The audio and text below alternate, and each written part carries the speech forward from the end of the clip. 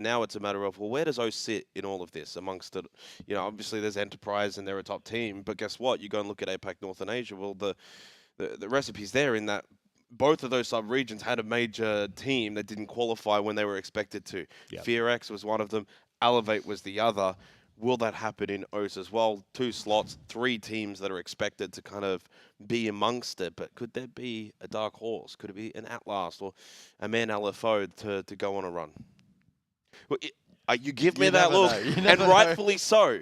But after the week we have had... It's very true. Now we're going back to recency bias after throwing it out the window. We're back. It's the day of the underdog. Let's have a look at the bracket, and we'll start to hopefully give some context to these teams. For the viewers at home that may not have watched group stages, there were only 7 teams in the Oceanic League after GG folded, which is an absolute absurd statement to make. The fact that one of our best teams that we've ever had in Oceania is gone, and only off the back of one stage. Real disappointment there, and of course a lot of careers have kind of faded into the midst. At least it came down to the last day in terms of deciding the playoffs. That's very true, mate. That is very true. It did come all the way down to the last day with only one team. Being a 6-team playoff, we only eliminated one team in groups, but this is how things have unfolded. Chiefs, with a slow start, did end up kind of surging back through a little toward the end. However, their overtime loss to Ludovica sees them in the first match of the upper bracket. But guys, what kind of context can you give the viewers at home as to what to expect, especially after stage 1? I mean, as we prefaced just a moment ago, Enterprise are by far and away the strongest team in the region on paper. They go in with the full weight of expectation to essentially dominate this bracket. I really do think they're pretty much miles ahead of all the other teams at the moment. Chiefs had their ups and downs, Ludovica as well. I still think they trail by a significant margin. Those are the 3 in the conversation to make top 2. But there is a world in which at least Outlast and Man Alpha are a chance to maybe sneak a second spot. If Chiefs have an off day, Ludovica as well, they could be susceptible. TSG unfortunately probably do just, round out the playoffs and probably aren't too much of a threat. But, I mean, the second stage in APN has thrown up a lot of curveballs. So, again, looking at the top 3, EP, Luda, Chiefs to be in the conversation for the top 2, it really should come down to Chiefs or Ludovica. One of those two should be filling the second slot. Yep. But expectation could be thrown out the window. And that Ludovica Chiefs game, if it is to eventuate actually later today, that could be quite telling as to where the teams may be in a best-of-3 format. Yeah, and that's just it. The best-of-3 format kind of throws a lot of the best-of-1 discussions out the window. Obviously, you've still got your front-runners in the top 3, but Oceanic Siege has always proven to be an absolute nightmare when we start to extend the format, when things start to get a little bit more vicious, teams start to come out of the woodworks, and hopefully we may be able to see that in our opening match with Outlast and Man LFO. 2 teams, lots of names in there that have been around the region for a very long time, but have yet to kind of break through realistically. And with 2 slots to the PAX major qualifier, this could not be a better time to be an OCE underdog, Xenox. And again, alluding to the matches that we've seen throughout the weekend, there is every opportunity. But realistically, do you see anyone getting past the likes of Enterprise and Ludovica? Yeah, I mean, it's difficult because we've got the 3 teams, I think, that are trying to fill the 2 slots. You look to Asia with a similar circumstance of, only the 2 slots. There probably wasn't a clear third. No, not in Asia. And that was the thing, it was almost a given. It was going to be Elevate and Weibo, and then, until it wasn't. If one of those were to have dropped out, Yeah. it wasn't like, well, there's a third team that's likely to fill it. It was more like you could take your pick from maybe 2, 3 other teams. Yeah. But in this instance, there is the 3 teams. So you're kind of looking to Outlast, Men, LFO, TSG. Could any one of those have a dynamic run where feasibly you'd have to get through 2 of, Chiefs, EP, or Ludovica? I just don't see that happening. As much as we want to kind of play up to the storylines surrounding APL this stage and what happened in APAC North and Asia, I'd be very surprised. It would be a bigger shock than even FearX missing top 4. 100%. Or Elevate missing top 2. It would go number 1. So I think for me, it's really going to come down to those big 3 teams and battling for the 2 slots. The other thing as well, regional finals, Ludovica missed out on the final play day by 1 point. So Crazy. Chiefs, not only from their Stage 1 SI points, now battling for more SI points here, also have regional finals. They're in a really good position Yep. as long as they can nail home at least top 2. But if they can somehow still first as well, then their path to SI opens up massively, considering everything that's happened really with this team over the last year. It's crazy with the roster changes that happened between Stage 1 and Stage 2 as well. This could not be a better opportunity for them to kind of surge toward the back end, peak at the right time. And Enterprise is in that same category. They certainly are. And I think now, like, turning our attention to the first matchup, because this is actually an important context game, Man LFO take on Outlast in our very first best of 3 of the afternoon. And I do have this feeling like both of these teams have, like, if you look at their individual players, there's a couple of players on both of these teams that have that experience to help drag them across the line. We've seen both of them in their respective times, maybe a couple of years ago, they've both been pushing that envelope to second and third place. You know, you look into the likes of Hunter, you look into the likes of even Goofed, which I can't believe I'm saying. Shout out Goofed. Hi, mate. I know you're watching the stream. There's no chance you're not. But these are the kind of teams that, like, they can cause upsets in this. Well, is Neptune playing? Well, no. So this is the no, big they discussion point. Well, I want to wait till we get to the roster graphics so we can actually break this down a little bit further. But Outlast have gone through some really interesting circumstances. Now, we need to contextualize this. Started with Jay Kenner. I believe they started with Jay Kenner, right? Then, for whatever reason, he couldn't play. Neptune stepped in. And then Neptune actually had 2 life games. Like, unbelievable performances. 2 4Ks, 2 1VX clutches, and then coming into playoffs, he's now off the roster, and they've requested an emergency sub of Bailey. 132 EPS in those 2 games. He is the #1 rated player going into playoffs off those 2 games. And unfortunately, without him here and throw in Jake Kenner, you're essentially playing with your substitute, which is Trippin, and then a stand-in, a blast-approved stand-in in Bailey. Now, Bailey's a good player and has been playing some competitive Siege over the last couple of weeks. Yep. But this is a vastly different roster for Outlast than it was, say, in the back end of the group stage. Now, if you look at the back end of the group stage, they actually played Man LFO Guz. And who'd they play last? And it was a 7-2. And in the last play day, they pushed EP all the way to 15 rounds. That's crazy. Unfortunately, this roster today is not that roster. Yeah, I don't actually know the circumstances surrounding why Neptune isn't playing. If that's probably he's got a job. If it's unavailability or if there's something else going on and they don't wish to play with him, I find that difficult to believe considering he's been performing so well. But you never know in this region.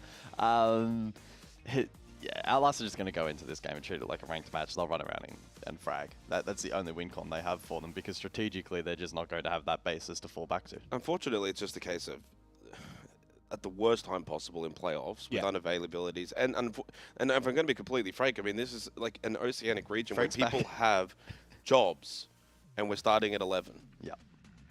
Frank is back. 12, sorry. It is 12. So people are... So you're going to get these situations that are unfolding where you're just not going to get the best out of this roster. And it's a shame because at the end of the group stage, guys, we were saying, especially through those last 2 playdays, that this is literally dark horse material. If you're looking to a #4 slot team that maybe could go on that run, it would have been Outlast. It's not with this roster. No, unfortunately, it's not going to be. But on the flip side of the conversation, Man LFO, if we're going to contextualize the last 2 games as well, obviously losing to Outlast, but then doing the same thing with Ludovica. An 8-6 game against Ludovica. They lost out in overtime. But that's, like, at the moment, we've got 2 teams at the moment going head-to-head that have just gone up against first and second and taken them to overtime and probably realistically in some of those instances should have won. The one thing I will say for Man LFO is the likes of Hunter and Salih in the background, like, you are looking at 2 heads of the game that have a lot of knowledge and a lot of understanding about how they want to play.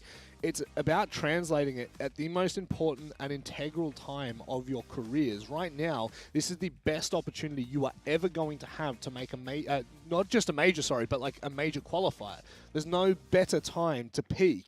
How will they do so? If they will do so, I just don't know, guys. This is the conversation about Man LFO that I feel like has spiraled out in the last 2 years since they had their, I think, 2023 performance of finishing second and looking great. I really don't know where the team sits anymore. Yeah, they're still very much looking to recapture that glory. I think they have the pieces, especially in terms of support staff, to be able to be fairly competitive. They should go in well prepared for this particular bracket. The caveat to that being they've unfortunately been seeded against Outlast, who are going to treat it like a ranked game. Yep. So it's going to be it's actually going to be quite a difficult game for them. Do you stoop down to the level that Outlast are likely going to play and play the ranked OCE meta? Do you try and out-strategize that? it's going to be very interesting. I think a lot of that will then be directed by the veto, and if they can try and force more strat-heavy maps, then they might be well served. But eager to see them in this bracket. They should be fairly confident going into this game. I'm hoping they are, because I would like to see a resurgence of Men LFO of old, maybe for old viewers, Manatee Esports. Let's have a look. They're the only team without a player in the top 10. Okay, well, again, this is the context of like a good team versus like a team of good individuals. Yeah. Could they potentially pull this across the line? We'll have to wait and see as we go to the map veto to determine where we're going to go. Nighthaven Labs absolutely will float through here in the veto, but it's where we go from there that I think might get a little interesting. Skyscraper banned out, of course. That is Man LFO's first preference. They barely ever ban it. Labs is still floated through, which I'm kind of interested to see. Consulate Bank being picked out, and well, there we go. The Labs will float all the way through to be our decider, the final map, should we need to get there. Question to you, Jake, is do we get there? I actually got no idea, to be completely honest. I think Man LFO at their best with, you know... Sorry to butt in, but the easiest thing to say here is literally map 1 is the 9th preference map of Outlast. Map 2 is the 9th preference map of Man LFO, and then Nighthaven Labs is essentially the top preference map of both teams. Yeah. Like, this is the most black and white veto we have got in the entire stage. You can add the asterisks of best of 1 group stages, etc., and not a lot of actual recorded knowledge. You can add that. So you can add that, but I mean, I'm not going to disagree with you. Yeah, obviously it is a different veto format, but it's just intriguing to see the numbers on paper, just how like black and white this veto really has played out. But we'll see if Man LFO, again, it should be a series. Who wins it, Rob? Well-rounded versus individuals. Look, I think the problem is right now you're asking who wins it, Brain or Brawn. And that's the one that's going to confuse me the most, because realistically, I'd be backing Man LFO into this, especially with Outlast and their inconsistency of players. And as always the case with O's, immediately into a play DC. Yeah, so we haven't even... Now, you weren't in the group stage. O's was by far and away...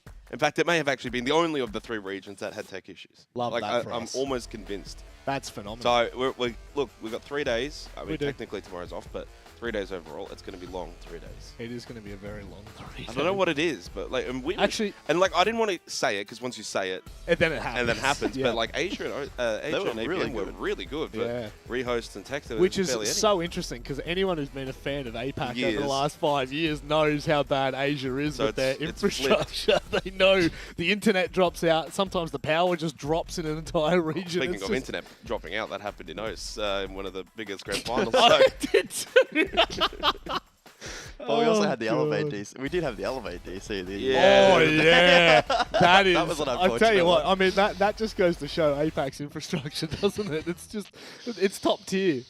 Maybe the Australian internet has a couple of other cause and effects to it, which I won't bring up on broadcast. But what I will say is that both of these teams, they just have, this is like a great opportunity to get that experience. But for me, I do look to Man LFO to be the team to potentially be the underdog out of all of them, right? You got TSG, you got Outlast, you got Man LFO. Well, if I look at those 3, logically, my brain goes to Man LFO. However, when I say that, teams like Circular Spheres in the past have been their undoing, because you just can't figure out how they play.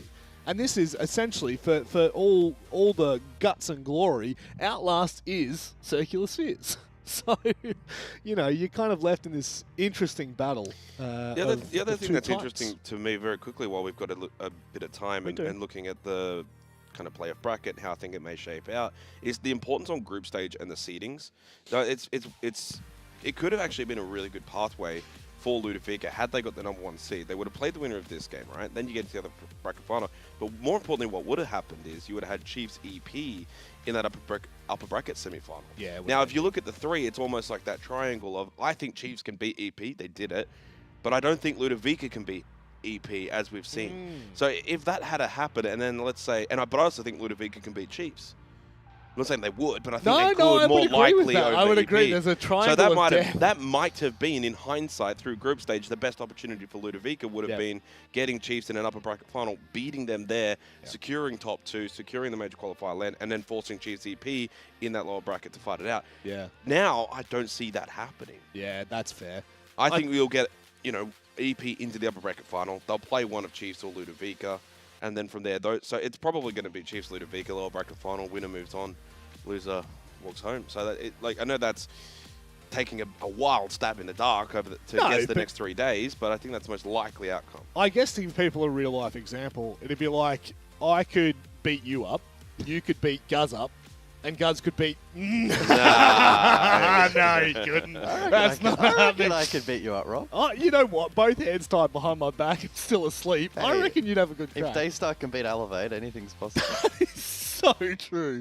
That is so true. Maybe you'll catch me on an off day, Michael. Yeah, you were a bit just never sleepy know. this morning. I could have snuck Mate, up I behind am you. still so sleepy. I've got the sleepy grin. Like I've just got the smirk that's I can't get rid of. I think what will be interesting in this matchup is Consulate. I've got 10 players, Rob, so you probably don't want to make it too long of a point here. You know what? I'll make it the smallest point I can. Save your energy, Consulate's mate. going to It's be a long very day. interesting. Wait, it could crash. Wait for it. It could Hang on. crash. It could have a rehost. Wait, we're going to wait until we get absolute do we actually have a confirmation. crash? I said No. it could crash. Holding. Oh. Holding. And we're in game! Let's go, gents. Thank you. Long-winded. Let's see how we go here. It is the start of the Oceanic League playoffs. This is the big one. We've got 6 teams already seeded through to packs. Only 2 spots remain. We think that only 3 teams realistically are vying for it, but who knows? Will a man LFO pull through? Will an Outlast cause upsets across the board? They're going to have to do so. It's time to get underway with our very first best of 3 of the playoffs here in Oceania. It's Man LFO, and it's Outlast. Rob J. Monday, thank you very much. Eager to jump into this one. The chat's already lining up as well, so you know this is going to be a fun one. Of course, that's not a mistake. In the bottom right, Bailey is an emergency fill-in for Outlast in this engagement. Jay Kenner unavailable, and Neptune seemingly not playing for the roster this time around. As we jump into Consulate, the first map in this best of 3 and the lowest preference map for Outlast. So the expectation that Man LFO will be strong here. The bans are as follows: Kaid, Azami, Ying, and Glaz. Well, it's a bit of a shame we don't get the real full Outlast roster. It takes a bit of the shine off of this match, but it also makes it maybe a little bit more of an even matchup. I think that what we saw in the group stage with Neptune available and Outlast at their best, the 7-2 victory over this Man LFO roster, they just look far and away better. Them pushing EP the next play day kind of suggested that this would have been, in my opinion, maybe 2-0 territory for Outlast. Now, it's completely thrown a curveball. You got the full Man LFO roster, which they themselves in the group stage had a day or two where they had to bring in Faulty. But they've got their full roster, Outlast with 2 substitutes. But that also, you know, and this is the thing sometimes when you're playing with subs, you're playing with 2 subs. So you know you're kind of down, but you also now know, well, the pressure's on Man LFO. Like, Man LFO now probably should be winning this matchup. Like, it's their full core 5 roster versus a team with 2 substitutes. So the pressure's on Man LFO to perform in this series. And even still then, I probably don't put them as firm favorites, but I probably put them as slight favorites. I think there's every world in which we get to Nighthaven Labs. This ends up being 3 maps. Consulate important though for Mount LFO on their map pick, and pretty big discrepancies between both of the first 2 maps as you mentioned before. King of course is Quixie. Goof with the opening pick on to Beers. Ah, you saw him. He's just a little bit below your crosshair and Quixie would want his time again. That was unfortunate. And maybe traded, hunted to lurk below. But Quixie has already vacated the area. In the meantime, Beers fell. So a 5v4 in favor of defense. It's an admin side hit here from the attack initially. Vending, hold in play. You have Bailey up close on the shotgun for late denial. So quite a bit to break down here for the attack of Man LFO.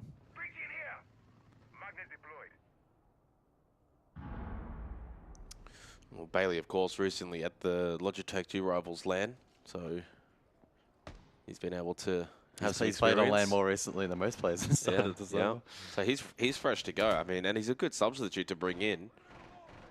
And of course, Trippin is the core substitute. So on the roster, Bailey the stand-in, which was approved with enough notice given. 60 seconds to go. And, Full rotation yellow, by the way, here from the attack. I was going to say slow, but to get this rotation into effect, it has taken some time. Oh, Bailey. Oh, my goodness.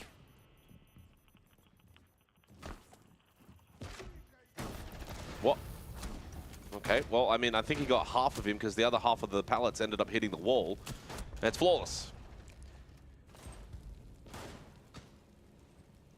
We've just obviously completed APAC North and we've completed Asia, and we've gotten through 6 days worth of Siege. I think the round we just saw might have been the worst quality Siege. We're off to a good start. The missed run out, the missed Nitrocell, a rather lackluster attack from NLFO. It can only get better from here. You got to look at the positives. They're just waking up. They're just waking up. I mean, I feel half Pickle. asleep. So Pickle Rick. They probably are too. Defenders, protect your bombs from being defused by attackers. 12 p.m. on a Tuesday. Not wrong. Not wrong. Well, on a Tuesday, but... Attackers have located a bomb. I mean, Crixie must have been rubbing the sleep out of his eyes when he went for I the would run say, out. in terms of gamer time schedules, a 12 p.m. match is a little bit akin to going to work at 6 a.m. Yeah. If you had to compare like for like. And to be fair, if you're rocking up to your office job on a Tuesday, you could probably chill out for the first few hours. You don't really have to do much. Here, you've got to be switched on within the first 30 seconds. There's no messing around. If you're asleep for too long, you're gonna get caught out. Oh, no messing around here on basement for the second round. 4 Nitrocells available for Outlast, though. They will have a lot of impact from below. And judging on their lineup in terms of the composition and with said Nitrocells, I don't think they're going to be contesting the first floor horizontally. I think they're just going to look to put pressure on from below.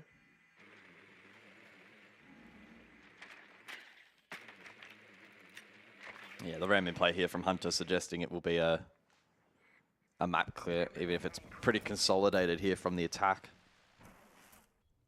Big emphasis just, simply on late round denial here from defense. You have the Echo plus quad Nitro. Zodos can stall the breach. The mirror utility will allow for that bunker strategy on the objective itself.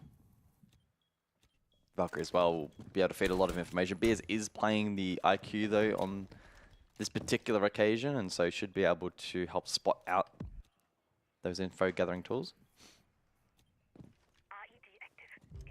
Oh, Sharky finding the opening kill towards bot yellow onto Goofed, who got aggressive. Gives Men LFO the early advantage in the second round. Quixley was on the first floor momentarily, but has made its way back down service towards servers. As a Nitrocell throws it, but I don't know if he detonated. I didn't see the explosion on the top-down view. Might have been a pre-place.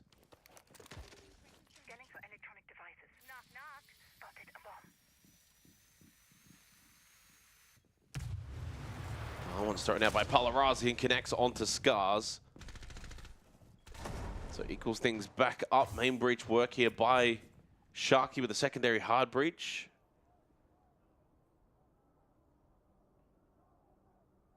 As Hunter makes his way down bot yellow stairs. Minute left into the round, 4v4. They got good map control established for Man LFO. But it's hitting this site that's going to still be quite difficult. Zoto's available for Bailey. Has still not opted to throw these out. Pluto's made his way down bot spiral. Capital utility going down, you can hear that in the background. Oh, a little early there. Quixie got baited in by the shoulder peak and beaten. He just got absolutely destroyed there by Pluto. Bailey wins his fight though against Hunter. Still has a Nitro available. Plays the close angle. Pluto wanting to go for this swing. He's got Beers in behind him now. Bit of help from Palarazi though. Now Sharky's made his way in through Garage. Gets a nice kill onto Palarazi.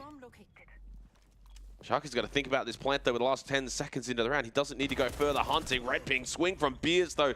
Connects the headshot onto Bailey. Trippin. Won't have the yokai. Surely would have been dealt with by Beers. No, there is the yokai still up. Even with the IQ. They can't get denied because on the move was Mr. Beers himself.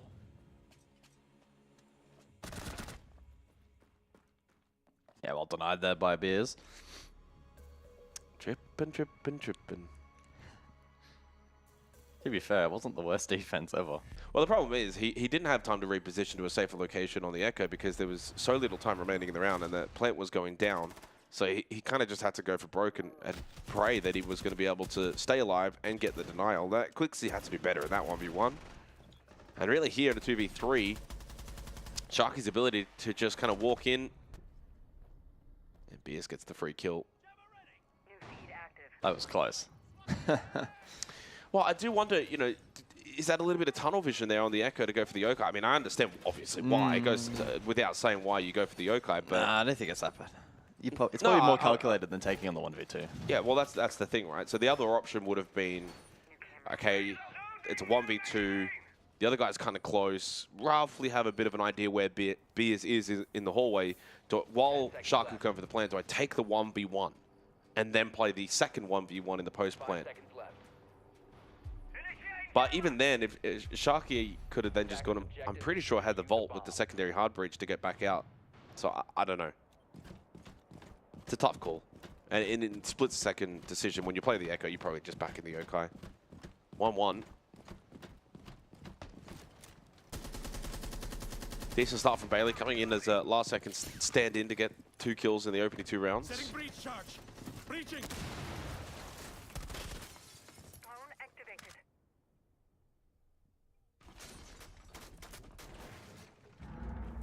I will say in the last round, you bring 4 nitro cells, only got 1 nitro kill. Probably would have wanted at least 2. Couldn't find the target. Oh, beautiful. Well, speaking of nitro kills, That was a jump scare. jump in from Sharky and scared to death. And that's the Blackbeard as well, off the board now for Man LFO. I mean, I know we're only into the 3rd round, but it has all the hallmarks of a sort of back and forth and swings of momentum. There's probably not a lot separating these two teams with their current lineups. You throw in Neptune, you throw in Jay Kenner, it's maybe a different story. Well, not to shit talk Jay Kenner, but I think missing Neptune's a bigger loss. Hunter with the easy clear onto Goofed, who, well, is the definition of inconsistent. He'll either drop 25 or he'll drop 5. Hunter, good kill. To land that headshot through the hatch onto Trippin. So into Piano now, but then Palarazi from above, able to get one back. None of these rounds have really been convincing in the 2nd and 3rd now. The 1st round was the only convincing round.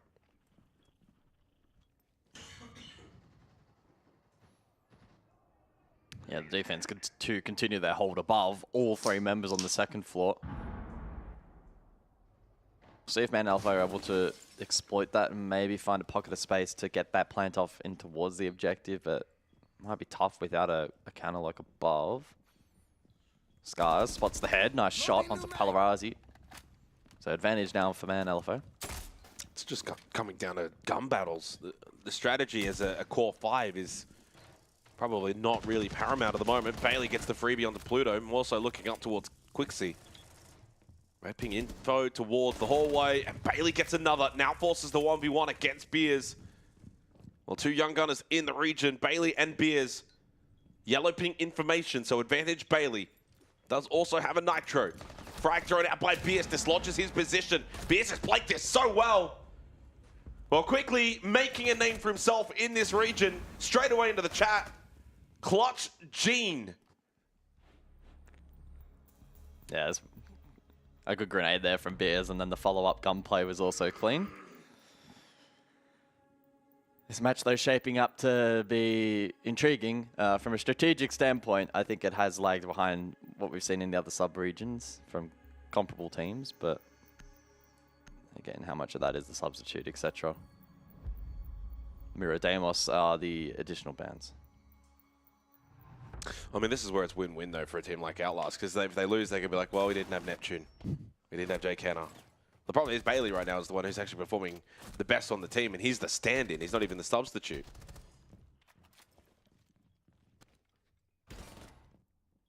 Palarazi also doing quite well early on.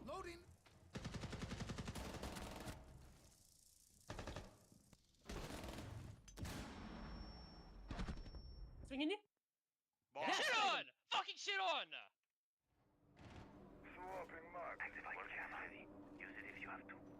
wrong. Well, not wrong. I didn't realize we were actually getting comms, to be honest. Lucky I wasn't talking there and we got to hear it.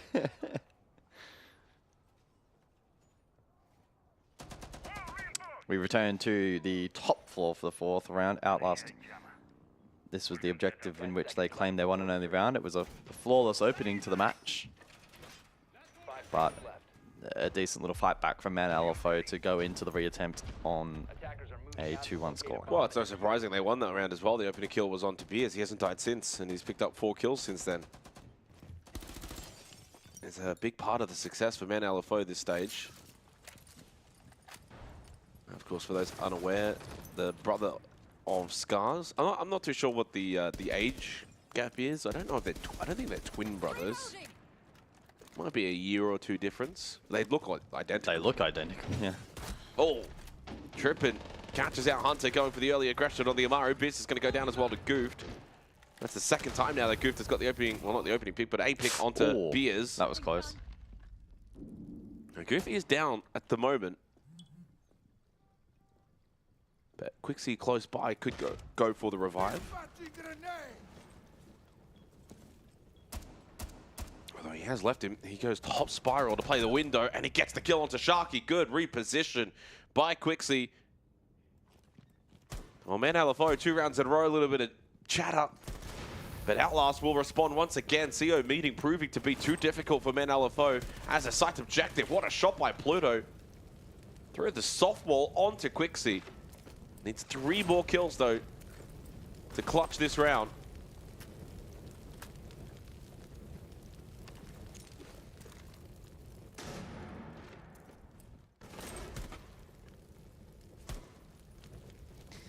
Just delaying the inevitable at this point. Good discipline from Outlast, to be fair. Not feeding the ones. Force him into the cross. That's a good angle by Goofed. Well, 2-2, back and forth we go. One of the strengths so far for Outlast has been in the opening kill department. They've gotten 3 at the first 4. And a technical timeout. This region, man. I don't think we had... Did we have maybe 1 or 2 tech balls over the other 2 regions in its entirety? Yeah, well, Quixie has unfortunately departed from the lobby, so we'll get word shortly on what the go is there. 2-2 scoreline, top floor looking good from Outlast. Man LFO will now be looking to recover. Bro, is Beers filming on a phone? He's Yeah, you can join VMix on a Yeah. phone. Yeah. It's not that uncommon. Well, I mean, I wouldn't say it's uncommon, but I wouldn't say it's common either.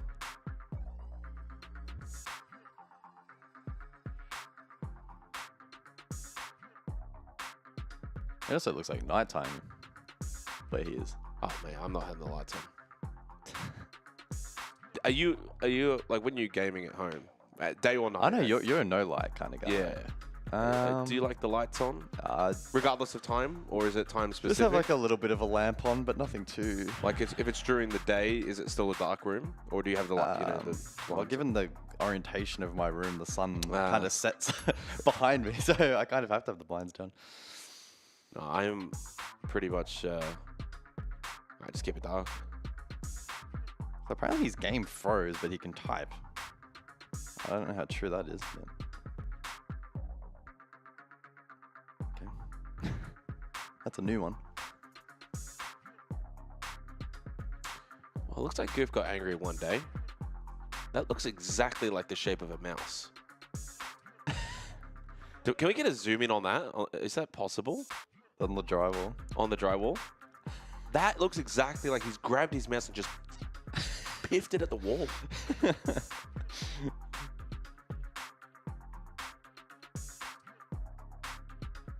Look at the size of that thing. That is the shape of a mouse. Yeah, I wonder what the lore is behind that one.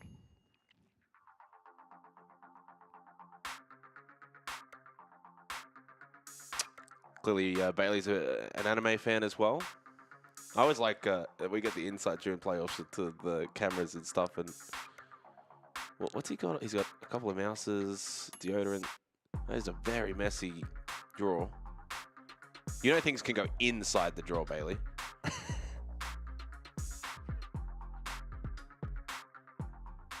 Well, Tempai is back inside of the server. Ours in the chat.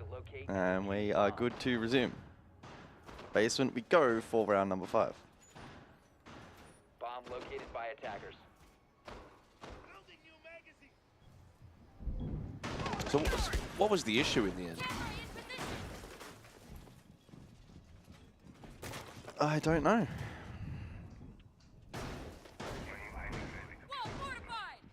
FPS bug. Oh. It must be region specific, the FPS bug. Yeah. 10 seconds to go. It must just be the 5 the seconds. GPUs that get shipped to Australia. Attacker's objective is to defuse a bomb. Keep your tongue straight. So we head to basement here for the 5th round, won last time by man LFO. Stay close to me.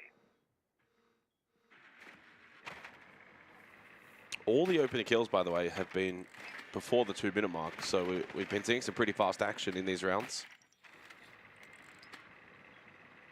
Much different lineup for Outlast this time out. They dropped the Echo. Miro, of course, banned out, so no longer available. So they offer the smoke. They bring the Maestro, and they got, well, Quixie on the Vigil. He goes top floor. This will be the point of difference. Certainly will be one to watch in the round. He's still got a bulletproof camera that he hasn't put down, so I'm not sure if he wants to get to a certain position, then put it, or he's just going to eventually rotate back to site, then put it. And LFO going towards server side. And they are following in like ducklings. All behind the Montang. Literally almost all of them. Yeah, Scars is the only one not with them. He's garage, so working the breach. They have a 4-man push through server. Hunter getting to work on the Bravo as well, still though dealing with these Maestro cams, and he's gotten 3. Wow, that's really clean. That could really change the complexion of the round now. Loading new mag. It's a lot of information denied and gathered. And because of this push as well, it limits the impact of the Vigil run completely. So far, so good for Man LFO. Now it just has to come down to the execution. And because of main breach being worked on and opened up by Scars and him still being there, it's not as if they can fall back and play garage. Yeah, they're just pinched. This is an awkward position for the defense. Not particularly comfortable. Oh, here we go. Logic bomb onto Palarazi. Pop spiral stairs. Hunter trying to aggress. It's Trippin that finds the opening kill, and then Goof to follow. So despite the good start into the round by Outlast, by Man LFO, it is Outlast that have gotten into a better position. They probably just need Scars to try and find a little bit more room here towards this breach, but while he does get the kill onto Quixie, it's now a 2v3. They still have the pinch. Good swing, clear by Hunter. So down to Bailey and Trippin, the stand-in, the substitute. They have the Maestro info still here, the attack. Clear again by Hunter. And another one from Hunter. Wow.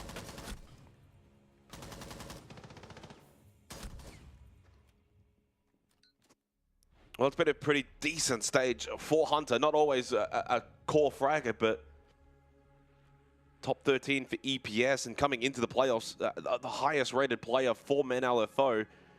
Only the 102 EPS. This was a huge round from him. I mean, he was the difference. The round started well for Man LFO, and I liked the strategy that they brought to the round.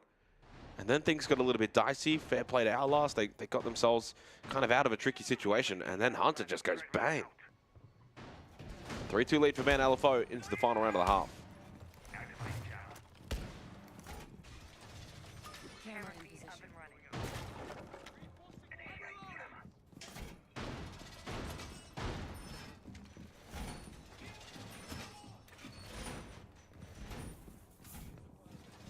So can Man LFO extend this lead, or will it equalize? They've looked mixed so far. Loading new mag. 5 seconds left. Last time out though, Expo Piano was a success for them. And that was despite losing the opening duel. On that occasion, Quixie found Sharky. a bit of a concerning trend now potentially developing for Outlast. They have had 4 of the 5 opening kills in this matchup, yet find themselves trailing. Hunter's 4K, the first multi-kill of the match so far.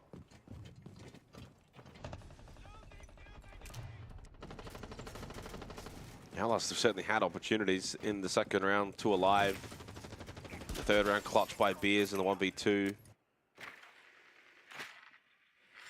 Could have been a very different scoreline, but credit to Man LFO, they've been able to just edge out this lead. Bailey's been impactful as the stand-in. I mean, across the board, the numbers for Outlast actually don't statistically look all that bad. In fact, EPS-wise, they're better than Man LFO for the majority of the players. They have, like, Outlast have 3 players with a higher EPS than Man LFO's highest EPS player. And they're losing 2-3.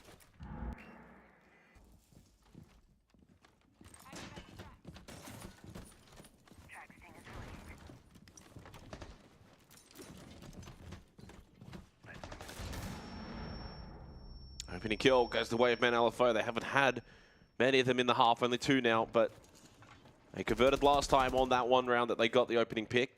Quixie down early again, struggling in this matchup. And Bailey going for the swing peak. Why not? He's playing well. Up close now. Monty does have a nitro. Good flash. Good clear. Bailey wanted to play aggressive, waited for the push in behind the Monty, and got punished for it. Trippin, another shield to deal with. The shotgun can do nothing. Man LFO may have got flawless in the opening round, but since then they have dominated 4 of the next 5 to take a pretty decent lead into the second half. Yeah, 4-2, pretty good for Man LFO. Can't complain too much. Obviously, top floor was unsuccessful for them, but they were able to correct course elsewhere. And now with a deserving lead going into the second half.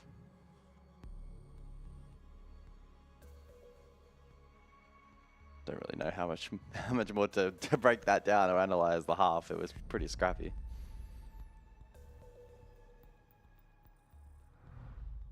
Does seem like we have more shields taken off for the second half here as opposed to the first. It's Blitz, Clash, Blackbeard, Mirror.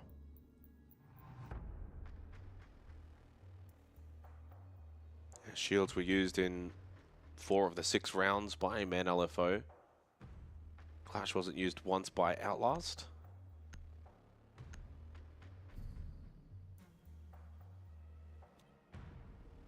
Defenders, protect your bombs from being defused by attackers. I mean, the expectation coming into Consulate was Man LFO should be favored in this matchup. They played Chiefs on this map, they won, and they played Enterprise as well very early in the group stage. So they've clearly been fond of this map.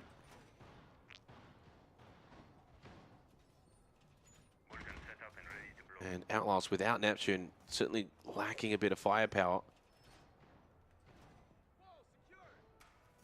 Beer's good once again.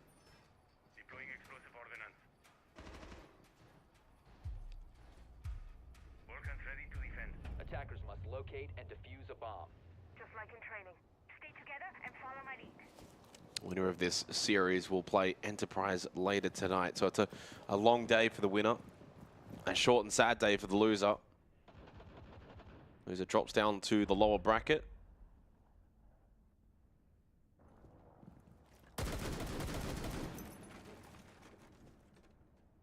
But you only have to look to Daystar and what they did. They lost their opening best of 3.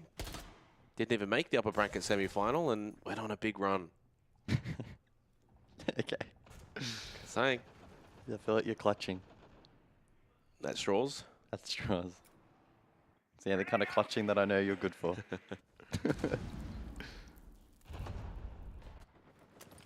That's an admin across clear here for the 7th round. That hasn't made a ton of progress so far. Well, I did clutch on this very map actually back in the day. Remember on the Valkyrie? I had to go up to piano and you were yelling at me. Yes, go. Wasn't that an old Consulate? Yeah, that was all Consulate. And I was saying, do I have to? And you're like, yes, go now. You're like, hurry up. Try to get through that.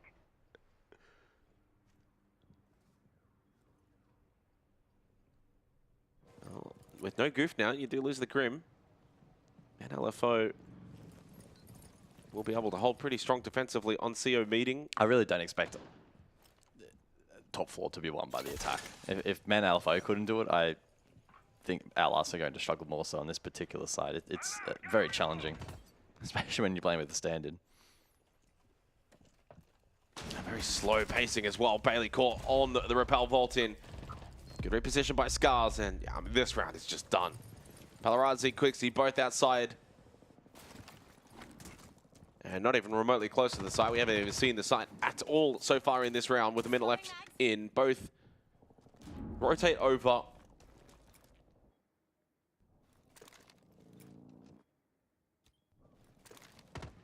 Palarazzi checking drones, but he's got 3 players that could be doing that for him.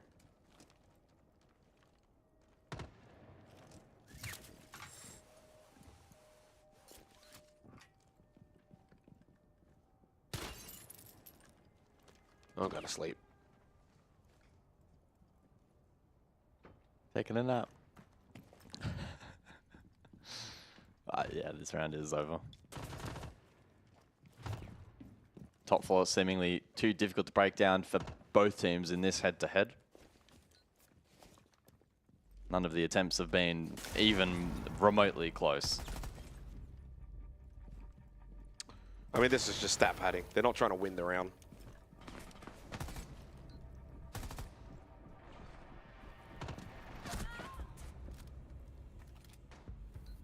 Good start to defense for Man LFO. It's now a 5-2 lead. Basement likely to follow, and I don't think map point's too far off. Yeah, I mean, like in the 2v5, we know statistically you're just not likely to win that, fair enough. But there's just no urgency. There's no, throwing caution to the wind, trying to make the most of a bad situation, go for broke. In the end, they just kind of do nothing for about 40, 50 seconds, and then Polarizzi goes in at the very end of the round looking to just stat pad. Beers even mentioned it in the chat there as well, just a stat player. It's just a bit of a waste of time, really. Like, if you're going to go for that kind of play, why not do it 50 seconds earlier in the round? And then it's a 2v3, and then maybe you've got 20, 30 seconds to do the unthinkable. At least you give yourself that space. Instead, there's 3 seconds left in the 2v3. So it's just pointless. And there's no sense of urgency. Like, you just... It's kind of like that clutch you were talking about where I told you have to go now. And I did. And it worked. Yeah. 10 seconds to insertion. I mean, these are playoffs. It's at that point it was 2-4. I know it's a 5v2. We've seen throughout the last 6 days 1v4s and 2v5s, and like they do happen. They are possible if you give it everything you've got. And I just don't know if they tried it hard enough in that round.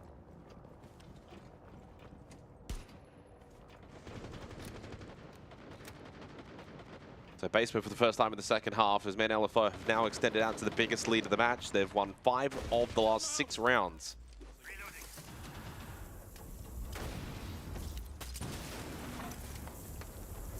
Well, rather simple over towards the main bridge. No denial by Man LFO. Happy to give this up. Could just be a direct stack here, yellow with Monty. Yeah, I think it's just going to be a filter in, play behind the Monty. Which is exactly what they've done. King over towards Pillar. No real close contact. Pluto finds the opening pick onto Goof, though. They deal with the Rayora. Smoke goes out. Plant to go down by Palarazzi. Lower on health on this Lion. Is there a Nitrocell rip thrown? Oh, Indeed, there was. And Hit it the does pillar. not quite land. But Bailey does get the kill onto Pluto. That is a big swing in the round. Advantage now for Outlast.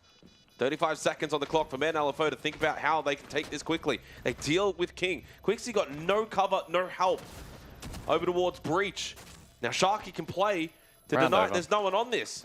Hunters just should be able to get this for free. Yeah, I mean, there was no sense of urgency in the post plant to defend the kit, to defend the Monty, to back up.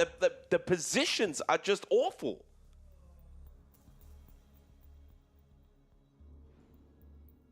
Like, if I'm Man Alpha really got away if with I'm that too. Quixie there, I'm thinking, guys, where's the help? Yeah. They were fortunate enough to really get the plant down. If that Nitro doesn't get stuck on Pillar and the diffuser was down, it would have been round over. But yeah, allowing that cross was pretty rough. They didn't have vert control. They had a deep holdout yellow, which was unimpactful. Nice, good round. one of the easier retakes you're going to be able to pull off. 6-2 scoreline, and this series potentially shaping up to play out as it really should on paper with the sub in play.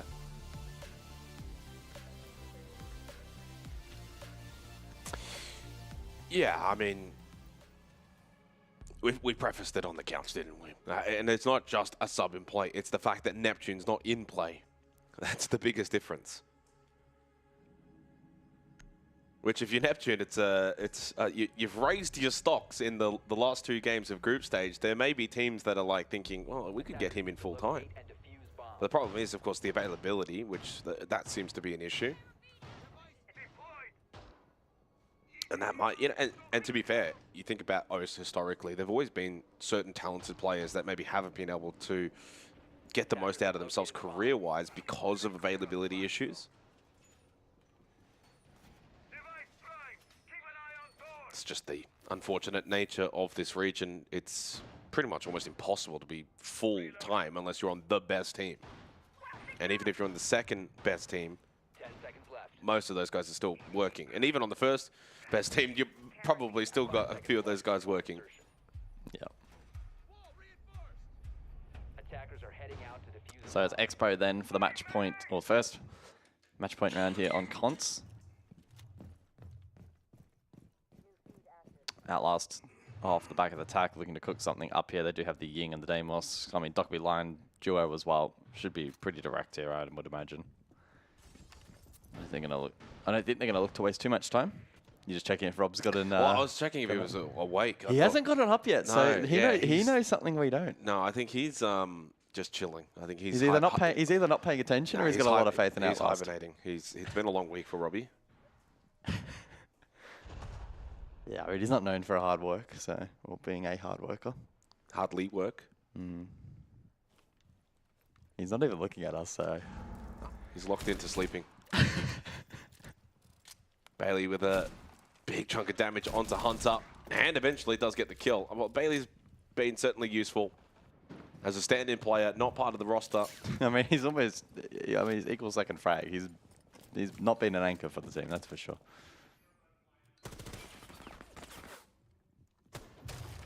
Quixie has certainly struggled to get going, but now has the Ash license for map point opportunities for men LFO.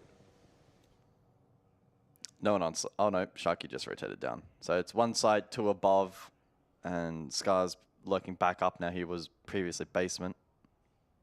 Probably just sensing that they need to start contesting the horizontal pressure from lobby as we eclipse the midpoint of the round.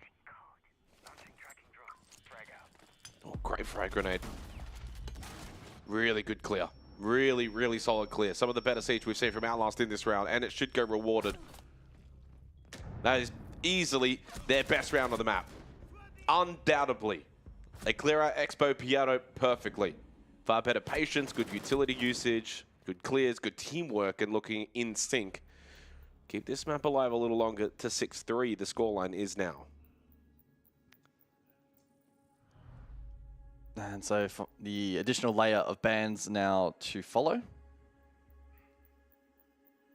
Presumably it'll be triple shield, although the Blitz, pardon me, the Monty only got played on 1 occasion. Defensively, maybe like the Valk, potentially. Mute instead, so probably looking for some Deimos opportunities with the triple shield banned out. And it's second floor, which is the biggest problem. Second floor has not been successfully attacked. It has not been remotely close. Oh.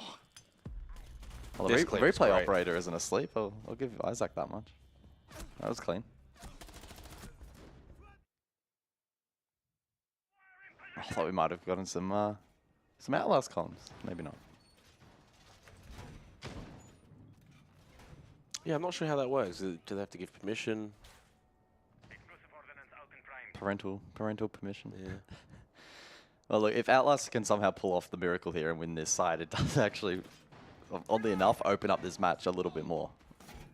Could be quite intriguing. Well, I mean, you said before, not long ago, you don't expect them to win it on the attack. They really shouldn't, though. Again, this is going to be the 4th attempt. 5 seconds left. for both teams. Yeah. We saw it in rounds 1 and 4. It was flawless and then 3 up. And then in the most recent attempt, it was essentially flawless with a couple of feed kills at the end. Man Alpha winning it defensively. So my faith is quite low. Last time out, Man Alpha completely zoned them from the entry. Yeah. They couldn't even get in admin.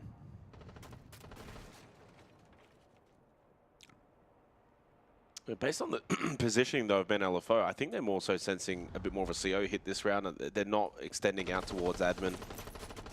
Reloading ammo. Could end up just being a shield drop. Pressure yellow. Bomb located by attackers. Puck can play from below, goofed CO window.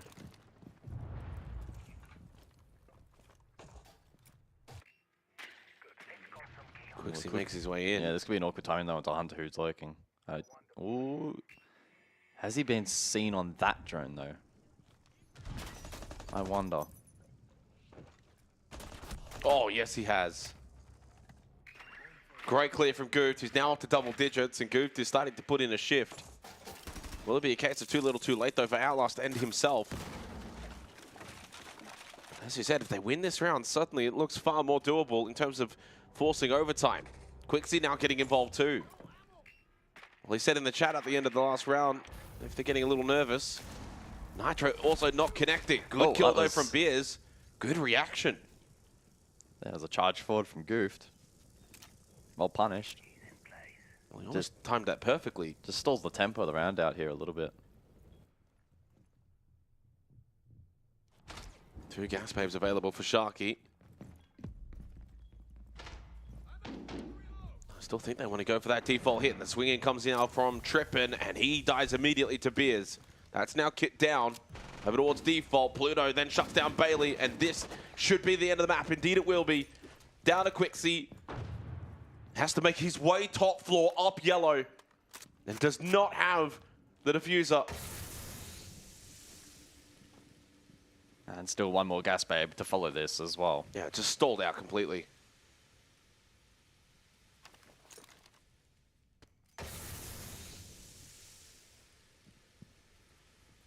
Palarazzi already calling the good half. He's not expecting Quixie to clutch this.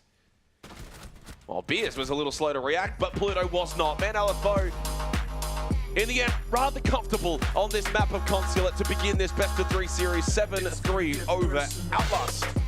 A good start here for them in the OCE playoffs. It's gonna get personal.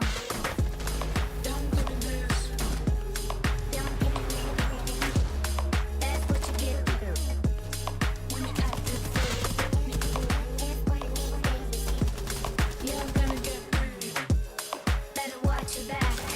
It's gonna get personal.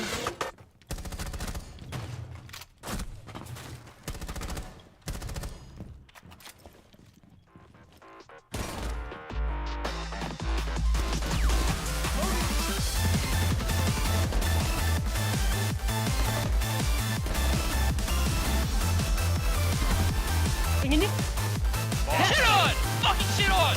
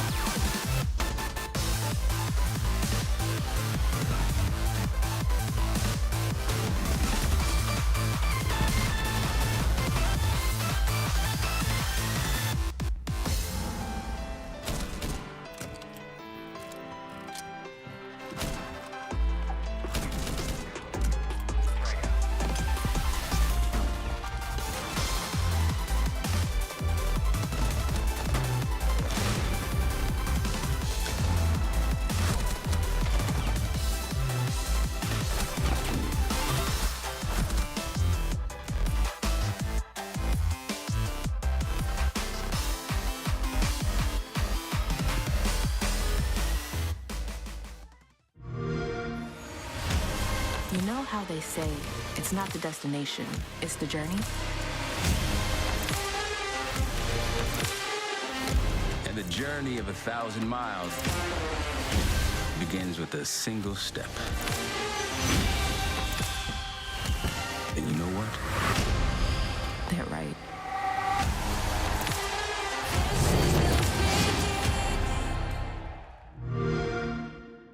Yep, see that right there?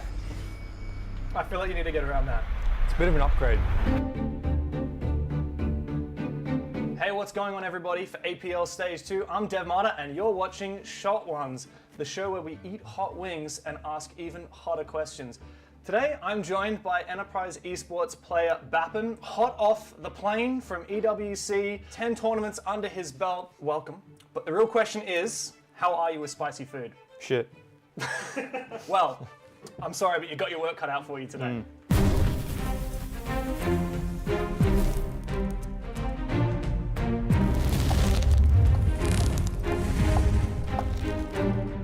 We got 3 different levels of spicy wings. Why don't you dig into the one on your left? This is going to be hard to ask you the question I'm digging in. Go for it. All right. All right, Bappin. You first came into the scene with Barbie Boys over 2 years ago now. What was the experience like, and how did it shape the player that you've become? I don't think it's that spicy. It's really not that spicy. I'm going to go for another one. It just tastes like shit. 2 years ago, Barbie Boys, how did that shape how you become?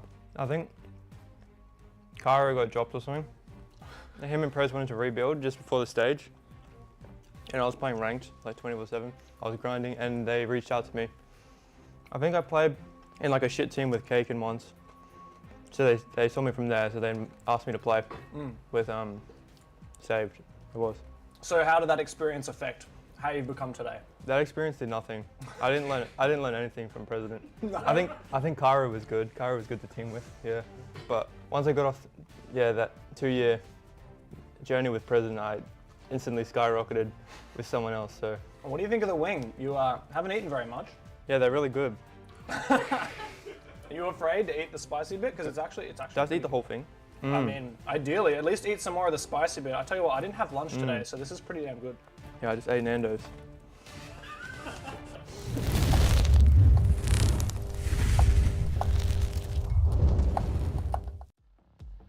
Mirror, mirror on the wall. Who's about to kick some serious ass? Remember, I'll be watching. Now you see me, now you don't. Get ready! I'm taking them out! Changing mags. I got this. Got my eyes on you. Located enemy.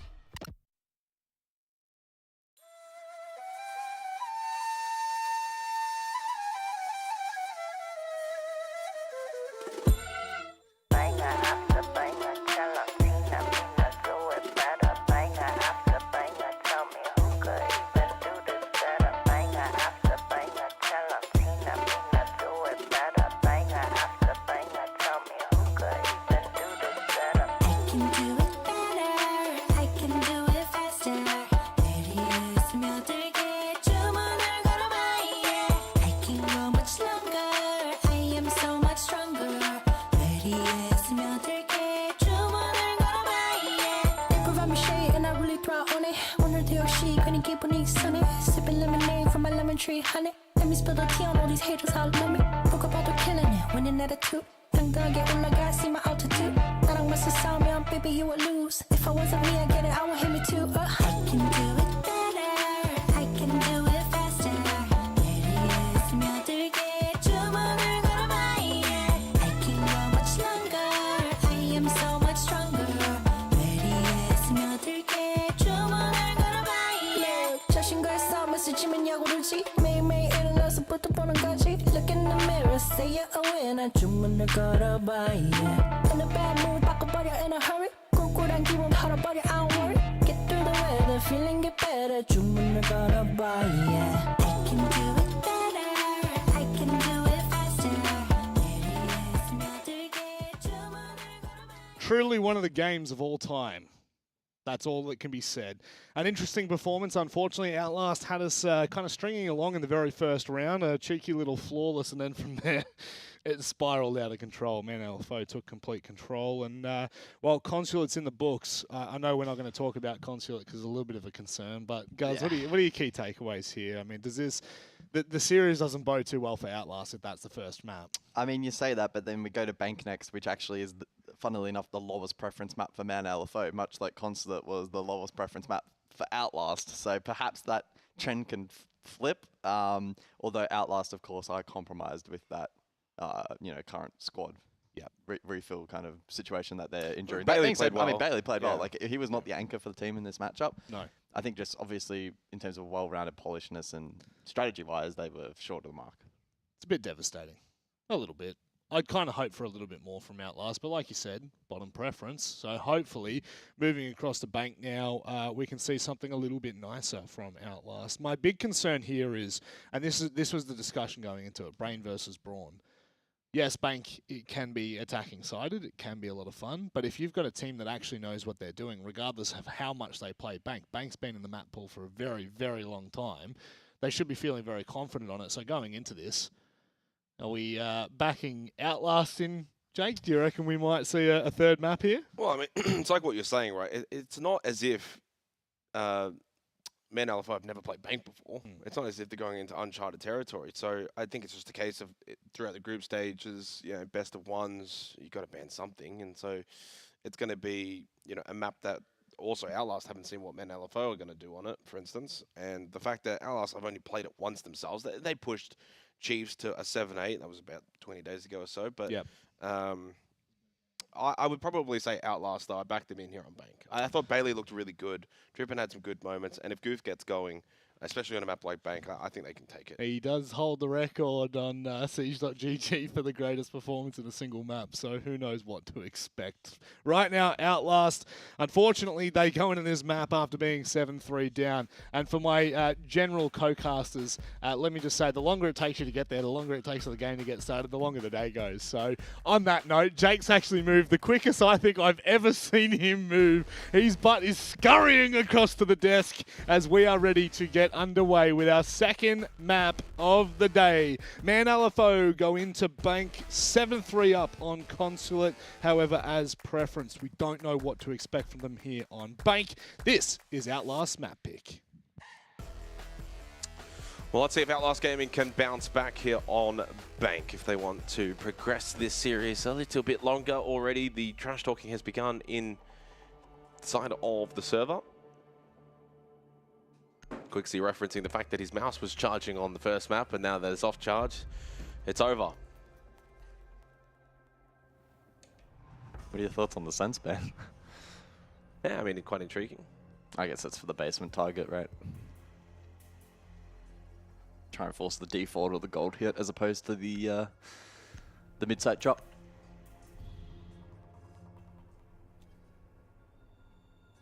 Attackers need to locate and defuse as many bombs as they can. So basement we go for the opening round. Outlast on attack, trailing in this series. But it is the lowest preference map of Man LFO, one that they have tried to avoid as much as possible. Been banned by them 11 times. Banned against 4 times, and we don't have any play history over the last 6 months. So yeah, I mean, that's the thing as well, right? Like, you can sit back and say in terms of map preferences, etc., but with no real data to actually look at outside could of just just be kind a of sleeper map for them that they just are able to bring out and then get the job done. It's like, yeah, well, they've banned it 11 times in, I guess, both of the group stages, except like between last stage and this stage. But Outlast also banned it 7 times themselves too. So it's like, very, very small marginal differences. And as preference on the couch, like, it's not as if Man LFO don't know what they're doing here. I think when you kind of get into the map discussions, a lot of the times you save that more for probably the international performances where certain teams are just more proficient on certain maps and whether those get through the veto, etc. And those international teams also have got more data to kind of look at, a higher subsample. But locally, where the majority of these teams are playing best of ones, and so there's far more bans than there are picks, etc., it's a little bit more difficult. Default looking set up there by Man LFO. They're going to have Hunter over towards Blue Stairs, a bunch of Nitrocells, and just bunker down inside. Force Outlast into the clear. Of which they got a pretty good execute lineup though. That could be Ying Grim.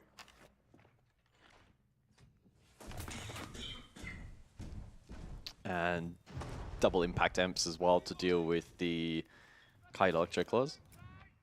Although additional stall out available with the Zotos from Beers.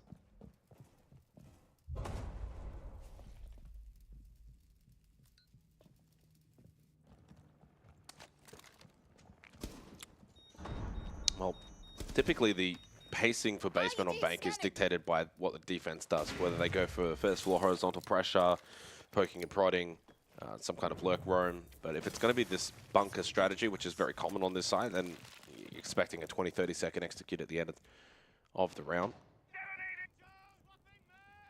Just delaying the admin hatch. Will eventually get opened up. Nope. Well, there's still one more secondary hard bridge available for Goofed. Actually, and also another one for Palarazi.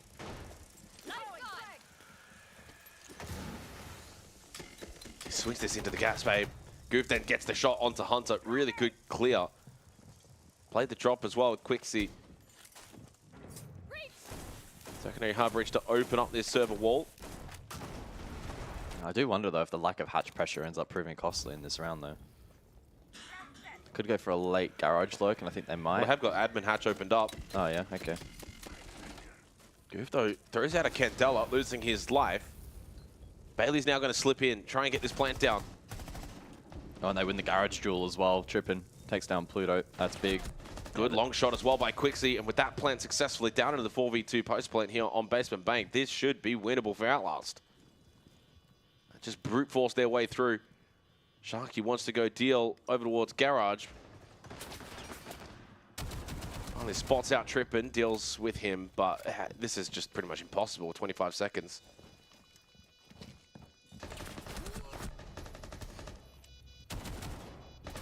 Sharky's going to try his hardest, but unfortunately on this particular site, you really cannot be allowing that plant to go down. And if you do, it needs to be 3-3 at minimum with a quick rotate to go clear the admin hatch.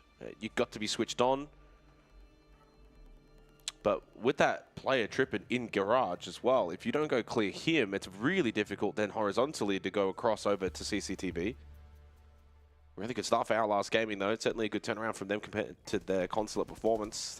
Good execute, good clear towards Blue Stairs. Hunter has to at least hold on to that position a little bit longer and a little bit better. The stall-out game was pretty much non-existent, really, from LFO. They put a lot of trust into the Vulcan canisters, which were largely dealt with, and when that smoke is not playing a deeper position, say close to red, playing that hallway, throwing gas babes over to the server and CCTV entry, that means you can get a pretty quick plant down.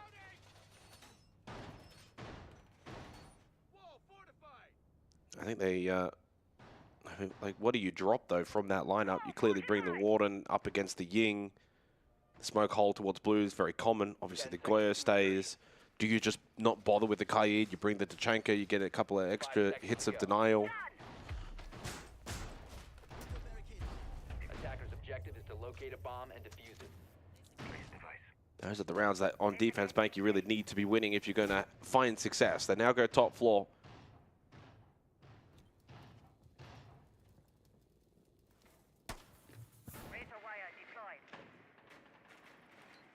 Shock drone's in play. Bailey goes searching. No mirror, banned out. No Fenrir is selected this round either by defense. It just wasn't really any kind of utility worth actually getting. And to be fair, there's not much on the board that's kind of really even warranting the twitch. Yeah. Unless it had been maybe like pre-play Shockwire batteries from Pluto, but... Maybe the Bandit batteries Kanto, but that's about it. No, I don't think I don't think the Twitch cares at all about the Sawyer gates. It means, though, from Outlast's perspective, this is a very winnable round. There's not really a whole lot of utility in their way. Which means for Men LFO, you're putting a lot of trust into these Warden glasses, your Nitro cells. Oh, well, Hunter just goes for the swing. Goof was already well positioned. Well, there goes the Warden. There's another opening pick for Outlast. Yeah, good util clearance there from the attack, pressuring into that janitor position. Now pressure on Scars and Beers. Specifically, they're holding really good denial positions for CEO and top square. And Scars does find a pick. Onto the Nomad. That Edge Eye Butyl, though, already deployed. But one helpful thing here for Man LFO is Kanto is still reinforced electrified, so they can play that hallway position far more safely. So instead of playing inside a long desk with Sharky, or Pluto can hold sort of top main. They've actually still got some decent positions held here. Scars contesting just outside Janitor. Beers will hold towards front desk. Pluto top main. Sharky inside long desk. Still a lot of work to be done here for Outlast on the clear. Bailey losing the swing battle. Polarizzi gets one back, but there's not a lot of map control right now for Outlast with 30 seconds left. A large portion still on these repels, especially goofed outside airlock. Trippin trying now towards top square to play the long sight on the Kali. Goes SMG instead. Goofed cannot make his way into airlock. Shut down immediately. So it's a 2 versus 2. Low on time. Polarizzi does have the kit. Right now, though, that's probably not the win con. Need to hit that shot. Did he not see him through the rack? Moment of hesitation, but in the end, Men LFO will close it up here in the second round. They take top floor. And we are tied after 2. Yeah, good cleanup there from the defense late round. Outlast stalled out despite a really positive start with the Jan clear and the opening kill. Then unable to really transition that control across through top square that they had worked for themselves. Losing a couple of key jewels as well there in the late round. Even if they won those, I think it would have still been a tall task to get that round across the line. Good resilience from the defense and a 1-1 scoreline as we head over to open area.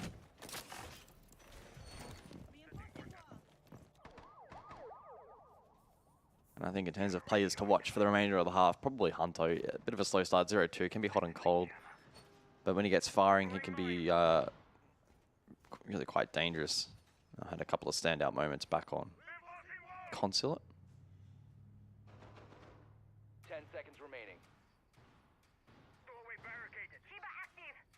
5 seconds remaining. It was actually the opening death in the opening 2 rounds. Goofed getting the opening kill on rounds 1 and 2. So maybe an intriguing duel to keep an eye out for here in round number 3.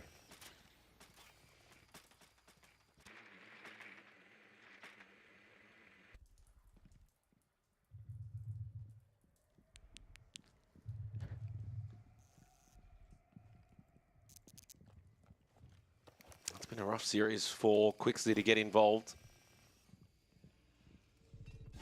Now on the Glaz, and he's made his way up blue. Got himself into a pretty decent position if anyone goes bot square.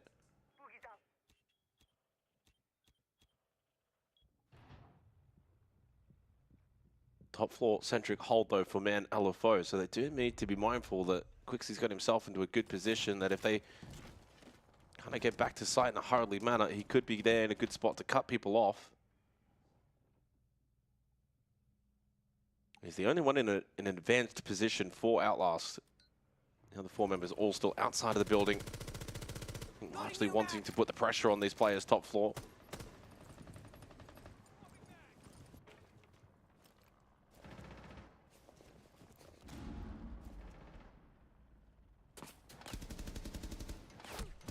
Polarizzi in a bit of a battle with Beers. It's a long angle. Up close though, Beers, pistol in hand, gets the kill onto Goofed. Tried to swing and wrap on him. Quixley inside Archives now, might be looking for the cutoff, and he does. He gets the kill onto Beers. Good reposition by Quixley.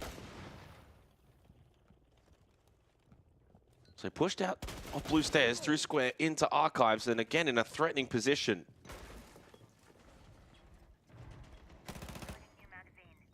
Pluto will play the drop. Falls back to open. Bailey will follow in behind, take stock control. Under a minute remaining into the round. Polarizzi getting ready to open up quad. Pluto will fall to the hands of Bailey. Tough start to the game for Pluto. Playing the aggressive Oryx, now 0-3. And a big advantage in the round for Outlast.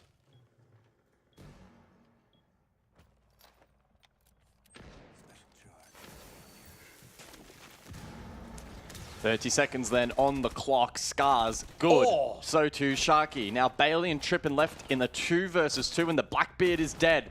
It's only the sniper left, and Man LFO snapped back. Where did that come from? Outlast were preparing so well into the round, got themselves into a good position, but then when it came to the side execute, just floundered.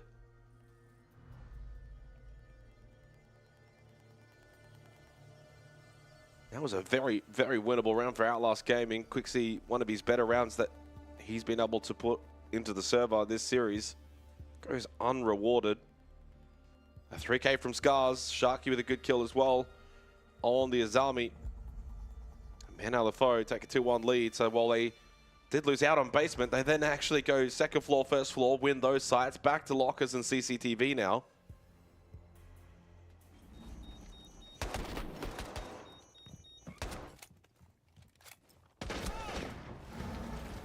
The mid-round lull from Beers and then dying.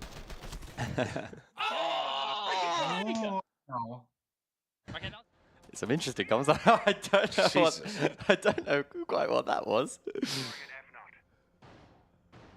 Fired up though, to say the least, and it is Man LFO with the lead. Synergistic moans.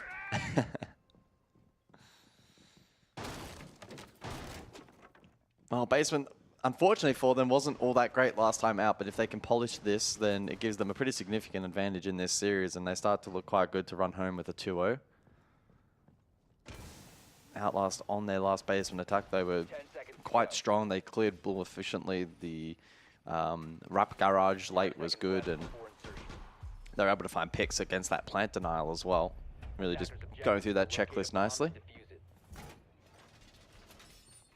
Bit more of an open hold here, though, from the defense. So with the two-brow banned out, perhaps that has prompted them to go for that, even with the Kaid available. Question will be, how long do Man Alpha wish to stay here? You typically want to be spending at least a minute, if not more. Minute 30 is probably a good benchmark to think about falling off without taking too great of a risk. The Blue Stairs hold again here, as we can see, is also in play, and so Hunter will be hoping to maybe find a bit more success. Although last time out he was flushed out really efficiently. It's only at the 2:15 mark that the defense has been able to hold above, so they peel off, rather promptly. And that Blue Stairs hold now also identified. So the expectation will be that Goof will wrap around and utilize those Candelas for the clear. As hatches now open up in towards site. Elevator also open. Gold, the only hatch now left standing, with bot square also exposed. Hunter now under quite a bit of pressure. Candelas to be cooked. See if he can sustain it this time around. Dodges the first and the grenade. And able to get this gas babe utility out in response. Goof, though, last time out was rather aggressive and willing to peek into the gas babe. So yeah, but he had the hatch open and Quixie dropped, so they had the pinch potential. Oh.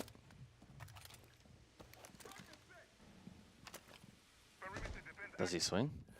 Oh, what? To be fair, I think he's dead if he doesn't swing anyway. So. Yeah, but it's just the way he swung. It's like he just didn't think there's a chance he's going to be holding left. Yeah. Like, it's classic FPS, like the way you swing, you need to be making sure that you're covering across. Instead, he's gone hard swung and he's given up that left side, and it's just completely punished him. It's just a really poor mechanical swing by Hunter. Tachanka stole out utility towards default. And a good shot from Scars. Yeah, it's pretty big. I mean, I don't think there was too many Candelas left for Goof, but he's been a really big player in the series. I did mention before that Tachanka maybe as an option last time, and obviously with the two-brow banned out, they did have to change things up a little bit. And the Tachanka honestly proving right now to be a bit of a difference. That's into the flames. Palarazi, you can't park there. Well, it now gets really awkward. Like this, Tachanka can easily stall out. You've got to go deep. And they try to go deep. Men Alpha were ready for it on that push. 4 seconds left on the clock. Another kill from Beers. He goes to 6 and 2. And Quixie may even get this off, but it does not matter. He will get swarmed. 3-1. Men LFO go around the world. 3 rounds straight here. Defense bank. Yeah, tidier work. It was a good shot back from Scars in towards that initial plant denial, and then the ranged area denial from the Tachanka was also fairly effective. Unfortunate for Hunter, wasn't the best of starts. 4 versus 4 though. They force a really awkward drop late into the round without the appropriate util layering. And so it's a pretty easy cleanup job there from Man LFO. who are now starting to gain a pretty clear ascendancy in this matchup. In a match that, again, given all circumstances, they probably should be winning in a 2-0 fashion. But considering Bank is a map they have, seemingly avoided, it's good to see that they're finding a bit of form now. We return to the top floor. We saw that last time out in round number 2. Came down to a 1 versus 1. It was effectively a 2v1 though in their favor and a pretty straightforward trade. The initial util clearance, pressure Jan, all that work, top square, etc. was clean from the attack, but the fight back from Man LFO through stock hallway, some of the deep angles front desk was also up to the task. Actually, we'll see much of the same here from Outlast. We'll certainly have to wait and see. They don't bring the Capital and the Ace combination this time around. They do switch it up a little bit. Perhaps the Deimos in exchange. Goof will be given the license to lurk below here and try to pressure from some of those, positions. Try to flush out Jan and work other positions as well. Carly also to see a reappearance here from Trippin.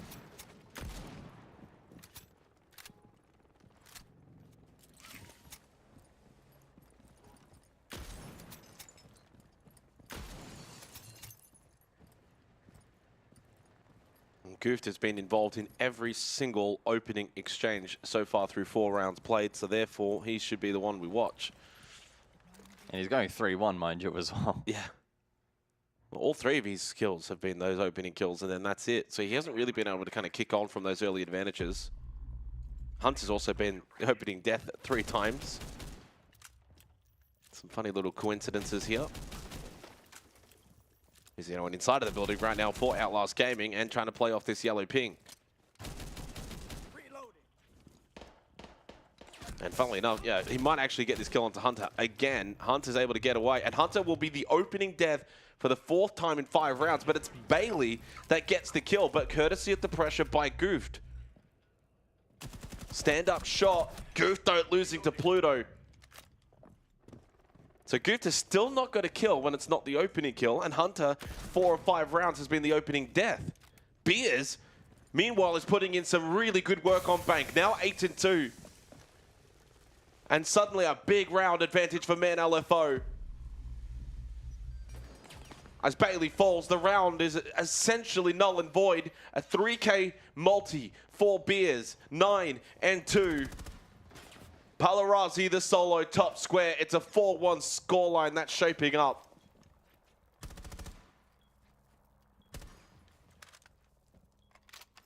They've won 4 of these entry battles Outlast, but just struggling to convert. Man LFO fighting hard here on Bank. Come on, Beers, get moving. They've been disciplined too, I mean, this is very disciplined from Beers. You're a young gunner, you're 9-2, you're fragging out. But you play the team role, hold bomb chassis over towards Lounge. It's still set up for him. Oh, good clear though by Palarazi, and then Scars. While the brother comes in and defends the other.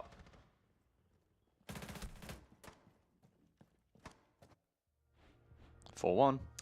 Well, I wasn't really expecting this after the opening round. When you kind of attack and take lock as CCTV in the manner in which Outlast did, it was very clinical. The best round that we've seen from them in the series. For Man LFO to respond and win 4 rounds straight defense Bank here, and now a 4-1 lead. Well, it set them up very, very nicely. Oh, those are some nice shots from Beers. Yeah. A 3K for Beers for the 2nd time on this map. Fuck around, boys. 4-1. We're him. We are him. We are all him. Some motivational words. We return to open. Again, another pretty successful round for Man LFO. The only only round so far they actually won the opening duel was Beers onto Goof. Also, can I say, by the way, when we did the predictions, I chose Outlast, but that was on the basis of Neptune playing. I feel very aggrieved. I actually been pretty sure I picked Man LFO. Without any knowledge. 5 seconds to go. Yeah, well, I mean, none of us had knowledge on it. I mean, like, even with Neptune, it still would have been, I don't think, a full, clear favoritism, but I felt like if I had have known. You and Nicholas picked Outlast. Yeah, but if I had have known based on the lineups, it would have been a complete man LFO pick. Interestingly enough, me and Pengu were the only two to pick a potential Ludovica over Chiefs. Chiefs, yep. If depending on obviously what the matchup is, but very likely. I just the same way you have trust issues with PSG, I have trust issues with Chiefs. Even though Chiefs probably should be winning that game. Scars over towards ATMs, but it's Hunter onto Goofed. Oof. The reversal. Oh, and hello? Hunter again. Welcome to Bank Hunter. He hasn't really been able to play. No. So from 4 opening deaths to the opening kill of the final round in the first half, he goes and gets 2 before shut down by Bailey. Scars gets out of ATMs with his life intact, but low on health. Bailey as well in a similar position health-wise.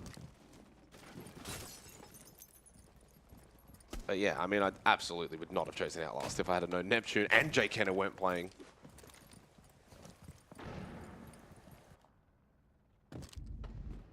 Bailey's been okay. Oh, Bailey's been playing. Again, he hasn't been the anchor. But it's also sometimes the case of the player can play well individually, but if it's not synchronized, the team comms, the communication, the coordination, everyone has to be playing well together. That's a good angle from Sharky. It's an easy one-way into the slow creeping swing by Trippin that gets punished, and it's a 5-1 half beat down here by Man LFO, and no chirpiness from Outlast in the chat now. They're being put to the sword. It makes it difficult to gauge where Man LFO's bank really is, though, going into the rest of the playoffs, if it is maybe one they have pocketed or not. Looks fine. There's nothing to suggest that they're winning this based on just what Outlast is doing. Outlast, to be fair, have also dominated the opening kills, which, I mean, I guess you can add to that as yeah, the that's conversation. what I'm also mean, yeah. So it's sort of like, you know, but they've been able to win these rounds playing from behind.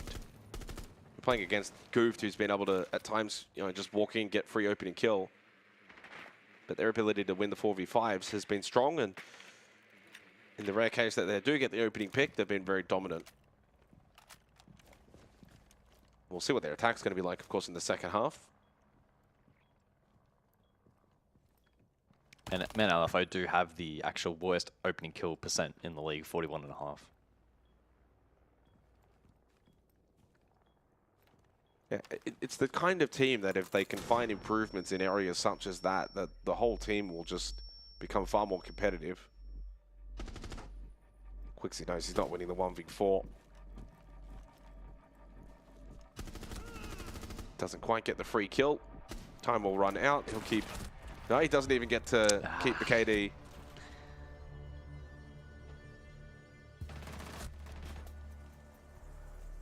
So a 5-1 half for Man LFO. Beers leading the way. In fact, it's really the brothers. 9-3 for Beers, 7-2 for Scars.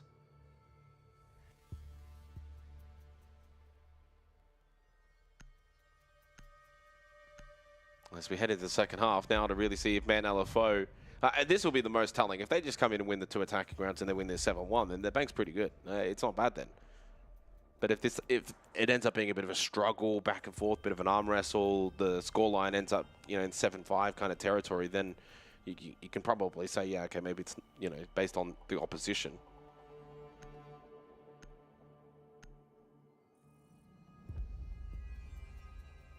Kaid, Blitz, Azami, Monty. And it's a second floor.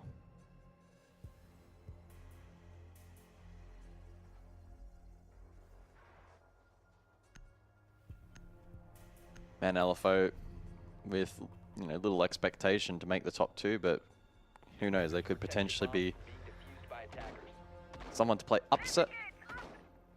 The winner of this matchup to take on Enterprise in the upper bracket semi-final.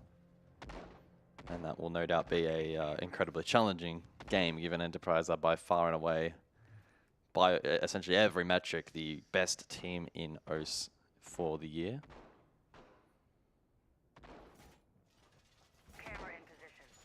So intrigued to see how that shapes up. For this top 4 side, the mirror is in play, so expect the Jan hold, the Capital then in response from Man LFO. Rayora as well selected, so that could be intriguing and gaining a bit of space. Could be used from Repel, maybe even top square. And then Scars as well on the Nook. So Lurk potential. Most typically up main. Could also be from lobby as well. Looking to try and keep Outlast on their toes.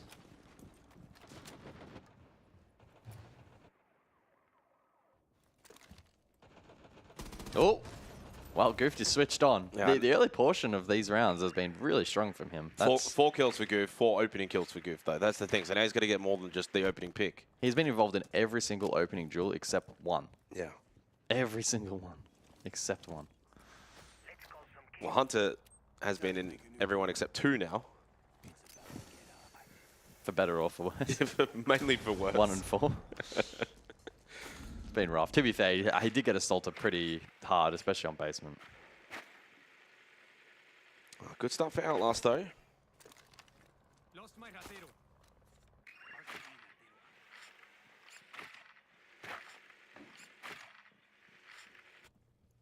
Bank in OCE, though, is the 2nd highest attacking win rate map.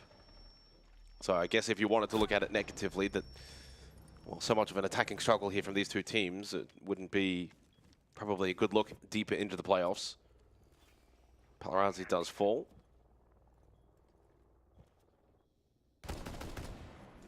A lot of emphasis, though, on Beers, Scars, and Sharky when you kind of look at the fragging department of Man LFO. Hunter and Pluto have a combined 3 kills, a completely even spread for Outlast. And, well, honestly, these Capital bolts are really doing nothing as Trippin can just like pretty much tucked in behind this mirror window. Sharky top square. Hunter losing his life to Quixie. Good clear over towards Janitor Hallway. There's another one coming on in, and that's Bailey caught. Pluto tripping up close inside of Janitor. Does well to at least get one in quick succession. Double stack top square now from Sharky and Beers. Goofed over towards front desk. Sharky wins the battle towards Janitor. 1v1 after Goofed won his long-range battle against Beers. This is for a 6-1 lead. Sharky versus Goof. Goof finally gets a kill. That's not an opening kill. It's taken him to the 7th round. Now on the move. Yellow ping information. Sharky gets off and gives Goof the free kill. I think Sharky's panicked a little bit there. Could have easily stuck that the whole way. And Outlast will get their 2nd round here on Bank.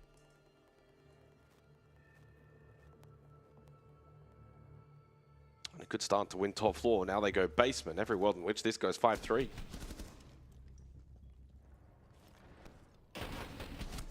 Good little double from Pluto. Good for his own performance as well.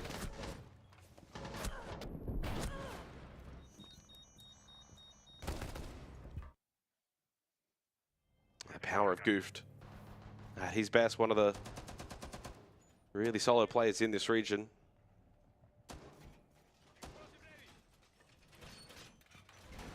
Four and 2 on the entry for Goofed in this match. 6 of 7 rounds he's been involved.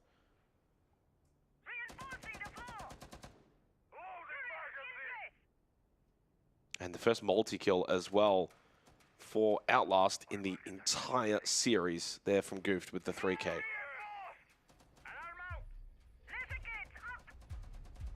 Attackers must locate and defuse a bomb. Just gets a little bit more interesting. Basement, though, could be even more difficult for Man LFO. Traditionally a tough site. So much planted now. You have the Tachanka, Goyo, Smoke, Echo. Yeah, and none of your bans really affect this besides maybe the Kaid, but just without the Kaid, you're getting then more denial opportunities anyway if you're Outlast. Yeah, it just expedites the hatch opening process a little bit. Quixie on the roam. And I imagine these Sawyer gates are probably on the hatches as well. They don't know Quixie is here, and that's a free kill. I mean, that's understandable for Scars if you want to give him the leeway in that. How often do you see someone play that kind of position on basement? But you've always got to be just so switched on and aware of your surroundings. Beers has him pinned down to the hallway, throws out the Candela, but I mean, that's just an easy push for King. Like, what do you expect him to do? Fall back into the Candela and then just die for free? He's going to push you there every time. Every single time, he will push you there. If you're going to throw that Candela, You have to then hold the angle.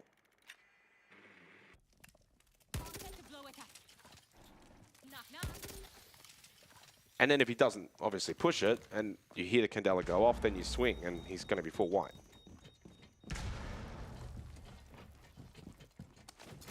It should be pretty much round over.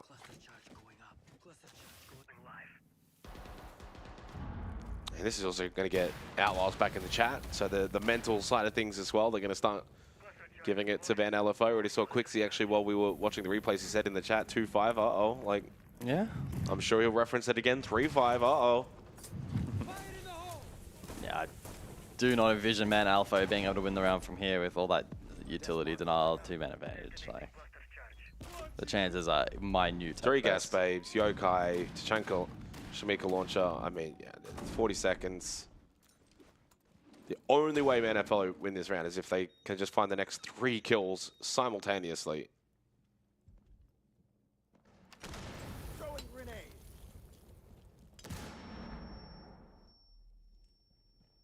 Vulcan canister to stall out the bot main push. Hunter with a soft swing.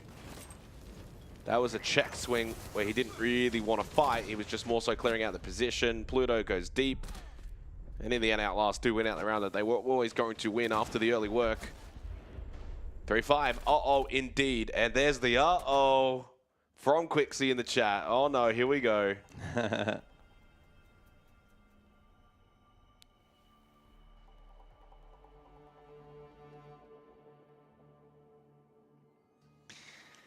Open area up next. The best test for defense, the tertiary site of choice.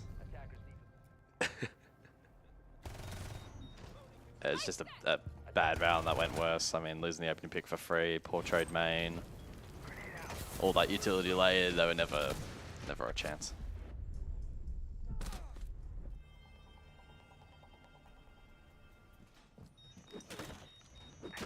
No, don't. Let's not keep the chat respectful, please. Let's not. Admin's doing their job 100%. Technically, they're not really supposed to talk at all, but you know what? It's a bit loose. It's a bit loose. I don't care. I think it's a stupid rule. Now, obviously, you got to have rules in place, and you can't go overboard. But technically, like, and I think I was speaking to Wedables about this, like, just to clarify, like, as someone who was playing professionally, like, what actually is, like, what can you say? Apparently, you're not really supposed to talk at all. Like, literally at all. No. Unless it's to call tech or rehost. All you're meant to really be able to say is rehost or tech. Yeah, that's it. But it's also OC, you know. But, like, I don't like that. We're kind of chill. What we usually get from the players in OCE is probably the limit of, okay, a bit of banter should be acceptable. A bit of fun should be there. I don't think that it should be a case of don't talk at all or punishment. Like, it's too much. Now, of course, you don't cross the line, and as the admin said, be respectful, 100%. And shout out the fact that they allow the players to be a little bit loose. I think that's really, really good work from the admins.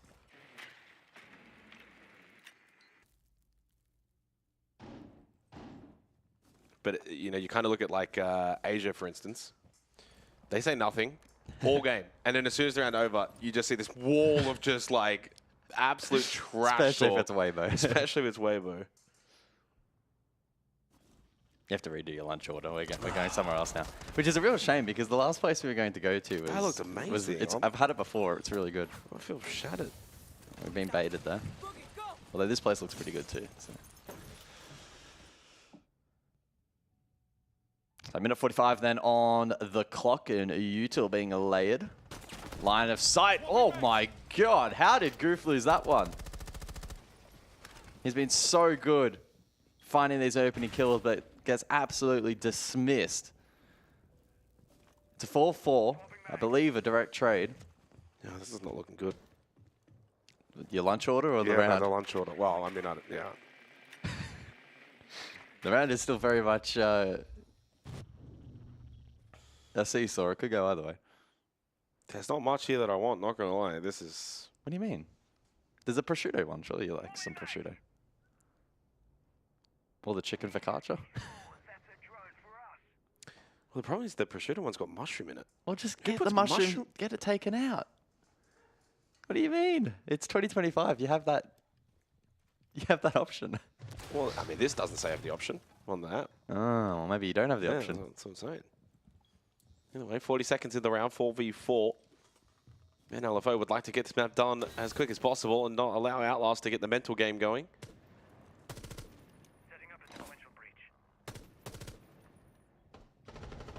Big kill from Pluto. Bailey's always a threat. Quixie towards Archives, must win fight, and he does. Get through to Sharky. No hard breach available. Piers, though, does get the trade. Keeps the advantage with men LFO as the time dwindles down. Trippin playing behind quad. Oh no, my guys, God, you gotta flush come that. on, guys. Okay, traded. Well, they get the trade. It is now a 1 versus 1, and Palarazi has the experience to win this. I don't think Pal loses this. He got off plant. Good Nitro rip. Well, it's late round at the death. You have to be clearing hard right. Oh my God. They also had a flash available. Uh-oh. Uh-oh for all of us, by the way, because this lunch, I don't like this place. I'm not happy. The other place was I was excited. I was, damn, that looks so good. Yeah, it's in Where is it's it? in Footscray. Oh. It's quite good. I went there a few years ago. It's actually pretty cool. And they're stacked too. I don't know. I think this place is actually meant to be good. I think I've seen it before. So 5-4 scoreline round, number 10, and the additional pans, Valkyrie and Capital. As we go a little longer here on Bank, man, LFO struggling to find their feet on attack. What's corned beef? Like, I know what it is. I don't really know how to describe it, though. It's a bit weird. Attackers need to locate Is it good? I've never had it. if they can. It's probably a bit risky. Mm. Just get the chicken focaccia. Can't be that hard. Hurry up and order. I'm hungry. Like, the thing that you don't understand, right? The menu also closes soon, so well, stop fluffing around. No, well, then we should pick somewhere else. No, we're not picking somewhere else. Located a bomb. Laser in position. Well, if he doesn't pick within 2 minutes, prod, just pick something for him. He's acting like a child. Is your child picky eater like you? No. Really? No. It's just me.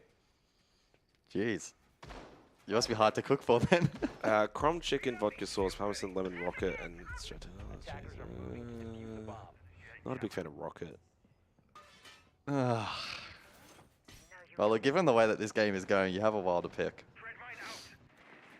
I genuinely think we're going to Night Haven Labs now. Yeah. I think Man LFO are mentally checked out of this. They know full well they've squandered the 5-1 opportunity. Outlast have their tails up. And I think Outlast is the kind of team that also can get into the heads of their opposition pretty well.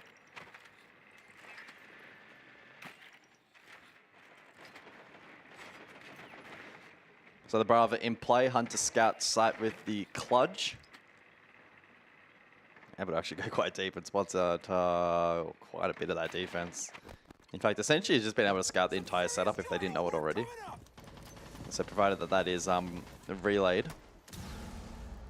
There's no real excuses for the late round here, not knowing what that is being presented by the defense. The Mirror Jan setup, though, could pose problems, especially with that Capital banned out by the defense. The Mute Jammer in play as well. Can make things awkward.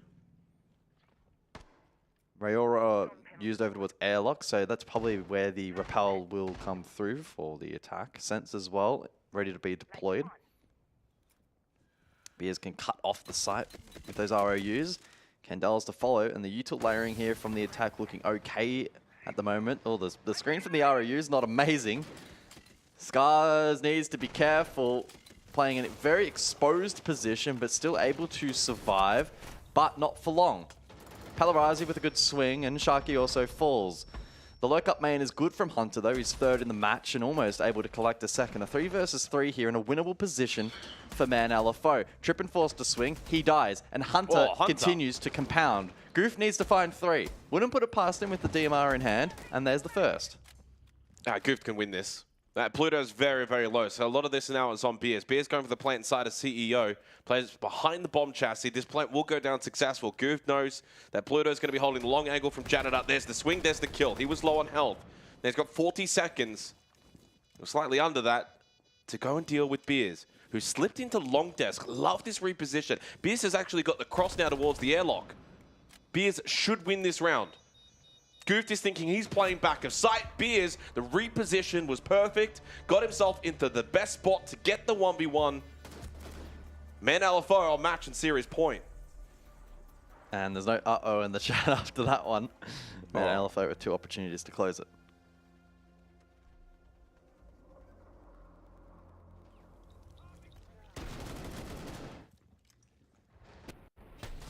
Really good round there from Hunter. Makes the play up main late as things started to look a little dicey for the rest of the push.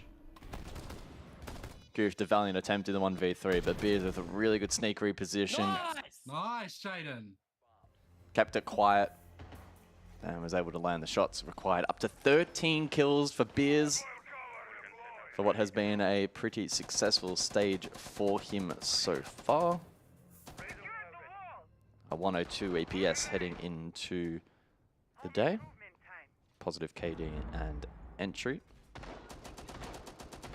But we returned to basement, and this proved to be rather difficult last time out. 3 players up alive for the defense, and oh, what's this? Man LFO stalled out significantly. I don't know. That's not from that shop, is it? You don't like truffle oil? I don't eat mushrooms.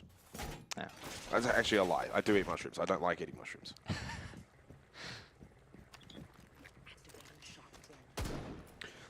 Everyone's got their thing. You don't like peanuts? If I think I had a peanut, I would probably die. It's a little bit different. Do you actually like peanuts, though? I'm sure you've obviously had one at some point. No, I've had that, yeah, when I was little. I can't really remember. Honestly, I don't think you're really missing out. Overrated? Oh, I wouldn't say overrated. I mean, I don't know how they're rated, but I don't think you're missing out, you know. Although, peanut butter satay chicken, oh. Maybe you're missing out there.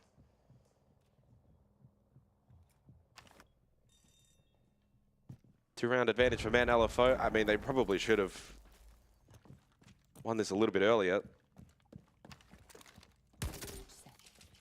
It's been a very difficult bank to attack into. It was a 57.8%. Damn it, 57.9% attacker win rate in OCE throughout the group stage. It has not been attacker-sided whatsoever in this matchup, though. 2 opportunities for Man LFO. Over to basement we go. Interestingly enough, of course, Man LFO in the first half, guys, they banned out the Sens. Now they bring the Sens. So clearly they put emphasis on this operator for this particular site. Yeah. Typically used for the drop in towards the A site. And probably the correct play into this kind of util denial can also be used for the gold here, but I don't think they're shaping up for that.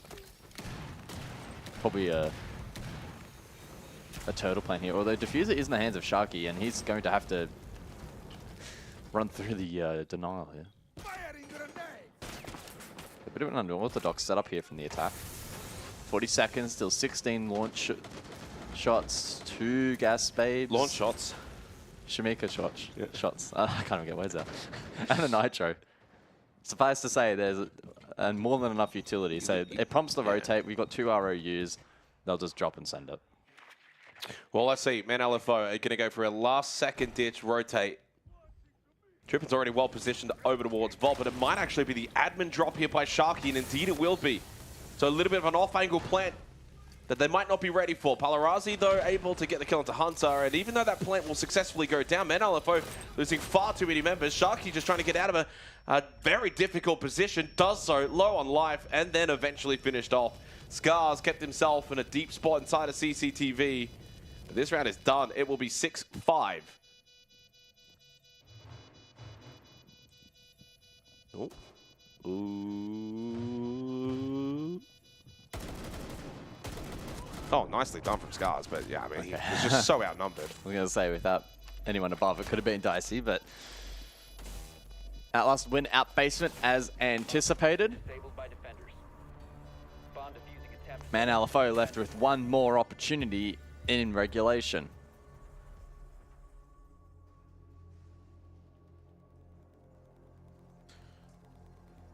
Where will messaged me, by the way, because obviously he does co-streaming now that he's no longer He's a full-time streamer. Pro player. Not good enough. You don't know what corned beef is, Holly. Get off the stream. You didn't even know what corned beef was. I mean, I've heard of Well, it. I covered it. I don't know what it is. These guys would rather lose the round. Men Alpha tactical timeout, 20 seconds remaining. I'm intrigued to see what Outlast pick in terms of site choice. Anticipation would be... Do they go open or do they reattempt second floor?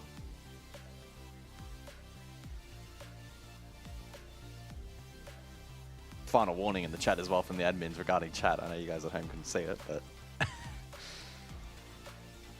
They put the foot down. And we do return to second floor.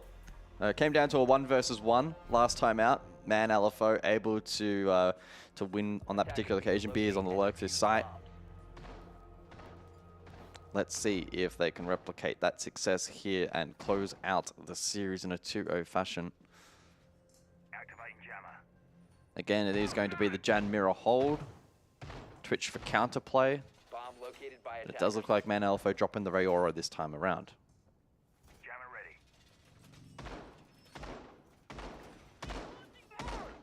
Activating jammer.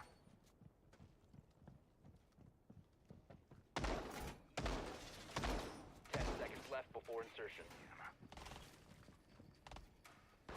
5 seconds to go. Attackers are moving to defuse a bomb. According to Muzzy, we are the breaching.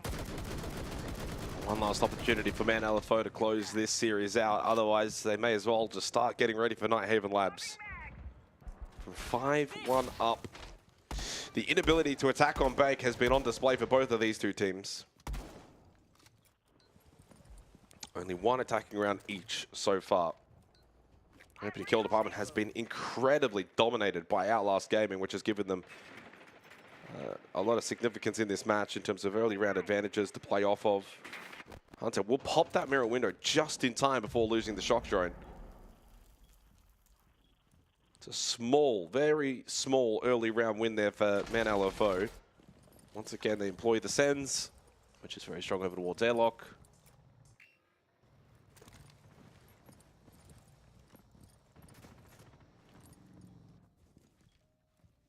Heavy emphasis on the repel game right now by Man LFO. Triple stack outside of sight.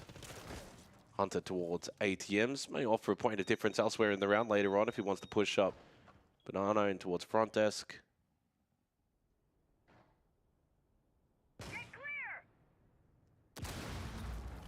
So some pressure now being put over towards Jan. And it's a big stack on the repel from Man LFO. Without this Capitao, because it's been banned out by Outlast, this janitor position is going to be pretty difficult to clear, even with popping that mirror window. I think you have to fight for top square here. You have Scars holding down the Canto rotate and the stock shield's vacant. Well, that was ambitious. There's a double stack long desk, but Trippin could rotate back over towards the stock hallway. This is vacant at the moment, that deployable shield. Quickseek has made his way over from staff to top main, so he can play the hallway position. 60 seconds. Oh, freebie. That alleviates some of the pressure. And the ROUs will likely soon to follow here. Smokes as well to be laid by Hunter. Yeah, Bailey was not ready for that angle. Good position found by Pluto. Man, LFO don't often get the opening pick. They must convert. ROUs throw out Sharky. Pushes into sight to get this plant down. Again, though, every time that they go for these plants, they just lose players. We go overtime. They just don't know how to actually play off once they go for the execute. Uh-oh. It's overtime. Oh, got a headache. They got gifted the freebie as well from Bailey, and they still had the tools up. They had the smokes, they had the sense to counter the Warden. Just didn't account for the Nitro, lost tools elsewhere.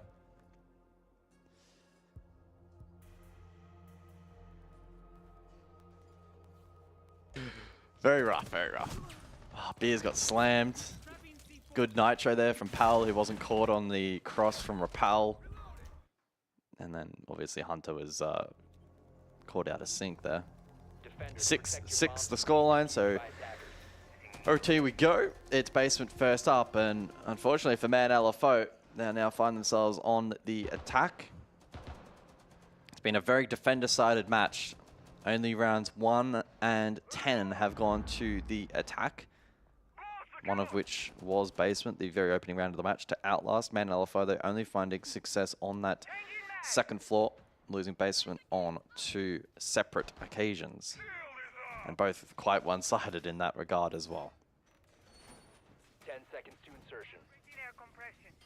Well, I mean, this map is over because Outlast have double defense and these teams can't attack.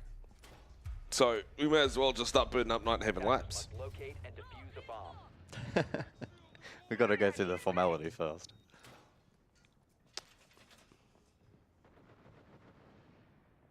Which, to be fair, might actually be a good map because that's the first preference for Man LFO and the second preference for Outlast. Yeah, that's what I mean. The stage has been set in this video for it to go to the third. Yeah, these two teams did technically play each other on the map not long ago, but that was Neptune on Outlast, and they won that 7-2. That was the first of 2 massive Neptune games.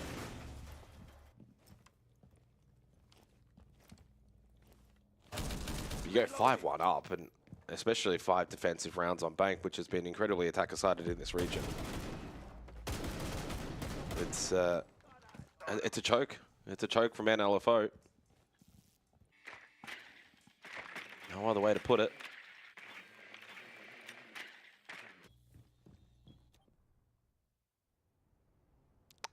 Minute down.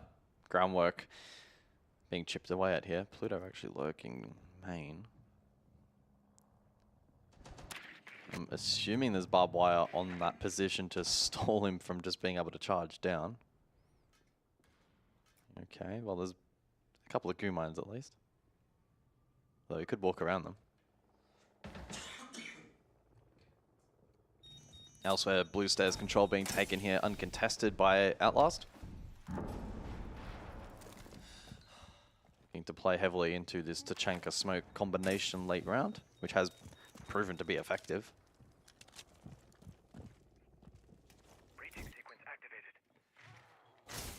And LFO likely to posture again for the ROU drop. Plant somewhere in the middle of the site, try to make it as difficult to deny as possible. Good shock drone. Still in play for info gathering. We've still got all 3 gas babes, still got the nitro, Shamika launcher. Well, default's definitely not possible here, but they can take the kit above and drop. That's fine. Okay, they get a freebie. Quixie goes on the roam main. Goof doesn't hit his initial shots on the spray into the smoke. Sharky pushes deep behind bomb chassis. Has to commit this, and he should get it. He will die. Yeah, but he gets the plant down. Man LFO have the numbers advantage as well in this post plant. It felt like there was a small little gap there that was given by Outlast. They could have laid a couple more gas babes and Shamika launcher. I think they just stalled for like half a second, and Man LFO took the gap, pushed deep, got plant down. Scar's in a really good position in the post plant. Tripper knows he needs to retake up above, but he wasn't quite sure where Pluto was holding. Well, I'm not sure where this has come from, but Man LFO flicked the switch on the attack, seemingly out of nowhere.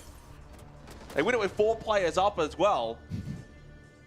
Completely against the grain round, thereby Man LFO puts them back now in the advantageous position. 2 opportunities to close the series out once again, as they had back in regulation.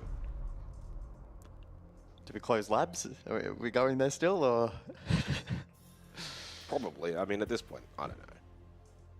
Yeah, they got afforded a pretty generous window there with Quixie. I don't know what prompted the push-up main, as and soon as Quixie dies there as well, they alleviated defensively. the util denial. You think about the others that are on site, and their focus is to deny.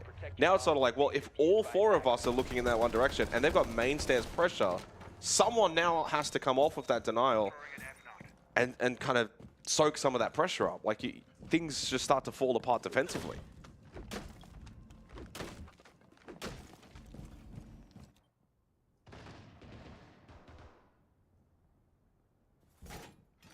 Open area defense here from Man LFO, an intriguing side of choice.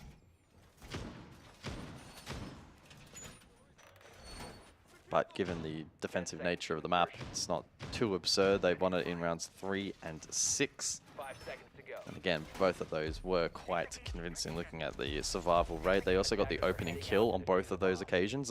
Oddly enough, open area was the only site in which they actually won the opening duel. What's the Thatcher for here?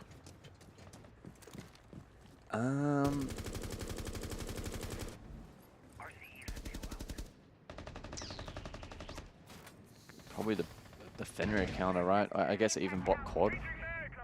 I thought maybe it was going to be used for like a fast hit electrical, but no. I mean, I'm not implying it's totally useless, but I think its usefulness. I just want to see how it's utilized. Yeah. There's a couple of different ideas, maybe. Although there's no wall denial, so it's not for that. Also no nitros either, so it can't be used to deny that. It can counter the BPCs, I suppose, if the Flores doesn't clear them.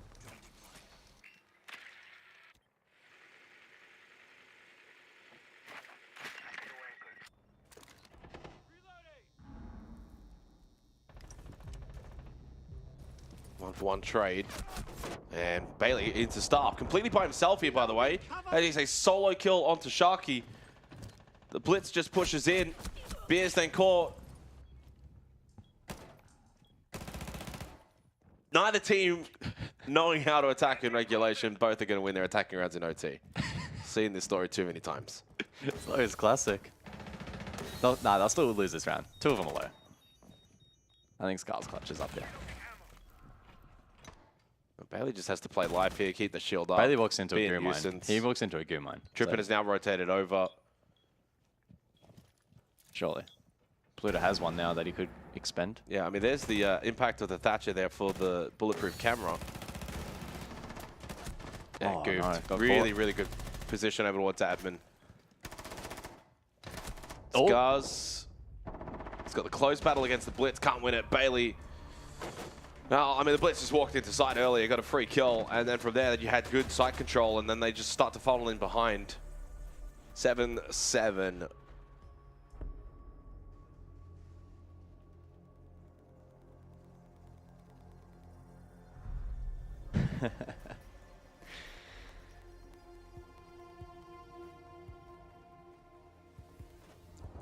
Yeah, Bailey allowed to aggress. Good flash onto Sharky. Beers got caught on his flank attempt. But does he even need to be there? Yeah. A good sweep from Goofed as well. I mean, he gets obviously taken down, but damage already done. Bailey low on HP was impactful. Just looks like the kind of round that Man LFO tried to do too much there on defense. Like, clearly, as we've seen throughout regulation, neither of the two teams have been, in terms of attacking prowess, that amazing. Just keep it simple. Like, overtime, 7-6, keep it simple. If they're going to win the round, make them really win the round. Make them have to clear positions, win sight, play peel back defense. Don't have to go for full map clear roams, leaving sight isolated and potentially vulnerable to the solo blitz push, leaving your Azami on an island. Like, play off each other, play coordinated, keep it nice, tight, compact. Like, make it difficult for Outlast, not easy. And that's what Outlast can now do here in the final round. Like, you literally play a default bunker down, locker CCTV, stall out round, force Man LFO to have to unlock sight, have to find big picks. And if they're going to win it, at least Man LFO are going to win it on their own volition and not you throwing things around, things away. A good example is Quixie in the last time out on this site pushing main stairs. I understand it. We've seen those kind of pushes. But you then leave yourself potentially vulnerable because you potentially give them an opportunity. I mean, it ends up being a pretty aggressive roam setup here from the defense, so... Yeah, they'll fall back, play side. I imagine they would. Pluto gets that pocket of space, though, Dirt, so they already have server control here, the attack. Although the fact that Trippin's still top, mate, I mean, he'll just run down main stairs.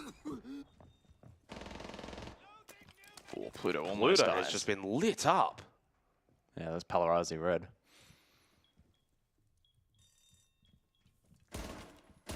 Bailey goes searching here. This is aggressive. I mean, this is a good setup as well here by Outlast because it makes getting server control established very difficult, very annoying.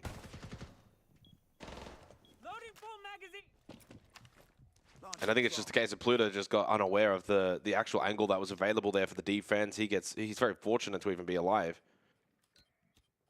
4 players for Outlast, now double digits. We are into the 15th round.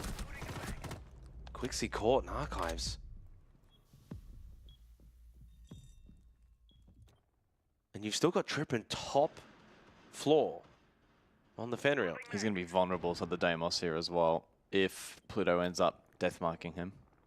Well, if they even know that he's here as well. I mean, if he hasn't been droned out, if they don't know of his position, now top square, he'll be a difference maker for sure. Can Pluto death mark him, Nuttery, or not? Nope. Oh, okay. Yeah, they haven't pinged their mine. Which means to me, they don't know where he is. Yeah, that is concerning. Also a case, though, if Trippin has to time his run here, if they flood site too quickly, then... Yeah, it could be sort of round to find him, but I think he's going to get a free kill. Oh! He's just allowed that through because of the holographic. He's going to... Sharky's made his way, low on health, down blue stairs, despite Trippin being top square. Now he's had to drop. He will come in from behind. He can still have a huge impact into this round. There's 2 free kills for him on the other side here. He needs to get both of them. One will probably not be enough. There's the shot into the back on Sharky. Now... Beers does not go down, so he's able to push him back, throws out the Candela. Palarazi, no more gas babes, shotgun, 12 seconds, 15th round, Hunter gets the kill. It is only Trippin, gets rid of Pluto, cannot deny the plant, needs to get all 3 remaining kills. Outlast, left site vulnerable, and Man LFO have been able to punish.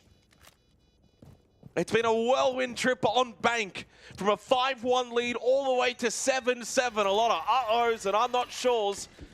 But in the end, it's the result that was maybe expected after a dominant first half from Man LFO. Trippin too slow in his attempt in a must-win round in the 1v3 post plant. He just cannot get himself into a winning position. It's all over. Man LFO will move forward in this upper bracket and take on Enterprise later today. But Outlast, it's a lower bracket run that faces to them. It's an O story. A tale as old as time. Can't win a single bloody attacking round on regulation, but you can buy them all in overtime. What a match from Man LFO. They locked this in on Outlast map pick. It's a fitting tale to end this one. Unfortunately, Jake has unfortunately absolutely lost the plot at the moment. He's coming back to join us on the desk now. He can't wait to break this one down. I don't think he should. I think after that one, I think we'll keep his mic muted for the segment. But he looks stressed. I'm at a point, Michael. There were barely any big individual moments on Consulate, and then we walk into Bank, and all of a sudden, it's individual galore. Nice, both teams actually having their moment in the sun, which is nice to see. But ultimately, Outlast, a 5-1 first half is just that's what's destroyed this game for him. Well, I mean, you say that they pushed OT, so very true. I don't quite know at this point. It was the Goof show, at least in the opening kill department. He got involved in so many of those early duels. Ended up walking away 5-3. The shame that his team, unfortunately, couldn't probably convert as many of those advantages as they would have liked. Yeah. But yeah, I mean, another standout performer on Bank specifically was Beers, actually. He ended up walking away with 17 kills and an 80% cost. A couple of clutch rounds as well. In fact, he was, a large reason why they won several of those particular rounds. So shout out to him, had a standout performance. But I mean, the reality is, and to bring it back down to earth, a performance at this level is probably not going to be good enough to take down anyone else in the bracket, never mind Enterprise. So, I mean, take from that what you will. Enterprise, I think, will be, looking at that match, feeling pretty comfortable.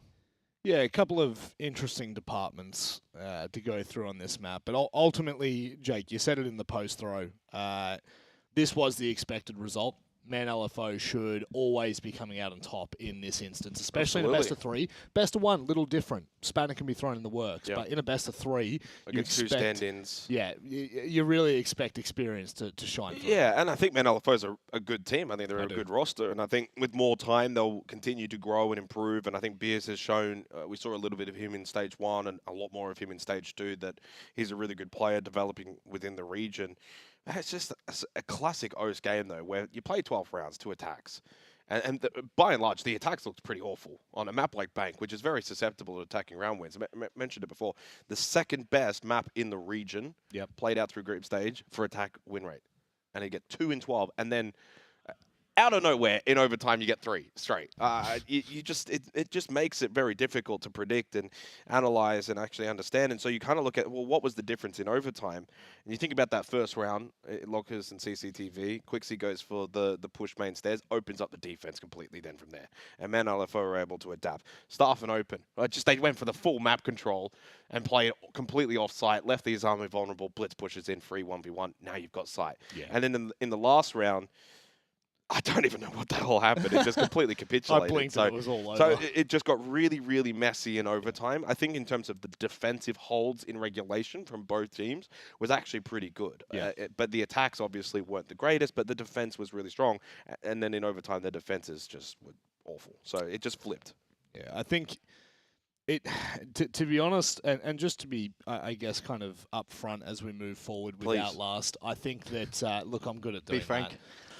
My name is Frank. The problem for Outlast is they're going to have to go up. So here's the unfortunate side of it. Outlast have to verse either Chiefs or Ludovica in the lower bracket. That's just as simple as it is. And Man LFO then have to play EP. So it doesn't really matter which way you cut it. It's going to be an incredibly difficult road ahead for these two teams, as you were referencing. Well, that's where you need to have good form being built at the beginning of the playoffs. Yeah. So you need to be winning these comprehensively. So for Man LFO, first map job done, 7-3, largely comprehensive win. Map 2, 5-1 up, things are looking great. Now, if they had a closed out map 2 and won 7-2, 7-3, I wouldn't have said they were going to go and beat EP, but I would have said, hey, maybe they could have a playoff run. Yeah. And actually be an upset. And then they just, I don't know. Then they just looked awful for a good 6 rounds there. So, I mean, it's, as you said, it's not looking bright for either of the two teams. But there are opportunities. The good news for Man LFO by winning. Yep. They get an actual opportunity to see the best of Enterprise, maybe take a little bit from them, absorb some of that, then lower bracket most likely. Whereas now for Outlast, and certainly without Neptune, I just don't see them being able to make a run. No, that's going to be a very tough I still think if they had battle. Neptune, they win this series. Even just if it was like Neptune and Trippin or Neptune and Bailey, whatever the combination would be, I would have backed in Outlast to win. I think he's a difference maker. Well, how about we hear from Beers on his thoughts on the topic? Because I know he's been sitting there listening away. Mate, I mean, first of all, lovely to meet you. I don't know if you've done any interviews on the APL so far, but from my point of view, it's lovely to meet the infamous Beers. I've heard so much about you, all the good and all the bad. I don't know if you were hearing our conversation then, but we're kind of looking at this. It's a very tough situation for all the teams to be in OCE right now, where we've got a pretty clear top 3, and then I feel like it's Man LFO just on the outside of that top 3. How do you guys see it in playoffs? I think we weren't showing our full potential in group stage, and even today we played a bit bad. I think we're definitely a top 3 team. We can beat anyone in the region, I think.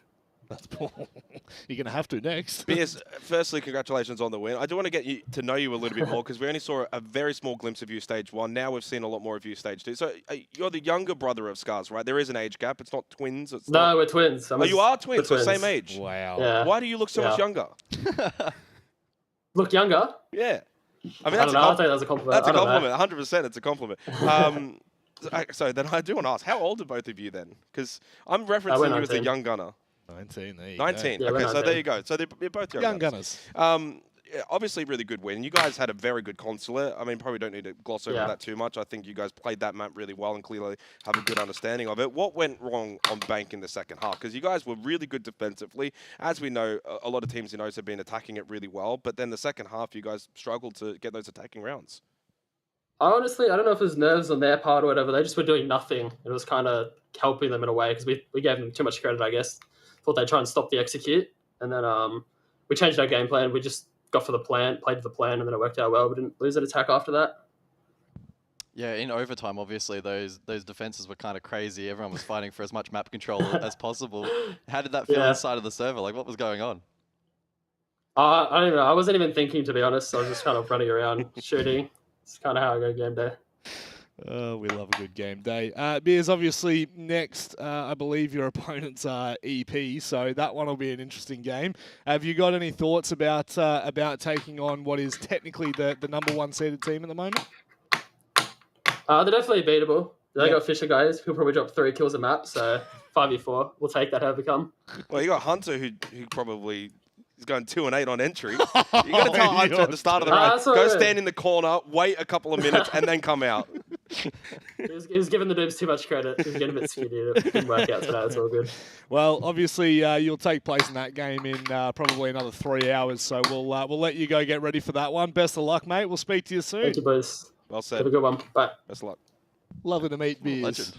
Good speaking individual. Yeah, it's great always speaking individual. It's always a bit how you going, so you're not sure what you're going to get, but Beers seems like a really good young kid. Yes, and all over Twitch chat. It just all over says Beers. Beers. Paul Beers. Absolute legend. But interesting to note, I guess, moving forward for Man LFO, they feel as though they're in the top 3 discussion. Now, whether or not that will pan out in best of 3s, especially, you both just instantly snapped your heads to me then. There's Cap amongst the air here today. I'll do that. Yeah, one of those. Yeah, just look away from me. Where else am I going to look? I will say, look, I think Man LFO on their best day could well and truly push the distance for some of these teams. Maybe not EP, though. I feel like EP are going to be standing out on a bit of a different sphere. But if we were talking about teams that should be in that top 3 discussions, well, you can't go further than the Chiefs. When we come back, they'll be taking on TSG, so don't go anywhere.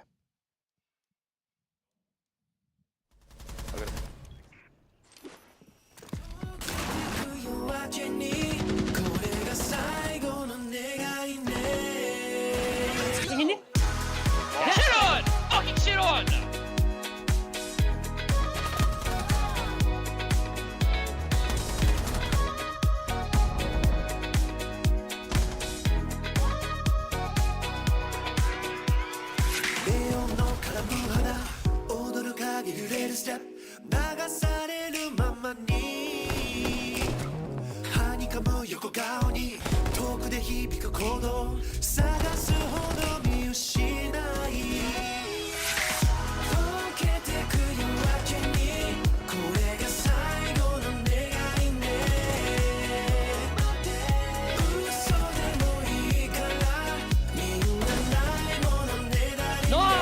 Nice, Jaden.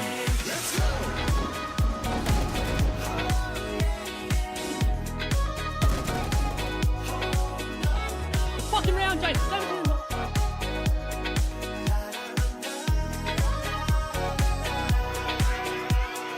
寂しげな言葉をつぶやく唇を音色と混ぜ合わせて消えてく人の波預ける指先に儚く揺れる光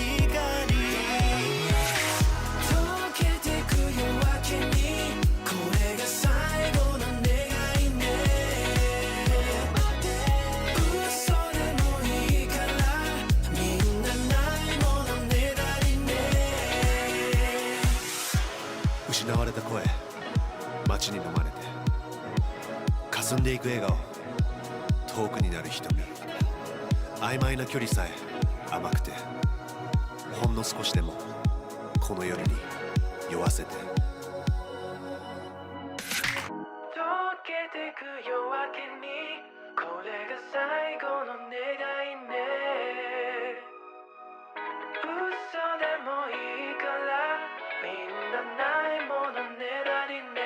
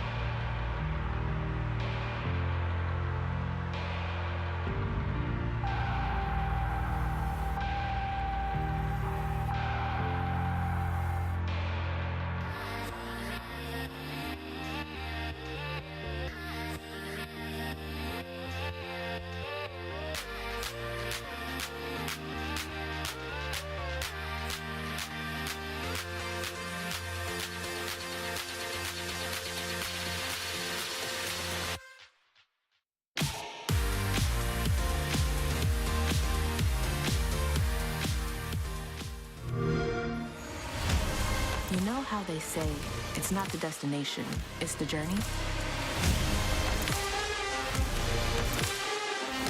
And the journey of 1,000 miles begins with a single step. And you know what? They're right.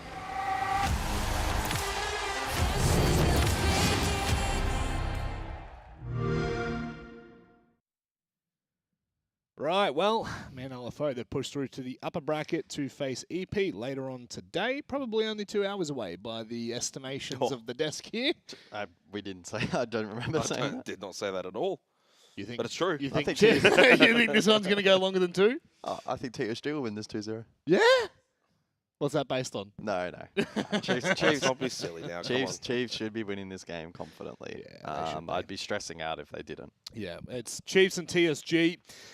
Chiefs, honestly, with a bit of a slow, lackluster start to the groups, and I feel like they slowly made their momentum known as we got further into the play days. Obviously, I think at the moment, the real outliers for me with Chiefs are their losses, where you scratch your head a little bit. Ludovica beating them overtime at least is quite good, but for me, it's the Man LFO loss that probably worries me the most. But they do take bigger scalps themselves, which is probably more of an important discussion point. 7-2 against EP, and that'll be something that hopefully, should we get to that matchup, that we get to talk about in greater detail. But what are your thoughts on the Chiefs at the moment? The roster change was very unique. Well, I mean, very similar up and downs to Stage 1, which was a concern. And at the time in Stage 1, we gave them the benefit of the doubt that they would kind of kick into gear playoffs. They didn't. And then, Stage 2... as you said, a slow start, 7-3 TSG, that's fine, job done, but then 8-7 Outlast. Yep. That was without Neptune, so that's a bit of a disappointing result. Then you go on and lose to Man LFO, so things look rocky. Speaking to Oda, that's when they then got in a bit more of a mental coach to kind of help them out, pump them up for the EP game. They go and just completely dominate 7-2. Smack them. And then they 7-2 Dream Warriors, and you think, they're back. And then all of a sudden, they lose to Ludovica 8-7, and that was with regional finals on the line. You win that, you guarantee it, and then they... of course, had the bye on the last play day, and it was completely out of their hands. And they were very lucky that Man LFO did them a favor by sending that to overtime, meaning that they got regional finals. So they've kind of just scraped into playoffs in terms of form, not in terms of position. So now this is a good opportunity against a team like TSG, rebuild that form, a best of 3, good warm up, and then Ludovica later tonight is a big test. It certainly is. The fact for me, TSG obviously. They really have built their name through coming through the Tier 2 scene, guys, and looking quite competitive in the Tier 2 scene. Top end, obviously, and then they get into Stage 1, Stage 2, and at the very least, they're competitive in some of the games. And the games they need to be competitive in, they are. But the question is, can they really be the David versus Goliath in this situation? Are they good enough to slingshot a Chiefs that is building momentum? Well, if they can defend today, that's their biggest concern. Their attacking win rate is actually right up there as being quite good in terms of the league. It's 53%. Defensively, though, TSG sitting at 32%. Like, they are really struggling. Well, the one thing that didn't help was that EP. Yeah, and it's been skewed by some of the one-sided games. I mean, it's not just that, though. Negative 44 KD. And did you say negative 44? Yeah, negative 44. And that's despite having a positive opening kill ratio. So their mid to late round, especially defense, has been in strife. But they still have strong players. I mean, as we look at the head-to-head here, Jigsaw's had a phenomenal stage as kind of anticipated. Close to 130 EPS. Ned at 111. So he's had a pretty good standout performance as well. Positive KD. And that entry battle is going to be very intriguing between these two. If Ned can find ascendancy over Jigsaw, that could set themselves up. It's just...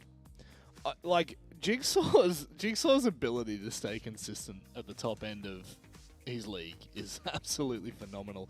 Even when his teams aren't doing as well as potentially they may have hoped for, that entry stat is very concerning to me right there. That is absolutely nuclear. Plus 10 on entry, and he leads that category. If it's based off what I'm looking at here, he leads it by a factor of 3, but Ned is the next closest. So This is an interesting head-to-head. However, it's more for me. Unfortunately, no matter how good individual players are, it always comes down to the team, and the two teams are just so far apart in that category. It's not even funny. You do have hope though that once we start to kind of decide this map, that we might see a little bit more. Like we might see something a little bit cheeky. I don't think we will, but it's just going to be too tough to call. And this is just, I mean, this is the clear divide, Jake. Right yeah, and the one team that didn't make it, Dream Warriors, right? You would think would feel a lot of the negative statistics. You mentioned the minus 44 KD. Dream Warriors had worse than that. But you look at the EPS players individually. In terms of the bottom 4 EPS players across group stage, Machine, Sire, and Boxo from TSG filled 3 of those 4 slots. Wow. And that's even with Dream Warriors being the team that actually got eliminated. Freelo was the lowest, and then those 3 guys next above. Odo himself, a really poor group stage, 88 EPS, minus 8 KD, minus 5 entry. So he really struggled at this stage. Well, you say it's harsh, I'm just reading out the numbers. I'm just saying. What else? I'm just reading out his numbers. He's just saying, Rob. He's just saying. He's being frank. Yeah, frank indeed. So he needs to improve. I thought Sage, you know, thereabouts 97 EPS for a player that had some time out of the game. He's just right back in. Just slots right back in. But for me, if I want to be critical of someone who actually had a good stage, was Brendo. I swear to God, if you go in on Brendo again. I'm not, no. I'm not going in on him. I just want... I think he's so much better than what he did, which was 109 EPS, plus 12 KD, but minus 2 entry, 3-5. Like, is he getting himself into the right positions? Is it just a case of maybe slotting back into this team, playing alongside Jigsaw? We know that he had kind of had issues with GG. Croxon kind of had that Jigsaw role about it. Brendo then slotted back in as kind of like the second fragger. So I think there's more that you can get out of Brendo. So that's what I'm looking to, not in this matchup, but for the playoff run. If they can get Brendo to his very best, that for me then is a top 2 spot for Chiefs. Yeah, I think the Brendo conversation will change in playoffs, because I think they had such a minimal amount of time to turn this roster around. And when you look at it, you go, oh, 3 and 5, that's not good, right? That's negative on entry for a player of Brendo standards. But then you look at the rest of the team and you see that it's spread between Oda, Quiz, and Jig. They're the players that are taking the majority of opening battles. So I kind of look at that and go, okay, then like it's a lot more forgiving in that portion of the conversation. Well, you look at the multi-kills as well. Brendo was 3rd for 3Ks. Big. So again, it's like he's doing a lot of it, maybe not necessarily in the entries, but his mid-round impact has been great. So if he can just improve the entry battle, the opening kill department, then he's just going to go a long way in that regard. Jigsaw only had 1 3K. But he had 3 4Ks. Yeah, well, oh, okay. You can't sit us on 1 3K. This guy, I tell you what. Clubhouse is an easy win here for Chiefs. They will dominate this map. You don't take them to Club. That's a loss in the veto for TSG. Cafe, I don't think is going to phase Chiefs all that much either. So this should be 2-0 territory. Yeah, and I mean, if we do get to bank, it is their second preference, at least this stage. So they've definitely got out on top of this. I think if you're TSG, you're really going to struggle to find a map that will throw Chiefs. Cafe's not the worst. It's their favorite map, but last time out, they lost 0-7 EP. They did beat Man Alpha 7-4. So they didn't just lose 7-0. It was 20 minutes. Like, it was 20-25 minutes. Every round, I didn't cast EP won. I remember you at around the minute-and-a-half mark, the round was done. So it was the quickest game that I've ever seen. Yeah, that's crazy. So, I mean, I guess they can obviously get takeaways from that result for TSG going back to it. And it is a map that clearly, as you said, Gus, that they actually like. They've only banned it once. Yeah. So clearly, and it's been banned against them. So it's a high preference, the highest really for TSG. So it's a case of both teams getting their maps that they like, which is great news for Chiefs. They'll win Clubhouse. They should win at 7-2, 7-3. And then TSG have got some work to do on Cafe to respond to that EP loss against the Chiefs team, which is, going to be starting on attack. So I think that, is there a world in which we get to bank? Maybe. But as Gus said, if we do get to bank, that's Chiefs' best map. It's Chiefs territory. So, I mean, really everything says Chiefs are going to win this series. It's either 2-0 2-1. Yeah, 2 synonymous maps for me with the Chiefs. It's Clubhouse and it's Bank, and they're both in the map pool here. So this is going to be a very big uphill battle for TSG. But we have talked about it before. There are many instances where the David, they find the right moment. They find their ins. And they knock out Goliath in one single foul punch. But this is a best of 3. This will have to go the distance if TSG wish to push this and meet what would be a Ludovica waiting for them in the upper bracket. It is time for us to get underway with this one. So many questions surround the Chiefs coming into playoffs. Are they going to perform? How well will they perform? We're about to find out.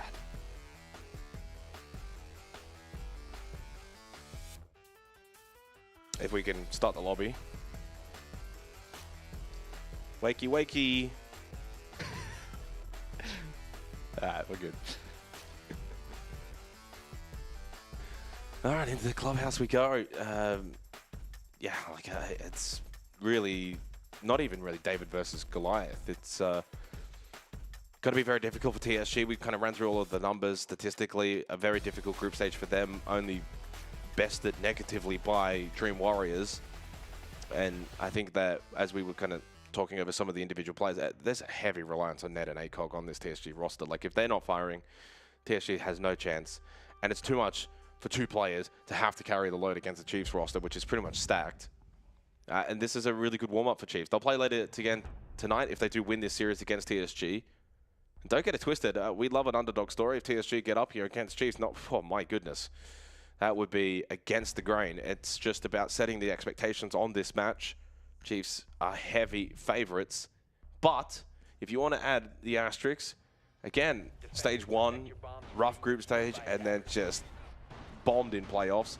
Stage 2, rough group stage. We'll see what's going to happen in playoffs. But if they are to bomb out, it's probably not this matchup.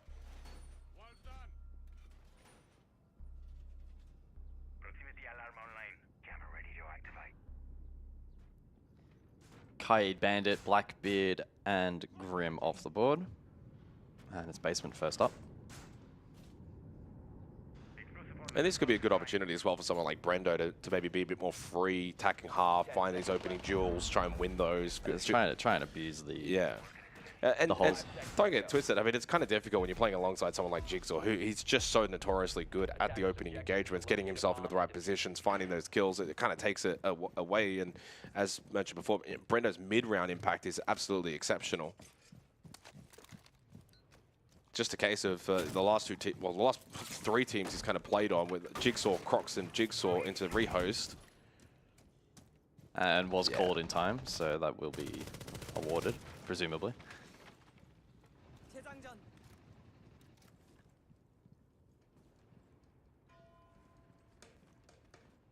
And it has been approved. So we will remake the lobby.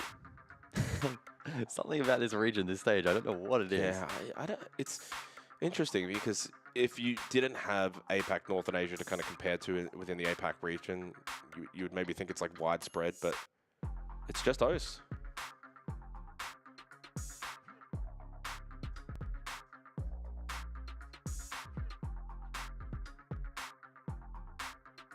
I'd love to know what it was actually for. I mean, it doesn't really matter though. I mean, well, technically it does, because I think... Just out of curiosity. Rule set wise, to call a rehost, it has to be clearly an issue. A lot of the times though, I find it's just something like an FPS bug, for instance, you know, or something very minor. Yeah, I mean, you do get your one and done. You get your one. If you want to use it, I guess.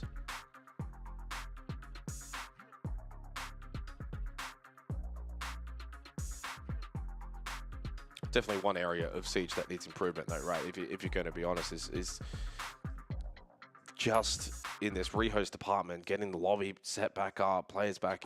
There needs to be revision, I guess, in terms of a better way in which we can sort issues out and then get back in a quicker manner. Apparently it was a disconnect. Good old Aussie net. Good timing as well. Seems like he is back, and so hopefully it's just a simple relaunch, and given there's no round history to input, it should be a pretty quick rehost.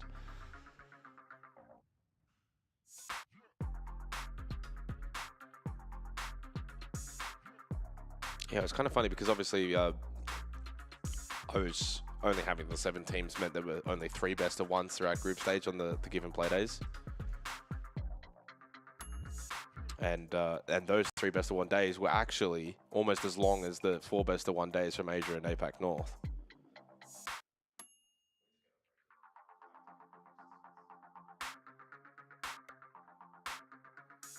Well, another rehost has been called, by the way, so I think we're going to get a very short break coming up very shortly, guys. It's the OCE special, unfortunately, to begin for playoffs as we go to a short break.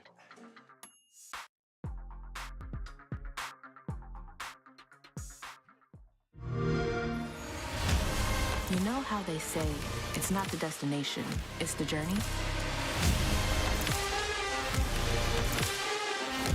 And the journey of 1,000 miles begins with a single step. And you know what? They're right.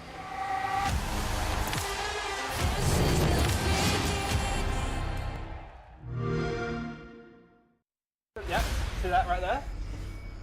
I feel like you need to get around that. It's a bit of an upgrade.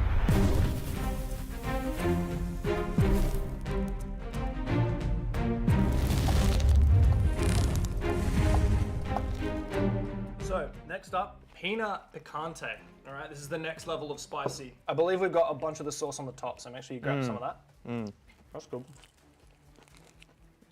So, how has the introduction of Siege affected your approach to the game? Any changes that you've noticed in your official games? Not really. I think most of my games style has been the same. Just run in and shoot people. That's all you know how to do? Yep. I feel like you haven't had enough of the spicy, but can you see the sauce? Get a bit more of that on you. Only the sauce. You said you're not good with spice, huh? Yeah, it's pretty good. Eat a bit more of the sauce, come on. I'm not letting you get out of this Just easy. whereabouts. Whereabouts? Yeah. Look for the sauce. Do I need Fisher Guy to come in here and tell you about like where the sauce is or what? There we go. Like that. Yeah, that's more like it. All right, fight back. Come on, dude. I'm fighting already. All right, so you said Siege changes made no difference. Take another bite and then tell me about like all the little map ingredients, the fire extinguishers, the gas pipes. Come on, you can't tell me you haven't noticed them. They're in the game. People love talking about the new sound. Yeah, all right, good. Get on that. All right, tell me about the new sound. Tell me about the new map ingredients. At first, I thought the sound was shit. I was like crashing out in like 10 minutes. I think I went maybe like 3 and 10. But then the sound was pretty good. I actually like it now. And then the fire extinguishers, I don't even shoot them. I think they're already shot most of the time.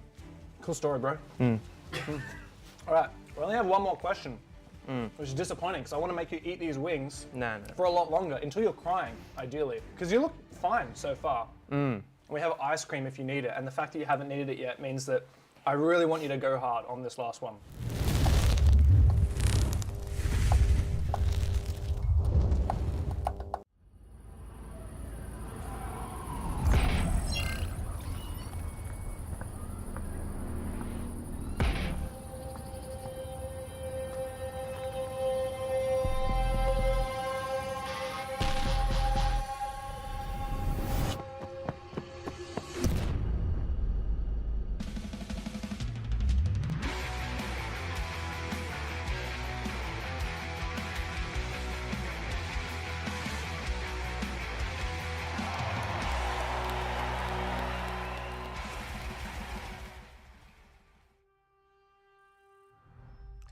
Third time's the charm.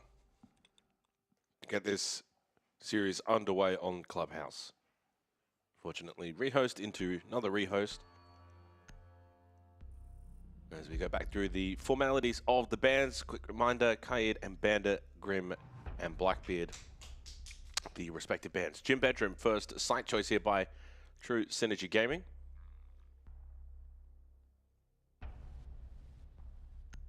And hopefully no issues this time around. Attackers need to locate and defuse as many bombs as they can.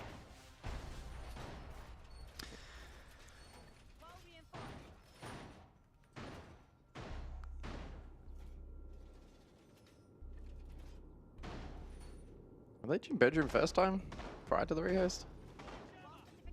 I think can you change site choice? I know you can change operator lineups. But you can change site okay, choice. I guess you can change that. Yeah, I mean, I'm presuming you must be able to. Obviously, the attack, given the opportunity to see the setup before the rehearse. So. 10 seconds to go. Cool, let's jump in. Can Chiefs get off to a strong start here? The expectation that they should be walking away here from Clubhouse with a resounding victory. Cafe TSG on paper, it's a map they like, but unfortunately results haven't quite gone their way either, so they're facing an uphill battle.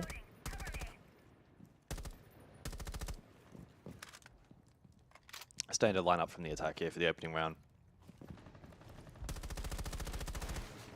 Well, I think certainly there would be a little bit of pressure on Chiefs coming into a match like this as well. There's zero pressure, no expectation for a team like TSG. They know full well they're the underdog. They got nothing to lose, everything to gain.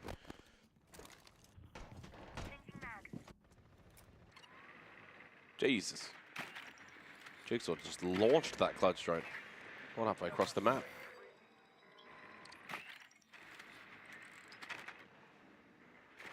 The Chiefs are the specialty kings of Clubhouse, though.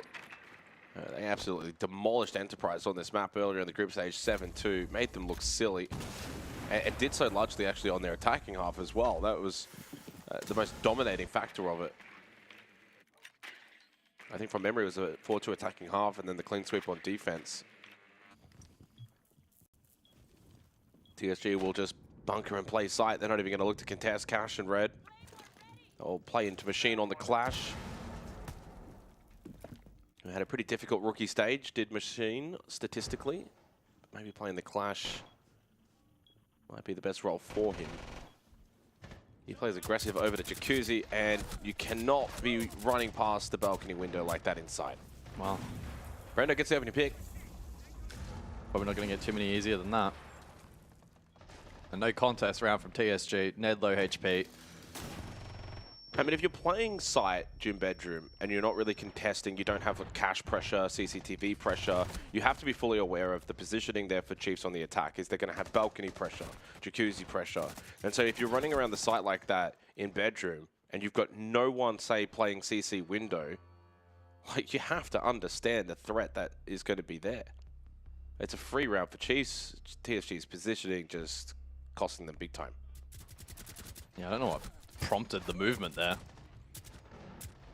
And it forced the trade attempt, which of course was unsuccessful. And then minute Chiefs left on able the to clock swarm as well. Yep. Smooth sailing to open their account. Basement we go for the second round.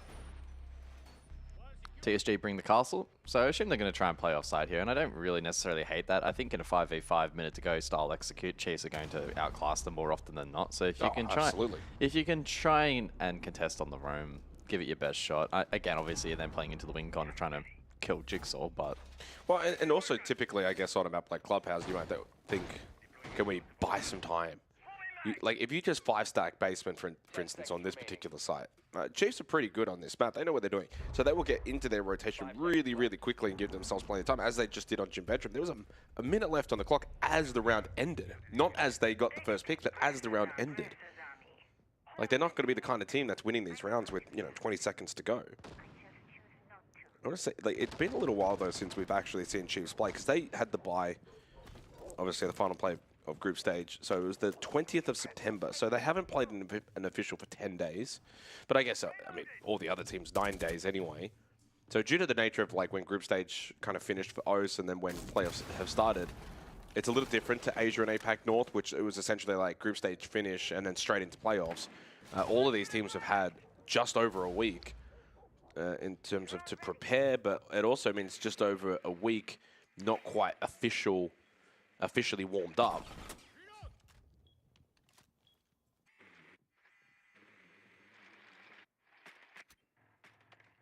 I do wonder then, is that an advantage going into, say, the series to follow after this for the winner against Ludovica? You know, you're less cold, you're more warmed up, ready, a nice official to get you going and then play later tonight. Right, with the opening pick onto Ned. Spoke before, players like Ned and ACOG are the heart of this TSG roster. Loyalith, though, does get the kill onto Oda and got Sage very, very low. Winnable round all of a sudden, and a good headshot onto Brendo, and now they can fall back, play sight. This is very winnable for TSG. Where'd the saturation go?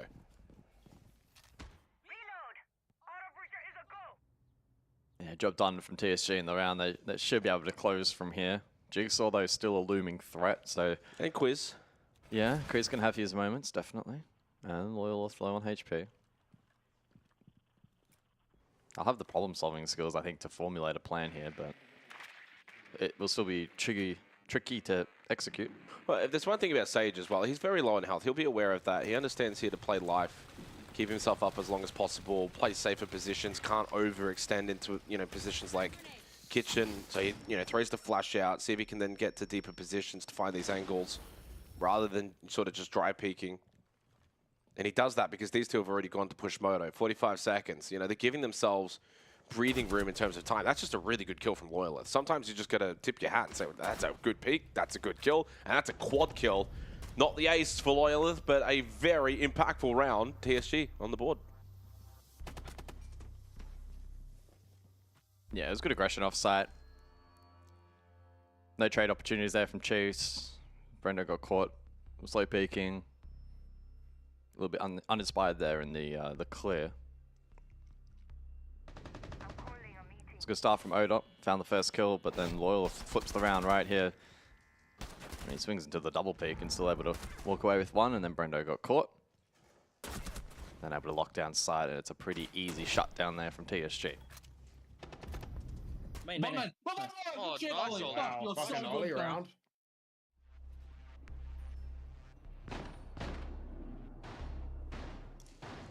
It might have been Loyalist that got the, well, vast majority of the kills. But it does get the team up and going comm-wise, and we heard that at the end there. Cash and CCTV up next. So 3K from Jigsaw in the opening round. Loyal goes one better with a 4K in the second. 5 seconds to go. Attacker's objective is to locate a bomb and defuse it. Sticking with the clash for the second time now in this half, TSG.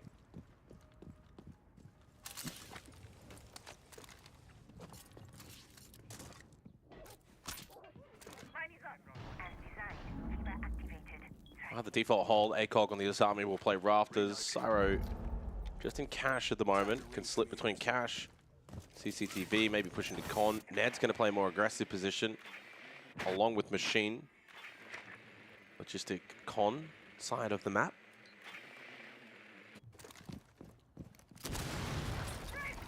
Jeeps shaping up though to clear Rafters. They've brought the Capital for a reason.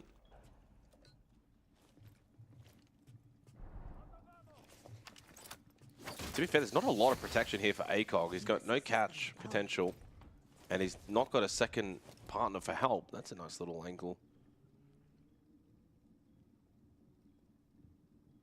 No shield on the board. Oh, Jigsaw goes down to Loyalist.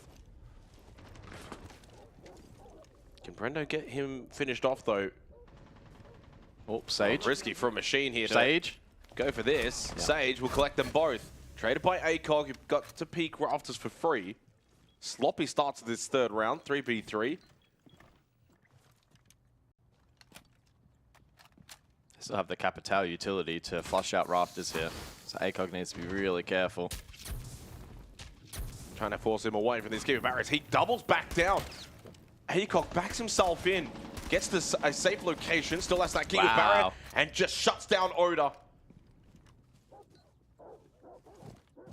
And Quiz has done nothing wrong there with the flames. Oda just had to be ready for ACOG to double back into a more dangerous position. And without the flame, they have no real way of clearing ACOG. Now, Rafters is pretty locked down. Syro on the clash as well denies a quick entry into sight. And you've still got Ned with Nitro top red. This should be a round win for TSG. Unless Brendo and Quiz can hit some really good shots. The clash being used to space out the breach. Brendo clears, but then Cork, good swing. As soon as he uses util there, he's just very vulnerable. Okay. Tell you what. It's getting interesting. They look pretty good.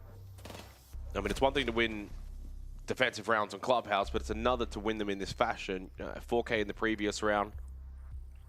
Winning some of these early engagements is proving to be a strength for TSG. Loyalist getting the opening kill onto Jigsaw, so you just shut him out of the round. He can't go off and do his shenanigans.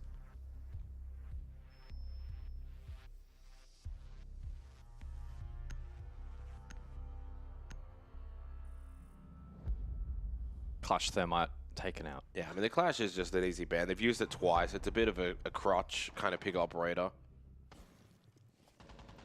What a play here from ACOG, though, with the amount of pressure that he was under with the flames, and then the double back. caught Oda right there. That was really good. Well, I mean, Oda was on drone. If he wasn't on drone and was actually up and available, I think he gets the trade onto the Azami rafters when he swings and gets the kill onto Sage, and then that little snowball effect would have gone in favor for Chiefs. But he sat on drone outside garage for a very long time in that round.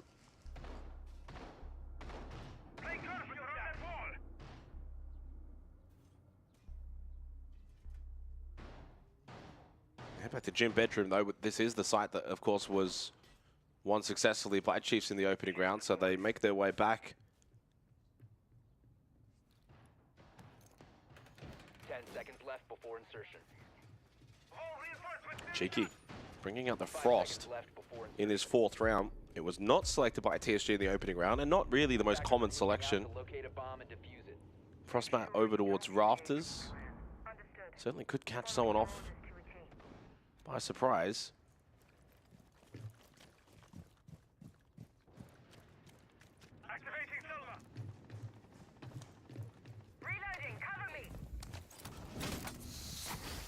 Outside of that Frost, though, you've got pretty decent hold over towards Cash and top red. Deployable shield top red. Cash held by a couple of Kiba barriers. Sorry, Machine playing around Con, so it's a pretty decent extension here by TSG.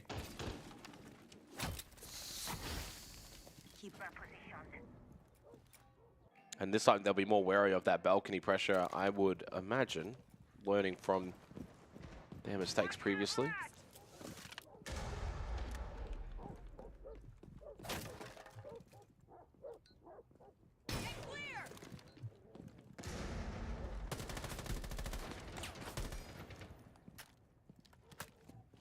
Quite a few simultaneous fights here at the moment. Lounge control being contested by the defense. Yeah, so they give up Cash red, they play down in Lounge, and then they can rotate back up main or red if they want. They got options Con as well. Oh, Lowe's in a good position. Yeah, they're absolutely They're playing it on their terms at the moment.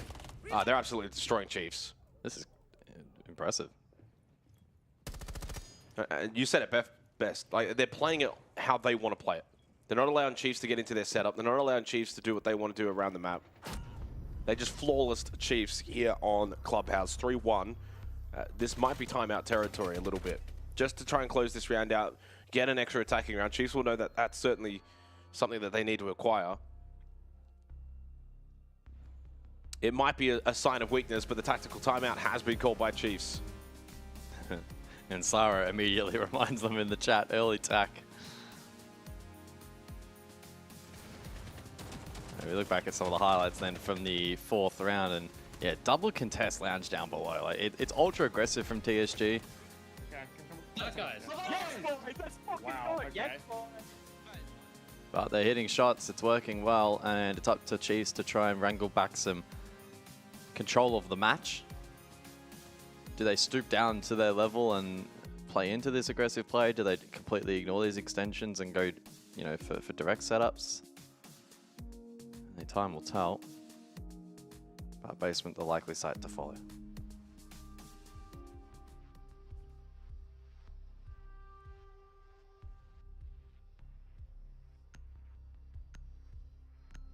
Concern creeping in for Chiefs. This is already following the textbook from stage 1. You know, an up and down kind of average group stage followed by playoffs, when maybe the expectation was that they would get back to their best, and they did not. I have to remember, this is a team that did qualify for regional finals and may not have been able to maximize their side points from stage 1, but they have the opportunity to do that here in stage 2, plus the added benefit of regional finals, plus the added benefit of then therefore being able to qualify for the major. Like, there's actually really good avenues for this Chiefs roster in terms of 6 Invitational, but if they do not finish top 2 here in playoffs, even with regional finals, I don't see how they do it outside of LCQ, which is already looking like it's going to be quite stacked. There's a lot of pressure on this Chiefs roster this stage of playoffs, and right now a lot of pressure on them here on Clubhouse. Their map choice, it's their map. Like, they're the kings of club. Yep. And TSG have started really, really well. Back to basement, back to Church Arsenal. They changed their setup, they dropped the Scopos, they dropped the Azami, and Syro gets dropped on the mute. That's the nature of this playstyle. Sometimes that over-aggress is just not going to work out. Good shutdown, though, from Oda, who finally finds a kill. And Ned gets lit up as he rotates down. Well, Oda wasn't the one who got that kill. Really? Yeah, he was the opening pick in the second round. It was Quiz. Ah, okay. It was because I think it changed the different observers have them then flipping. So Quiz is here on the other observer, and then Oda's here on the other, and they flip between. Right. Quiz does get his opening kill, though. Okay. And Brendo on the sledge will lose his life. Jigsaw walking into the tripwire connector, placed by Ned.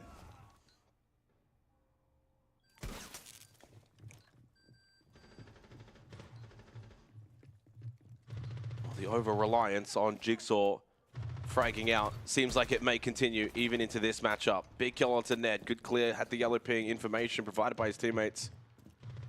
Chiefs now with the numbers advantage.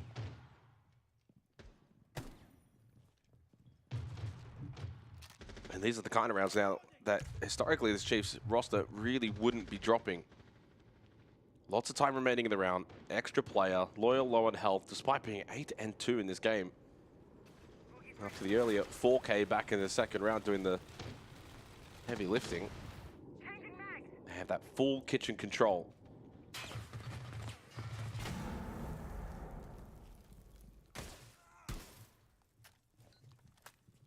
$40 seconds. Chiefs need to be careful. That time can become an issue here quite quickly. Machine just gets a free kill onto Oda. Drop has come through the hatch. Bot main push as well. Sage going for the plant inside of Arsenal. Loyal coming down from main. This could catch Chiefs off guard. Indeed, Jigsaw holding that bot main hallway. Quiz had to get this kill, and he does. Low on health, but now in the 2v1. Only Machine who makes it the 1v1. And Quiz is low up above. Now, if Machine is quick, he can just keep running all the way up main, take this fight. Quiz is positioned over towards bar. Machine might not be aware of this, and indeed goes to check kitchen. Quiz, really good reposition. Especially knowing that he was low on health, could certainly not just hold inside a kitchen. It's been a stressful first half, but out of the tactical timeout, Chiefs find their second attacking round. Yeah, good attempt there from Machine, and a strong round from a player that has been statistically not all too amazing in this second stage. And yeah, it was certainly Quiz that got that opening kill, and then Jigsaw through Ashwell. So 4v3. Plane went down, there's no Nitro to counter. Loyalist with a good flank main. Quiz with really good presence of mind though to stay above, get the kill. And then the reposition was perfect. Almost a realm in which he hits the flick, but Quiz too good. And the Chiefs at least reach benchmark, but again, in this kind of matchup, on their map, they probably should be getting at least 3 rounds. So this next one's still important.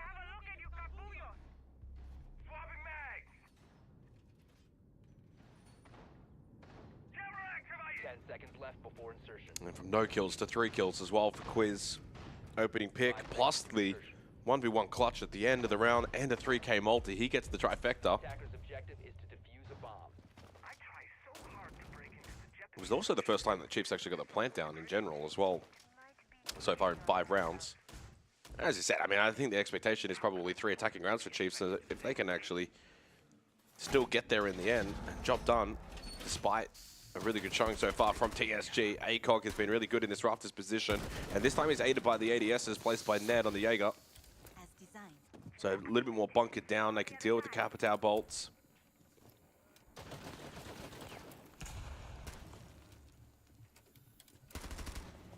Yeah, ACOG playing these angles so well. He looks so confident in this rafters position. Jigsaw taking down a half health.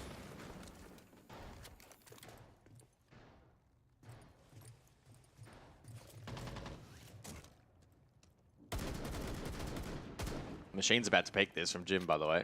You can see the red outline, but taken low, so good raid chase to deny that. Chaser made a bit of a meal of the main wall, but they'll be able to enter off that.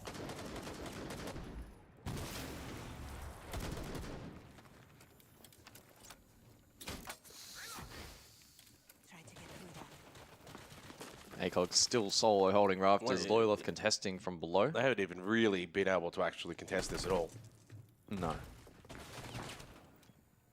Like, they cannot pick this doorway. Well, it's being so aggressively held. Oh.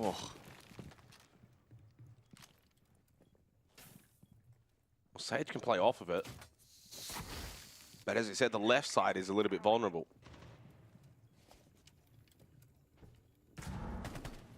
Good drone, so they know that Loyal is playing deep garage. Minute left into the round. Well, soft. We still got double nitro.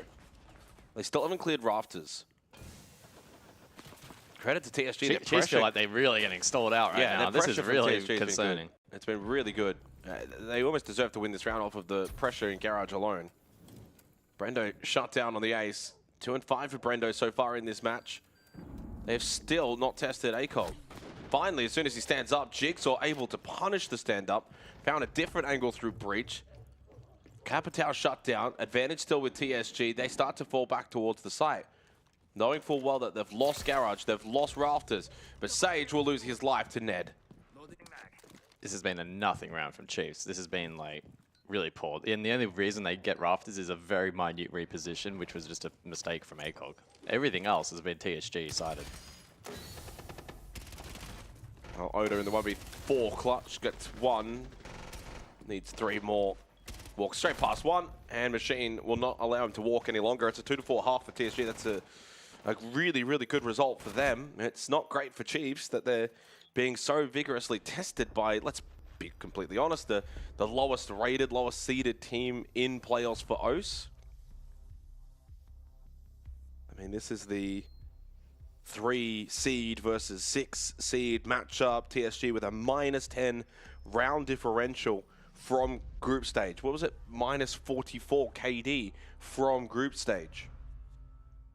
They only qualified for playoffs in the final day of group stage, beating 7th place Dream Warriors.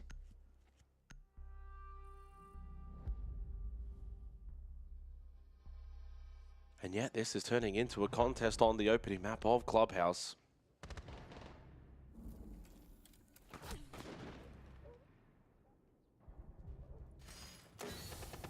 Yes, nothing going over towards rafters.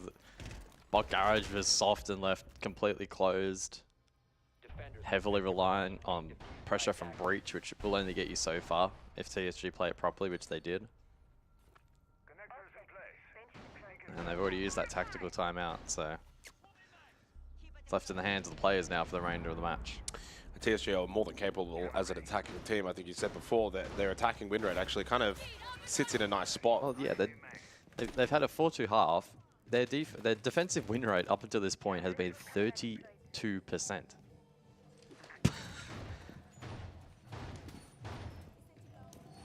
I think got to give them credit though. I mean, the way they played well. Yeah. It was not.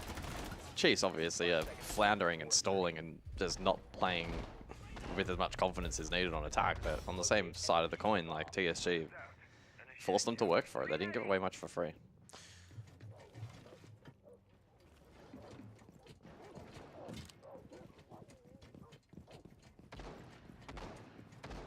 When this Chiefs iteration was kind of re-put back together, I think the initial face value was like, okay, this is a really solid roster, and I mean, we've seen what, you know, the majority of this roster's been able to do at their very best. You think back to the Bliss days, kind of just minus quiz, but in this current iteration, at this current point in time, I get more similar vibes to their stage 1 roster and how that kind of played. And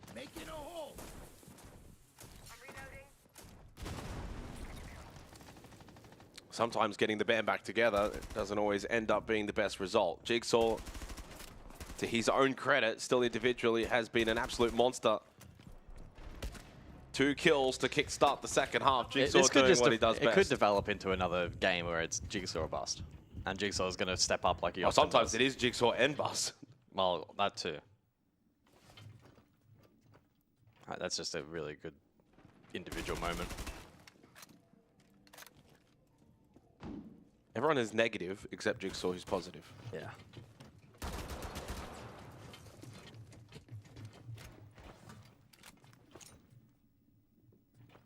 In fact, there's also no one that's negative for TSG. So the only 4 negative players in the servers are all Chiefs players.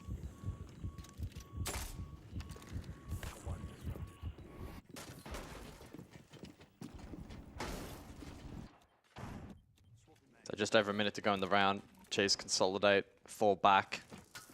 TSG will need to grind out this round. They still have the blitz to play off, and they can, you know, split one Logi, one bedroom. What? How? I'm confused. Did he like pre-throw that? And then... I mean, the round was very unlikely for TSG in the 5v3, and now it's pretty much impossible. Bit of a nothing round in the end here in the 7th. Chiefs will get this to 3-4. They will kickstart their second half with a defensive round win, although not really tested.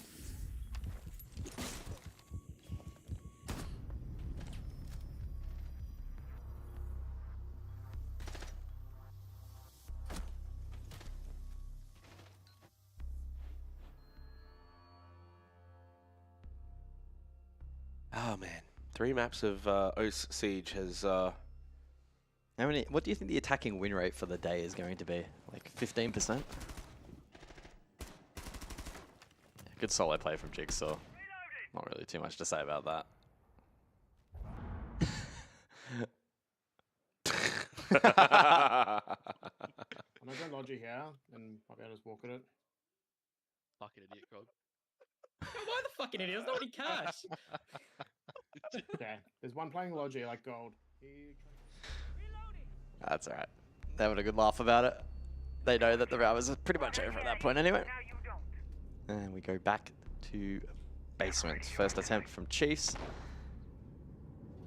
Had a 1-1 split back in the first half. Camera in position. Camera ready to activate. 10 seconds to insertion. Satisfied with lunch in the end? 5 seconds Meh? left before insertion. Meh? Yeah, mine was a bit meh. It was okay. Got a bit soggy in transit, Bomb and defuse it. unfortunately.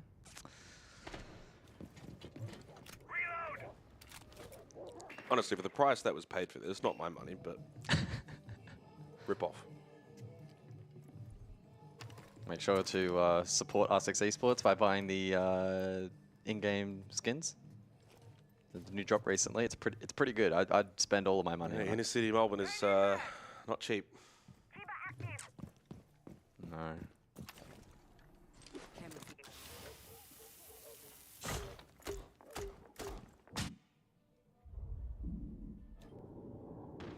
I kind of just wanted that, what was it, the deli sandwich? Oh. Yeah, those are really good. Those looked amazing. So 2 minutes to go then in round 8, map clear for TSG as Jigsaw vacates over to Strip Club side of the map. He'll play for life, probably try and take a couple with him, and you know, given how sharp he's looking at the moment, that's fairly likely.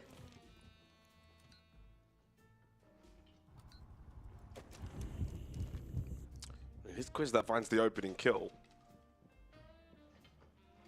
Is Acol going for the cleared over to Strip? Are they aware of his position? Yeah, they know. They had to play behind the blitz. Oh, maybe they don't know specifically that he's right here, though. Oh, my God. Oh! Oh, no! Okay. Jiggy! Okay.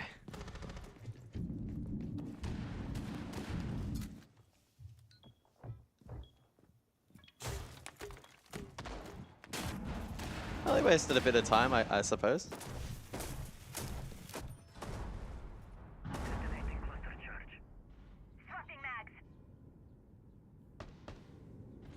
Mm, 1 minute to go on the clock. And bar control for TSG. And with the blitz still in play and the U-tool from Grim. Should be pretty good for an execute soon. Pressure blue. Oh, Acol overplays his hand. Oh, and they're too late on the trade.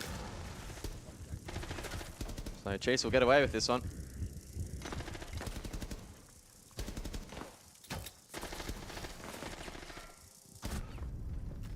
And the defense streak continues. Man, attacking, it's just suddenly very, very difficult in this region today. I feel like I'm watching APN, but it's not APN. I wish I was watching APN. That's harsh. Catch CCTV to close out this rotation. And for Chiefs looking for 3 straight.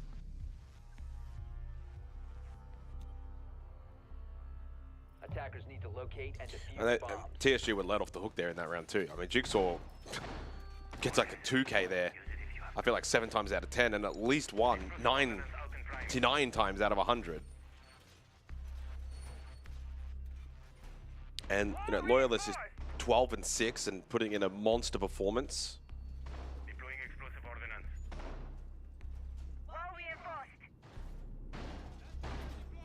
I've never seen the EPS numbers so largely orange and red across both teams. 10 seconds remaining. Attackers have Yeah, discovered the outside of location Loyalist, it's... I feel like everybody is probably playing below their... like stage-wide EPS. Well, I mean, I think everyone on... Well, actually, I think Oda's playing to his average. Brendo's below, Sage is below. Quiz probably at his average, and Jigsaw below. Loyalist above. Ned and ACOG would be below. Below. Machine maybe above. Machine and Syro would be about average as well. So, yeah, I think both teams have got like 3-ish players playing below, and then maybe 2 players playing above.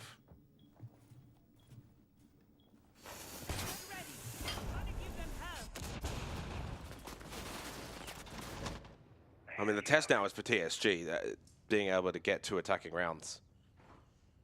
Good mirror trick there from the Chiefs.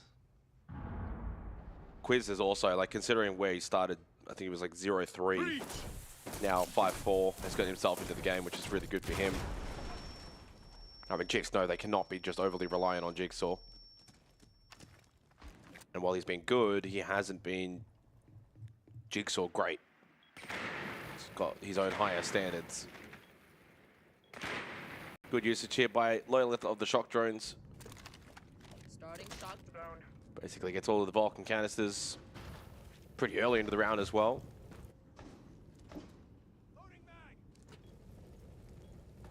Jigsaw waiting for the drop, doesn't care about the drone. There's the drop, and then just bails out.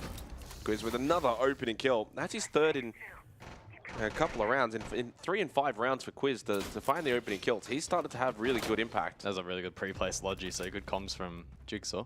He does end up dying.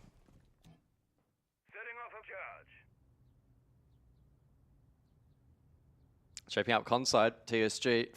Still double stack rafters to contend with. Brendo top red. I think he still has the mirror window to play behind, and does. So this, again, should be another Chiefs round.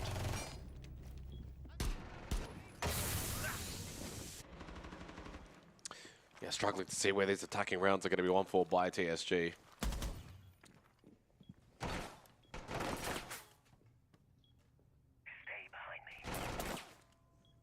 It's interesting to me that you bring Capitao, for instance, right? There's 40 seconds left into the round 2v4. So at no point did you ever, as a team, systematically set up to utilize the Capitao.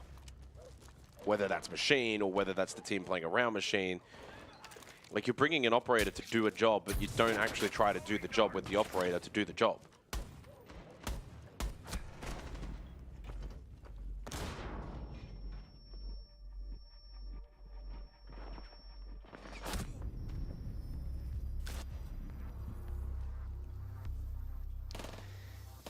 And the attacking grind continues here on Club.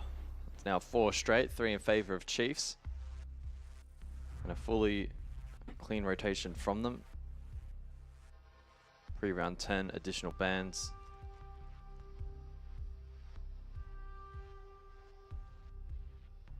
I do wonder what Chiefs take out here. Is it the Twitch? Grim, okay, yeah.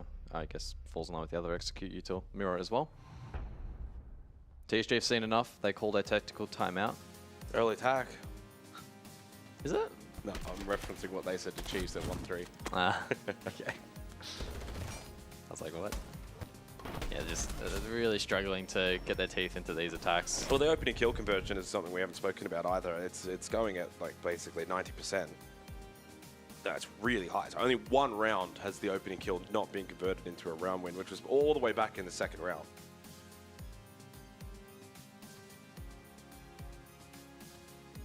And we haven't really had it. We've had one close round. Fifth round was one alive, 1v1 quiz. Outside of that, 4-4-3, 5-3, 4-4-3. So I mean, the rounds haven't been close. This has not really been a super intense clubhouse. It's been clearly very difficult for both teams to attack into. Defense has largely stood up, had the majority of the rounds on their terms, and that was kind of the surprise in the first half. Was TSG had the game on their terms. They were doing what they wanted on defense, especially when they went 3-1 up into the attack. Like, things were looking really good for them. And then out of that tactical timeout, it still comes down to a 1v1. Quiz has to pop off, and since then, Chiefs have been able to regain control, especially here in the second half. Clean sweep through the 3 sites on defense. Back over to Gym Bedroom, which the mirror ban doesn't affect. They didn't play mirror on this site last time out, but it does affect the Grim ban. And they're going to bring the Glaz. So I imagine they're going to try and get some balcony pressure, open up Jacuzzi. Attackers must locate and defuse the bomb. Loading new mag. Jammer ready.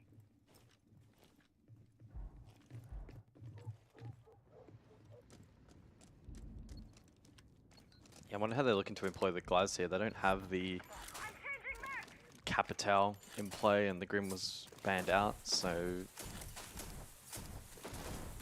see what kind of clear they end up going for here. Could just be a straight up heads up play from the Glaz from Jacuzzi. Can be used to facilitate elsewhere as well. You think about con side. Even if you're able to drop down into Logi as well, then you can cut off a lot of the site from there as well. What is that Nitro from Oda? Hard bridge to now.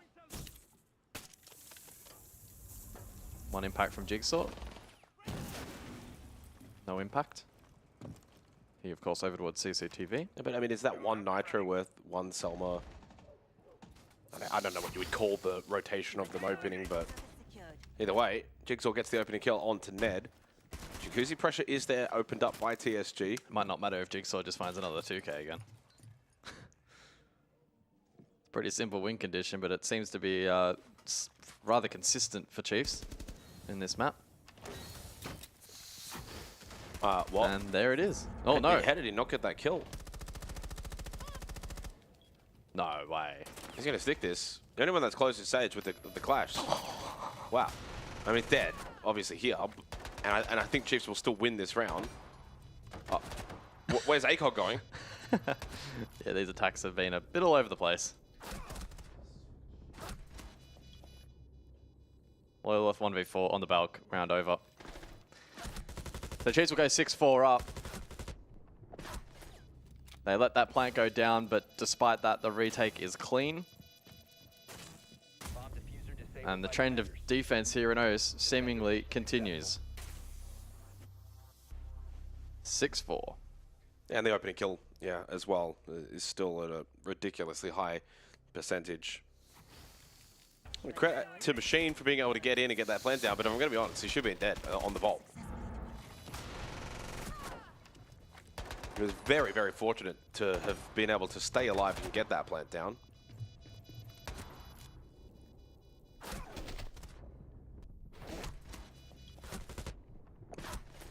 Jigsaw quietly now up to 12 kills. What are your thoughts on the fresh cut? I think it looks pretty clean. Well, whoa, where did he go? Where did he go? He's like, all right, boys, I'm off to EU again. See ya. Do you like the cut?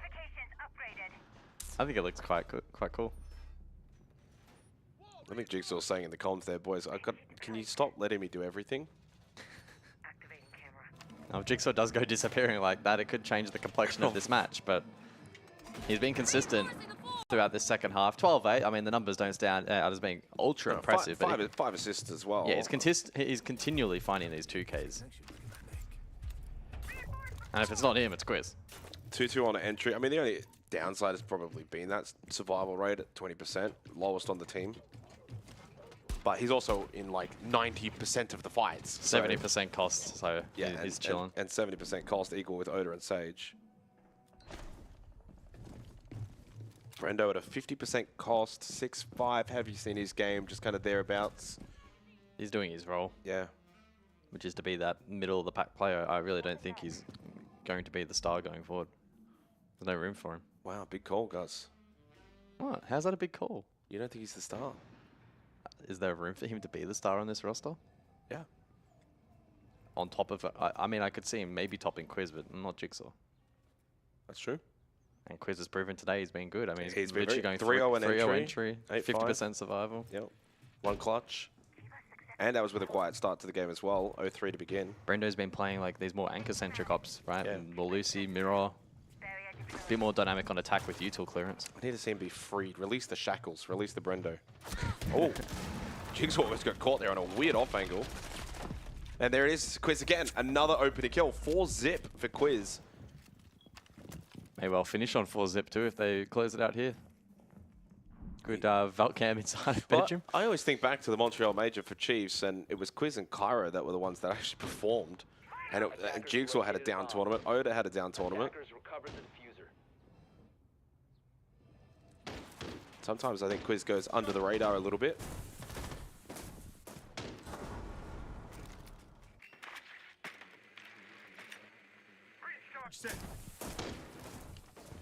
Well, is this going to be the end of Clubhouse?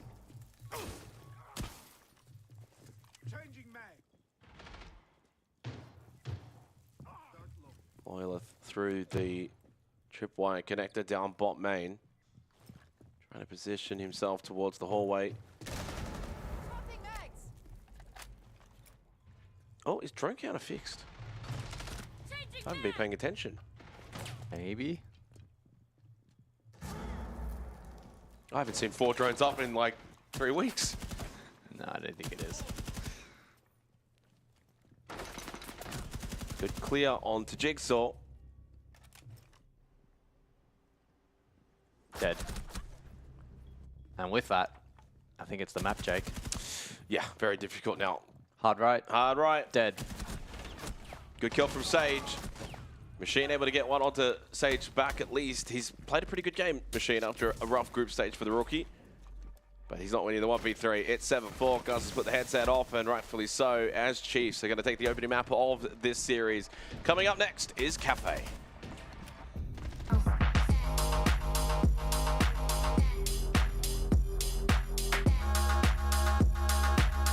It's gonna get personal.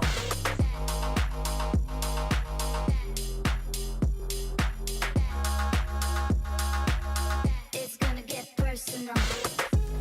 Don't give me this. Don't give me anything. That's what you get when you act you're gonna get pretty. Better watch your back. It's gonna get personal. Man. Oh, Get nice Ollie. all Fuck your fucking son Ollie of a- round.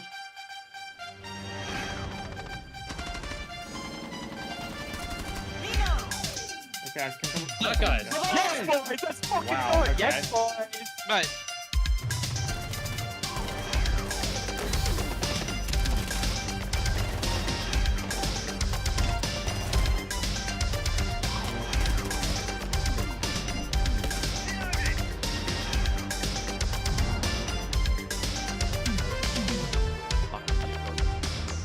Why the fucking idiot? That's not what he cast.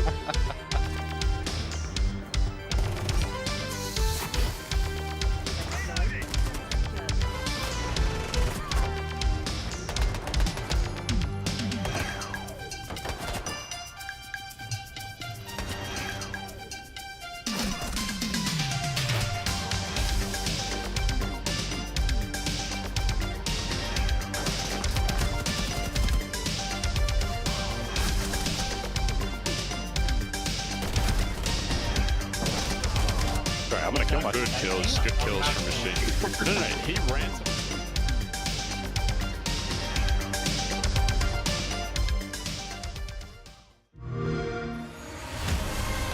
how they say it's not the destination, it's the journey?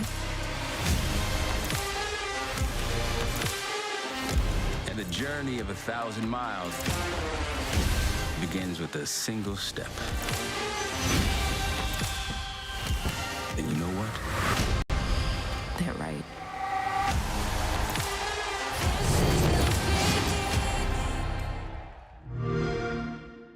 Good day, mates. It's Mingoran, head coach for Enterprise Esports. Today, I have date with Jackson Donwell Buppin. I'm Bappin, player for Enterprise, and this is Vegemite and Fairy Bread. We will try this one, top on candy. How to say this one? Fairy Bread. Fairy bread? Fairy. Fairy Yeah. bread. This looks Just eat. really weird.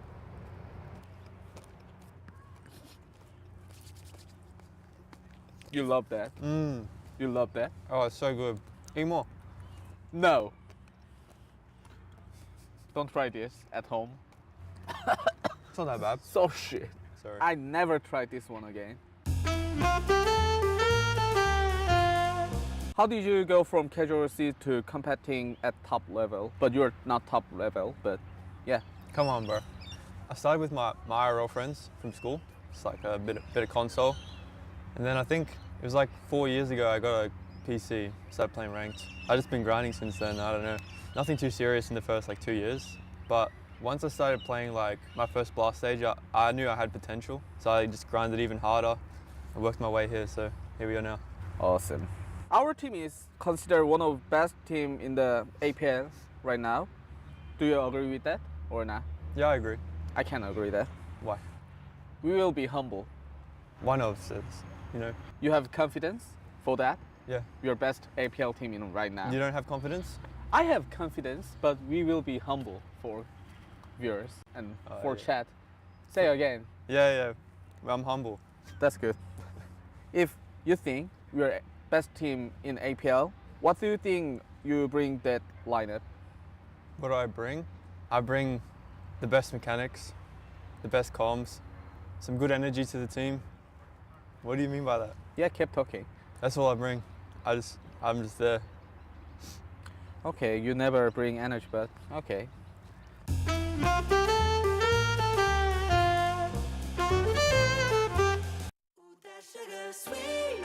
You got what I need. Sipping on the potion, all that good emotion. Just my kind of heat. Keep it on repeat. Destined by the motion. Loving this to That song kind of gets me feeling like I'm kicking my feet back in Bondi, sipping on a mocktail, having the time of my life. Wish. I absolutely wish. You know what would be better than that? Kicking my feet back at PAX while the major Ooh. qualifiers going. Mocktail, the boys having a great time. Everyone's having a laugh. Bondi Beach. Yeah, maybe. You know, be even better than all. You know, what would be even better than all of that. Well, for you, Some, Chiefs do some it 2-0. attacking round wins in OCE. What is going on? It's shocking. It's rough. It's very rough today. There's one good attacking round on that map. One. Uno. And it was the first one. Yeah. It was the first round. After that, I mean, I know that Chiefs got a second one, but that came down to a 1v1. It was sloppy. It wasn't super clinical. And yeah, I mean, just both teams' inability to attack. You kind of look at the round survival for the defense. 4, 3, 5, 3, 4, 4, 3, 4, and then the last round 2. Jesus, that's so bad. That is, I mean, look, in everyone's defense, it's Clubhouse, right? We know full well what to expect with Clubhouse. It is. I expected maybe a bit more from Chiefs. I know they were the ones who got two. Yes. I know they got 2. Yeah. And the first one was great, but in the rounds that they did lose, they got decimated. And me and guys were kind of sitting there thinking, TSG's got so much control over Chiefs, and what TSG were doing was very much impacting what Chiefs wanted to do. So, and then in the second half, obviously TSG just couldn't get anything going on their own attacks either. That's it. Well, you know what's better than, what's worse than 2? 0. They didn't get a single attack. Very true. Very good analysis. Sometimes not much gets past you. They used to back in my day call me Magic Monday because of the knowledge and. Well, if we want to find the positives, I thought Quiz had a really, really good game. He started 0-3, and then from there, 10-5 finish, 4-0 entry. Yeah, that's you know, I thought he was exceptional in the role that he was clearly playing. Jigsaw did Jigsaw things. We hold him to such a high standard. We But do. still 13-9, 73% cost, which was highest inside of the server. You know, he didn't do much wrong. So, you know, and Loyalith too, I think battled really hard. Well, we move to Cafe now, and I do have some concerns given what we've just seen, and Chiefs are starting on the attack. Now, obviously, two completely different maps here. They're not going to be playing the same game of Siege, the same brand of Siege. But, guys, you do just have to sit there and question a little bit what this first half is going to look like, right? Chiefs are attack. I'm pretty sure they started attack. I'll get confirmation from production in a second. Yeah, but that'd be intriguing. I mean, you think about at Cafe where two teams are struggling to attack, that's going to be so rough. it Apparently, is the confirmation, confirmation. there is. Yeah, 100%. Well, it wasn't long ago that TSG gave up 6 attacking rounds to EP. That is very on this true. map.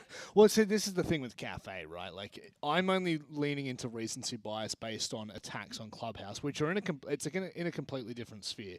One of your mini games go wrong, and you're not quick to adapt, you're in trouble. And I think we just saw what happens there. Whereas Cafe, you have a lot of different ways into the site. Yeah, you can go for your vertical, you can go horizontal, but at the end of the day, it's a far more spread game than what it is in Clubhouse, where you have to identify 1 mini, 2 mini games, 3 mini games, and then by the time you're attacking the site, you can have little less than 20 seconds to make decisions. Cafe, hypothetically, Chiefs should be able to get into the building a lot earlier and should be able to put pressure on TSG. But that's the question: is how well do TSG fare against an attack on Cafe? And we know the answer: not that well. Well, I guess it depends on how much they took away from that EP loss, right?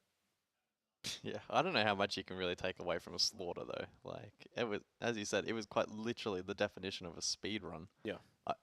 I don't think you can take too much from a game that was that uncompetitive. Maybe you can. But I mean, I guess you can just take into account the way that the EP were entering, how good let's they just were, what prevent- positions yeah, they were like- taking, all of those things. So, But how much of that's going to translate across the Chiefs? I'm not too sure. Where do you learn most, Michael? In your best games or in your worst games?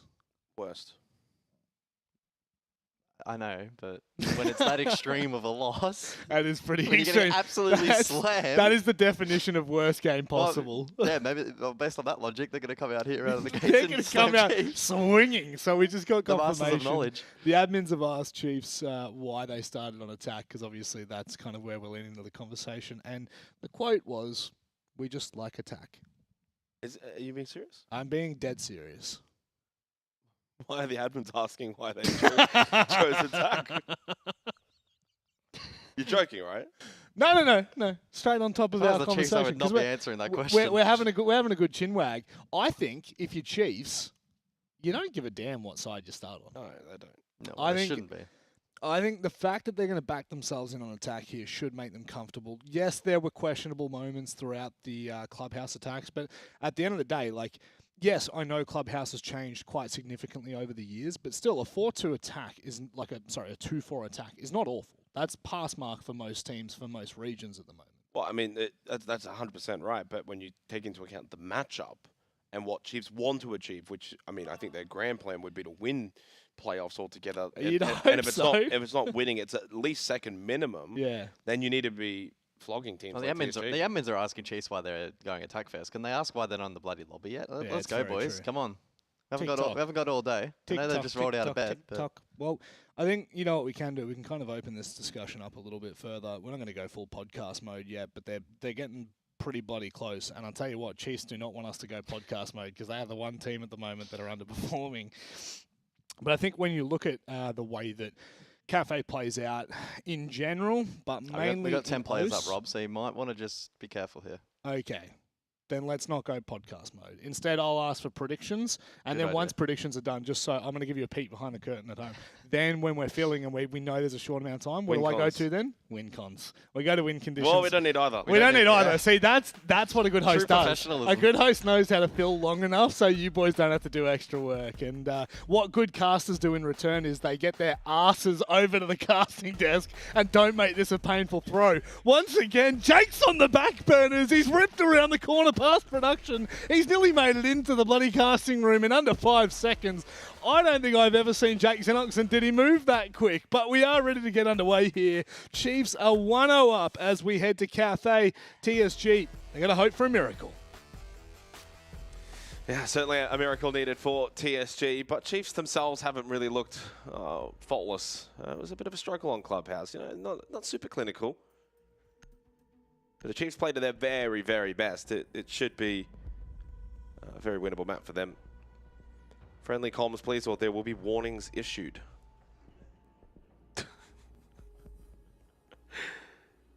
How many warnings do we get? I love the banter between the players and the admins. 1 and then round forfeits. Cuz. Ah, boo. Boo. Is there a monetary fine associated with that? Because I think we're at the point where us as talent members would just crowdfund it. Just purely for the entertainment factor. Well, if you want to volunteer, guys, go ahead. No, I said as a talent group. I didn't say as an individual. We're I'm not made of money, mate. Collectively pitch in. Attackers need to locate and defuse bombs. What is your prediction, by the way? Well, I mean, I'll give my prediction, but let me preface first. Why it's difficult to give immediately off the bat is simply because of the last time we saw TSG on this map, or at least I saw TSG on this map. And they got absolutely destroyed. It was single-handedly, I think, maybe the most one-sided game I've ever casted in Siege. I genuinely believe that, like, it was 20-25 minutes. Every round was done by 90 seconds left to go in the round, so halfway through the round. 5 seconds remaining. And so my concern for TSG is that they start defense once again. This is how it began against EP. But I am expecting, and Rob said it best, you learn from, you know, your worst losses. You've got to be able to take takeaways from that. Hopefully for their sake they did. So I'm not going to expect them to get 7-0'd, and it's going to be, you know, total domination. 7-4 again, probably to Chiefs might be my ballpark figure. Yes, up the Loyalist. There you go. I'm a TSG fan. I'm going to flip that immediately now. 7-4 in favor of TSG. Up the Loyal. Shut up, Jigsaw. Lions aren't getting the 3-peat, mate. Aren't? Not happening. Well, who's stopping them? The Bulldogs? No, I didn't say we would.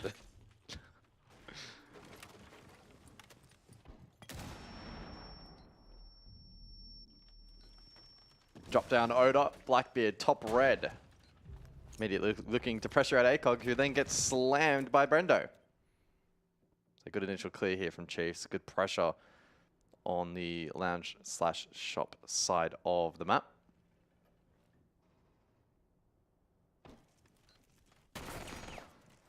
Tossing frag grenade.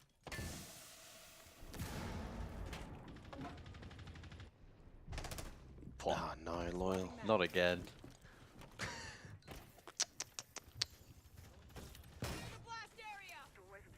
Mirror window dealt with by Jigsaw. Are you getting flashbacks yet? I am actually genuinely getting PTSD flashbacks. It's only a minute 20 left and it's a 5v2. Oh my goodness. I think they're going to be getting flashbacks here very shortly. But okay, this is a really good example because you didn't get to watch this game. No. That is literally what happened 7 times straight. 7 rounds straight. I'm starting to get nervous for TSG. Only one round, but pure domination.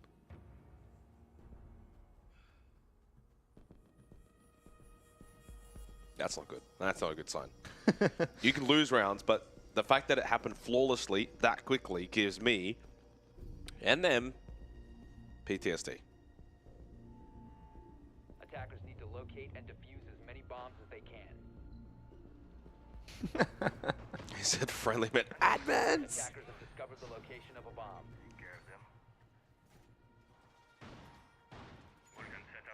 Kitchen, we go for round number 2. Chiefs bring sense, so they'll either go for the dash across freezer or they drop into freezer, then plant default with the RU utility. Shock drone also brought by Brendo to counter the Goyo. Reinforcing wall. Jigsaw with the pre-warning in the all chat saying they're going to go for a rush, so we'll see if they stay true to their word. I find that highly unlikely, but we'll see.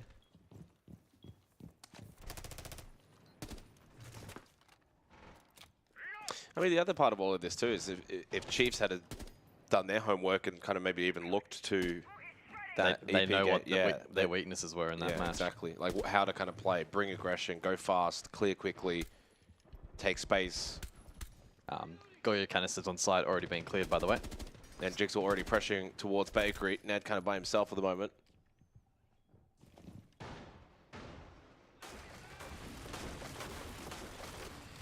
Yeah, this is so quick, but Loyalith gets the kill onto Quiz. He got his Boogie Auto Breacher out. Saru falls to Sage.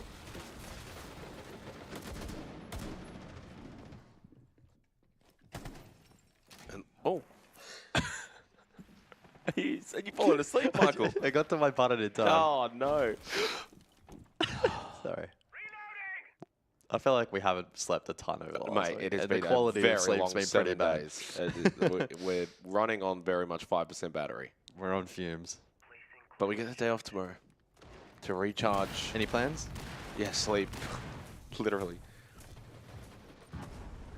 Oh, Ned taken very, very low over towards Bakery. Needs to stay alive. I wonder if he's going to spot Jigsaw here on the roof. No, he's not. It's Jigsaw makes his way into mining. Ned concerningly low. Well, this is good news for TSG. Still 4v4 with just over a minute left. They have been able to. This is improvements. Take some of the tempo out.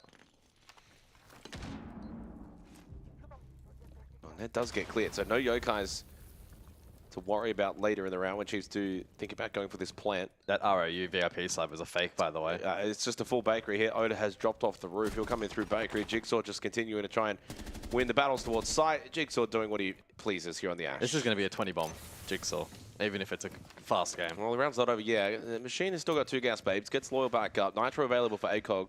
He's slipped out of VIP to come help out down the corridor, and the round's over. Cool. Well, we found some attacking prowess. Finally.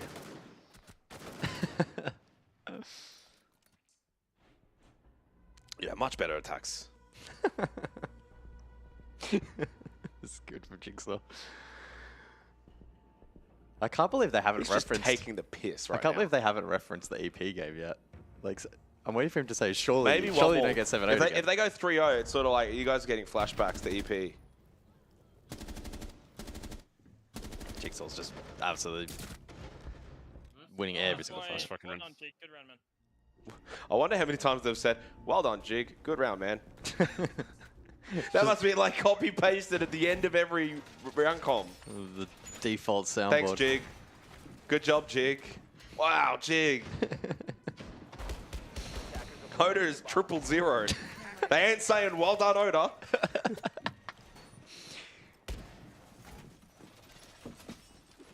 Oda's probably spent more time on drone and with util in hand than he has with gun in hand. Yeah, he's on a different role these days. Yeah, he's getting pretty old. He's very much in the close to retirement part of his career. The end burst of his, I guess, peak 23 years was old. after Jigsaw left to go over to EU. Oda filled the void and did a really, really good job of it. But ever since then, downhill.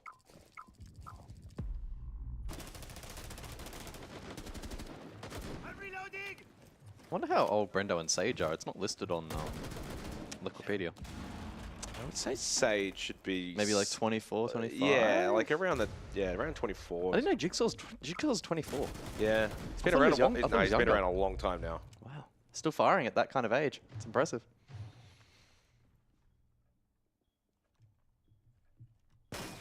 No, it's the Jigsaw camera for round 3. He just plays with confidence in everything he does. Now, he gets traded there by Machine, but That's that a good first kill trade. onto Ned is nice, and it deals with the Vigil, so no real shenanigans now from the Vigil.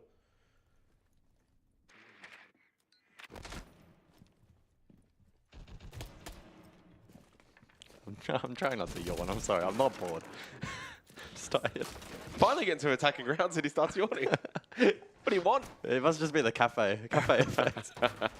The cafe these days, I feel like, is actually... I don't mind it, actually. It's kind of funny because it's not much has really changed. Obviously, it's been the additions of some of the CJX stuff, like the fire extinguishers and gas pipes and all that. But yeah, I don't know. Just plays a little bit better these days.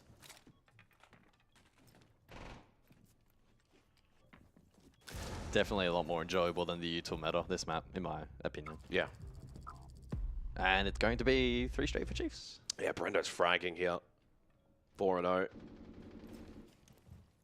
Oh, timing. For both players. Should be a Belg peak coming Dead. here. Yeah. Yep. And ACOG in the hallway dead. 3-0. Cool.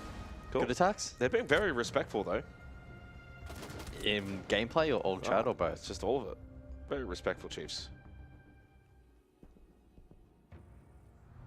Were you surprised to see this map in the veto given TSG's last outing? Oh, no, absolutely.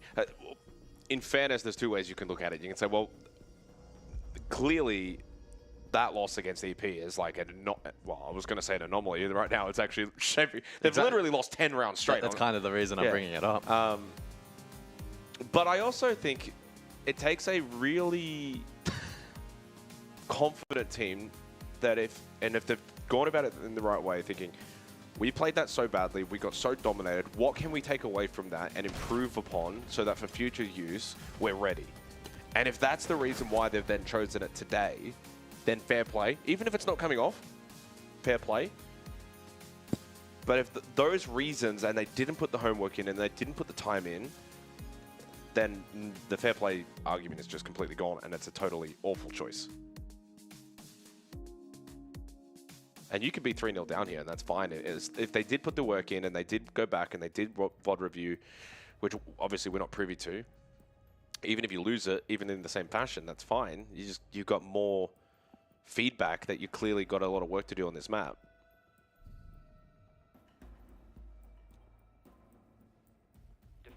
Chiefs are playing much better as well here, but it's also very difficult to, again, like ascertain, is it Chiefs, is it TSG? TSG now 10 rounds lost straight here on this map means that the opponent being Chiefs, how much do you really give them the credit? It's the difficult one to dissect.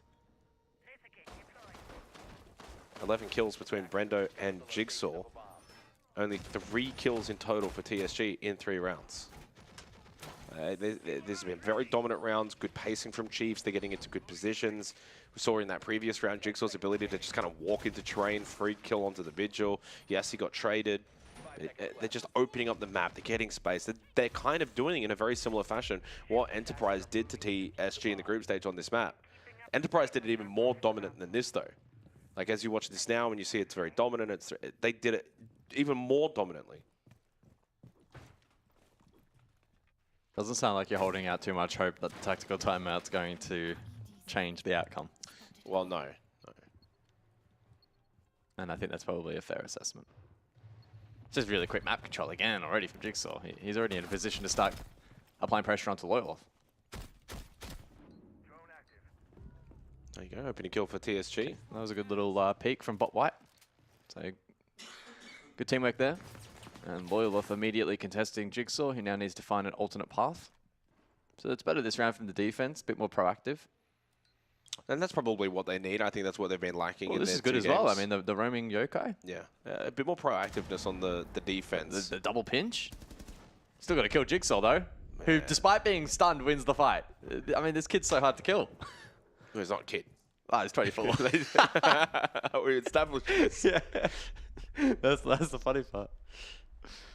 Loyalist down to 1 HP as well. Rough day for Ned as well, who's been, wasn't he the top rated player on the team? Ned and ACOG have been the best for TSG throughout the group stage. That's really rough for him. Sorry, it does shut down Jigsaw. So Sage and Quiz are going to need to really utilize this Montang. Oda might need to get gun out as well. No, he's dead. Oh, sorry, that's Quiz that's dead. No, that's Quiz. Or Sage. Well, Oda. Good luck. If he wasn't on the Monty, I honestly would kind of back him in. Oh, okay. If ACOG doesn't hit that trade quick. Well, it's not a 7-0. Fortunately for TSG, they get their first round here on Cafe. They've already given Chiefs, though, a rather extensive lead. 3 attacking rounds is a very big head start. It's a long way back now for TSG. At the very least, that was a better round from them. More proactive, denied a bit more map control, happy to take the fights a little bit earlier. and saw- try and get the fights on their time. Their term. You saw in mining actually getting the stun onto Jigsaw. Yeah, like, that run out, the yeah. Romy Yokai, like this is all really good. Like right here, like that's just Jiggy at his best. Jigsaw being too good. Good nitro from below. Again, There are a lot of so good like, moments yeah. on that defense. The attack was not particularly poor. ADSing it. Nice Monty. Ho. Nice, guys. Nice. Holy fuck. Get him. I wonder if that holy fuck was Holy what? was more of a relief. Well, I don't want to fully say the word. I haven't used mine for the stage yet. I'm saving mine. Really? What for? There's not many days left. You didn't use it during Enterforce or Daystar? It crosses over to PAX, doesn't it? Oh. In front of the crowd. Oh, I don't know. Play a dangerous game.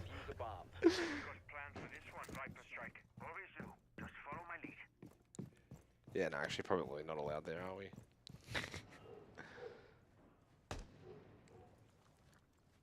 Oh, I don't know. It's up to you. I'll save it for Friday then. It's our major qualification event as well, so if you want to go to Munich, you probably shouldn't be dropping the F-bomb. No, it's true. Oh, Machine, hello. He's dropping Quiz. He's been actually really good in this series, Machine. Yeah. Because he was part of that group I mentioned in the pre-match discussion in the bottom 4 for EPS from TSG. He's had some good moments. Had a good trade in the last round as well. Yeah.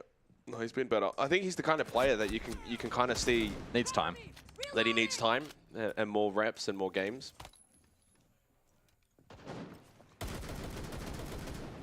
Probably akin to someone like Wizard, who was on Saga and then Dream Warriors. You know, there's something there, but you just need more time.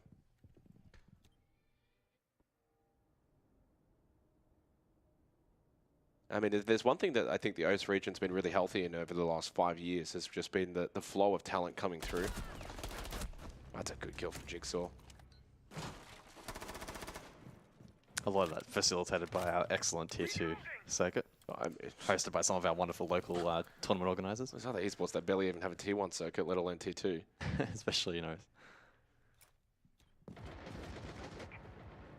4v3, ACOG low, TSG in a rough position once more. Yeah, I think they can clear VIP pretty comfortably here. Machine's over towards Bar, so he can offer a bit of resistance, but if Oda can get into a good spot, although the Yokai being a nuisance... They are vulnerable though to a lurk, red stairs, or library. Not library, but bakery. Ned is all the way over towards red stairs. He's actually going up for a flank, I think, or at least maybe just holding the angle. Good kill from Machine. Good trade, actually. They trade each other. They didn't look like it initially. Oda just pulls the pistol out. Round's done. I don't mind this from Ned. It's just unfortunate that his teammates lost the battle. And technically still winnable if he has Jigsaw's got a low on Yokai. HP and he should be able to 1v1 the shield. Oh my god, he's going to do it. Oh. Oh my god. 20 seconds. Oda is so lucky to be alive. He should have died. And he probably will. Oh my nice. god, what a round from Ned. Well played. Well played. No, well played, Ned. He's a very capable player. And he's been having a rough map, so to step up like that's impressive. Yeah, Ned, ACOG, and Loyal are certainly the core 3 for this TSG roster. That is a big round. I don't know if I'd be saying holy stat player when he actually won the round, Jig. Hasn't Jigsaw dropped 30 bombs on lost maps before? Yeah, plenty of times. Speaking from experience, perhaps. Yeah, and fair play, it's a 3v1. He could have given up. And I liked his rotate as well back up above the second floor to play the vert. I don't know if he actually had a Yokai available. Saw at least one of them got dealt with earlier. Nice, Ned. Fucking god, Ned. I couldn't hear Ned there at all. He just his compression just completely let him peak, and he couldn't hear him. But very excited, obviously, with himself in the 1v3. Yeah, brings him up to 4-4.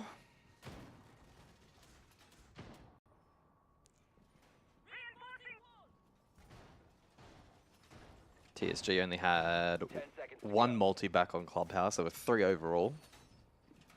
There was a Loyalist back on Club, and then Jigsaw Chris 1 each. So he now has 1 of 2 here on Cafe. The other went the way of Jigsaw in the opening round.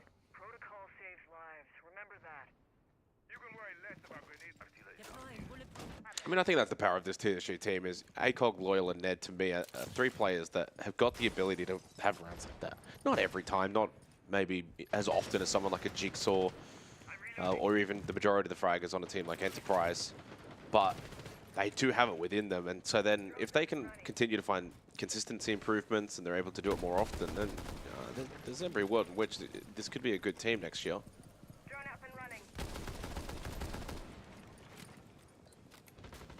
Like, so many of the top players in this region, most of them started Tier 2. Or if it wasn't Tier 2, it was bottom end of Tier 1. Like, there's very, very few players that have been able to kind of be at the top from the beginning of their careers. You have to start somewhere.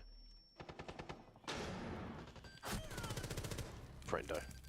And that's why I always say I like to see when Brendo's more active on the entry battles.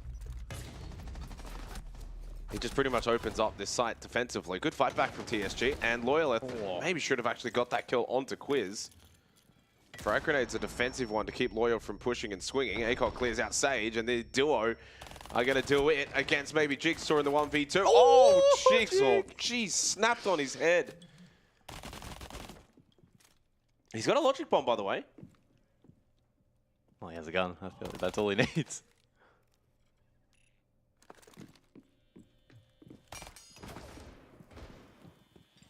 Oh, he's just playing with him at this point. He's playing with me at the moment. He's so good. Oh, God. I'm going to be very careful with what I say here, because it could be completely wrong. But playing with my food. I think Loyalist's mistake was kind of staying flat-footed there, because he's got two positions he's kind of got to look at.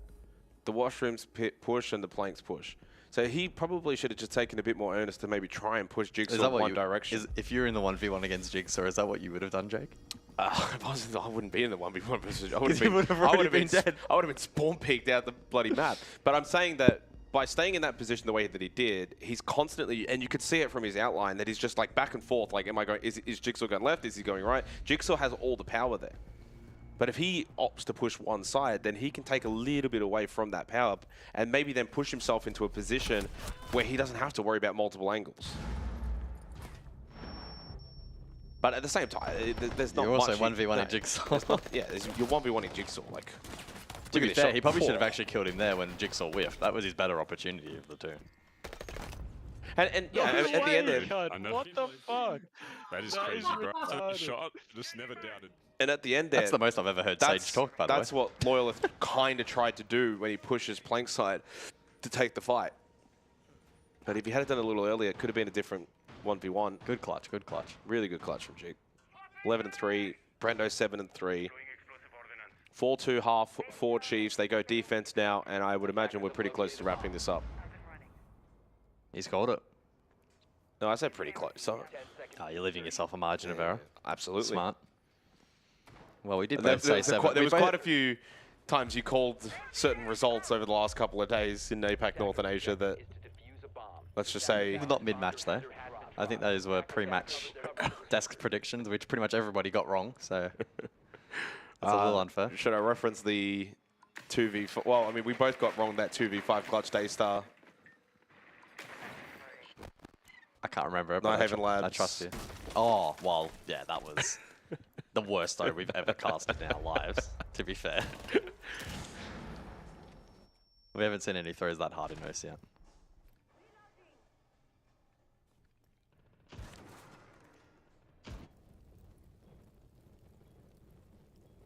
Sitting by the campfire.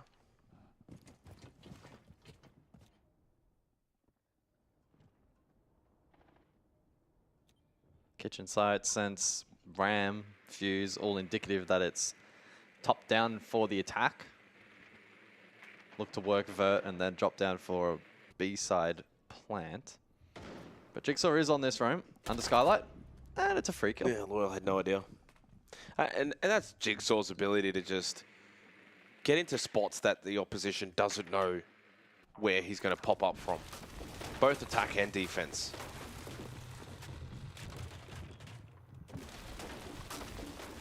Like sometimes you almost get a little bit too focused on his raw gun skill ability, but it's also his positioning that he just makes him so good.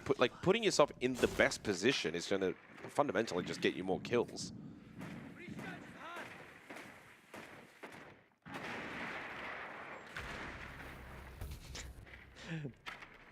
Doesn't even need a gun.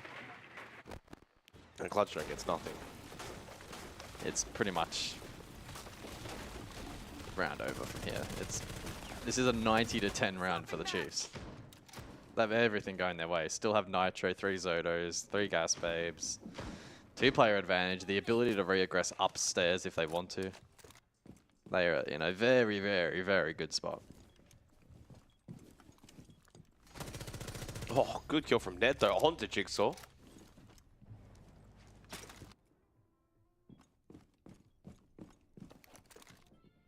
Well, one more kill here for TSG to go from a very, very good spot to just a good spot. Quiz will shut down the red stairs push though, and they've still got Bakery control, Gas Babe to deny ACOG from pushing in with Kit. Ned's actually inside of Freezer, so he's just playing his own game right now. And Sage should get a pretty free kill if he had it committed. Ah, he hesitated. Yeah, he hesitated. There was a freebie there for the stat pad. I think that might have been an instance where the other death for TSG hadn't occurred just yet, so he kind of maybe pulled off, and then it happened, and then he went back with the pistol. So I think he played life first and foremost. And then when he sees it's a 4v1, then he goes back but the pistol, and he had already then got himself into a good position. 5-2 lead, Chiefs on the verge of taking this series. This set the tone early on though from Jigsaw. Yeah, good. This is a nice kill. Good work off the Vault cams that he placed as well. Overall, some really clean siege from Chiefs. 3-round advantage.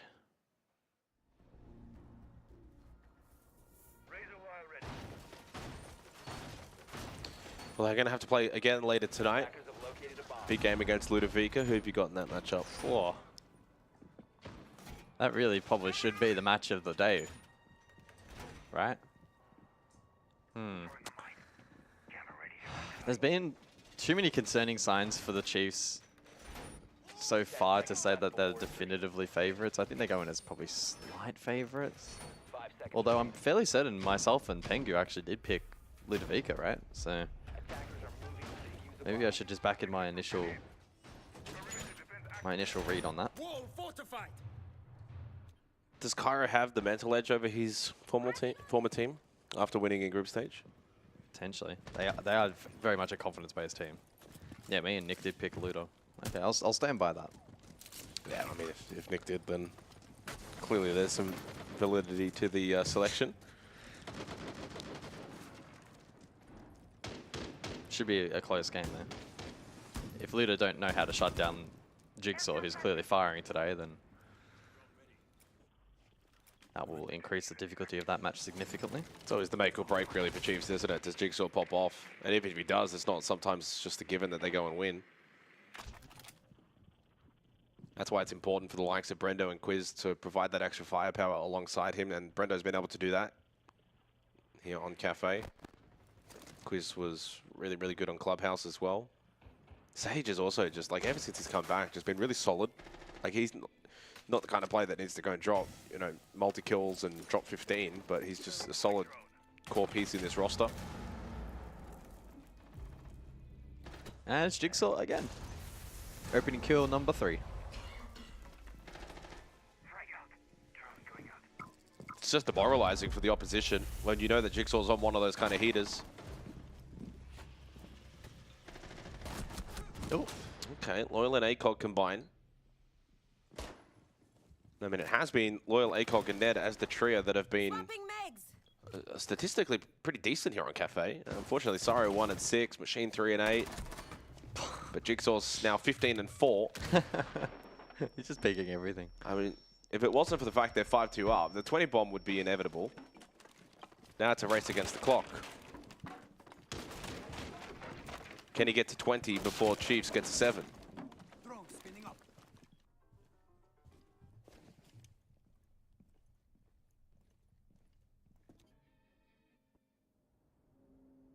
45 seconds on the board. some vert layered here by the attack, but pretty limited. Yellow ping information available, but not in a position to be able to convert that into a kill and even out the man count. So Chiefs will retain advantage, 30 seconds on the clock. Quiz as well, lurking back up red stairs, so it's a tricky position that TSG find themselves in.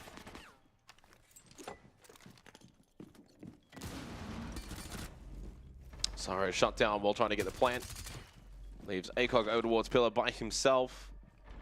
And it's 6-2 in favor of Chiefs,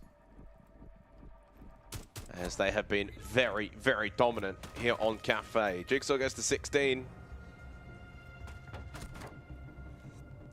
And I think it's all she wrote here on Cafe. TSG staring down to that lower bracket, and Chiefs, that matchup against Ludovica tonight, what promises to be, as you said, potentially the match of the day. Man LFO and Enterprise. Best of 3 upper bracket semi-final coming up after this.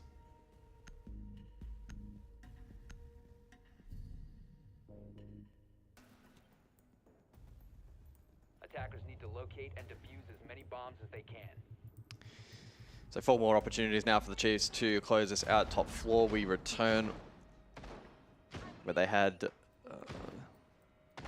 success, at least on attack, yet to defend it here so far.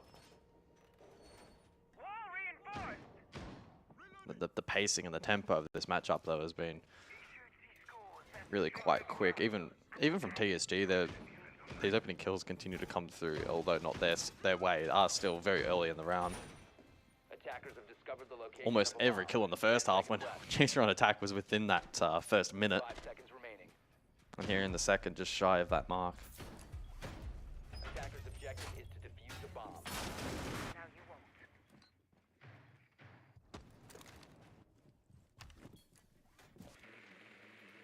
Jigsaw's been able to hack a drone here as well. See where he posts this up. I wonder if he just tries to go for 20 here. He needs 4 of the 5 kills. I think they'll need an additional round for that, though. Depends on how active he gets. Playing the Moz, he has a drone. He can facilitate for himself. Over towards PLR, so he's in a pretty active area. He's roaming around. Track stingers out. Oh. Little Claymore action here on Quiz. Sending straight to thermal touch.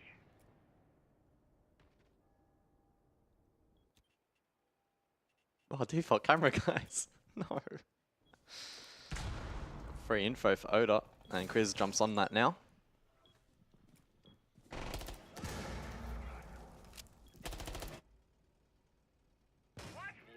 Still up. Wow. I think Jigsaw's maybe looking to posture and get active on that, but can't quite for now. I wonder if that was actually what caused Quiz's death. He got a little overzealous off the default cam and ran out and got Claymored. Potentially, yeah. The camera's still up, by the way. Good nitro from Oda, even though he was inundated with flashes. Jigsaw's not going to quite get to 20, but Chiefs will get to 7. They make very quick work of True Synergy Gaming. They book their matchup later tonight against Ludovica. Jigsaw, with one of his better performances this stage, starting to really fire up as playoffs begin here in OCE.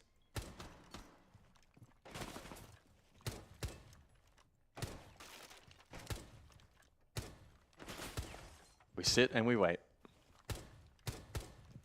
And... Ooh. Jigsaw for the final kill. It would be fitting. But number 18, no, he gets downed and eliminated by ACOG, and suddenly he can win this round. Uh-oh. Still so tough from here, though. Oda and Sage with the cross. Not a lot of time. He does have the kit. And there's a drone in lounge. They know exactly where he is right now. Playing against 2 of the more experienced players in the region. Might not be the top gunners, but they know how to play these late game scenarios out. ACOG to go for the plant behind the bomb chassis. Oda stands up and puts an end to it. There you go, it's all done. Chiefs make quick work of TSG 7-4, 7-2 in this best of 3 series. They will play Ludovica later tonight. And for TSG, it's to the lower bracket. Yeah, they've got a fair fight ahead of them. There's no doubt about it, but that's a performance that we had hoped for the Chiefs. They kickstart their playoffs bracket with a very convincing win, especially on Cafe. They looked really solid here. And I mean, it's nearly impossible not to talk about Jigsaw's performance. This guy, through and through, absolute class act in a server when you need it. And Chiefs have showed up here in the playoffs, Michael. Is that a sign of better things to come? I mean, to be fair, it's just an expected result ultimately, isn't it? TSG were never going into this matchup as a fair chance. I don't think they're very much an outsider. And so Chiefs just get the job done. I will say the fashion in which they closed it was pretty strong, and it's positive to see that Jigsaw's popping off. But again, on the flip side, the storyline for this stage has been you can't over-rely on him. So I don't think that was the case in this matchup, but just something to keep an eye on going forward, that they can't be solely reliant on him. Outside of that, Quiz was solid, Brendo had moments, Oda was quiet, but that's actually kind of good in this sort of instance, and then Sage was rock solid. So it was pretty well rounded. Obviously the stats just blow out a little bit and make Jigsaw look really, really good, which he was, but yeah. Tell you what, picture of professionalism as our interviewee. He was already in halfway through the highlights. Wonderful, we can go home early. Let's just bring Oda in. Let's not even muck about. Oda, you just knew the second that was done you needed to be in. Look, before we start chinwagging properly, where are the Chiefs at right now for a playoffs performance? That's obviously a convincing win, but also everyone expects that against TSG. How are you boys feeling coming into the playoff series? Feeling good. I feel like our prep's been really well, leading into it. So it's all about just being there on game day and performing, really. I thought you had a second follow-up for him. Absolutely not. Not for this bloke. Oh, not for this bloke. Any questions, Xenox, about the stats? Or what stats do you want me to ask about, Oda? Mate, you know which stats I'm talking about. Hit me with it. Well, I mean, Jigsaw once again, right? He just absolutely popped off in this series, dropped 30. The next highest was Quiz and Brendo with 15. I mean, as you know, and you've been playing with Jigsaw for a very long time, there is always that reliance on him to do what he does. Is that still a concern, or is it just a case of he's just that good, no one else can get kills because he is that good? I feel like people don't really realise how we enable him as well. There's so much info at Jigs actually walking at people. Yes, he has the gun skill, but I'm on drones half these rounds. No, trust me, we saw that on Clubhouse. I think you're on drones for 90% of the rounds. No, obviously that's a fair point as well. And I think that for the team, it looks like you guys have a really good balance in your roles. Clearly, in terms of what you and Sage do, you're not there to get fragged, and you're not there to get kills. Brendo, Quiz, Jigsaw. I think Quiz has actually stepped up certainly in these entry battles and has become actually a really consistent player in the roster. To me, when I look at this core 5, it looks as if, on balance, a better core 5 than last stage. I'd like to say it's more well-rounded, yeah. I think we had the talent stage 1. I just think we didn't have the experience, maybe the team chemistry that we do now. So I think this roster for stage 2, I feel like we're more well-rounded. Obviously, later tonight, long day for you guys, given the format. How do you feel about that matchup in particular? I know obviously you're expecting to win. That's a silly question, but do you sense that the rivalry that we try and peddle on the desk here, or is it just another day at the office for you guys? It's not really a rivalry. It's more just Cairo crying and trying to force these storylines, I guess, but no one really cares. I don't know. I feel like our last game against them was 8-7 on Lair. We had a few tech issues, so I feel like today's going to be another day, and I feel like we'll get the results done. Just don't tell me it's going to be another day like the grand final a year ago. Sorry. I was going to say, make sure you got the right skins as well. We don't need more delays. I tell you what, Oda, it's always a pleasure to have you on. Look, obviously for the rest of this playoff series, we're talking about it on the desk. It's a 3-horse race. How do you guys see it now that you're locked in? Do you feel like that is true? I know we're talking about the rivalry between Ludovica and all of that kind of stuff, or does it potentially even pull a team like Man LFO into the conversation? 100%. We lost to them. I feel like they're a strong team. Hunter's been in the scene for a while now. He has the experience. It's all about the players around him kind of, standing up. I think Pluto's been playing really well. So I think this season's very competitive and anyone can take it, really. I did have one last question before we let you go, Oda, because we've got a bit of time next series, etc. So when we were going through the group stage, I'm not going to lie, I completely forgot about regional finals and the format for that being group stage related. How much were you guys aware of what you needed in that match against Ludovica, and ultimately by losing in overtime, giving them an opportunity? Of course, they squandered it against Man LFO, but did you guys put a lot of emphasis in that match based on regional finals? How aware of you were in terms of what you needed from that result-wise? So there was talks of saving strats, but we felt like it was pointless. Like we're there to make regional, we're there to win everything, really. So we kind of said, let's just bring our A game. Let's treat them like any other game. Not try and hide shit. So it's just unlucky on the day, really. Any other questions? No. What are your thoughts on Jigsaw's new haircut? I like it. Yeah, so do I I. honestly reckon it's way better. Yeah. It's way better. He doesn't like it, though. Nah, He's like 50-50 on it. No. Looks good. What about mine? You like my haircut? All right. Thank you very much for joining us, Soda. Best of luck in your match against Ludovica later tonight, mate. We'll speak to you soon. See you later, mate. Oh, God, it's always an absolute character, that bloke. But look, I think that much of the sentiment is true for what we've been discussing about on the desk. 3-horse race, Man LFO, do they turn up on the day? Can they get those back burners going? Because if they can, this could potentially even look like a 4-horse race. I don't think Man LFO can beat Enterprise. That's a very fair on their point. best day. Yep. And if the other two teams in Chiefs and Ludovica have a bad game, it's upset potential. Like it's a stretch. Like a Daystar potential kind of thing?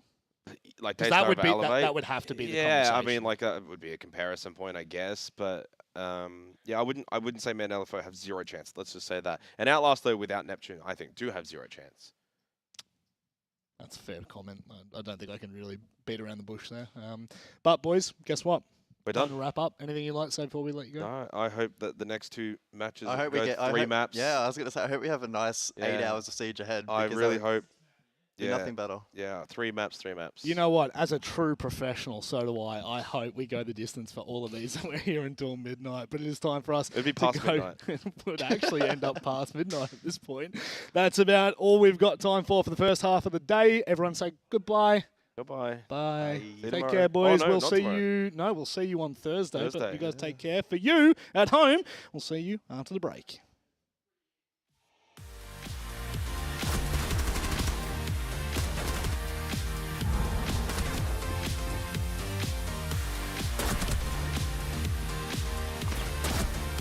Main. Oh, nice Ollie, one. fuck, you're so Ollie good, around.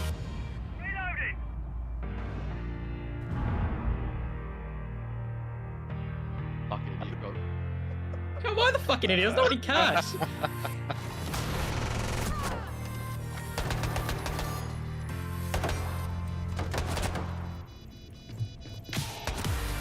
Right, I'm gonna kill my good kills from Machine.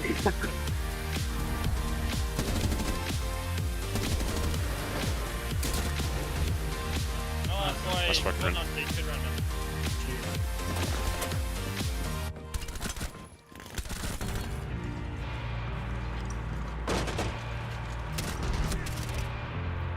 Nice. Yes. Fucking god, Ned.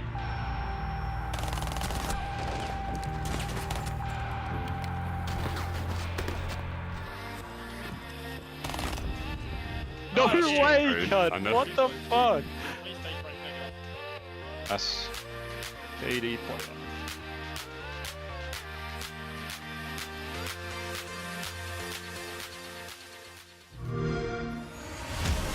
You know how they say it's not the destination, it's the journey? And the journey of 1,000 miles begins with a single step. And you know what? They're right.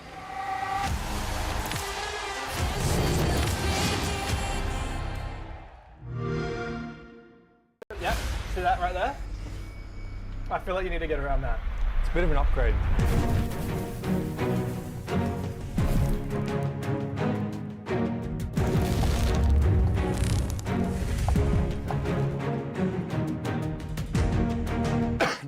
You sure? Yeah, I am. Oh, okay. All right, so, Bappin, for my last question, I actually I dialed up one of your friends, and we had a little bit of a comment from our dear friend and fellow player, Lunchbox, and he had something to say. We were asking him, what he thought about you as a player. Bappin is Fisher Guy made. So last stage, Bappin didn't make playoffs. So he came bottom 2 out of 8 teams, and without Fisher Guy telling him how to breathe, he doesn't know how to play the game. Take a big bite out of that one. You see all the good red stuff? No. Get around all that, all of it. Yep, the lick. Yeah. So, what do you have to say to Bappin? Oh, Bappin. What do you have to say to Lunchbox and the rest of the region? I think he's right. But I didn't have Fish, but I also had President, so it's like two ends of the spectrum, I'm sure he knows he's President's his coach, and that's why he came second. How you doing there? It's good. You want some water? No. I feel like you need to really get around this, because oh my god. I really shouldn't have licked it. Can you just do that as well? Can you? No. Oh my god. You see that little red bit there? Flip it. Yep. See that right there? I feel like you need to get around that. It's a bit of an upgrade. Oh my god. Okay, I'm sorry. These first two were. Yeah. These first two were piss weak. I wasn't ready. That third one was serious. It's not even that hot. So you played box in stage 1. Bit more of a challenge than you expected, perhaps. What do you mean? I mean, he played pretty well, didn't he? The whole team did pretty well. Yeah, they did alright. No? I don't know. I wouldn't be happy with second place. So. We were second last place a year ago. Yeah, but now we're up, so it's sure. Okay. Well, maybe Box is onto something. Maybe Fisher Guy is the difference for you. So what do you reckon is the difference between you and Lunchbox then? As players, your teams? I think maybe he got reached out to play in my position, maybe before all the stuff was, like trials were going on for AXO. And I think one thing that stood out for him was how immature he was. Compared to me, I'm resilient, I'm humble. I'm mature, I'm better. So like that's why I got the spot over him. Humble. And he's better. Yeah, he's landed himself a spot in Ludovica. That's pretty good for him. So, not a fan of spice? It's not even spicy. Alright, say that to the camera. It's not even spicy. Is that it? Lovely, mate.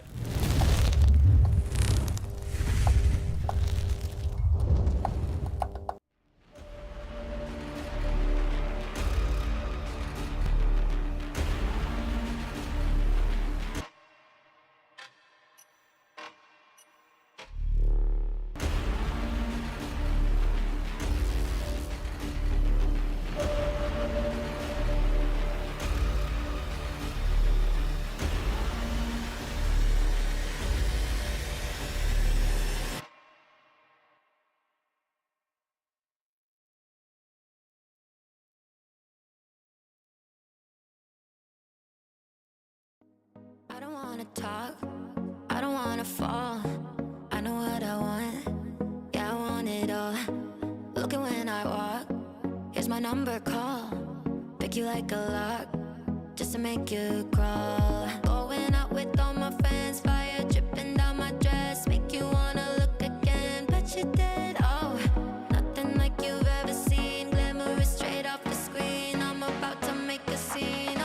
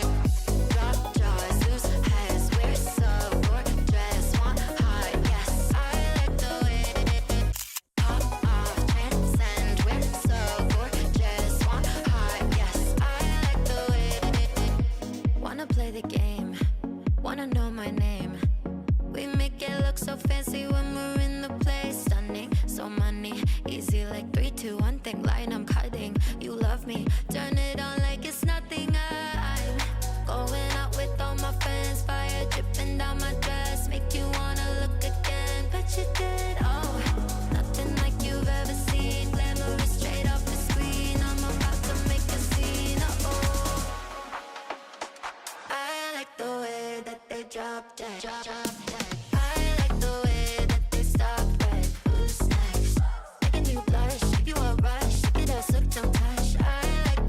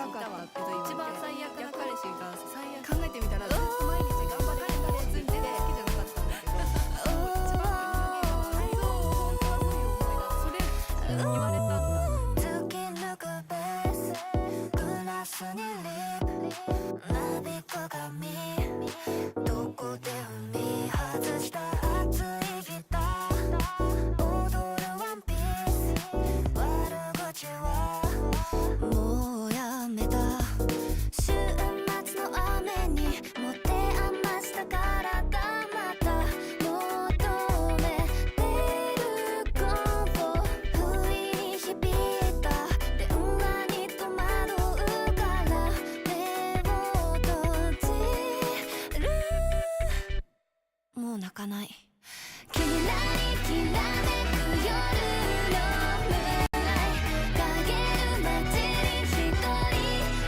歌うああどこにだって安らぐ場所見つけられずまだゆらりゆらめく夜にムーンライトセピア色に映る私そう目が覚めたら孤独の中差し込んだ光寂しさで許したから後の愛もう弱さも涙も私は必要ないの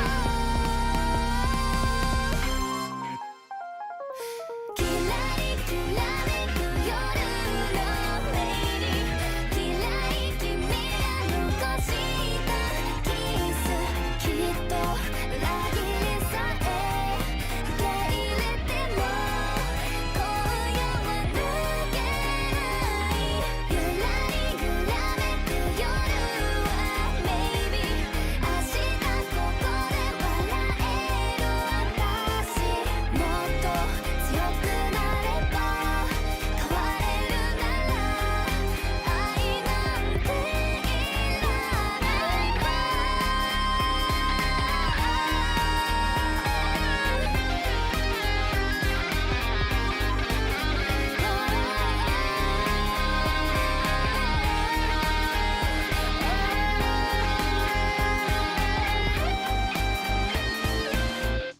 OMW, on my way to you.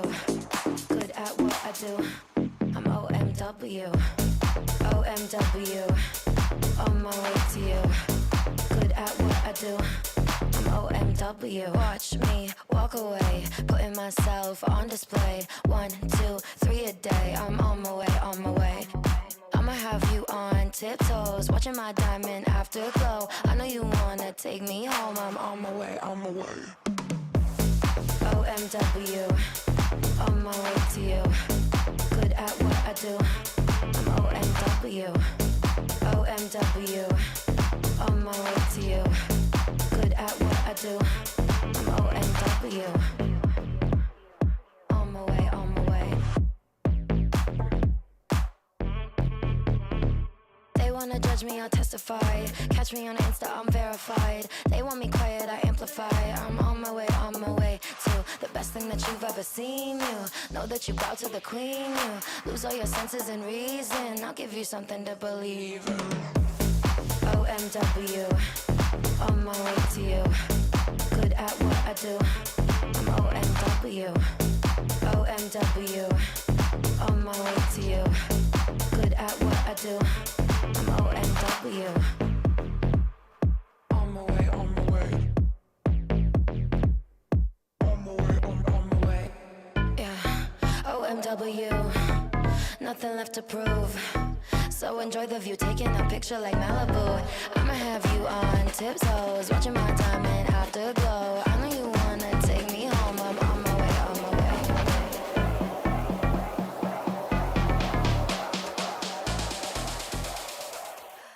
way. OMW.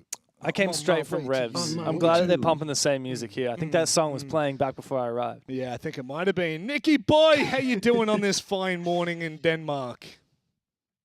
I'm doing good. I woke up, checked my phone. Wikipedia wasn't updated, and I thought, okay, I'm either on camera in 2 minutes or an hour. Nobody knows. I rushed downstairs, turned the PC on, and watched that previous map. That's beautiful. There wasn't a lot to watch, sadly. I was It was listening to not it that while exciting, I was driving but- over here. Only listening to it, of course. I was. I'm a safe driver. First map I actually was keeping my eye on, and from what I saw, actually wasn't as convincing. Like, Chiefs were fumbling a lot, and I know coming into that map, everyone was thinking like, oh, it's Chiefs Clubhouse, right? Yes. Going to be an open and shut case. But no, it was actually Chiefs starting attack on a defender-sided map of Cafe, where they just slapped them silly. Yeah, dub house for Chiefs turned into a very scary first half. Very scary. Eventually it first was a half. dub.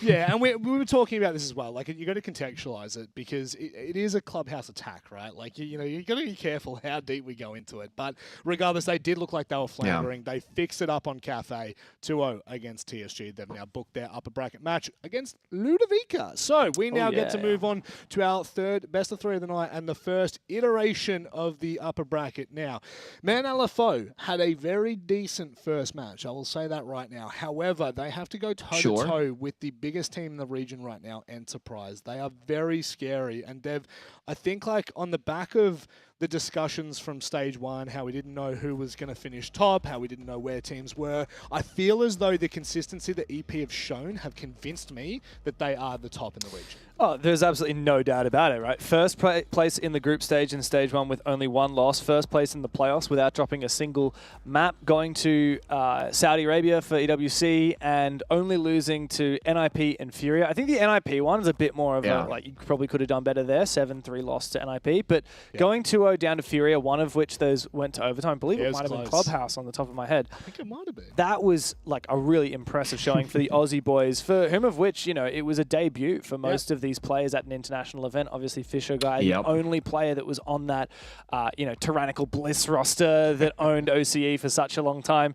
The rest of them, you know, in a way are rookies. You know, Tuhan, he's now had a bit of time when he was on GG. Player, you know, had a bit of time as a sub for Chiefs. And Bappin and Relays being the real kind of rookies in terms of entering the international contention. These guys are really top though now, and it all is about building the young talent around Fisher Guy. Yeah, and the comment about Relays as well, to really give people the full context at home, this is his third ever stage at Tier 1 Siege. Yeah, like, nuts.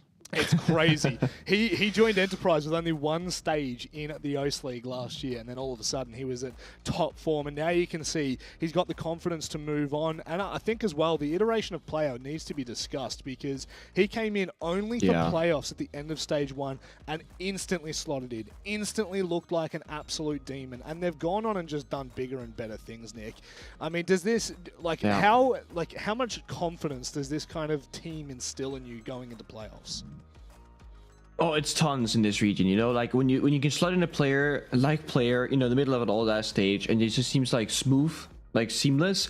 I feel like it goes to speak about how much value Fisher Guy actually brings to the roster. And whenever I think of consistency and stability, that's the name on the player for this team, right? Fisher Guy, he does it all. Yes, right now in KD, his stats are showing he's pretty negative. Sure, that's not his job. He does everything else in the server.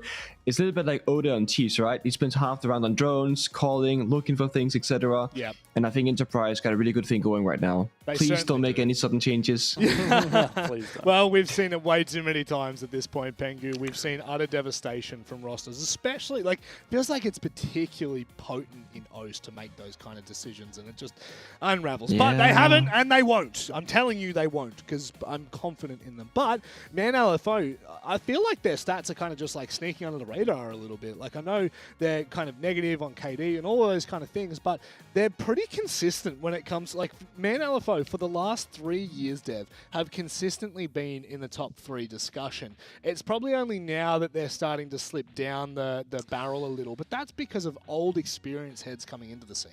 Yeah, well, of course, Man LFO are a bit of a funny one because technically this is a continuation of the Circular Spheres roster, but 3 out of those 5 Circular Spheres players went and joined Outlast, and it's just Hunters and Scars that came left over, and they kind of reformed that old Man LFO core that worked a while back, you know, with Coach Sali, of course, as well, a year ago back when it was just, you know, Bliss, the top of OCE. These guys were the second best team for a brief moment.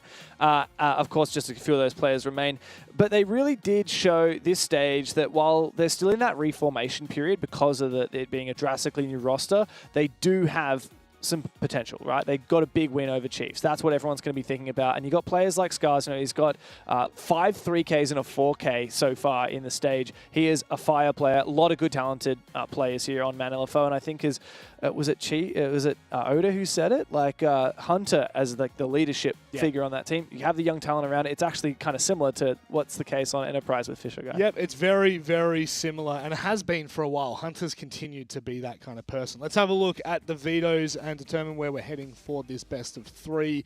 The favorites, no matter what map we go to, you have to back in Enterprise. Unless they float something through that is just absolutely absurd, I don't know how else we can put it. We start on Cafe. We then head to Consulate, which I kind of like as a pick from Man LFO, but we will finish on Border, which notoriously we've seen it time and time again in the APL. It's explosive. Nick, what are your initial thoughts?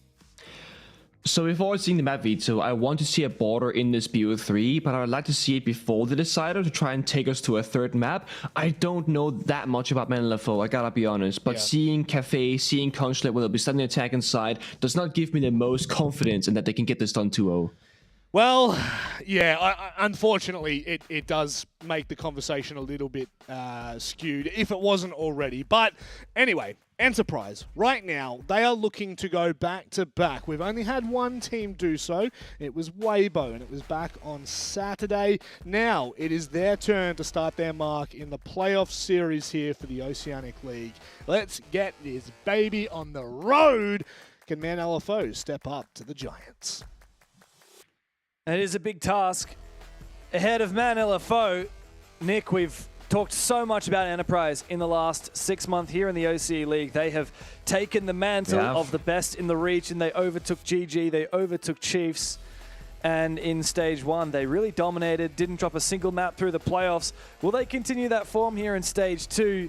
Let's be honest, of the top 4 teams in the upper bracket at the moment, Man LFO, Enterprise, Ludovica, and Chiefs, I think most people would look at Man LFO as the one on the outside looking in.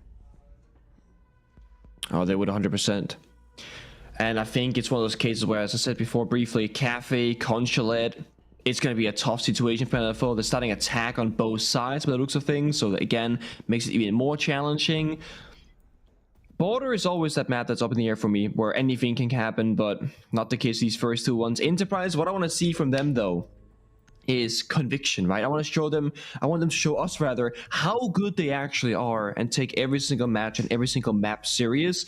Sometimes when you are the best team by far and you go up against a weaker competition, if you will, you can kind of just have a little bit of fun sometimes or save strats or whatever. But I would like to see them just completely bulldozer Man LFO and show us just how good they are now that we've built up this story of them. So for this first map, a Cafe picked by Enterprise. The last time we saw them play it, Nick, it was against TSG just 10 days ago. And it was I guess you could say a pretty convincing win. They beat them 7-0. They won 6 attacks in a row on Cafe and then won a defense to close it out. Of course, TSG, very different caliber of opponent. We just saw them play against the Chiefs. Unfortunately, they didn't have a lot of success on Cafe against the Chiefs either. But Enterprise really keen to get back into this on a big map win for them. You know, a map that they really love, a map that they don't get to play a lot, but have taken some serious scalps on. You know, GG last stage, convincing win over them, 7-3. On the flip side, Man LFO don't like this map. Only played it once in the last stage. That was against TSG. That was a loss, and then they lost it to Stage 1 to Chiefs and Ludovica in Stage 1. So, but albeit both in close games.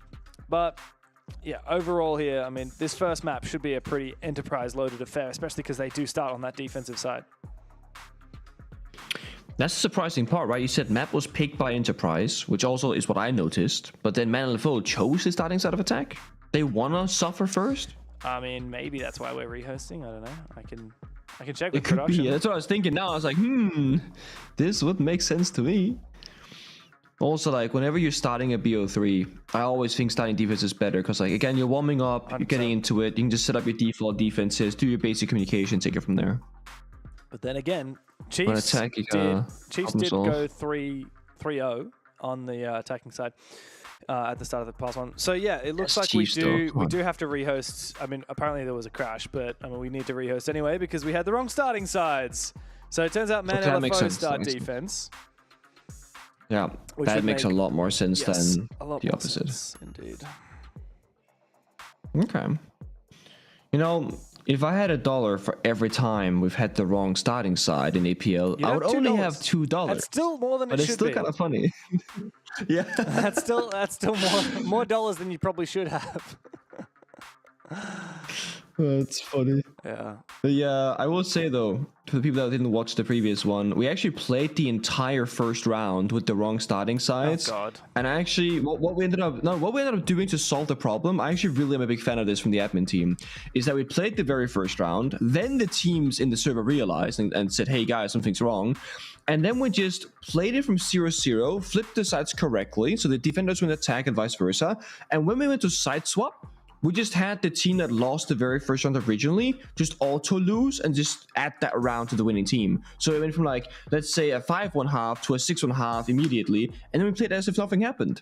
It was kind of a cool solution for a very odd problem. Yeah, that was funny. That was funny. I can actually see we're starting the game again, and Enterprise are on the defense. So maybe it is Enterprise defense. I assume we're not getting it wrong again. So. Otherwise, we'd have $3. Yeah, that would be a lot of dollars. Yeah, okay. So I guess it is Enterprise on defense. So I am very confused as to why Man LFO chose to start on the attacking side. Yeah, now it doesn't make sense again. We went from what is going on? That explains it too. What is going on?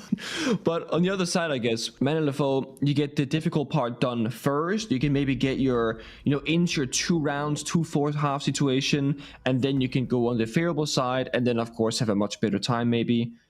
The comeback is more possible, and the game won't slip away. That's all right. I just Slayer realized is player, by the way. Player is Slayer. Yeah. I don't know. I kind of love that. I want to know. Look, Nick, you and I are about the same age. What do we think of Slay? When it Honestly, comes to Gen Z slang. I hated it, and now it's like a neutral thing for me. Yeah. Because like you can do like Slay, Slay Queen. If you have like a fire outfit on, for example, I'm down for that. Yeah. What But about serving? don't Do you overuse serve? it. That's one thing. Oh, I don't know. I don't know about the serve thing. That's not me. I feel No? like I'm not 14 enough. It's not no. 14 enough. No. What about its giving? That's like a. Is it ever giving for you? Oh, okay. Same thing. If it's not overused, I kind of like it. But often people will say it's giving like 20 times in a row. I'm like, just stop. Like, use a different term for a second. Yeah. All right. I have 100% confirmation. I now see the veto sheet. Man LFO chose to start attack on Cafe. This is not a drill. Oh. They chose to start attack on Cafe. So yes, we do only have $1, I'm afraid. You say 1, but it's actually 2. 2, but we had that one time where we had to rehearse. Because this time it wasn't a rehearse, it was just the admin crashed.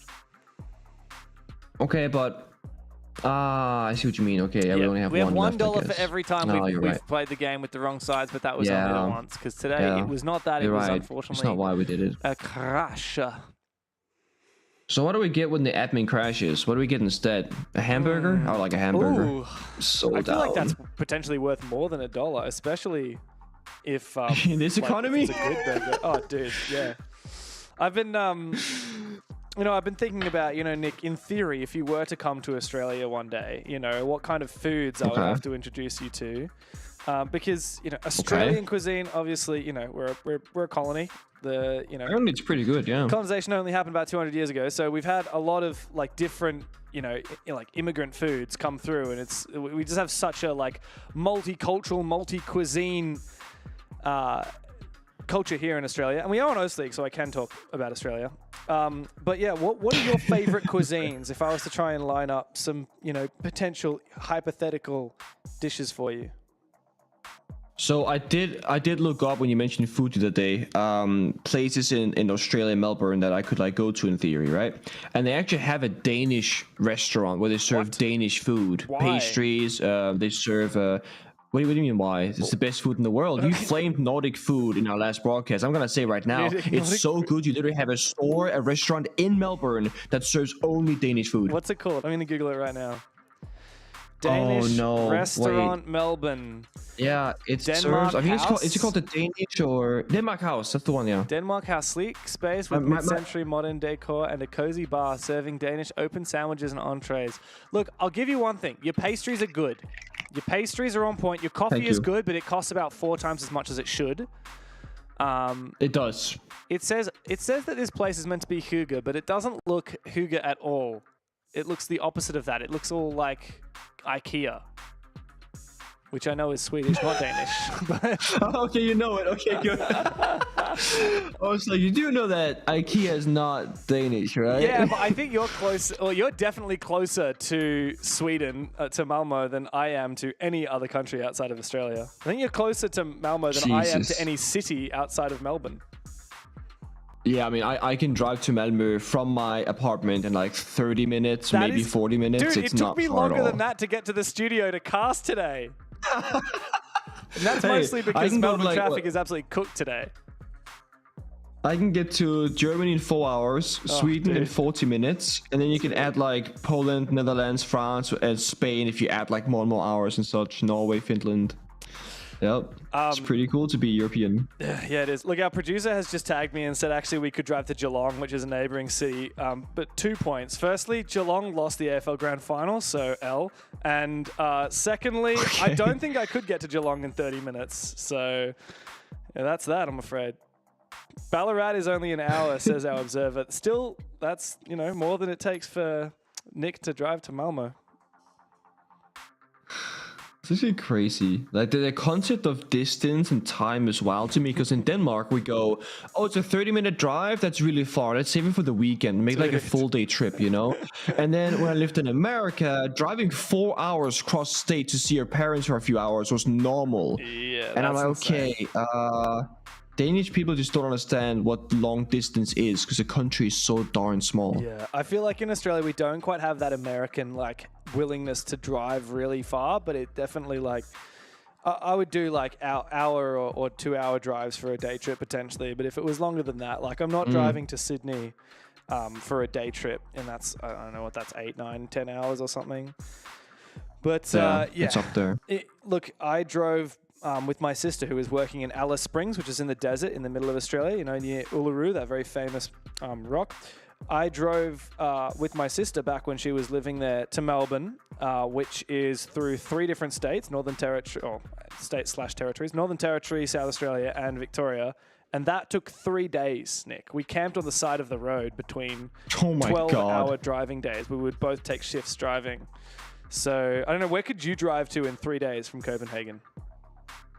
One of 17 different countries, I think, at that point, honestly. Could you get to Italy? The biggest... Could you get to I think so, yeah. proper Mediterranean beach, like Italy, Spain, Portugal. Oh yeah, you could. Greece. You can do that in less than 24 hours. What? For a lot of those.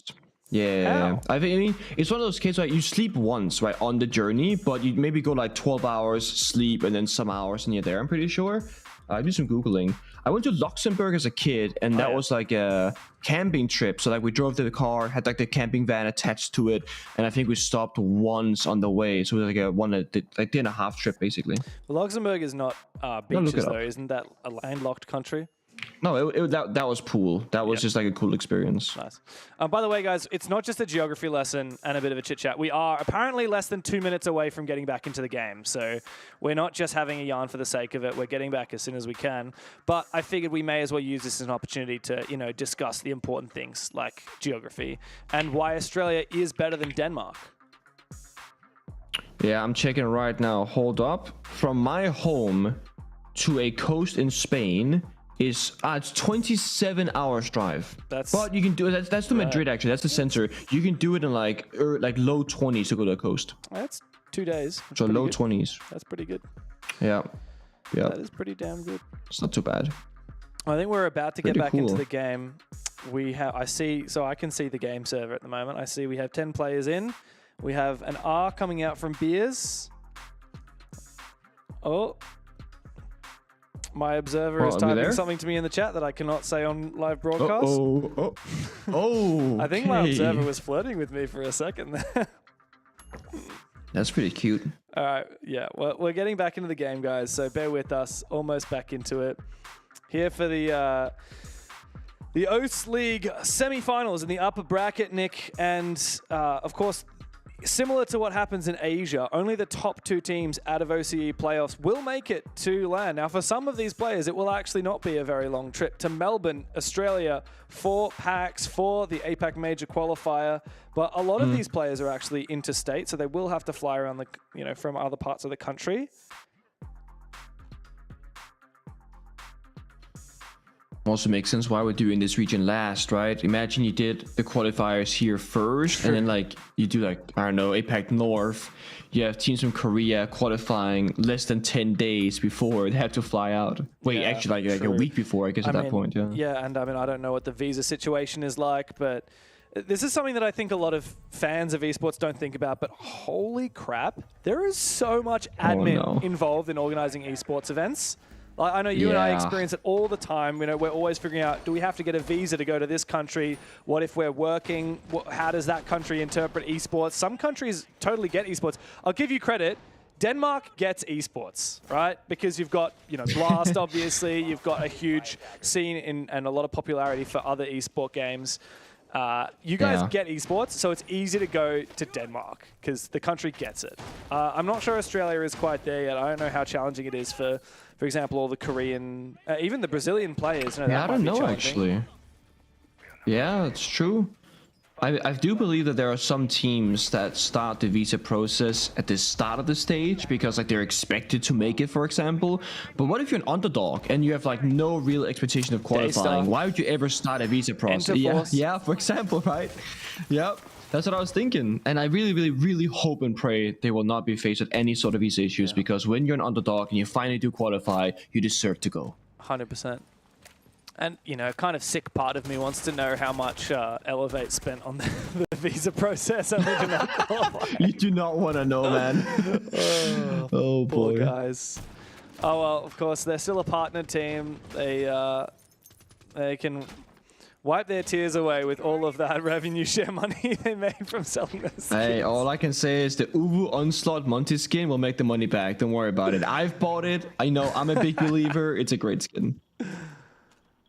And this is on the inside of the shield. When you extend, it says waifu buff. Does it actually? Oh my god! Because there's a waifu on the main shield, right in front of it. I love that. That is cinematic genius. All right, enough fliff-flaff here, Nick. It's time to get into it. It looks like ManLFO are going for a cheeky play of some kind. Is Scars looking to repel on inside? He doesn't know that player or Slayer is here in the corner.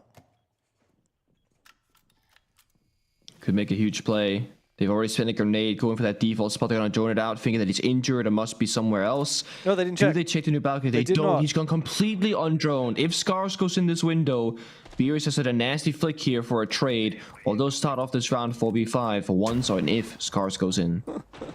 Oh, it's going to be hilarious. Surely he's good for more than one here. Tuhan elsewhere in good position. Player still... What? Planting. Somehow player dies, and the plant is going down from Sharky. ManLFO, though, only have 2 players left up. 2v1 as Hunter does get a reply there onto Bappen. Relays 1v2. Hunter finds him. What a bloody weird round from ManLFO. And yet, an explosive attack and a win in the opening round over the top dogs. It feels like to me that Enterprise had more than just a player going for a rat play. Nobody was in any of the main areas of the map. Nobody was playing bathroom, stock freezer, nobody was playing cocktail. It felt like everybody was hiding in their own corners trying to play for those freebies, and they allowed ManLFO all the way in long bar. And yeah, off screen, player went down without much of a fight. So a very big question mark off around there because it looks so winnable. ManLFO to push you with no information, like up against mirror windows that had not been cleared yet. But they did it effortlessly. Look at this. They're just in long bar. They get 1 kill in piano for Enterprise, and that's it. And it's curtains for the round. Well, like we said, we did not expect a lot out of ManLFO on this map. Enterprise 7-0'd TSG on this map not long ago. ManLFO have struggled on it. Of course, EP picked it. ManLFO chose to start on attack. Like, so many little reasons here, Nick, why we would think that this is going to be a very Enterprise-favored game. And yet, look at that first round. Solid start from ManLFO. Very solid. Now, of course, when we look at a round, there's a team that wins and a team that loses. But if anything, I think Enterprise lost that round more than ManLFO they won it, if you know what I mean. It shouldn't have been that easy for them. And Enterprise definitely made a couple of mistakes. But the fact that ManLFO just sees that it's clear, walks in, doesn't second guess anything, and just believe in the call, that shows guts. And that's exactly what they need in this BO3 to take us the distance or outright a win against Enterprise. And either way, any sort of win would be a huge success for them. Gaining some good bit of experience here for playoffs. It's still early on, a lot can happen. We got a whole lower bracket, we got a whole upper bracket. We got teams that should be winning, but doesn't always do that. And teams that should be losing that can cause a big upset. I'm not sure if we ever talked about this, Nick, but Beers, who is a very new player into the scene, this is my first time seeing him. Oh, hold that thought for a sec, because Player is just taking down Scars. Player's gone big for 2 inside a bakery, and Tuhan's finished off the man that I was trying to tell you a little story about. 4v2 now for EP as they hold on. 4v1, Sharky, know exactly where he is. DMR might find him one, but Tuhan forces a trade. That is a very aggressive attempt there from ManLFO, but EP has got it dead to rights. Came down to having the right play in the right spot for Enterprise this time around. They had to go with impact grenades, bottom red stairs, and you can actually impact open the sense projector wall. So when they jump in small bakery, all that shrouded cover that you have is just completely gone. You're in a really bad location, and then Player getting 2 kills in bakery. Once you get those first 3 kills, it's completely rounds over on Cafe Attack.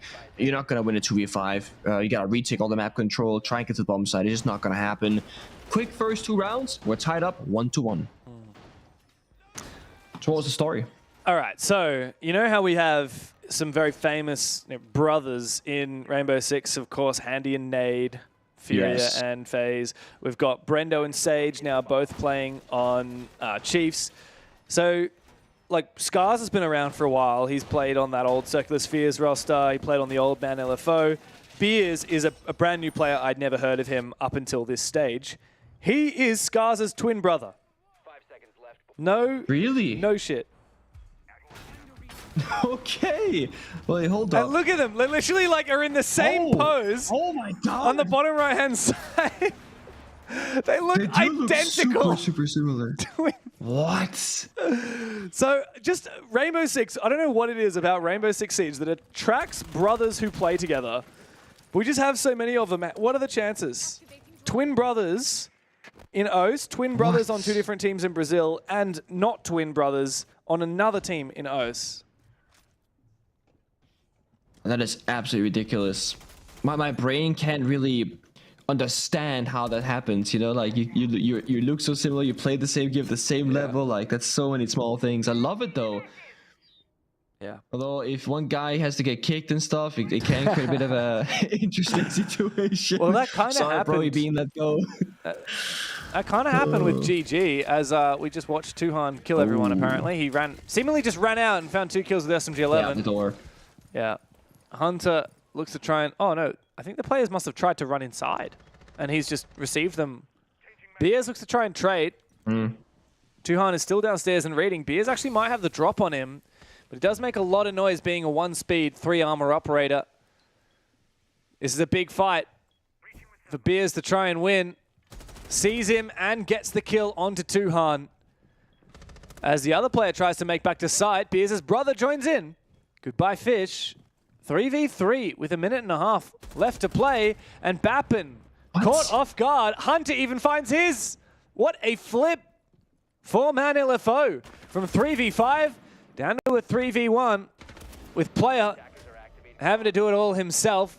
DMR on the Tubarão as he tries to hunt down this Ying. Gonna push that smoke. Look for someone in pillars. Nobody there as of yet.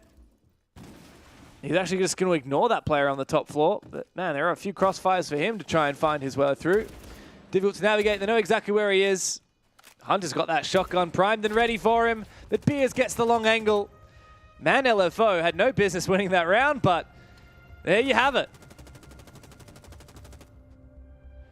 Kind of sloppy gameplay from Enterprise. I mean, again, not understanding where they're going to be coming from. The second you lose the anchor player, everyone's sprinting back towards the bomb site, getting shot in the back, unable to fight. It seems very much like a lack of respect, if anything. And of course, we can see already now, you cannot disrespect Man LFO. They're quick in the round, they get in the building. Yes, they lose 2 players early, but they don't slow down. They don't reset the round. They're going to keep moving forward thinking, guys, we got to win the round the same way we tried to, you know, in the beginning. Otherwise, we're going to lose regardless. They literally have no fear. They're playing like an underdog team, and it's working greatly for them so far. Yeah, I'm loving it. Especially because, like I was saying in the pre-show, Nick, 3 of these players are actually new to the roster, right? Like last stage, Circular Spheres was Hunter Scars, Goofed, Jidkenna, and Neptune. Now, the latter 3 all went and joined Outlast.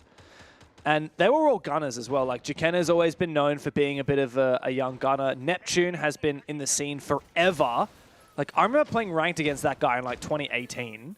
And then he has been playing on top teams, been playing with a lot of the Chiefs boys in the past as well. Goofed is a solid fragger, even if a bit inconsistent. But then we bring in Beers. You bring in Faulty, who'd played previously for Outlast, and Sharky, who I'd kind of seen around but hadn't had any big like achievements under his belt. And Beers, like complete rookie. Never heard of him prior to this.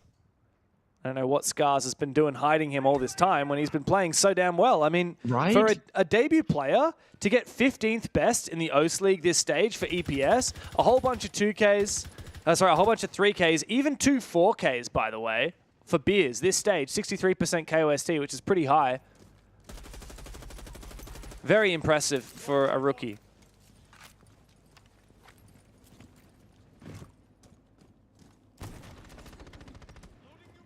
I'm always curious how rookies feel coming into the game, right? Because obviously if you started playing back in 2015, 16, even 17, so many things about the game had not yet been figured out.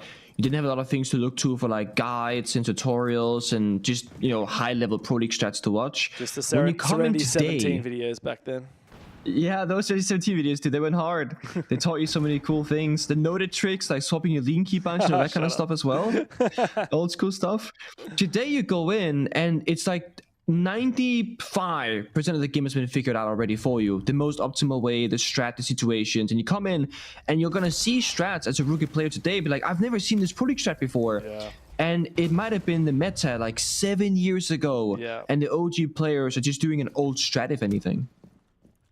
Yeah. That's crazy. That was a good opening pick as well from Scars. It was actually enabled from a drone that was placed in pillars, and Bappin walked past it without activating his gadget. Unfortunately, though, for Man LFO, the advantage they found early has been squandered. Enterprise just holding very aggressive. on. Yeah, they are. I mean, look at this position from Tuhan. As I said, the disrespect kind of stays in the server for Enterprise. They can win and lose these rounds very comfortably, but consistency right now is the thing that we're missing from them. They could have won, arguably, every single defense thus far, but giving Men a little bit too much space in these rounds. The class being brought out, C4 straight from Official Guy, even the numbers even further to a 4v2.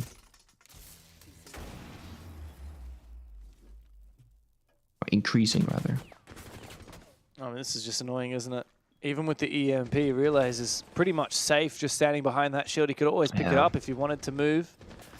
Not a lot of ways to try and clear it as Tuhan finds his angle under Scars. Sharky is doomed. 1v4. Hello, that C4 nearly landed on his lap.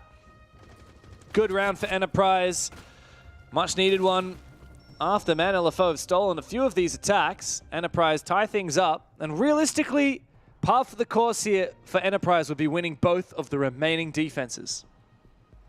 Yeah, it would be. We also saw that third operator band from both teams, the Mira and the Ying. This clash open, which I think you can bring out in the majority of these rounds, with maybe the exception of that kitchen and kitchen bomb side that we're going to currently. So for all the other options, I think it will be time to bring it out. It was played here. Our relays to great effect, just locking down piano, making sure no attackers feel comfortable approaching it. Bit of a lack of rappel action, I feel like, from NLFO. They've been so good inside the building, they forgot that the window rappels are actually very strong for those top floor attacks, assuming you can watch the runouts and jump outs, which I'm sure Enterprise would opt for if that was the case.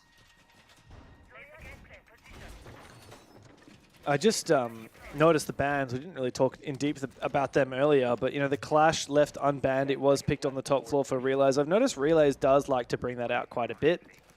Enterprise are always happy to like spruce a little bit of shield play into their game. They're not like a shield team. You got Fisher guy who, of course, is going to play things like that Monty on the attack. You got Relays who's happy to pick the Clash. And Man LFO instead going for the Mira, which is 3 Architect operators being banned on out. Man LFO respecting that EP have some really good setups and they don't want to have to pick apart, you know, Castle, Azami, Mira mid-game, but instead they are having to pick apart this aggression that Enterprise are toying with.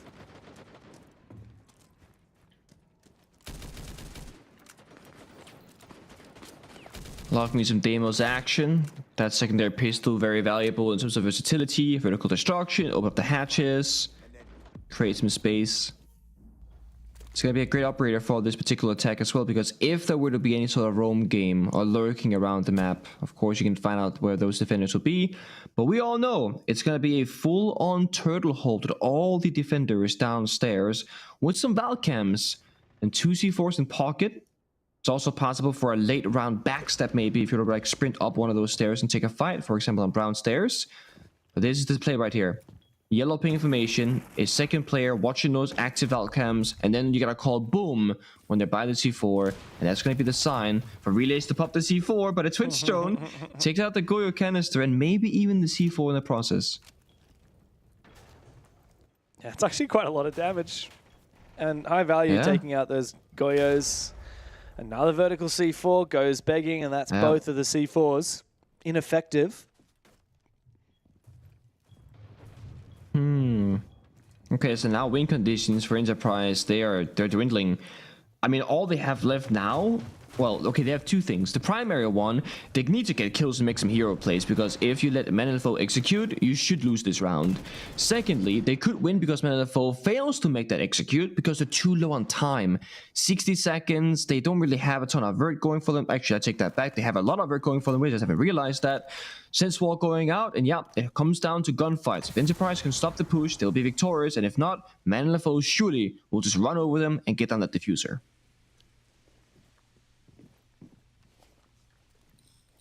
I wouldn't be surprised if EP has something up their sleeve. It looks like Relays is still snuck past. He's actually gone back into Freezer now. He's simply going to hide, wait for Man LFO to make the next move, spot Pluto from underneath the feet holes, take him on down. Oh, even if Sharky can trade that, it's still pretty much done. 20 seconds. Thankfully, Man LFO went a little bit early. There's another player who's just snuck up again, but Fisher Guy gets red. What are the chances that this could be crossed here? This could be caught. Scars. He does go down. Oh, well, not yet, actually. Tuhan's going to have to take him down. 1v1 after that takedown on the Sharky. A second impact. Won't quite confirm the kill. Tuhan doesn't know if he's up, and Scars still holds down the line. Wow. A 1 versus 1. And Man LFO find their 3rd round of attack here on Cafe against Enterprise. And Sharky doing so much work, getting 2 kills and a trade, I believe, getting down the diffuser, pruning around the bomb site. I mean, he was in the bomb site all alone, right? He dropped first, jumped over the window, Relays, then took down his teammate, then left Sharky like 1v3 on site. And if he dies, the round should be over. And he plays it perfectly, understanding what's clear, what's not, who to fight first, where to go for the plant, and there is plenty of time left on the clock. So Sharky and Pluto, honestly, so much work. Pluto only has 1 kill to his name, 1 and 5, but that 1 kill happened in the previous round. He was Deimos bottom right stairs and locked down the VIP flank, and that gave more space to his teammate of Sharky to go for this swing shortly after, as then he dies to Relay, they get the information, then the second kill follows through. Super great round from Sharky. Yeah, I think EP have actually shown their hand a little bit here, Nick. They're continuously playing this kind of aggression, this sneaky play style. We saw it that round. I mean, Tuhan, oh, sorry, it wasn't Tuhan. It was Relays hidden on the bomb chassis, like trying to hide underneath the ROU projector walls, and something similar happened afterwards from Fish. And to some teams, that would completely dismantle them. I think Man LFO are starting to read into that. Nothing's catching them by surprise. No, an Enterprise on the other side, I mean, we're singing some big praises. And there's been some sloppy moments in the gameplay. There's been some reliance on individual performances. I mean, Tuhan is 9 and 3. They've only won 2 rounds. I want to see them bring a little bit more team effort on the attacking side after this final round in the first half. Because if they're going to be attacking the same way the Enterprise are currently defending, I feel like this map could very much be Men LFOs. They've already gotten the 3 attacking rounds. They're looking coordinated. And they're looking very confident. And they get another opening kill. Trade it back, though. I mean, that's the Black Pig going down, which is nice. But for Bappin, I mean, that's only his 2nd kill of the map. He needs to get some confidence back. It's not the Bappin we expected. I mean, one of the best players in the league. Number 4 overall for EPS, but clearly not the consistency required. I mean, the top 3 player is Tuhan, who is really showing Bappin up today. Relays, yeah, again, just more ratting here from Enterprise. Even if it does work here and there, taking down Pluto, it's just very risky. And it might actually be punished. He does sneak back to side somehow. Just since it out that mini ticket window, bomb site window of mining was already opened up. So a quick little jump in, wall reinforced towards the red hallway, so he's completely safe and fine. This means that Men LFO has been given top floor control in its entirety, as everyone from Enterprise is below. They have C4s, 2 in pocket, Mossy drones potentially, and Valkyrie cams definitely. They're gonna go fishing again for C4 kills, and Tuhan finds a different red corner to position himself in and just play down the time of Man LFO. It says there's no drones left, top left of your screen, the overlay. That may or may not be true, I don't know, but it probably means that Man LFO, regardless, have very little information to work with here. Well, there's at least one drone on white stairs here that Pluto's watching, but I think that's the only one because Scars was on it a second ago and is now switched off and is just spectating. So I think there's just one bit of info for Man LFO to watch if anyone's at the top of white stairs for a flank upstairs. But that's not really very useful right now, is it? We need to start isolating these players on the site. Wow. Spray through the wall from Fisher Guy, or rather from Relays. Eventually confirms that kill onto Beers. No response. No one from Man able to activate on the back of it. Another one for Relays and Bappin that joined the fray. 2 kills for Bappin on the round. Much needed confidence booster for EP as they come away with what is the bare minimum, I would say, out of their defensive half. Yeah. Can you do me a favor, James? Can you look at the stats? Because that was a, 3K from Relays or whatever, right? Like a 3K from Tuhan. Has every round victory by Enterprise so far been like a significant multi-kill? Or has there been rounds where it's a team effort? So, look, unfortunately, the stats tracker is broken today. And so I can't tell you that for this specific match. I can tell you stats for previous matches, but for some reason, this match is not loading. Sorry. Okay, well, from my memory, 2 of the 3 rounds have been multi-kills from Enterprise, and I was just curious, because I cannot recall for the life of me, I don't note it down myself, if that first opening round was similar. Good question. Well, of course, that kitchen win for Man LFO was a clutch as well, in a way. I mean, it was a 1v1. Yeah. That's true.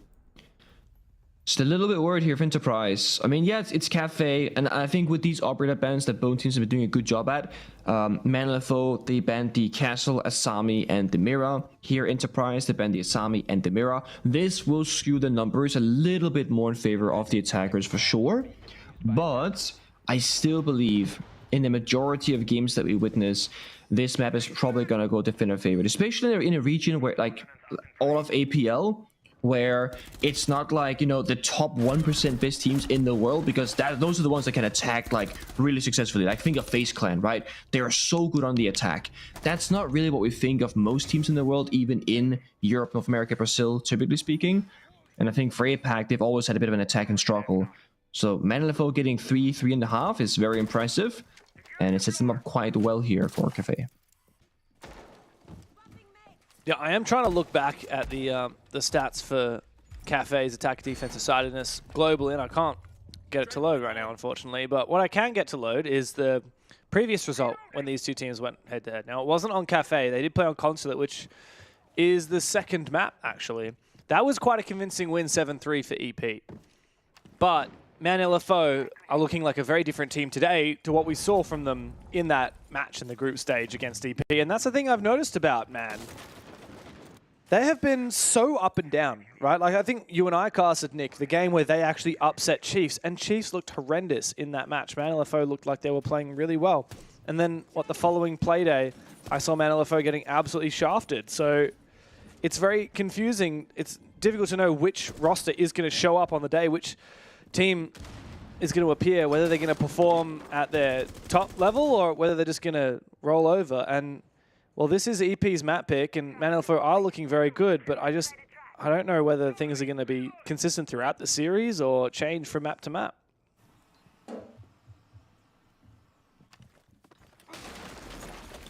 We'll find out. For Enterprise right now, what we want to see from them is just a bit of a pace being set, and this is a very, very fast one. 145, floor being torn apart. They only have a single Heart Destroyer, no Bug and Sledge, no Ram and Sledge, for example, so the fact that they are quicker than usual is a very good sign. And they can go out, clear out in a presumed Goyo canister by the default plant position. And yeah, this Enterprise doing all the right things at the minute. And again, lack of plant denial. Goyo fires are popped, 3 Toxic Babes in the pocket of Pluto, sure, but there are multiple plant spots here on the bomb side. Chassis, kitchen sink, or the big window sink. So you can't smoke them all from the same location, which means Enterprise rather, with the correct read on where smoke is playing from, they could force it down. Damn, I'm excited at the prospect of Bappin taking a fight here with the shotgun. It looks like they're trying to bait Sharky into moving up and peeking. Tuhan has found a kill. Oh no, he completely fluffs his C4. Does toss it over again. It gets shot by the shotgun from Bappin, who's just keeping him at bay with not just the shotgun, but also the frags. Oh, it's the shotgun for Sharky, but he does get traded. Fish Show Guy saves his teammate and looks to try and focus up on the plant, but he loses his life to Pluto. As just the smoke and Beers try and hold on, but Pluto's found 2 big kills, all up to Beers after he finds his own. The Brown Stairs flank, they should know where he is in Whiskey. Relays drops down that hatch, quickly followed by Player, who does win that fight. Enterprise really needed that attack, and yet they only won it just by the skin of their nose. Bit windy. A bad aim. Definitely a bit of a whiff there from both players. And thankfully, for the attackers, they got a gridlock. 3 health, by the way. Stays alive for a bit longer in a gunfight of whiffs. Enterprise, not the most convincing victory against small issues. A ManLFO strike at the right times, winning the correct gunfights. But a win is a win regardless, and we'll take that if you're Enterprise. This right here, Bappen was almost watching the ceiling when he's getting swung from below, not really taking into account the elevation on the staircase itself. The shotgun was successful for Sharky. He's been so good in this game so far. It's nice to see a bit of energy out of Fisher Guy after that round. I feel like that doesn't happen very often. He's like one of the most quietly spoken players. Yeah, I mean, for sure. Enterprise are not only expected to win this game, but they're expected to win it confidently. And if they set the precedent of going flawless without dropping a map in Stage 1 playoffs, and that was when they had to worry about GG with the European talent, surely they would expect to do just as well or better here in Stage 2. Attackers' objective is to locate a bomb and defuse it. Yeah, you would think that. They're warming up into it though. Surely you don't spawn peek with Echo here. Surely you don't run out with Echo. Fisher Guy. Scars. Okay. He's gonna do it. He's gonna do it. Oh, they know. Fisher Guy, the timing. Oh, no. Somehow Scars almost gets a kill on a player. Fisher Guy's watching. Oh, no. Not like this. What? How does that happen?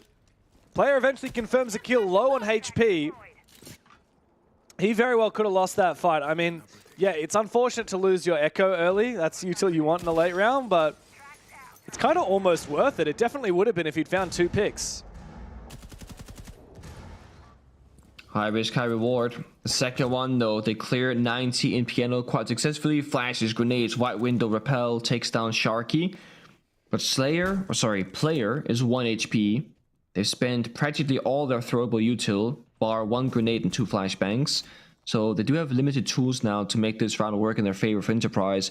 And they don't have one of those like shield operators or, as I said, like an execute because Grim is dead. And they got deployable shields. They got Elements in pocket, Arunic is in pocket. I feel like ManLFO, despite being down a player, is actually in a really good spot. The only thing I don't like is the fact that Hunter has Ella shotgun. Makes him very limited in where he can take those fights. But he's playing Cigar. That's close quarter combat. Hunter with the shotgun. 1 big hit of damage, but gets shot by Bappen on the cross. Pluto tries to make a retake happen inside a piano, and he does find it after that first kill and a second on a relays. That has turned the tide of the round. Tuhan, 10 kills to his name, is going to have to be the man to stand up because player is already so low. There's that Yokai. Oh, come on. What are you doing, Tui? Exposing yourself to beers, and he'll drink that up. Player in a 1v2, Nick, as Man LFO are poised to tie the scoreline back again. They are. I mean, he's 1 point of HP to his name. Any stray bullet takes him down, any sort of wall bang, and they know sort of where he is. They hear his footsteps approach. Oh, there is good no read. rotate. A swing comes in for Freezer. Oh. He isolates. We get swung by the second player. Beers takes him down. Way too close for comfort. Enterprise, huge lead in that round. Throws it away. Man LFO, great swings, great gun skill. And then the swing, a little bit off timed, but they still come out victorious and tie it up 4-4. Yeah, I got to say, well played from Beers there in that 2v1. Yeah. I think that it was very well played by player, right? Like he kind of baits the fire with the Aruni and then baits the second player to swing him and then sits in a position where he's not exposed to Aruni at all. So he can just take that 1v1 and win it and then potentially peak for the second one. Beers had to push there. Like, that was the right call, right? Try and play on contact with your teammate.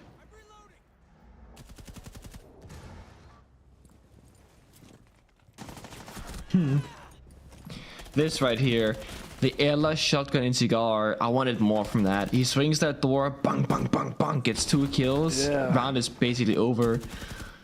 But got exposed from South Rappel Piano, and of course, both players Cigar were quite ready for him. Bit of a shame. It's one of those times where you know when you're playing as Hunter that this is my moment. I got the perfect shotgun positioning for this gunfight, and then it's like, you know that so much more should happen, but unfortunate. I think he was getting shot by about 3 angles as well. Yeah, he was done for. There was no surviving that. Enterprise did know about it. That said, you know, again, we're 8 rounds deep here, Nick, and this has been a really competitive match. Man LFO have made every single round a hard-fought one for Enterprise, and they're keeping pace. Yeah. Don't want to get ahead of myself, but I actually think Man LFO has been the better team so far. In pretty much every metric. They've had less individual pop-offs, which is kind of my worry about Enterprise on defense. They won majority of defensive, maybe all the defensive rounds, of an individual player getting 3 kills or more in a given round. Man LFO, I mean, they had Hunter Sharky get a good 2k and whatnot. Beers get a 3k now, but overall, it's been more of a team effort, everyone helping each other, doing good things. I mean, look at last round. Enterprise had 3 separate 1v1v1s that ended up losing them the round from that 4v2 positioning down to a 2v2. Yeah, very true. Well, Dokkaebi and Lion, somebody's been rolling back the nostalgia through Operation Chimera as Enterprise look to try and pinpoint the positions of some of these defenders and isolate them. Bappin, he's been read very well. I don't know how. Tuhan, 11th kill as Enterprise sweep the top floor and dominate. Sharky and Hunter now to clutch up, but I think Enterprise aren't going to throw this one. As I say it, Bappin is trying to prove me wrong. Like this though, the Dokkaebi, the Blackbeard, they can kind of stabilize around a bit more with information game and of course the entries. Here's the C4, runs away. Done. Yeah, it's a 1v4 up against BB. Good luck, Hunter. Have fun. The Hunter becomes the hunted, but he finds 2 firsts. Relays and Fisher guy might just have to play this perfectly to not let Man LFO's captain get the better of them. What a good position for Hunter! It's a 1v1! Jesus. No utility for him to use. As Fisher guy gets aggressive with the Blackbeard, not gonna play it passively, wants to take the fight. Hunter gets the guard break, gets it again. Fisher guy's getting abused. Is it gonna be the 1v4 for Hunter? There is no world where he wins that but the one we live in. Enterprise continue the same struggles they had on their defenses, now also on their attacking side. They are either too cocky, underestimating their opponent, or simply lacking leadership in the server to keep their bodies up. 1v1, v1, v1. 4 gunfights goes the wrong way. Hunter pops off, hits all the good shots, plays it well positionally. But when you have 4 attackers, and it might be being one of them, you should never allow your opponent to even have a shot at that. To no surprise, Enterprise will call it tactical timeout. This is for the mental game. This is to say, guys, we need to play better. We gotta really listen to the communication and just slow down instead of heating up when we get these big leads. Well, that's exactly right. This is very uncharacteristic of Enterprise. This is not how they usually play. Hunter, he is not a star player. He is not a clutch master. He is the captain, and this is how he wins it right here. Let's have a listen to the comms as well.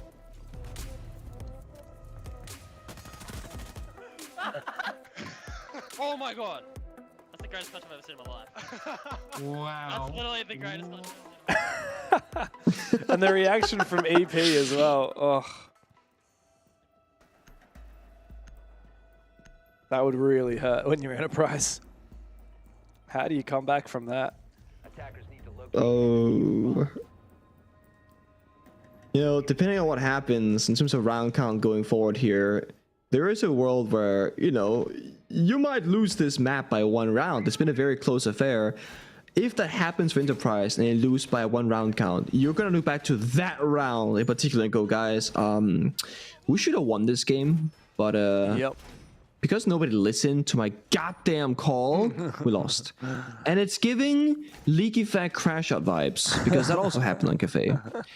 Are we gonna push White or Lumba? I love that Crash Out. It's like the Hope Core music soundtrack. Yeah. Oh. That was SI, right? I want to say it was SI, yeah. Oh man, that was incredible. It's just everything about that clip is so good. The thing is, when certain players, and you know, we go their voice comms, some sound tilted or slightly toxic or frustrated. Leaky Fact just sounds passionate, like it's pure passion, being like, guys, we're so much better. Like, why did we fumble that? And then we've seen Fabian sometimes back in when G2 won with him as a coach, where he's like, what are you doing? You know better than this. And it's a whole different kind of passion. It's still passion nonetheless, but that it comes particular out example differently. where Fabian crashed out at G2, like that was when they were about to get eliminated from SI23. They ended up turning it around and winning the whole tournament, by the way. Pretty much, you could mark the moment where G2 turned on, and it was after Fabian's crash out. Literally. It made the story so much sweeter. Maybe. And it's why I think if you're... Sorry? I was going to say, maybe we need a Fisho crash out. Maybe that's what we need. I was going to say the same thing. I was like, I don't think you should be super afraid as a player to be passionate and to be honest. And I think when you're playing subpar, of course, every team is different, every player is different. But from my experiences, I think you should call out poor behavior and poor performances. If you're throwing that 4 versus 1, you should be like, guys, what are we doing? Like, we should be playing so much better than this. I called to go slow. Why are we speeding up? Come on. Don't just go, okay, guys, let's focus on the next round. I personally don't like that. You gotta set the record straight. A jump up from Hunter, trades 1 for 1 technically, Claymore. Yep. Chaos. 2 players jumping out at the same time from Man LFO. They are operating as a unit, unlike EP. And Fisher Guy usually likes to be the mastermind. He has to get around the building himself. He is taken down. A trade back from Bappen. The one player on the squad who has not played to his normal expectations today for Enterprise. Now he has to 1v3. After finding the first, he gets that diffuser. For the 5th best player in the league, he certainly hasn't looked like it today.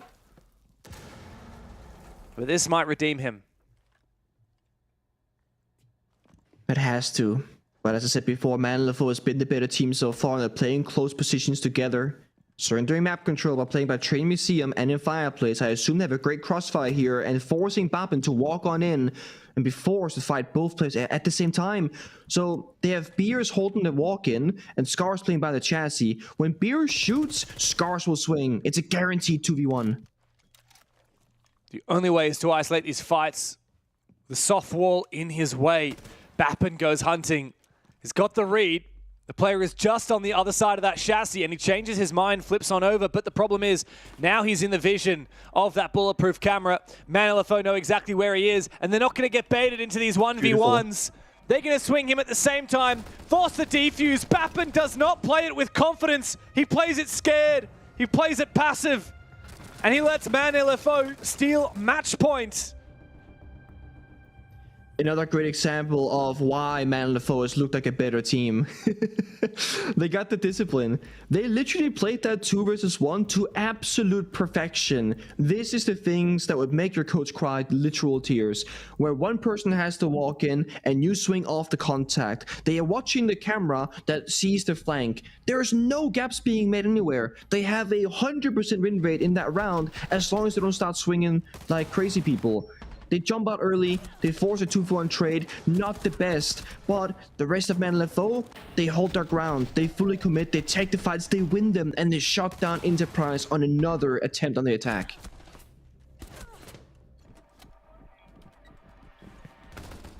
You said it earlier, Nick. Man LFO have looked like the better team, and at the moment, it's by a decent margin. EP, yes, you've got Tuhan who's fragging out like crazy. But aside from that, I haven't seen a lot. I have not seen the perfectly in-sync chemical reaction squad that we expect out of Enterprise that we saw in Stage 1. I have not seen some kind of mastermind cook like we expect from Fisho Guy. And I've said Bappen's name a few times, but the only reason I'm saying it so much is to highlight the fact that this guy is literally the 4th best player in the region. He's had 7 3Ks over the stage and almost a 1 kill per round KPR rating. 71% costs, 124 EPS over the 6 maps in group stage. This is so uncharacteristic of him to go at a nearly 0.5 KD. Play has not been exceptional. It's just nowhere near good enough. Man LFO look better individually and they look better as a team. Yeah, I'm gonna say it, dude. It's time for a crash out for Enterprise. 100%. This is like the emergency, lever being pulled. Rick, things are not going well. Guys, let's really get together right now in these final rounds to come here in Cafe. They need this round victory. I mean, this should have been a 2-0 lockout for Enterprise. This should have been more convincing, made less mistakes. It's time to really show up. It's that or you're gonna go to a 3rd map guaranteed to win, or might just lose it 0-2. Scars goes down early, player half health to his name. Bit of aggression here from Enterprise, and it works out so far. Man LFO had that one isolated player below, nobody could really help him. This is looking better from Enterprise. Work together, hunt down these defenders. Relays on the vert. He should get a freebie here as well. He's got info, but Beers is so quick. Fisher Guy catches him. Well played. 5v3. This should be unlosable, but Hunter somehow finds player on an off angle. Tuhan looks to hunt him, but will struggle to do so as he's not in a very exposed position. Bombsite is upstairs, but 2 players down below for Enterprise hints that perhaps this is going to be a push up the staircases. I don't like Bappen's chances doing that with the SMG-12. No, the thing is, there's not really a lot of trap operators, right? You just have defend your mines. Only 2 can be activated because he's dead. You can't swap them around. So there's no Ella, there's no Melusi, there's little information game here from NLFO, and there's no mute jammers for the final Dokkaebi call and final Deimos tracker. So Enterprise, they can pop their power-ups gadgets, they can walk in a 4v3 with good intel going. And Fish is in cocktail balcony, but he is exposed. He does find the big kill needed to open the gates and enter cocktail. Start forcing that plant down. Bappen finally springs into action, traded back by Hunter. But Relays has that last player on lock. A must-win round for Enterprise. And one more upcoming in order for them to push overtime. Definitely a better look there. We see Fisher Guy a bit more vocal as well in the player cams, doing a lot of the talking. Probably going back to fundamentals right now, saying, guys, we're going to attack this bomb site. We're going to go, like, because, for example, in the previous attack, very clear vision. It was going to be Grimbees, Deimos track, and a buck downstairs, hunt down the players on cocktail. To get downstairs, well, they found a sole roamer of Scars. So the plan became take down Scars, then go back to the original plan, and then we can play 5 versus 3 if we're successful. Then they had one Dokkaebi phone call to spare for execute. Everything works out perfectly. Very clear vision, very simple, very good teach from Enterprise. I want to see more of that. Back to basics, nice and slow, step by step. and he can see it in action, isolating one at a time.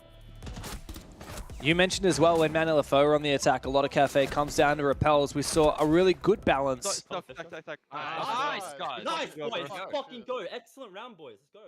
Good round, Fish. Was that player? I think that was player talking. It did sound like it to me. Yeah. I really love that it's player who's, I mean, he's the newest member of this roster, right? From substitute, he only joined for playoffs last stage. We talked about how he instantly clicked, right? And he was individually playing well. You and I got to meet him at EWC, and he was an absolute gentleman. We did. And so confident, and I just love how vocal he seems to be for Enterprise. Of course, Fisher Guy is known to be like the mastermind leadership figure in terms of the strats, but sometimes you just need someone to say, good job, guys, like, you're a king, you know, pop off, a bit of encouragement. Or, on the opposite end of the spectrum, calling out, say, hey, mate, what are you doing? That wasn't what we agreed on. That wasn't good enough. Pull your head in. Yeah. Nowadays, and the vibes do seem good still for Enterprise, despite the slow start to this BO3. But yeah, he was a gentleman. He was a great doing a little bit of a content piece with player and speaking to him about like his upcoming to Siege and his story, and he was just kind of, you know, happy to be there. Like, that was the vibe he was giving off, you know. He was playing well, happy he qualified for EWC, happy to be playing in Pro League, and just gonna do the work, do the job. Yeah, I love that. Oh, Enterprise have one last chance. If they win this attack, they will start defense in overtime, which on paper is the favored side. However, it will have been even split between attack and defense rounds one. Rayura goes out to try and protect the Selma from Ace. As Pluto actually, he's frozen the Rayura gate to prevent it from deploying. I've literally never seen that interaction before. That is genius. It's a very good usage. There's a counterplay to the mini execute from Enterprise, right? You want to open up that single wall, force back the bakery players, and simplify the attack. Plan A isn't going to work. You gotta go for Plan B now. Capital Fire, the last Selma being spent right now, and the Muncie can walk on in. But if they don't find these first few picks, this round is going to be incredibly difficult.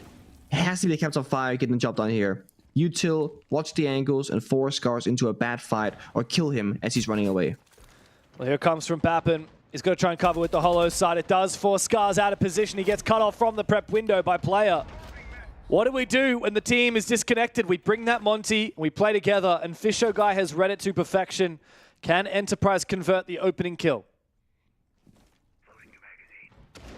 The thing is, right now, strategically, Manlev are kind of locked out of it, right? They gotta either go for a flank here on the small bake, or they gotta fight them head on with Monty giving full on information. There is no verticality to speak of. All defenders are downstairs by the bomb site.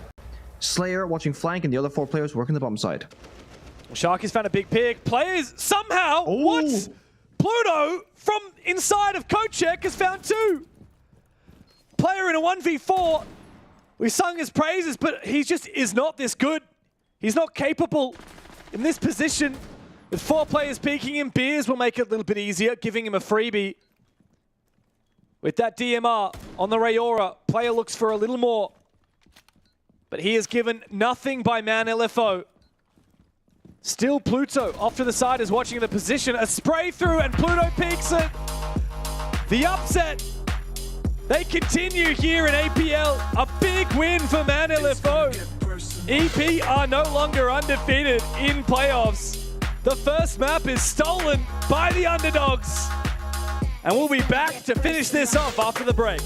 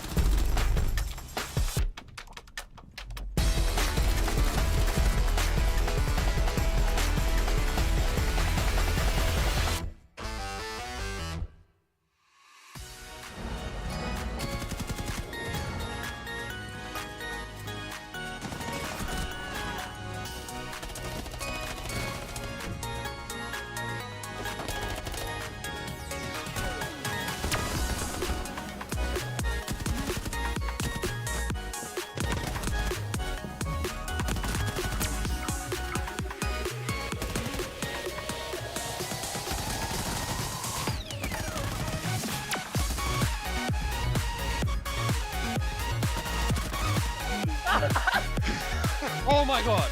The greatest match I've ever seen in my life.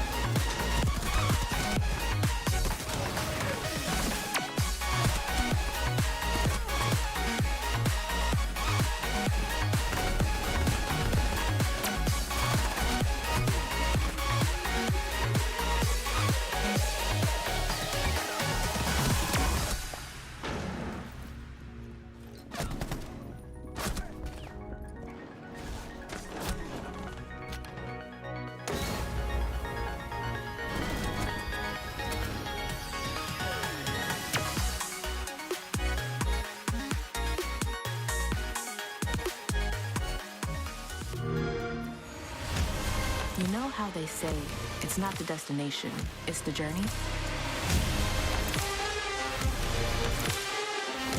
And the journey of 1,000 miles begins with a single step. And you know what? They're right.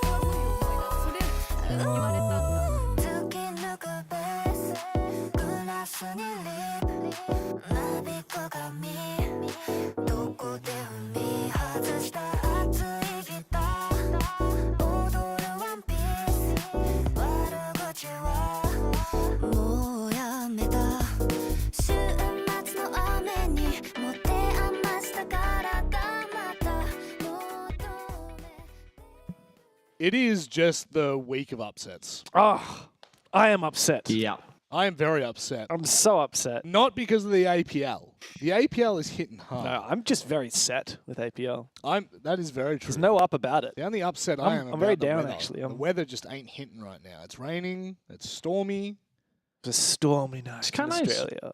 Yeah, look, And it's in the actually not OCE too League, bad. Oh, here we go. An Yeah, go upset was seen. Enterprise entered and then swiftly exited on Cafe when an upset was found by a man. No, not a man, but man LFO Esports. That's all I got for you. And let's just do this to be safe for the rest of the night. Oh, thank God, it's so much better. A little bit of fanfare. We got the sing right at the end. Look, wow, what a performance. That was... You know, it's not for the lack of trying on EP side, right? Like, sometimes when you see upsets, it's because they're caught off guard. EP, yeah, they might have been caught off guard to an extent, but they were still in that server the entire game through. And I think what kind of surprises me the most is just like... I don't want to go pointing out individual players, but I've already done it the whole game through. I could hear it, just the constant abuse. I'm here for the BAP and hate watch right I feel now. so bad for him, but like, dude, what's After this? meeting him in person, I'm like, you know what? I'm actually not that much on hate watch anymore, but it's still fun to hate, you know? The problem for me is it's like, yeah, sure, one player underperformed, but 2 other players stepped up in that exact same category, and it just felt like, man, LFO were just, I mean, there were a couple of crazy, like, 4v2s brought back and some clutches in there, and I feel as though this is a roster that has been written off way too often, and generally, and I'm going to go to Dev on this one, Pengo, I'm sorry, but this is going to go for time, because Circular Spheres were always considered kind of the joke roster, right? They always took the piss. They were very good, but they took the piss too much. However, they were. But Man LFO, the original roster, was considered a serious threat. They were the opposite. And it's been kind of blended into this weird concoction of a team that is, like, still has, I guess, little resemblance of the old Circular Spheres, although they don't have any of the shenanigans there, with the seriousness of Man LFO. Sure, I can see that. I do feel like, even though this team technically represents the spot that Circular Spheres had, I feel like the Circular Spheres spirit, the soul, went over to Outlast. 100%. I feel like they're the spiritual successor to that memester roster. I think Man LFO, to me, it makes me think of like Hunter and Scars, that OG duo from Man LFO back in the day when we had, you know, Chef Jeff and that squad. It's kind of built around that and the remnants of that, and I think specifically Hunter, who has been like one of the best upcoming like kind of IGL support players for quite some time. Yeah, absolutely. Right? I think particularly that old Man LFO like a year ago, that roster really made a name for himself. He said, well, I actually can compete with your Fisho guys of the scene, and then we've got new talent in, you know, in terms of players like Beers coming on through. And why really do Beers and Scars look so similar? Great question, mate. Yeah, I mean, it's just a very well-rounded roster. They do have that little tiny bit of silliness that I think comes from just having like rookie players. Yeah, young gunners that are 100%. fresh to the scene. But one thing I will say for Hunter, it's time to get a new photo, mate. I've been looking at this photo since the Mammoth Esports days, and it's not changing. But, gents, it is time for us to get underway with this one. We don't have to wait too long. Do you actually want to like exit frame so people can see how it's done? So so basically how this works is I just... Yeah, cool. And make sure I muted that as quick as I could, because that was about to blow the speakers in here. But let's hope that we can get the roof blown off by Man LFO. They are on the hunt right now, and well, it is Enterprise that are in their crosshairs. It's time for us to see whether Enterprise have legs in this series, or whether this will peter out into yet another upset here in the APL. It's time for Consulate. We'll see if Enterprise have legs, but we found out on Cafe, Nick, that Man LFO have got hands. They do. It was honestly, it was impressive from one side, looking at Man LFO and not expecting much from them when I woke up this morning, but also disappointing from Enterprise. They started off making a lot of glaring mistakes when they're on the favorable side of defense. And then Spicer comes around, there are some good attacks, there are some less good attacks, but in the end, no matter what Enterprise would do, Man LFO stay consistent. A clear mission, coordination, team synergy, and getting those round victories. Now, we had this skepticism about the starting sides here, right? Man LFO will play Cafe into Consulate, and they will start on the attack in both of those maps. But on Cafe, they got a 3-3-half. That was excellent. Statistically, huge success there on the attacks of Cafe.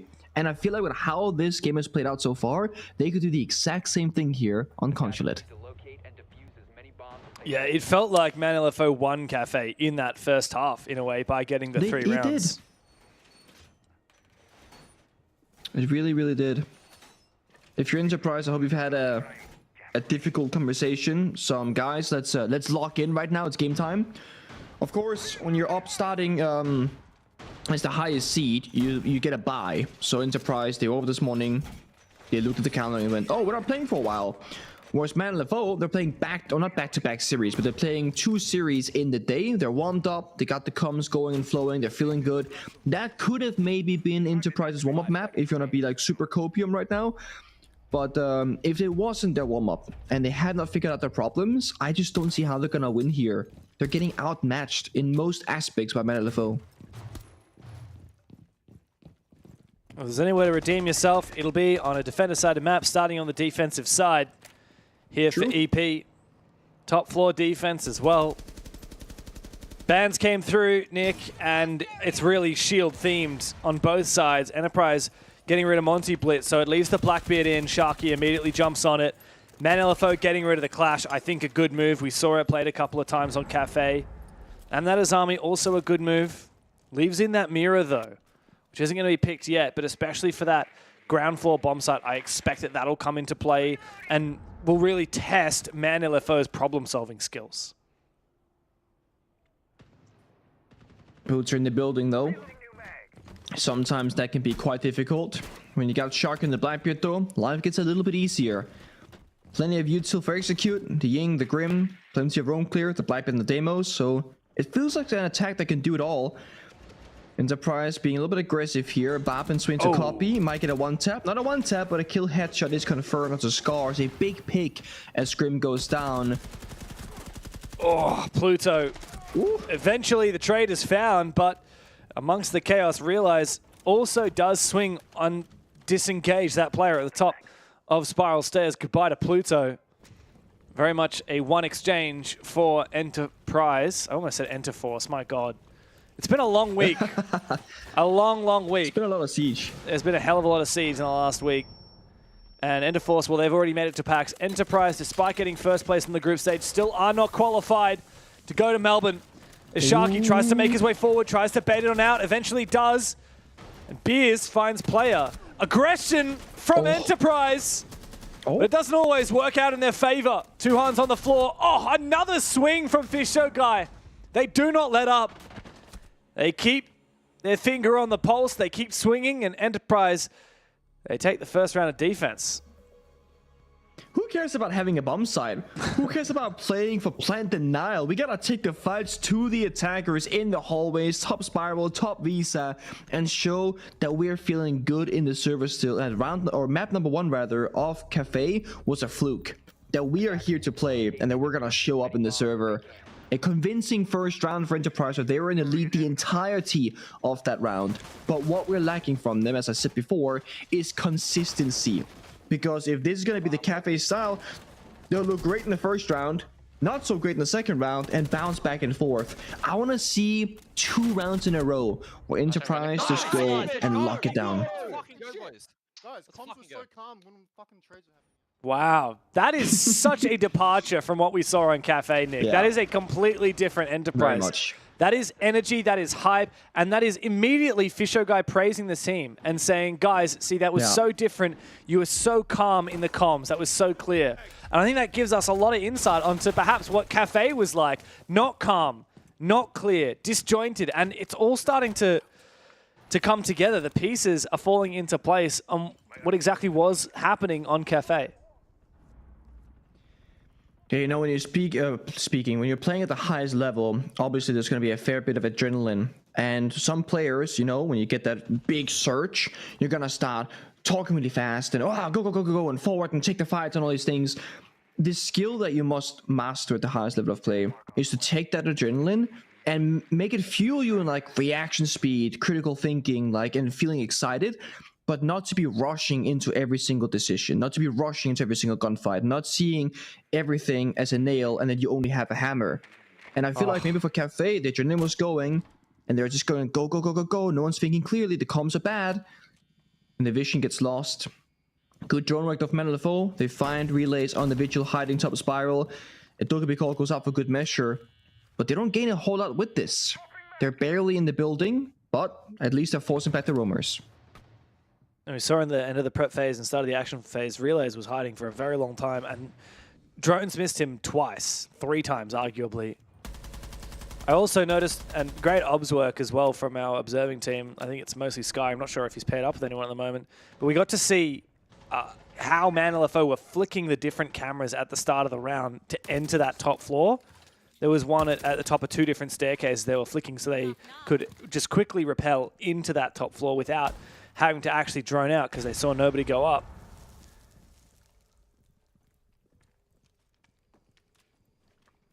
Here comes the first strike though. Sharky down the teller staircase. He's a BP.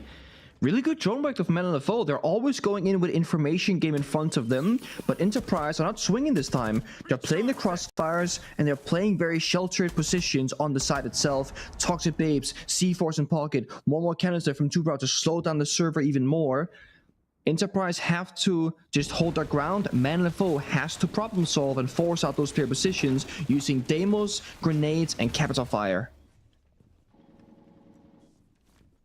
Yeah, it's actually quite hard to find the angles onto these defenders without some kind of lateral pressure, but Scars might be able to help with that. A flashbang going to go out shortly in all likelihood. Pluto's nades will be very useful. Pluto's gun apparently useful as well. Relays has to fight back now as 2 of his teammates has fallen.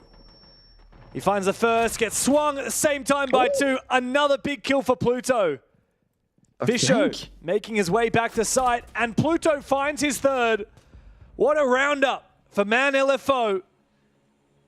Great map clear, and as they pushed into the site, every kill was found for them. Definitely a bit of a struggle there, flanking with smoke with 2 Toxic Babes in pocket and the round ending with 14 seconds left. If you're playing by the side, you could smoke off one hallway and watch the other, and that would give your player insecurity a lot more space mentally to only have to worry about 1 gunfight instead of 2 or 3. LFO, they slowed down at the end of the execute because they wanted to push the bottom spiral with Deimos and security hallway with Dokkaebi and fight Relays, who's in that corner at the exact same moment. Really good realization from LFO on what fight to take in what order to make sure they get the best circumstances possible. And again, LFO look like the better team when it comes down to the dirty details. It's a lot of, it's very confidence inspiring that after Enterprise has such a good defense, LFO can still mount such a good attack. Yeah. I think Cafe, the story for me, Nick, was that LFO played, you know, close to the best that we see them play. And Enterprise played, you know, 20% of how we usually see them play. And that was the perfect storm for LFO to just look like the better team the whole game through. Here, I feel like EP are looking better so far, but still not perfect. I mean, I don't want to see Enterprise winning rounds because they're playing aggressive, because that's not the typical Enterprise way. And if they are going to adopt that playstyle, it can't be their only playstyle. It needs to have more synchronicity as well if they are going to do that. I mean, you talk about, okay, what are teams that play aggressively and how do they make it work? You know, the best in the world at that playstyle, you know, your G2s and your Furia, how do they play it? Well, they're always on the money together, and individual players never have a stinking game. And Enterprise can't say that at the moment, not with how Cafe went down.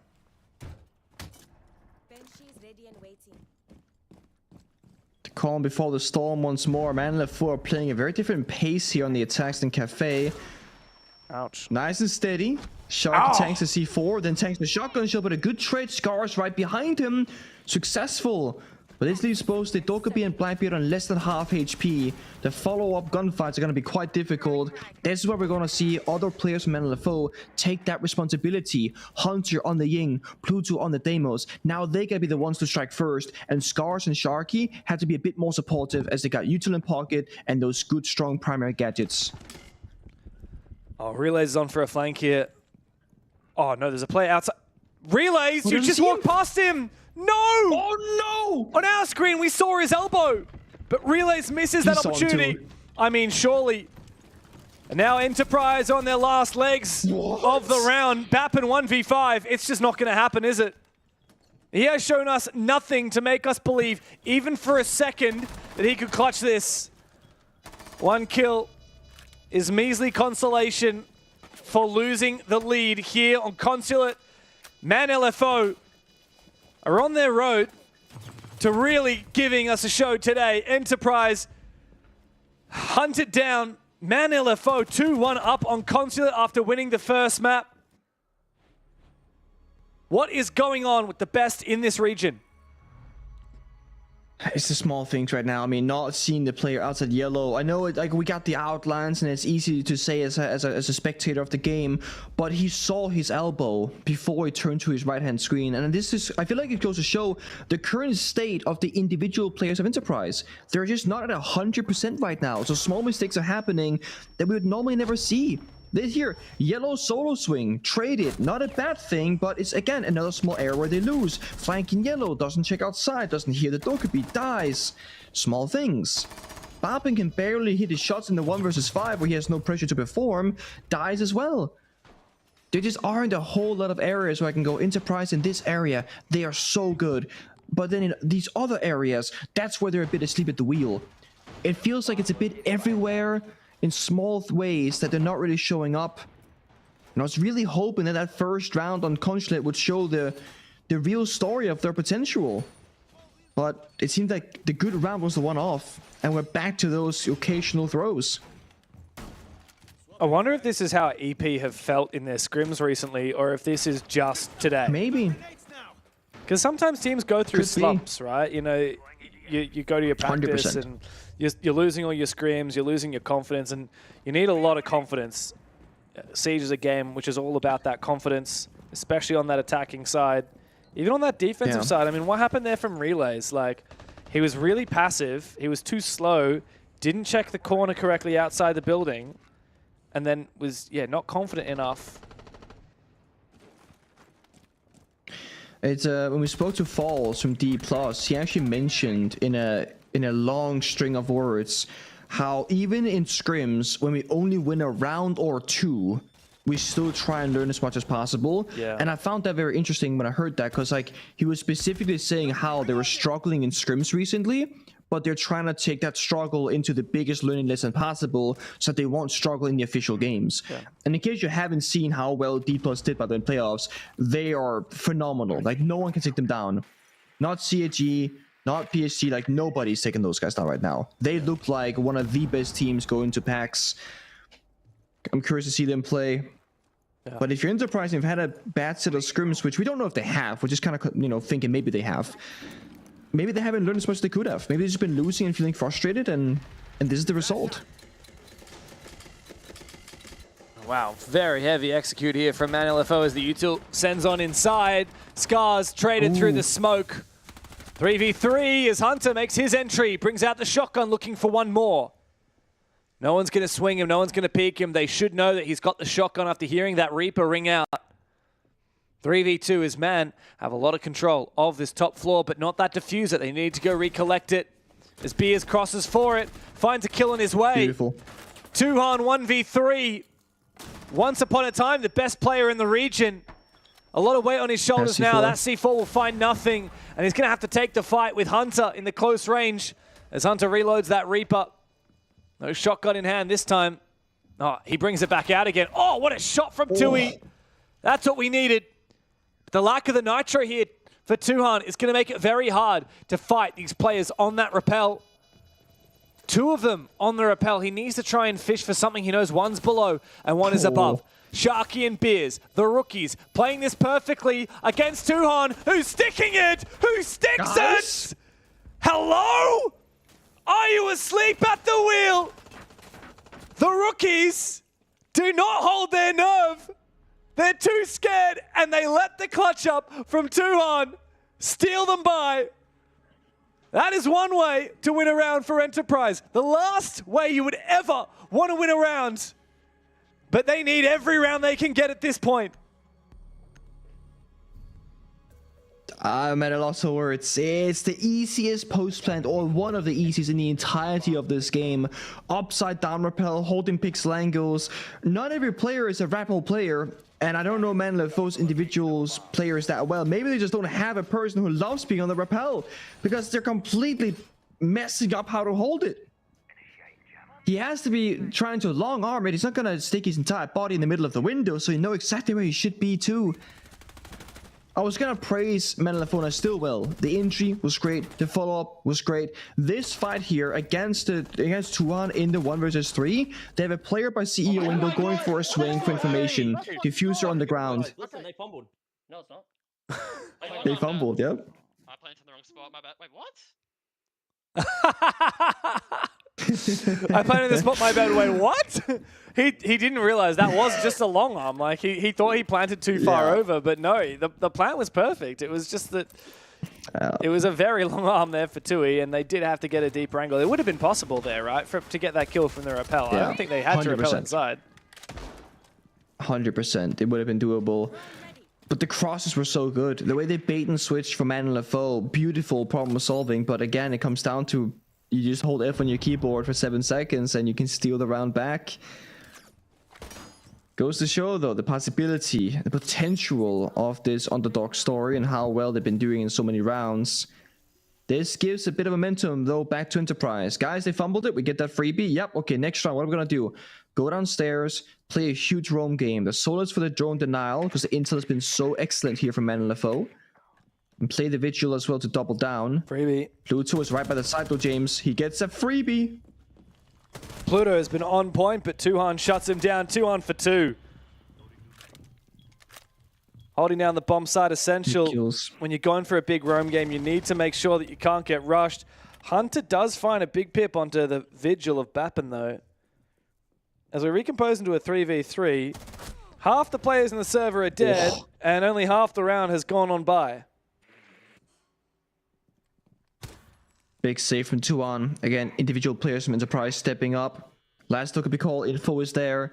Will Scars take the fight? Will he wait for the swing first? Baits it out. Has flashbangs. What he doesn't know is that there's actually two players there on the stairs. Relays and then player behind him on Spiral. Relays is just baiting with the shotgun, hoping that Scars will try and peek. Players now abandon him, though. Meanwhile, Beers is looking into sight. Might actually be able to make his way inside. This fight is winnable. I don't know why player abandoned his teammate, but it's left Relays alone and has now fallen. Scars and Beers are well on their way to making this happen as they can regroup now inside of security. A flashbang to go out. 3 more still available as Scars starts to go deep, but of course it's 2-Han. Call him 3-Han now. 2v1. Beers got to step it up. Gets the injure on the player. 2-Han, Nitro Cell doesn't blow yet. This flashbang could be everything. The last flashbang he's got as he goes deep, and he takes him down! He sinks them both! Easy as you like. Another big clutch for Man LFO. Doesn't matter what 2 he's got, because we've got Beers. I win every 1vx on cons. Man does not lie. 2 great flashbangs literally gets him 1 kill each as they're both completely blinded. Dukes to C4. Enterprise will call their tactical timeout. And let's go back for a second. Had Man LFO not fumbled the 2v1 post plant, we're looking at a 4-1 situation here on attacking start side consulate for Man LFO.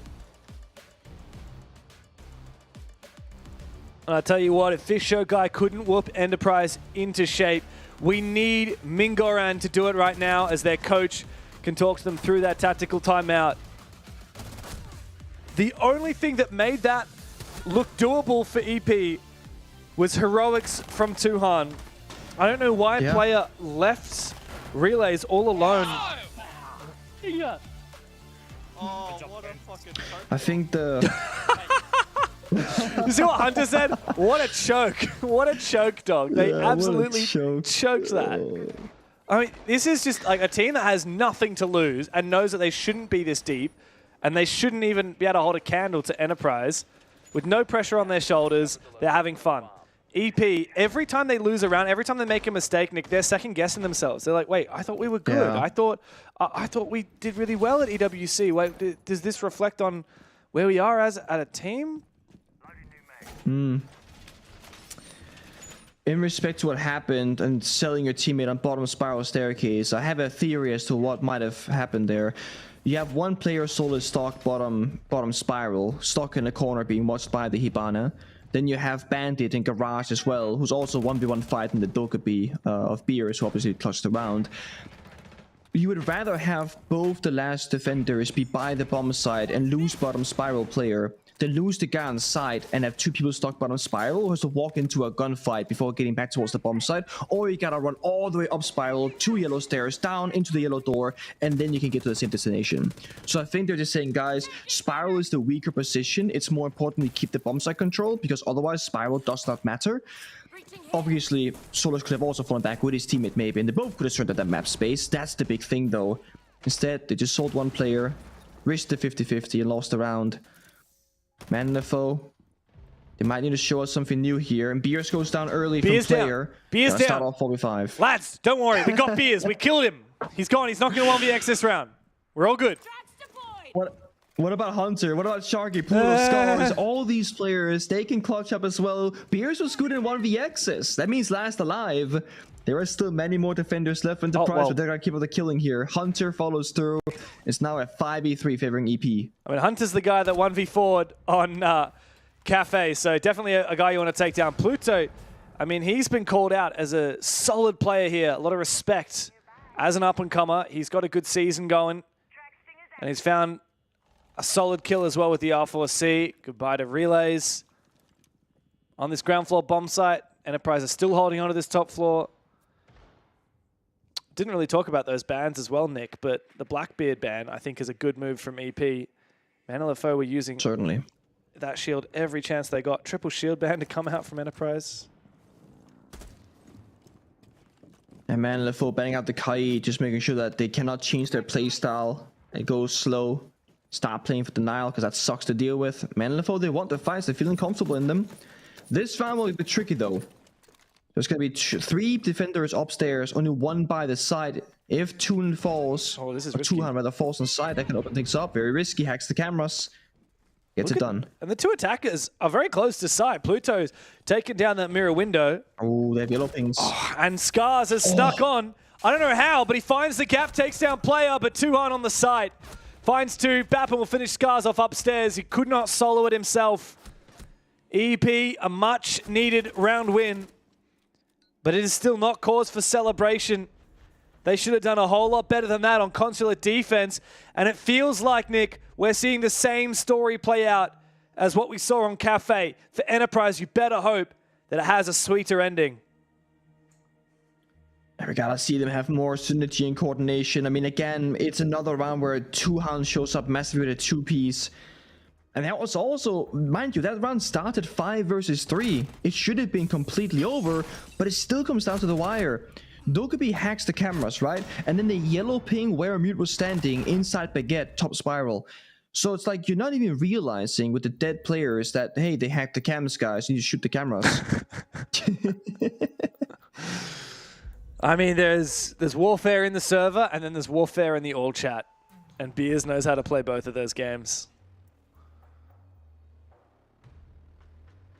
Mute ban from Enterprise makes you wonder, what are they looking to cook here? Is this going to be a Deimos play? Is this a Dokkaebi play?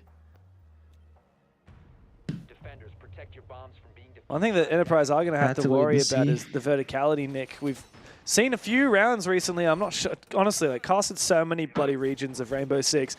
Europe, APAC North, Asia, OCE. I could not tell you which region we saw a lot of Valkyrie and Pulse play combined on Consulate, but there was one particular game I saw a bit of Pulse when we were casting. It was EML.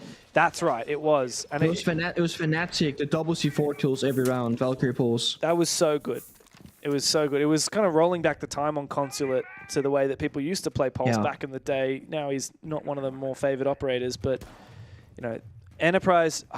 that's the kind of thing where, like, you have to really be aware of it. You have to be ready to hunt it down. I mean, not too dissimilar to these Capcan traps, by the way.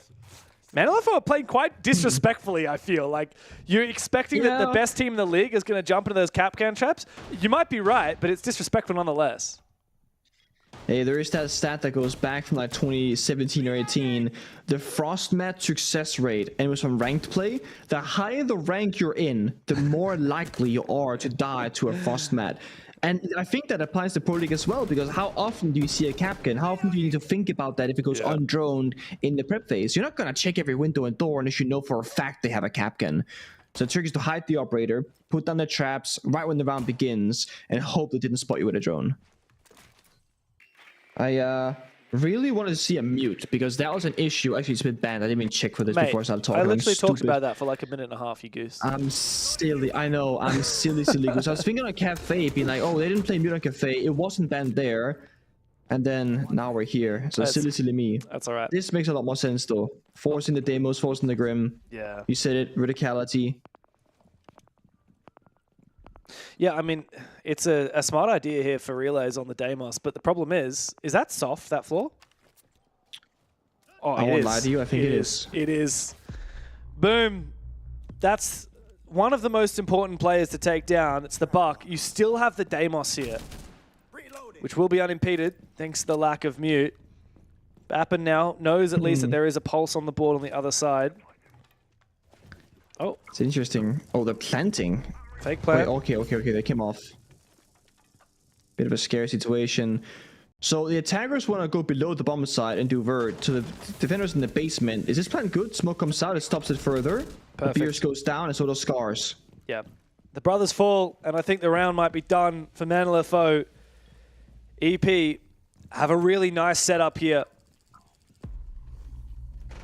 Now as advantage, they go in, start to plan again. That is the last smoke as Tuhan baits for one, and player on the window finds the final 2 kills. That is clean. That is textbook. And that is a Fisher Guy Cook certified. You can take that one to the bank. Enterprise, take the lead. I feel like a bit more could be done in that round as well. I mean, they had a spare Toxic Babe in pocket. They didn't have to flank downstairs just yet. It felt like Men LFO were trying to do everything at once. Instead of saying, guys, right now it's going to be the smoke denial. When we have no smokes left, we can flank below while we push above or something along those lines. Felt a little bit like there was no communication about the order of things. Enterprise, they win what was a very simple direct attack. I mean, it's just take piano, get on the CO rappel, get in, plant down the diffuser. It's one of the easiest rounds to win on this map when it works out. When it doesn't work out, though, it can get very ugly. It all comes down to that. Preparation on rappel. Fucking go! Oi! Good shit. Fucking holy shit! Comms are so good, guys. Vamos, porra. Good shit, Chris, bro. Dude, it's 7 rounds in the game. Like, it's 4-3. Don't get too excited. Much better energy, though, than on Cafe, right? Like, they're actually... the passion is there now. They're awake. It's good. It's good. It's a bit worried for them. You have Enterprise are just like playing, oh, okay, guys, nice try, you know, try again, whatever. Now they're celebrating all the small victories. As they should be. I mean, love that. As they should be, yeah. We talked a little bit about map 1, like, you know, when you chew out your teammates who make mistakes or play really poorly, you know, obviously the 4v1 where Enterprise threw against Hunter on Cafe, that comes to mind. I think you need that. You need the honest, like, you don't want someone who's like, oh, bad luck, GG, go next, every single time when you need to whip people into shape. But if you're going to be negative like that, you also have to be positive.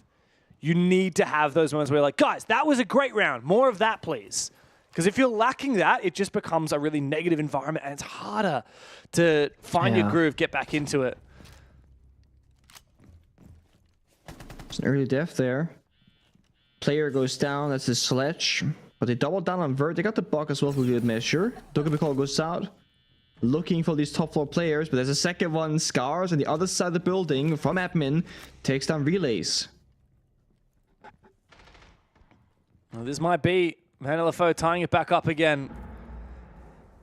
It does feel like this team has relied so much on Tuhan to do the heavy lifting. Ooh. And again, he's called upon. B is so low on HP. This might be the perfect read, though. Great cutoff from Tuhan. Suppresses any re-aggression with a flashbang as well. He's always ready for another player. Oh, that's cheeky. Exothermic on the soft wall. The area of effect, if the hatch wasn't already open, would have gotten the hatch opening. It was popped open by the defenders, I guess, because they're roaming so heavily. They have 2 spare reinforcements, so it makes sense to me at least. But it works to combat the Kaid. Now the operator will not have that much of an effect. You still have the box, so they can do Vert. They can find the claws and then breach the exterior wall. That's going to be the goal here for EP. Yeah. Now, there is one Nitro still left for Man LFO as Sharky misses his. Pluto's still got one in pocket. He's not really in position to use it. I've noticed this game, though, on the attacking side, Nick, Enterprise always tend to have a drone in the site. We saw it last round on the top floor. There was one on the couches. And I just noticed it again this round as well. There's one up on the rafters in garage. Yeah. Interesting. There's no player in yellow pillar here from the defenders. They can just force a plant, right? What? Oh my god! Fisher guy would be tilted if he died there. He has to get up and protect himself. He gets off again. Tuhan covers him. That's much better from Enterprise. 2 clean attacks on the back of plant attempts in a row. And you can see Fisher Guy is happy about that. Big exhale after a few choice words that he has to say. Finally, Enterprise are extending their lead a little bit here on Consulate. And Man LFO having the same difficulties figuring out how to deny that plant position. I like when you play on the yellow pillar, you know, by the yellow door, or the old pipes position. If you play it correctly, you won't be exposed to verticality or the main breach, which means you're completely unkillable unless they got frag grenades. But they knew the lineup. They should have known that there was no like U2 left in pocket for Enterprise. They could have played a bit more forward to stop the hatch drop, to deny the plant positions, or have those C4s ready for what's going to happen in the server. In the first defensive round, or up top floor, they didn't understand when to throw the C4, when to swing, when to use the smoke operator. In that last round, same story. They had 2 4s in pocket. One went out early. The second one we didn't see at all. And the plant again gets forced out from Enterprise, and Man LFO are forced into bad gunfight swings. So they're winning on the roam, they're winning early on, and then when they get to the bomb site and like the even numbers, that's when Enterprise are beating Man LFO right now. There's 2 things they can do. Man LFO either get a bigger lead on the roam and die or win the round off that roam game, or tighten up that late round execute. Ooh, careful. Oh. Close. Consulate is looking a lot better than Cafe was, that's for sure. Which, I mean, considering that Cafe was Enterprise's map and this is Man LFO's map, it does make me think that maybe Man had a little bit of a bad read on the veto. I mean, Man did beat Chiefs on this map, but Enterprise beat Man, like in one of the first play days. And also, Enterprise beat Circular Spheres in Stage 1, which ended up becoming Man LFO. So Enterprise are really good on this map, maybe a little bit too cocky of Man LFO to take them here. They need to change up their defensive tack in the next couple of rounds as Enterprise get to the hunt on this roam clear with one of your least favorite picks, the Jackal. Yep. Might be one of the worst operators in the current state of Siege with the recent changes to his gadget. A single red ping, no longer a multitude in short continuation. Nice shot. An interesting gunfight. Pluto wins it somehow with SMG-11. He's not stuck in his corner though. Yeah, he'll be taken down on the retreat, and critically so is Hunter. Still, I do feel like that's kind of job done for Man LFO. They can't be too upset. Yes, they lose top floor control, but they take 2 bodies with them. Oh, this is big though. Wow. Hard breach nuke. Not something you see every day, but it is actually perfect there. Angle opened by him here. Forces the remaining defenders downstairs, and he takes down the bulletproof camera. So what information do Man LFO have on that site? I don't think very much. No, they've lost the Solace. I like this reaggression upstairs from Sharky because they need to make a play somewhere. I don't think they can play below C4s. That's diffuser as well. That's huge. But he falls back. How does he play around it though? I mean, another BP taken down. Sharky wants to swing on that. Bappa needs to have a big impact this round, that's for sure. Relays with the DMR as he makes his way towards the site too. He knows there's one down below. He's going to try and smoke that up. He needs to go back upstairs to get that diffuser. Yeah.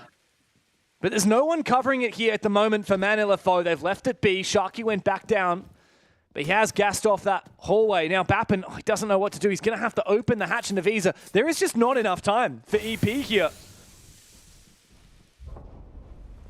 This gunfight can change everything. He pushes on down. He misses the shot. The second one hits him, and the third. Sharky.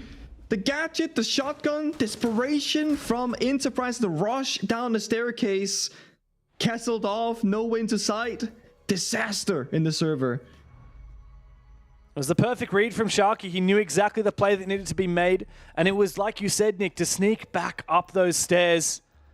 As soon as he found that diffuser, he knew, okay, I don't have to overextend. I can play at the bottom of these stairs and just smoke the top of it. By the time they get the diffuser, they're going to have to go somewhere else. And actually, the smoke ban is going to come through from Enterprise. Now, that will make things easier, not just in situations like that, but for any planned attempts. They only need 2 more attack rounds to push us to a 3rd map. Man LFO take their tactical. Okay. I like this, right? The win off a clutch is not, you know, the most stable Siege, and they've been having a couple of issues now. They get the first 2 kills quite often, then Enterprise get back to a 3-on-3, and then it comes down to the very small, minor details. I am curious though, from NFL, what? Yeah, go fish. Go fucking go, bro. Good shit. Good shit, boys. What changes they can make? This is the comms they want to see. I'm looking forward to the Enterprise comms video after the stage finishes. They actually did have a good piece of content they made at EWC. Just a lot of footage behind the scenes of the players, you know, going to the event, getting ready for their matches, etc. Some good insight into what it's like behind the scenes as a player at these events, which is interesting to most people, perhaps less so to you, Nick, having been there, done that. I always find that interesting. Some of my favorite esports content pieces is like, I don't know, LAN vlogs from teams or True Sight and Dota from I was going to say like, True Sight, the OG. Yeah. OG versus Liquid, I think it was. Yeah, Liquid was one of the years, yeah. That documentary is like one of my favorite That's 19. documentaries of any sport or esport. Yeah, it's like 2 hours of just, you're locked in, you're watching. It's so raw, it's so personal. There's so much deep insight to like strategy and thoughts and decisions and real player personalities, because when you put a camera in front of a player and goes, hey, tell me about yourself, be funny, you know, give me content, whatever. You don't get much usually. But when you just have like a fly on the wall type thing for a full like week of just following a team, you forget about the camera. You forget about the fact that you're mic'd up because you're focusing on playing the game. And that gives you some absolute pieces of gold when it comes to content. Oh, wow. The Shadow is actually going to expose Tuan's position, but he wins the fight anyway with the holo sight. That is the mechanics of this man. A dome right between the eyes of Scars. No more Tubarão this round. EP off to a flying start on what could be the round where they get themselves onto match point. Tuan is on a heater, 14-4, reading every play, shutting it down. Losing Tubarão when the strat. Oh, a great C4 takes down Lion. The strat is to stall for time, right? Tashanka, Goyu, Tubarão. So taking down the Tubarão early does buy a bit more time for Enterprise attack. They lose the Lion operator, not the biggest loss, honestly. They still got the BB, the Deimos, they got soft destruction, heart-based destruction. I think they're going to be quite alright.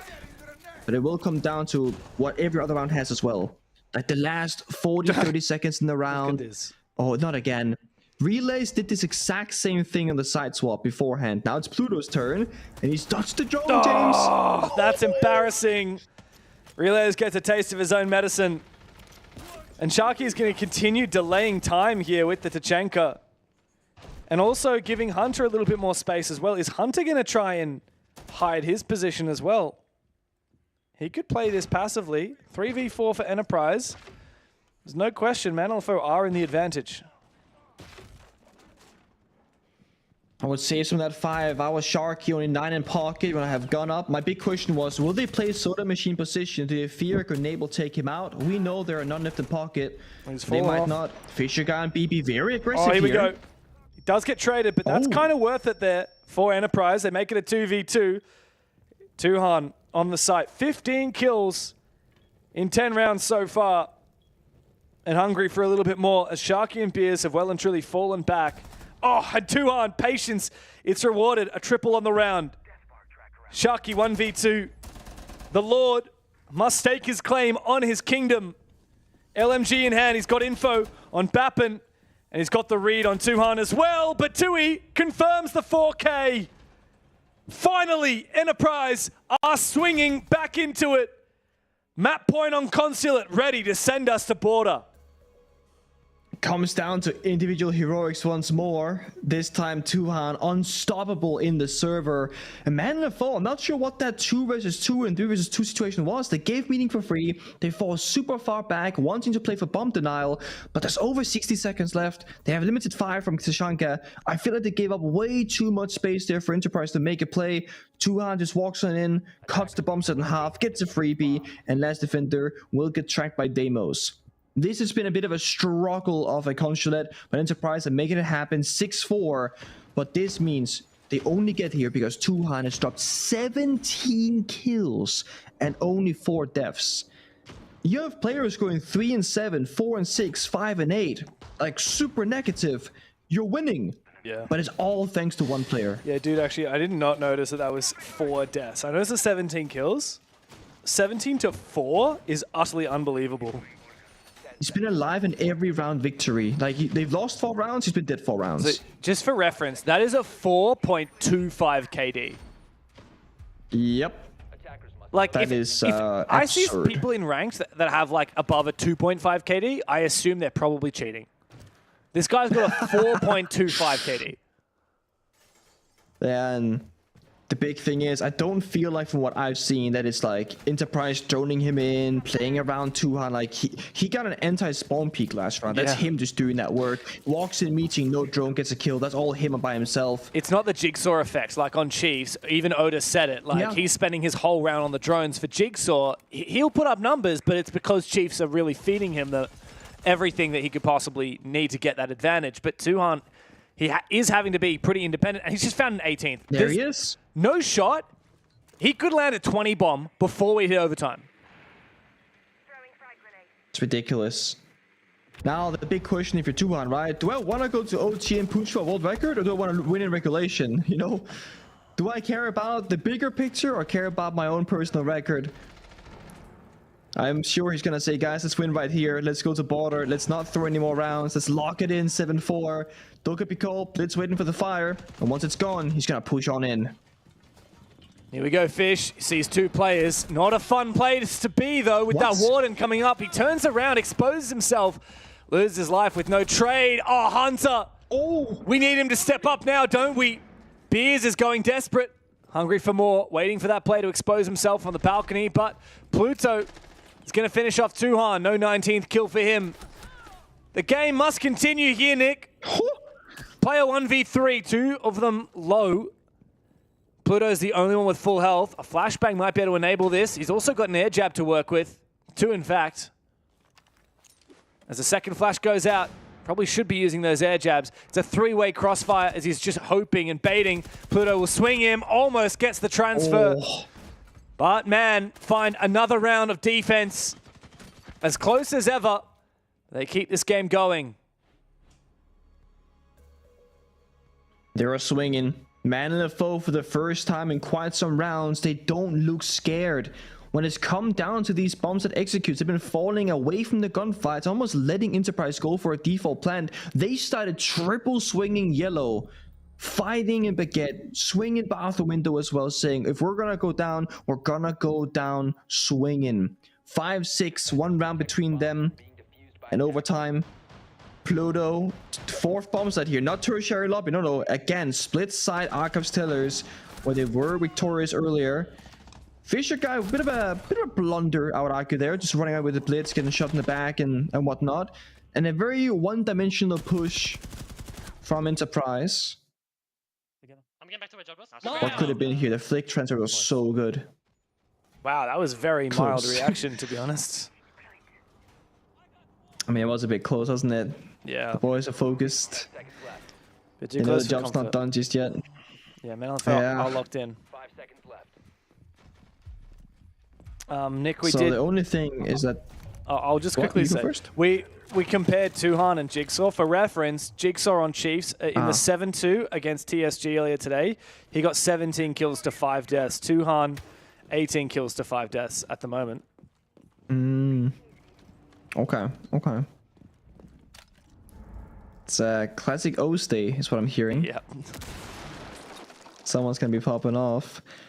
I was gonna say this before, a bit worried about the pulse being brought out because that's what happened last time, right? The C4 kill onto Bog from basement into piano. They remember that. So now they're gonna take basement with Tuhan on Ace, start droning out basement and first floor, and try and look for this pulse specifically. And this is the reason why an operator like Pulse can be so underrated. Yeah, you might pick the Pulse and the gadget doesn't find you a kill, you don't get a C4, etc. But just the sheer concept of having the operator, they're droning basement. They did not drone basement last time because it doesn't matter. So you're buying time. The Kai Claw has also survived both pocket EMPs here from the Dokkaebi Hibana combo. That's rough. That means that this wall will not get opened up. It's top right of the wall. Nothing special. But with those secondary pocket EMPs, you gotta guess bottom left, top right, and middle. That's 5 options. You got 2 EMPs. Statistically, a good shot that they're gonna miss. Scars takes down 200, top gunner. No 20 bombs so far. Man in the foe. They wanna go to overtime. There's no way. Enterprise, you had 2 map points. Hunter is keen. There's info from down below as well from Beers, and he does confirm the Nitro sell on Bappen. Again, a quiet game for Bappen, 4-9. Something is not landing today for Enterprise. And even if they get close, Relays, there's no chance in hell. He pulls off a 1v5. Bit of shotgun work from Pluto. Flawless round for Man LFO as Sharky sends them the distance into OT. No, if we go back in time, and you can't actually do this, but it's always fun to think about, right? To that 2 versus 1 post plan CEO attack from LFO, they would have won right here in Regulation 7-5. They actually would have won 2-0 against Enterprise. And you can never go back and say, oh, if only the clutch hadn't happened. But it was like one of the rounds where like 99.9% of the time, you should have won it. It was that done of a deal. Ninja defuse. But now we're in overtime. They're fighting back. It's exciting. And the thing is, things will stay the same, right? Yeah, Manlef on defense, Enterprise on the attack. And I was gonna say, do you play this this 4th bomb site once more? They are. Back to split bomb site of Archives Tellers. 3rd time, by the way. It's kind of cold. Nice. Again, such a mild response. Just one quick reaction. You're right, they are so locked in. I mean, you compare that to when Enterprise were winning those rounds, it was like so dramatic. It was so, yes, we're so good, great comms. Well, I mean, that's all well and good, but what about these rounds where you guys are losing? What's your reaction then? That's what I would like to know. Yeah, and maybe it goes to show about, you know, when Fisher guy was saying how the comms are too chaotic and a little bit too bad. If you're very emotional when you're winning, I mean, technically good thing, but if that's where your comms are going to go, imagine when it gets hectic in the server. Yeah. You're probably going to start speeding up your speech as well there. Yeah. Well, Man LFO, doesn't matter that it's overtime. Scars is still happy to take risks. Aggressive, near lobby door. He has an impact as well. But Tuhan has been good at these counter spawn peaks. He's been good at everything, to be fair. 18 kills, 3.0 KD. It's dropped a little bit now. They've been struggling on this bomb site attack specifically. That's why Man LFO has gone there a 3rd time. They haven't won this and yet, they've tried to go for... They tried to go for top floor clear the last time, basement clear the 2nd time, and then now, let's look at back to admin. They got the Brava in case of Maestro or something like that, I imagine. They got Blackbeard for entry. And this is EP just doing a ton of drone work. And the drones are going unnoticed, actually, mostly. So, good bit of intel game. Oh, that's a great catch from Tuhan. Oh, just needs to land one bullet into the leg, and that should finish him off.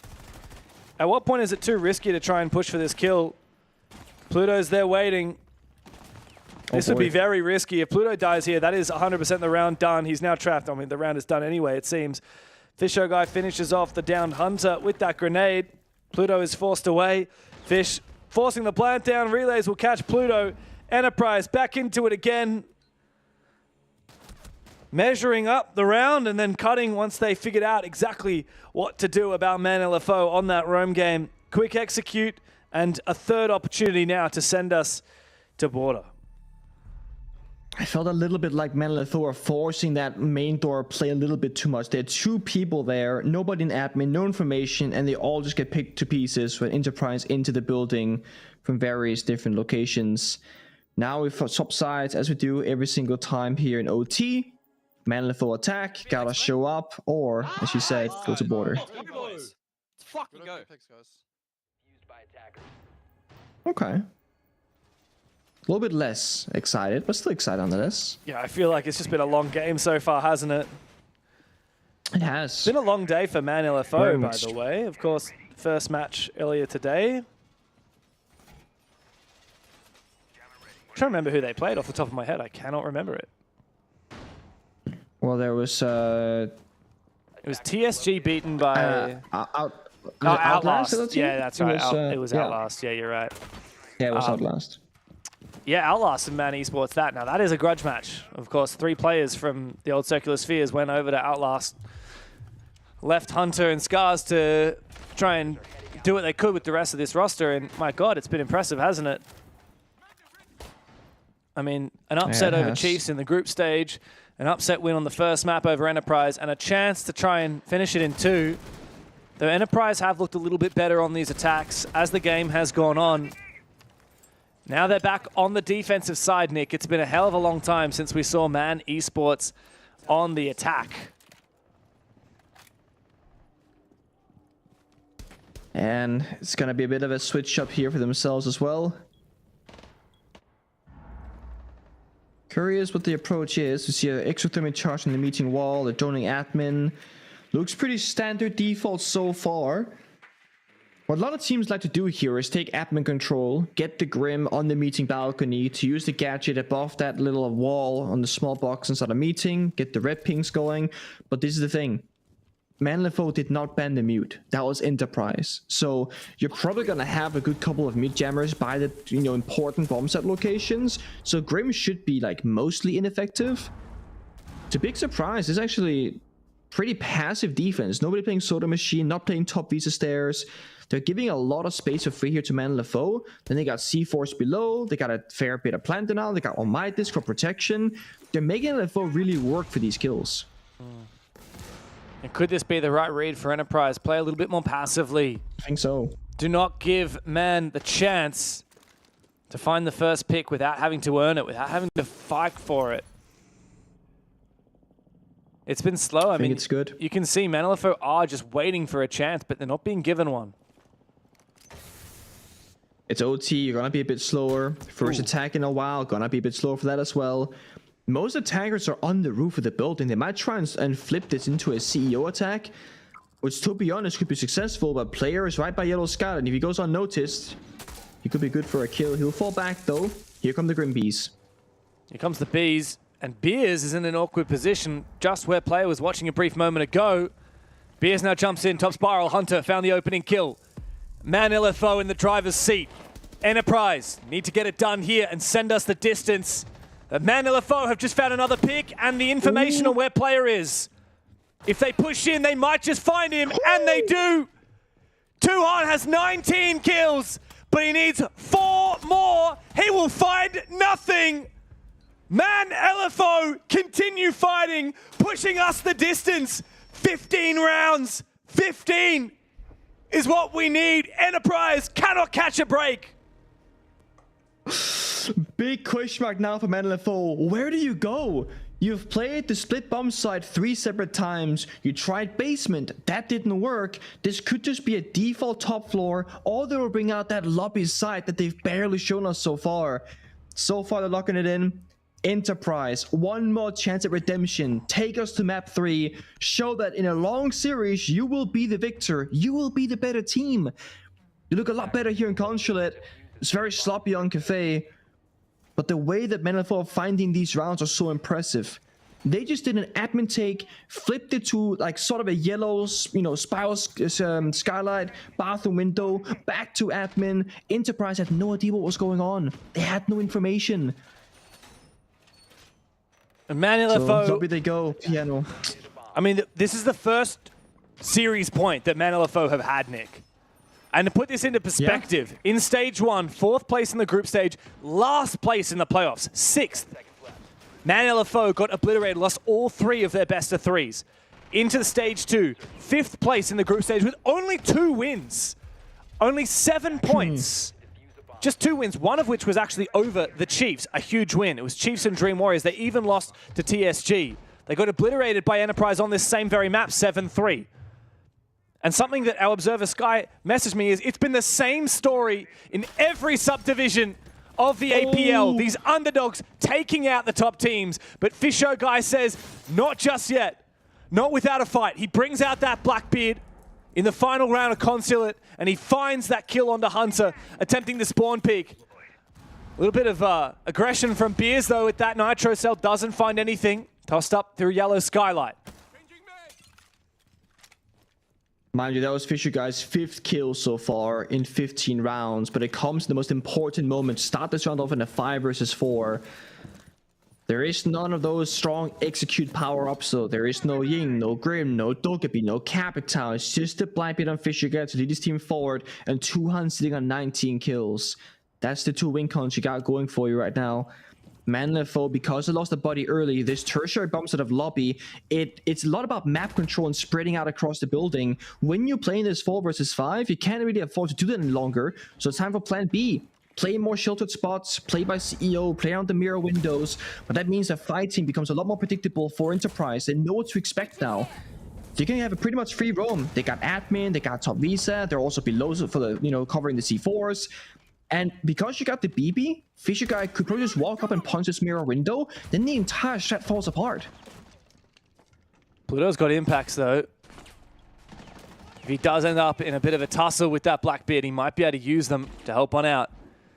Manlefo are playing very passively though. When things really matter, when it's at match point, that's when you need to turn it up. But Manlefo are not keen to take any risks fighting from behind in the 4v5. Guys just have to crossfire. Spears finds one. They're playing bathroom, but getting 2 in CO. There's the BB though. Help! No help for Scars today as his brother comes along to try and support, but he's too late. And Fisher Guy, he still has the HP. He's been taken a little bit low, but he has enough to catch a little bit. Beers finds one. As the Blackbeard keeps making his way towards Beers, Sharky elsewhere is struggling to stay alive as Enterprise march their way towards this site. Time is ticking away, and Sharky, he needed that kill. Player's gone down. Just Bappin, who has had a stinker of a day, and the captain of Fisher Guy, low on HP. As the mirror window starts to get breached, Sharky and Beers are in position. They just bide their time. Down into red time. Enterprise need to get around it, need to get this plant down. Bappin must cover. He covers for 1. Pistol comes out for the second. Push to their limit, but they refuse to fall. Enterprise have given themselves a lifeline, and we'll have to settle it all on border after this.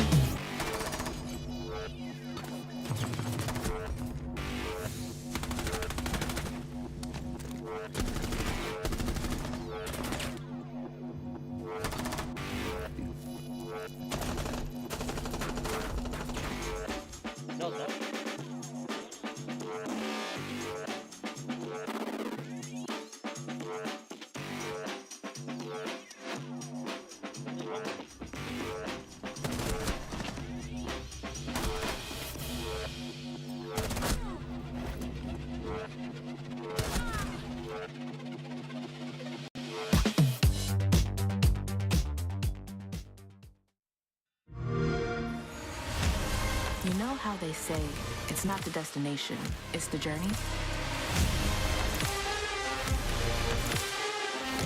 And the journey of 1,000 miles begins with a single step. And you know what? They're right.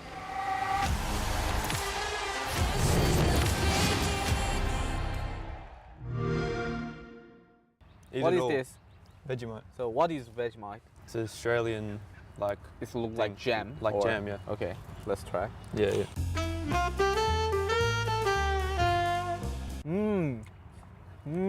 It's so good. Yeah, let's try. Fold. This one. Why? And eat it. No. You didn't even eat anything, bro. You're so stupid, bro. No. I don't like it.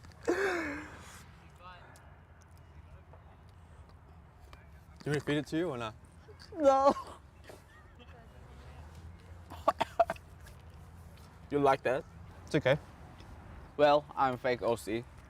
I'm not Australian, so I can eat this one. Tastes like shit. How do you feeling about newcomers in OC? Newcomers. Like Kakin? Kakin's been around longer than me. I'd say I'm a newcomer, honestly. Yeah, me, Box, maybe a few other people, pretty new. Most of the region's pretty new, apart from Fish, Cairo, Chiefs team. Who is best newcomer in APL right now, you think? It's me and Relays, 100%. He's not humble.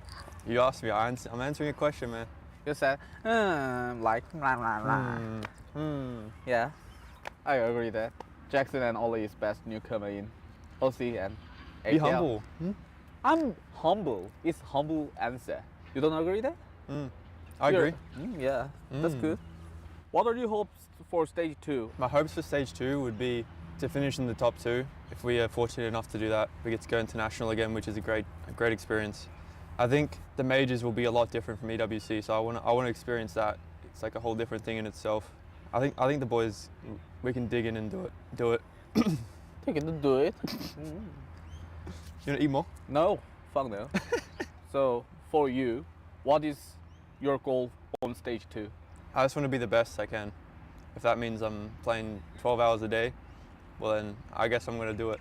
I probably won't play 12 hours a day. Okay. Six a day, maybe. Good to hear to me. Happy coach, happy team. Yeah.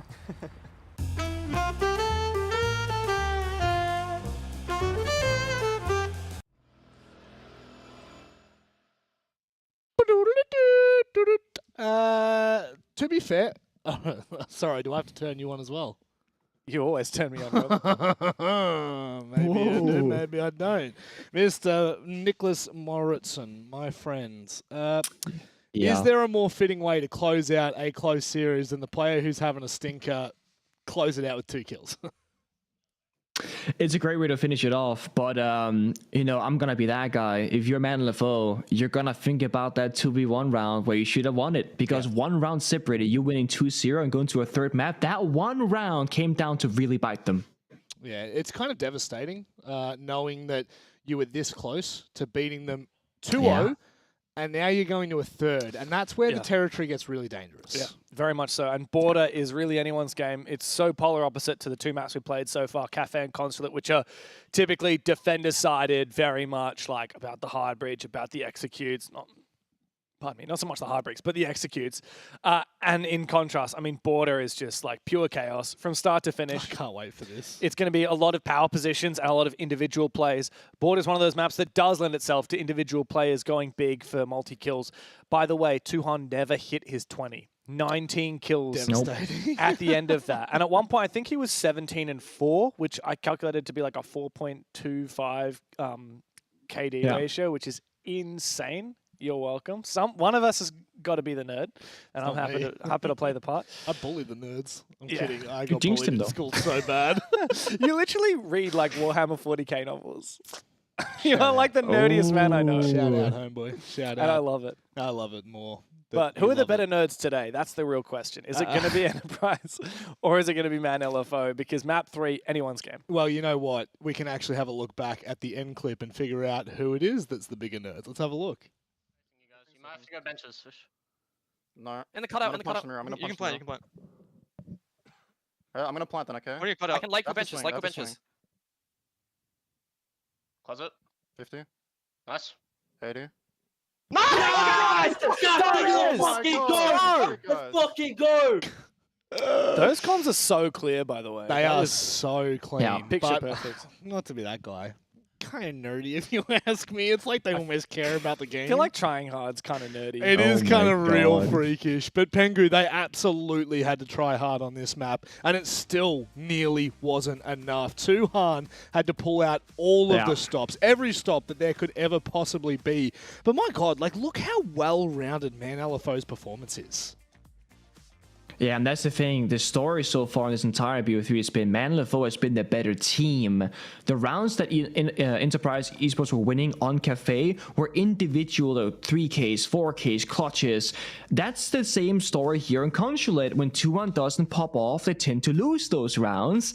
And if this doesn't change for Border, I still have some faith for Man LFO, despite that the landscape will change and the map is very different, etc. Because Man LFO truly has been the better team through and through. I am so excited for Border. It is Border we're going to, right? I'm not going crazy. It The is. reason Yes. I'm so excited Yes. for Border is obviously we're having some standout performances. We're having some freakish kind of life series type deal with Tuhan. But obviously on Man LFO's side, they've kind of like, they're just intermittently changing who needs to pop off in what round. However, the reason I'm so excited for this is we've only seen Enterprise play it once in the last 6 months, and that was 2 months ago to beat Ludovica 7-5, whereas for Man LFO, well, I mean, you know, they're kind of new Never here, played but it we before. haven't seen them play it at all. So, like, we're kind of going in on a completely dead even map, if you will. I know Enterprise it will not be even for Enterprise, but I think that there's a reason why Man LFO have let this float in. And if one thing has rung true over the last 4 days of APL,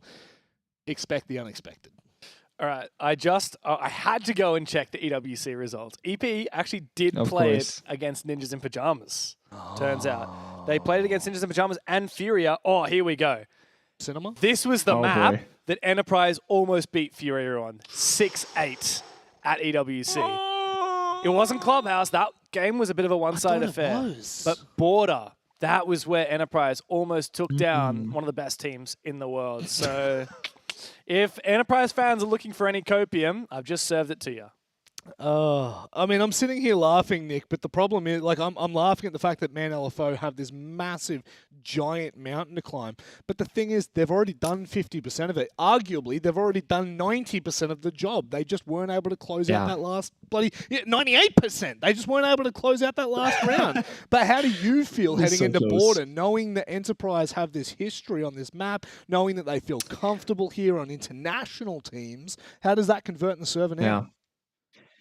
Well, I do think that Enterprise, they have a slight favor here for sure. Also, we got to talk about the fact that Man LFO had an early start to the day. This is their second BO3. Yep. They're running on fumes right now. They use a lot of stress, a lot of energy. It's also probably why they're not, celebrating every single round as loudly, because it's not over until it's over. And if you use all of your energy on that second map and then it goes to third, then you have no fighting chance. So I think at Man LFO, they got energy in the tank, but not that much left in them. Sounds like Man LFO starting defense. Yes, that's the call I heard as well, Yeah. which is the unfavored side of Okay. Border, just to clarify for anyone at home. So Enterprise do have a chance here to come out of the gate swinging, I think, after the momentum that they got on the second map, and hopefully Bappin getting a bit more confidence. I want to see him play the aggressive Bappin that we know and love, right? That we saw, he got that 2K cover, Fisher guy planting in the last round, like that's great. Yeah. On Border, no one can afford to be like statless. Everyone has to go fragging on out. And the important thing is, let's remember what we're all playing for. It's spots at PAX. You have to be the top 2 in the region. Man LFO have a shot at the Kings. What's crazy here is in the Oceanic League, we have not seen Border at all. This is the first time it will be played, and it's a decider for a best of 3 that has been so close. Tooth and nail, through and fro, it has been very tense. But ultimately, one team can book themselves a spot in the upper bracket final, which, for context, is one of the most important things you can do here in the APL. You are then but 1 game away from securing your spot at PAX. Both of these teams pushing the envelope. It's time to get underway with our final map of this series. That's it. It all comes down to this for Man LFO and Enterprise for a spot in the upper bracket final, which guarantees top 3. Nick, you only need to win 2 more games if you win this one, right? Oh, well, 1 more game, actually. After this match, whoever One wins has a chance to win that upper bracket final. 2 more games to become champions, which Enterprise, well, they know what that feels like. First place in the groups and playoffs last stage. First place in the groups this stage. It's already been quite an upset, the fact that Man could take a map, let alone Cafe, let alone take the series. It's exciting, though. just the sheer possibility of another upset. We've had a lot of those across all of APL, as the people who have been watching the various sub-regions will know. And I woke up this morning thinking, this first match is probably gonna be a bit of a landslide. You know, Enterprise so good, Manlefo, who are these guys? That's historic, more or less, right? It's not been that way at all, and I love that. I love the Manlefo. They've gotten so close. I wish they had honestly finished it 2-0, just because lower bracket run from Enterprise would be kind of crazy. Of course, it's still doable, but I do fear as the series goes on for Manlefo, it's been a long day for them. It's going to be very hard mentally, every single round here in Border. Very chaotic, very fast-paced, and of course, Enterprise, they're riding that momentum of getting a very close victory on Consulate. You said it, Nick. Manlefo could have got it done in 2 maps if they had won that 2 versus 1 post plant with the upside down rappel on Consulate, but they fumbled it. Yeah. They let Enterprise get that ninja defuse, and now we move on to Border. We know Enterprise have liked this map in the past. We know that they've been brave enough to take even some of the best teams from Brazil in NIP and Furia to this map before. Fisho guy opens up the gates for the fire to go in and fry Hunter alive. Low on HP. The kill cannot be confirmed as the gas forces Fisho guy back and gives him another moment to reposition. 1 HP. I cannot believe he's still alive. Big difference, right? If he died from the fire, you know, there would have been in Easters already. Now, because Hunter is 1 HP, he can stall for like 20, 30 more seconds. There's no nades on BP. And they don't know how much health Hunter has left. They don't know that he's on literally 1 point anymore.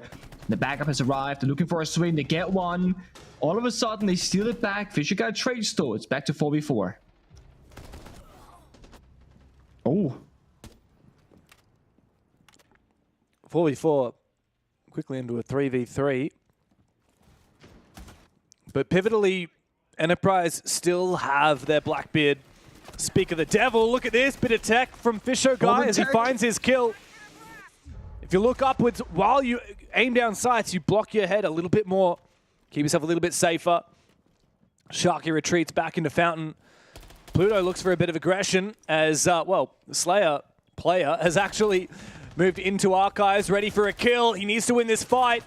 Sharky falls. Good trade. It's again a 1v1 for Fisho guy. On the Blackbeard, no nades to work with.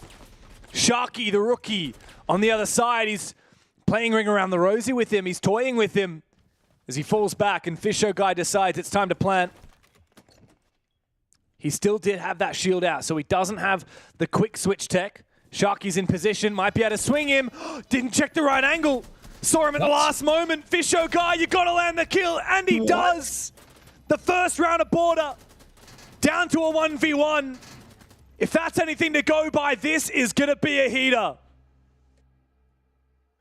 Shaken in the 1v1, mischecks the corner, looks away, almost scared to fight back against Fisho guy. And look at the pace. Fisho's been a support kind of Blackbeard for Intel on the previous maps. Now he's the entry, using shield check, going for kills, and even clutching out in the 1v1. That's 3 kills for Fisho. He ended the previous max overtime game of Consulate on like 5 or 6 kills. He's already gotten half or more.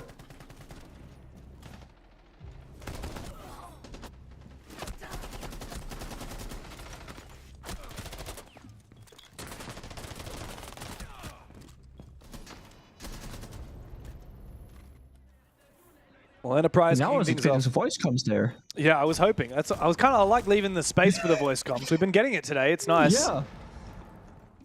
Get to really, yeah, it did get to hear a little bit of that energy from the players, and you know, on Consulate, Nick, it was really Manlefo with the like more kind of reserved energy. Like I don't know whether it is the fact that they played their first match earlier today and then had a 3-hour break or 2.5-hour break before getting into this one. I don't know if it's just the fact that perhaps they don't have as much energy as Enterprise do. Not as vocal of a team. Yeah. On a map like Border, you need all the energy you can get.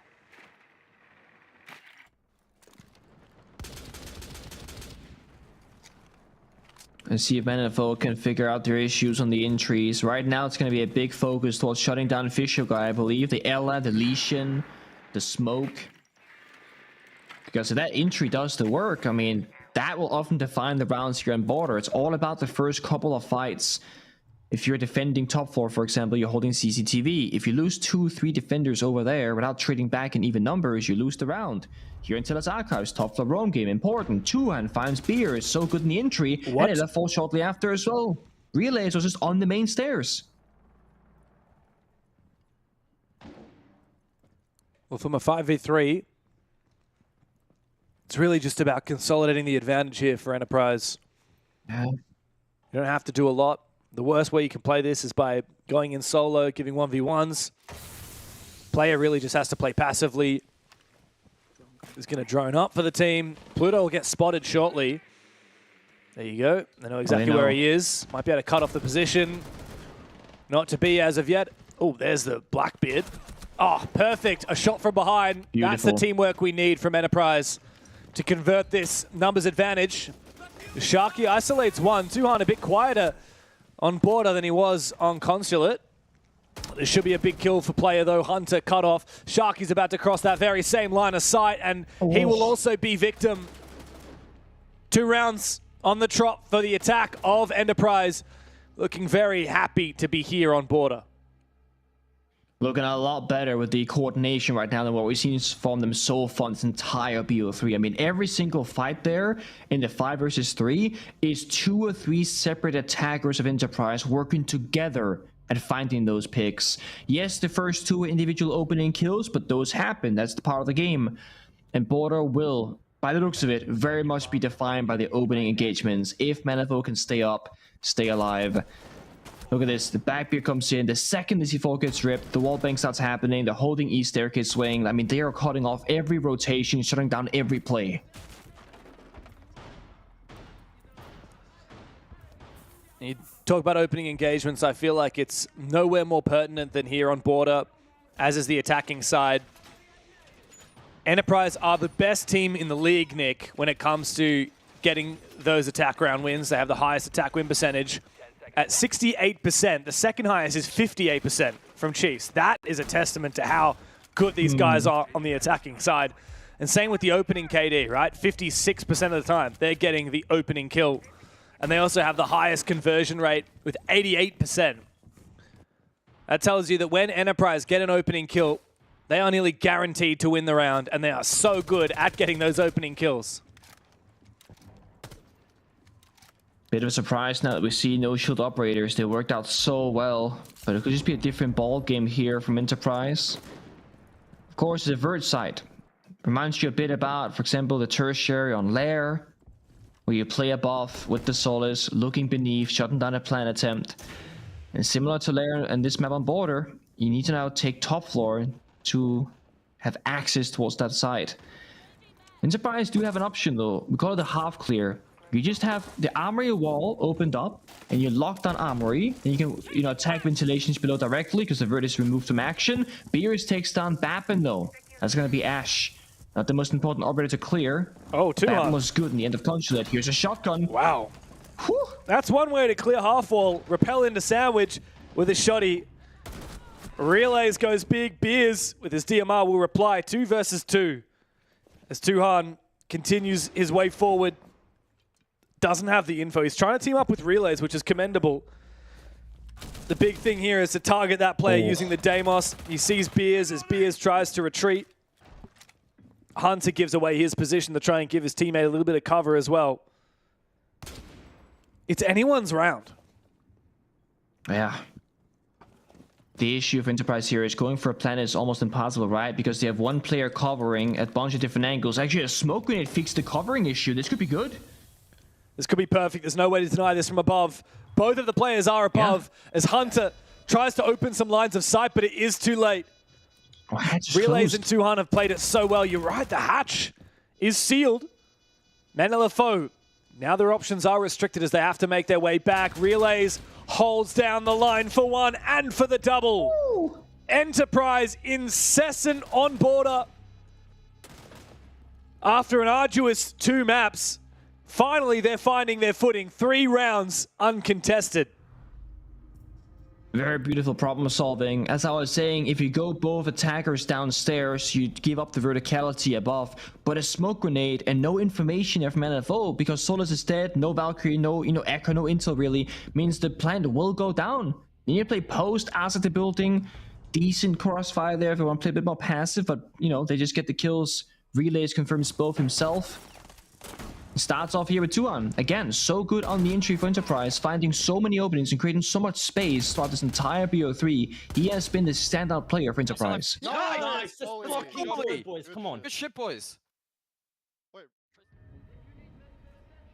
Sometimes I just want to listen to the player comms for like a whole round or like a mid-round or an execute. Yeah, right? Like that moment when Enterprise decided, okay, Relays, he's going to throw his smokes. You're going to go straight into it to plant. Yeah. And Relays is going to cover. Like little moments like that. So there was for a singular stage of NAL back when I worked at like about 2 years ago now, where we could actually request a singular round of listen-ins in a game. But it would have to be predicted the round before. Oh, so right. I could say to production right now, hey production, at the end of this round, by like 1 minute 30 seconds, I want to listen to the team. But you don't know if the round's even going to be good at that point. You don't know if it's going to be over at that point either. But sometimes we would time it perfectly with prediction and hear a full-blown bomb site execute like a 5v5, and it is spectacular to listen to. If we're lucky, maybe one day. Damn, again, Enterprise with the early drones. That is such a good drone spot, by the way. I mean, Hunter's caught in 4K on the on the east stairs. I was just informed that the odds of that happening in OS League is not so likely. Oh, that is a shame. For reasons unknown. Language, boys, language. Good opening again. Relays downstairs, bottom east, takes on Hunter, and a second one as well. They're flowing in the server teams. They're absolutely flowing. This is far too easy. Yeah, 6-1 for Relays, by the way. He's really feeling better here on border. Enterprise are so prepared. Good night. Everything that Manilefo has to throw at them, they have a response. Sharky might have just stolen away a kill, as has Beers. 2v5 to a 2v3. Okay. Looks a lot better than it did 2 seconds ago. Hamburger. That's the call from Fisher Guy right now. It's an old EU word for slow down the round, hold your angles, don't get caught off guard. Relays, mid-gadget usage gets swung. Monty, Fisher Guy, too late for the intel game. Hit by a C4, low on health. A plant is possible, but player covering. No nitro cell, but Beers finds the kill on player. From a 5v2 to a 1v2 for Fisher Guy. The frustration he must be feeling seeing every one of his teammates fall. And Manilefo are playing this well. They separate the 2 remaining defenders. Make sure that they have a crossfire. Sharky could swing Fisher at any moment. Shield on the back. He opts not to. Oh, he's playing really passive. You can see Manilefo really are playing not to lose at the moment. Yeah, they are. Not taking that risk. Fisher Guy, I mean, he's got to hit some gnarly shots to win this one. It's not happening. Sharky's going to spot him. A 5 versus 2 that Enterprise will fail. We should see a little bit of energy from Manilefo after that. That was a huge round. Perhaps a little bit quietened by the fact that it was far too late, Nick. 1 round to 3 from Enterprise. Manilefo let their opponents get out of the gate swinging and extend that lead in the first half.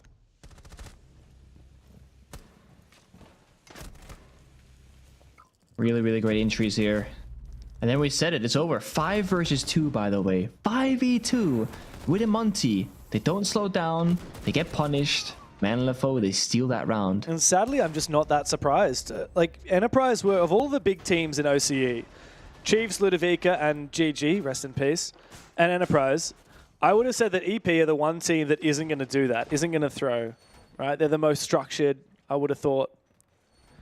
And yeah, that's not at all the Enterprise that we've seen today. I mean, these guys have thrown a 5v2. On Cafe, they threw a 4v1 against Hunter that, you know, really should have been an easy free win. And again, it came down to Fisho Guy at the end on a shield operator trying to clutch. I do think it was a good move for Manilefo to ban that Blackbeard, by the way. Get Fisho Guy onto something where he's actually even less likely to frag. Not that he's a guy that often does frag, but I mean, if you're in a 1v1 clutch, you want to be that Blackbeard, not the Monty. And you also probably want to be one of the most experienced players in the server, right? Or the most experienced player in the server. You want to have that. I know what to do right now, now to get it done. Fishy Guy clutched up in the very first round, got 3 kills. After that, he's chilling. He's playing more passive positions and roles, and now he's finding himself in the Monty again. What I do want to see, though, is Monty being more on the front end, especially once you get that opening pick, right? 5v2 last round, Monty last in the building. Oh. And now he's first dead. Yeah. Weird, risky take from Fisho Guy, and that's Diffuser as well. Very unusual to see Fish doing a play like that. It was well handled by Manilefo. The smoke behind him as well to prevent his retreat. Yeah. Relays might be able to bring things back, though. He's found 6 kills so far, and he's got a good read onto Hunter. The fire from Bappen forces Hunter away, but hasn't flushed him into Relay's line of sight just yet. And they know he's got to be down there somewhere. Relay's hoping that he's going to overstep, but if Hunter just stays right now, I mean, no one's applying any pressure. Got Toxic Babes on the exterior door. He has no reason to really move from this location. Ooh, 50-50, left or right swing here, Relays. Hold the wrong angle, and Hunter might just take you down. That's the risk. Relay's actually tempted to creep up on him. I think Hunter has the read. He's being so careful not to expose himself to this position.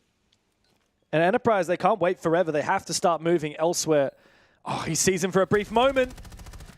And Hunter makes the wrong call, tries to retake upstairs, and he falls. But player is also going to die inside of Archives. Tuhan gets deleted by Scars. Pluto and Scars together, making sure that Office retains under Manilefo control. EP just have Relays and Bappen, the 2 young gunners, to try and clutch up. This is very aggressive from Scars. I don't know why he's feeding that kill. Very unnecessary. It does give a lifeline to Relays. It does. He's stuck in this double door of Office. Here comes the swing. The first one is good. Second one, no trade actually. They mistime it. Oh. Players bleeding out. Pluto. Well, good lockout for Pluto. Thankfully, after his teammate nearly threw the round, he's covering both angles, and Enterprise, 2 rounds in a row now, they've looked a little bit messier. I don't want to see that much risk-taking. Not what the Monty did at the start of that round, Nick. Yeah. Fisho Guy fed and just gave Manilefo an early advantage, which they were happy to consolidate. That's exactly it. Like, it's not Monty's job to ADS or go for a swing here. You just extend the shield, walk in, get the info. Your teammates will get the kills, not the Monty. Never.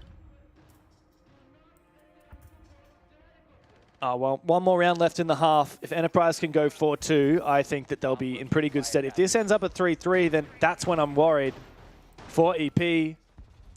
I do feel like they are looking better on border than they were on the previous maps, though, but that's really not saying a lot because of how abysmal Cafe was and to a lesser degree Consulate as well.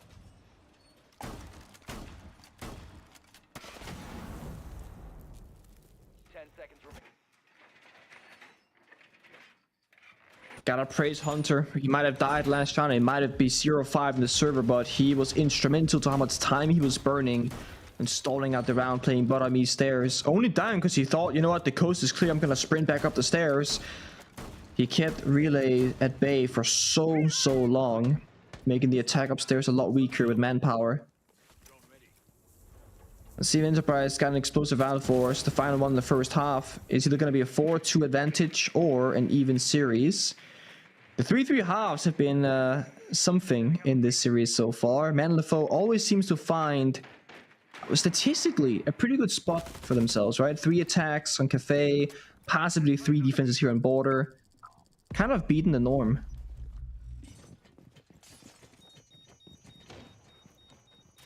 When Enterprise played Furia on this map at EWC, it was 3-3 halves as well on both sides into overtime. Oh, wow. Quick shot there from Hunter on a Fisho Guy. Big play to take down the Blitz. Even though he gets traded, and that is the smoke, I think that's kind of worth it there for Manilefo, getting rid of the shield. I think so too. The only downside is a Fisher guy, and I assume he is a good IGL. He can now call from the grave and direct his teammates where to go, what to attack.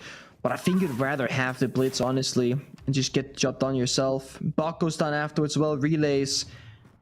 4v3 favoring Man LFO. They're looking very solid here for a 3-3 half, which again is beating the statistical norm on border. Big flash. Pluto gets out of dodge in time. But Beers still survives, still persists on this top floor and takes down Bappin before he retreats. Beers has been so good today. For a rookie, he's standing up, making a name for himself. I feel like I'm always singing his praises. I'm always saying his name. I'm always seeing him make a play somewhere in the server. Man LFO are now on the verge of tying up this half as Sharky still loiters on this top floor. Player is waiting for him. As player closes the gap, Sharky's got the read, but player's got the shot. Big 1v1. Oh, and another one for Tuhan. Beers is down. Pluto and Scars must clutch up. With Enterprise having plenty of time to get this done in the 2v2. Not sure why they're sticking around top floor. The call was clearly for Man LFO to fall back, play downstairs, and play the timer. They got case in open area. They should know this, but it doesn't feel like they are aware. Enterprise has to retrieve it. Falls down. Hipfire gets shut down. 1v2 now for player. Oh, and he doesn't last long, does he? Man LFO stand tall, recompose. Make sure not to throw the 4v2, but they do close that half. And a big comeback, Nick. This was 3-0 for Enterprise. 3 dominant attack rounds for Enterprise before Man LFO even saw the sunlight. And now, well, it is a bright day here in Melbourne if you're a Man LFO fan. Bridging the gap, closing the distance, and now a chance of their own to get onto the attacking side.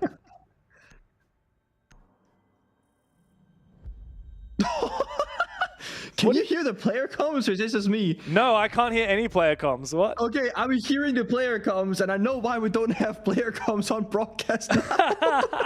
Oh my god. I don't know why production snuck you the secret source to the player comms. I wish I could hear that. I was like, man, you're having a really good time. Has someone broken into your apartment and started tickling you or something? Dude, I think I'm locked into Enterprise's voice comms right now. I'm hearing all the words. You hear everything? I hear everything since they won the since round ended. Dude, give us the inside scoop. I'll give you the inside scoop and filter out the things that shouldn't be said on broadcast. Essentially, it said, we know they're baiting, so why are we playing into it? We can just play it together and like drone and play it slower. And then something mentioned about I could never be a coach for this team because I wouldn't treat my players well if they throw like this. Oh my god. Yeah. I bet you that's Fisher guy. There's often been a conversation about Fisher guy. Oh wow, that's a really nice Denari lineup, by the way.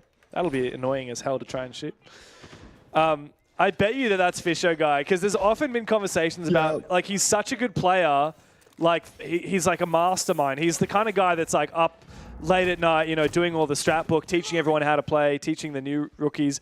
But like, you know, he doesn't always frag out. So he's the kind of player that you are like, well, why don't we just put him on coach? Yeah, a lot of people have wondered. But look, as long as he's still performing as a player, then I would be happy to leave him in the server.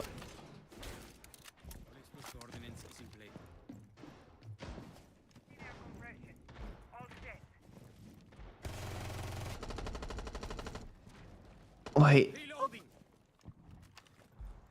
Oh my god, never mind. Never mind. I figured out what was happening. Never mind. I thought I could still hear the player comms, but there was a video playing on my other tab. I was so confused. They were not talking about the game. And I was like, what am I hearing right now? Oh my god, days. dude. No, I'm good now. So you weren't actually hearing player comms. Okay, good. No, I think I was at first. At first I was. Okay. All right, sure. Whatever you say, Nick. Well, whenever you're done listening to the voices, we actually do have a match, and Beers is making moves straight up. Oh, what is that play? What am I watching? The Denari dueling outside. Player gets away and retreats back into Armory with a 4v2 for Enterprise. That was an interesting idea, but unfortunately for Man LFO, it doesn't work out. Yamaru certainly had flair, but it did not have substance. Enterprise, their defensive half looking rock solid, preventing that rush. Absolutely. I mean, it's just a back and forth bounce once again, kind of like earlier. This is giving cafe vibes, you know?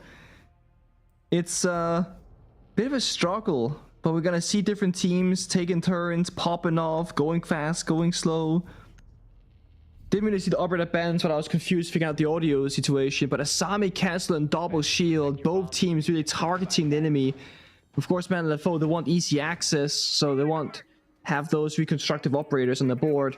Enterprise, they're fearing the aggression with the shields and not wanting to play more trap-oriented ops like Deletion and Ella, for example. I mean, again, it's Man LFO's game. You know, they gotta step up. Enterprise should be winning this. They should be in the driver's seat. Man LFO, that energy tank, the reserve that we spoke about, less and less energy. It's been a very long day for them, and Enterprise are not gonna go quiet into this one. Yeah, Man LFO are the ones that need to step it up on their attacking side. Border, it does treat the attack well if you play it right. But Enterprise trying to get rid of the shields, you know, Blitz and Blackbeard bans. Amonte could even potentially follow, not that they're playing it so far. I want to see Glaz, I want to see Ying, I want to see explosivity from Man LFO.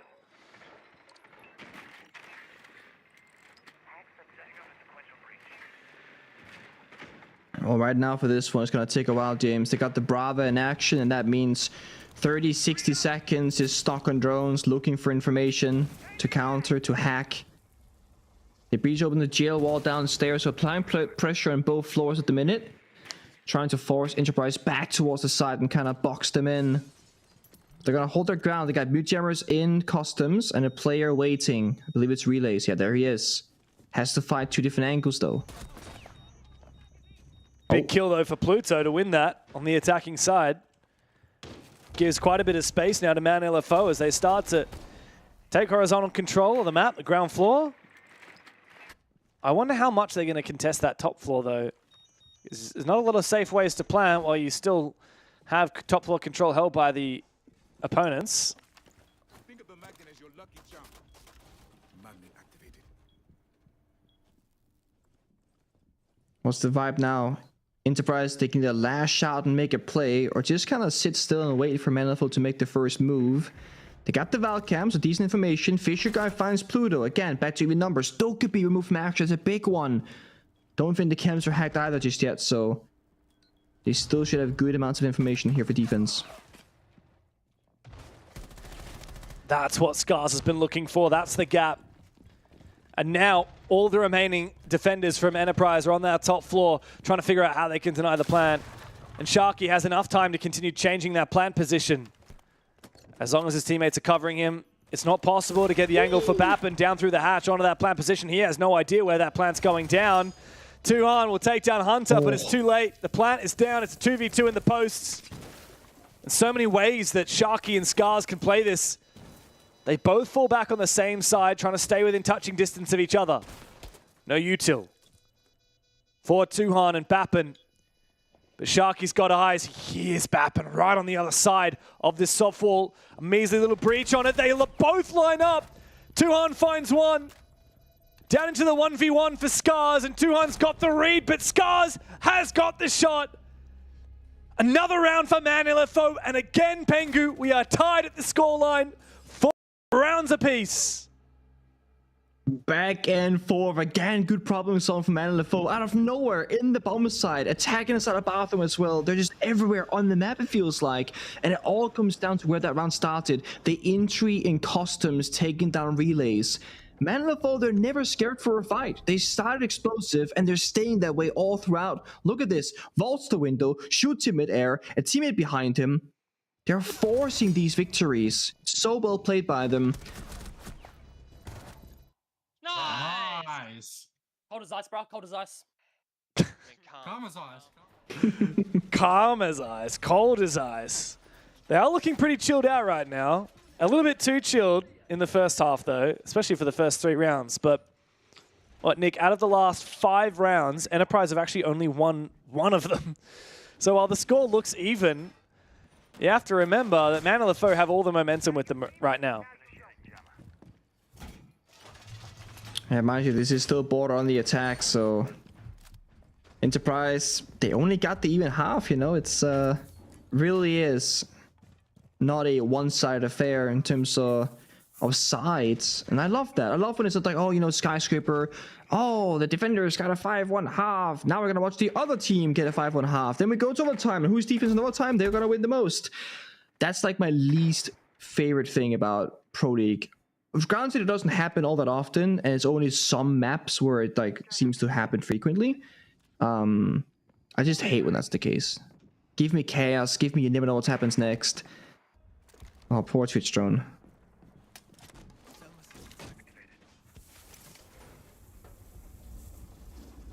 Oh, there we go. That's the angle for relays. Oh, that's the shot for him too. Oh boy. Give a sharp man the Vector and he will make miracles happen. Big 2K. And that certainly puts a thorn in the side for Manalefo. Bit of a spanner in the works. We've seen bigger comebacks than a 3v5. I mean, we've seen them win a 2v5 in this game already. Yep.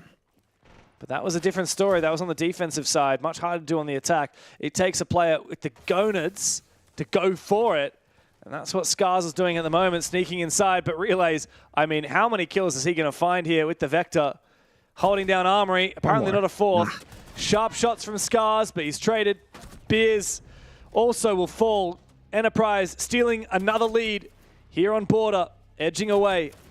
5-4 is the score.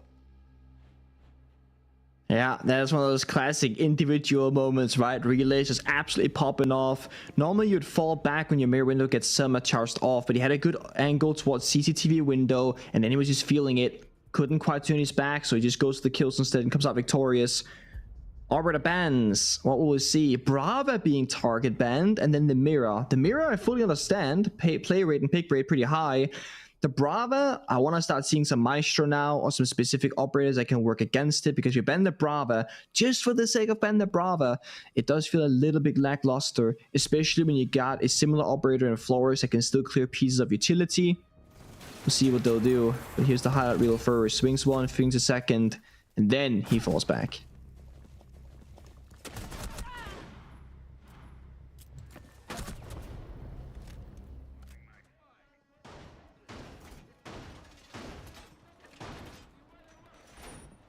Well, Enterprise are starting to build a little bit of that momentum back on that defensive side. Good setups. They've been loving this Denari, by the way, Nick. Something I don't get to see a lot of, and we very rarely see it actually. Like, sometimes it looks pretty, right? But how often is it actually helpful? That's a good question. I'm not sure you saw it, but there were some Denari changes announced on Twitter yesterday. I did not see that. Please inform me, educate me. Dan, that's nasty, by the way. Have a look at that. So that is nasty. Covers the door and it covers the window jump in. So right now, if a player walks on top or in front of a Denari laser, you know how like it goes away, like a renegade, like it closes away? And the second you create the line of sight by stepping off the laser, it instantly reactivates. Now it's gonna take like a full second, so like a small delay.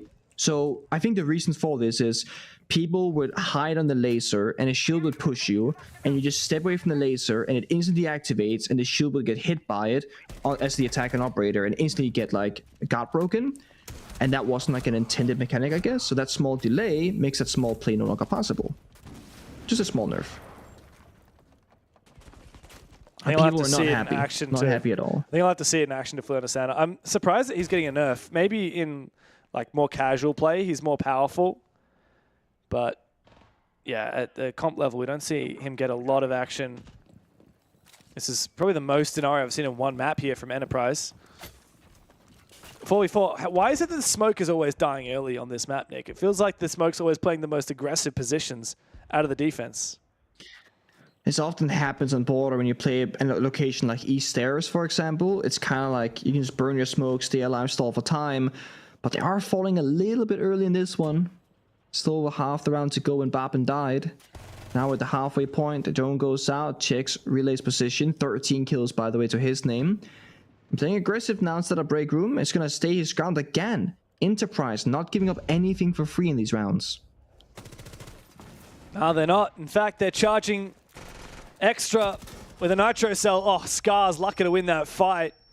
Relays, who's had a banger of a game, goes down, but player is looking for a refrag here. I think they must know where he is. Surely there's no one watching for this. Oh, the timing could not be worse for player.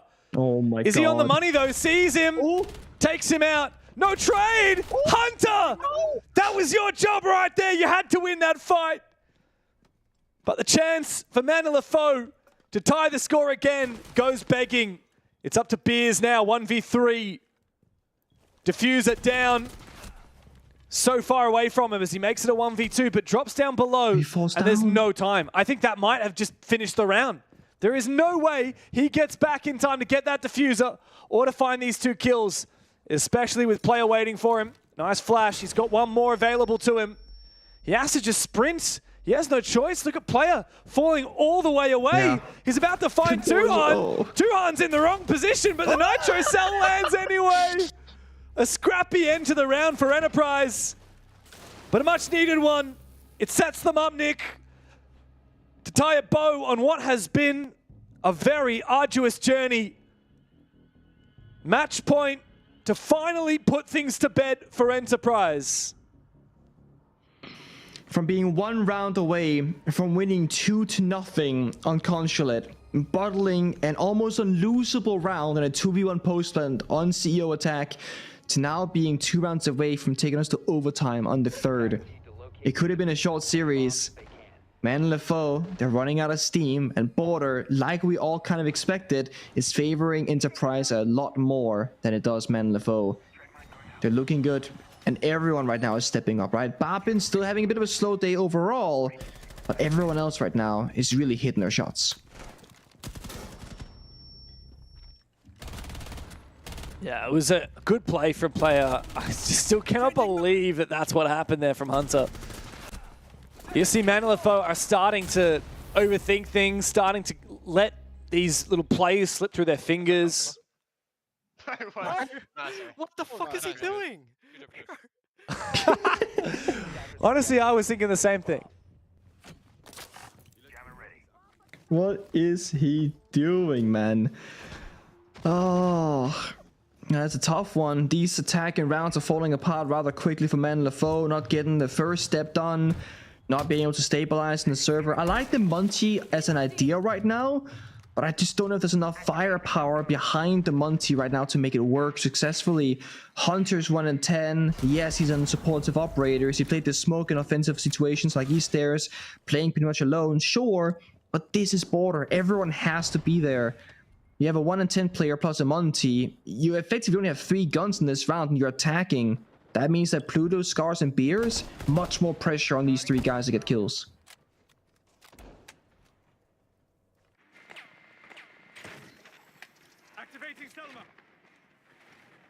We've got the util that we need here if you're Manilefo to make this round work. Take down the Dread Mines, the Monty, the Dokkaebi as well to prevent any cheeky aggression, but oh no, not the ace falling like that.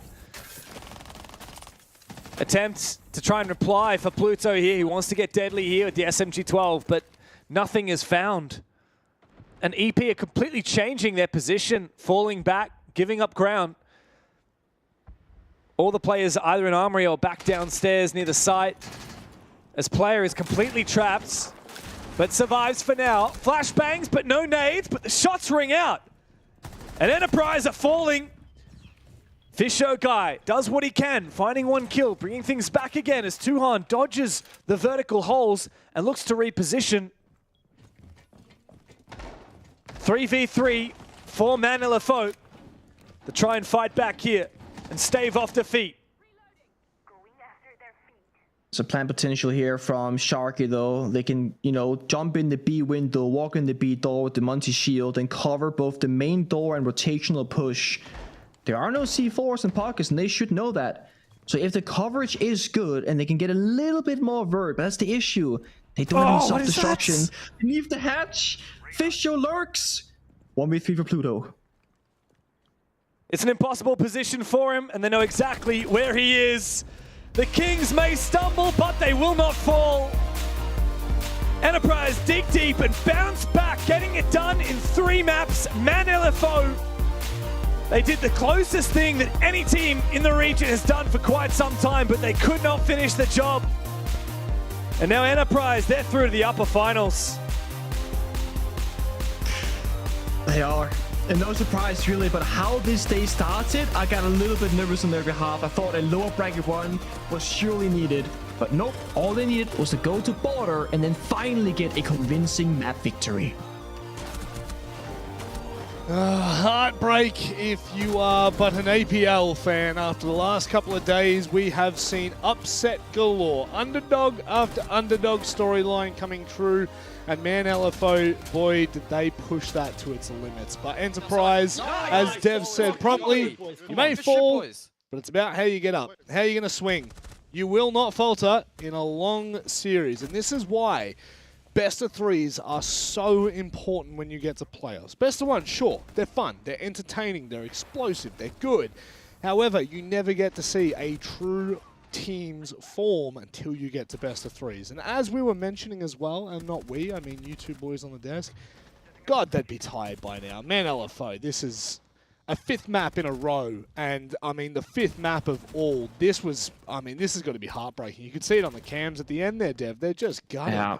Sadly, I do feel like momentum kind of ran out for Man LFO. It's been a long day, even though their first match today against Outlast was pretty quick, right? A 2-mapper. Yeah, playing 5 maps of Siege with a big break in between. It's a big ask, and Man LFO just maybe don't quite have that experience to be able to overcome that. Enterprise on the flip side, right? Like, they lost the first map. Cafe was long, and it was hard, and it was so fugly for Enterprise. Like, it was so bad. And then they bounced back on concert, and they looked even better on border. Border really felt like Enterprise controlled it. Obviously, first 3 rounds, no contest. Man LFO won 4 out of the next 5, and then EP finished it off. But it does feel like this is a big moment nonetheless, Rob, because it's the only time that Enterprise have lost a map in Blast R6 this year, aside from that one BO1 loss to Chiefs. So that is a huge accolade for Man LFO to be one of only 2 teams this year to take a map off of Enterprise. And when you look how close the series was as well, Pengu, it was God, that still sends me. Not only, also sorry, why is he asking what the is he doing?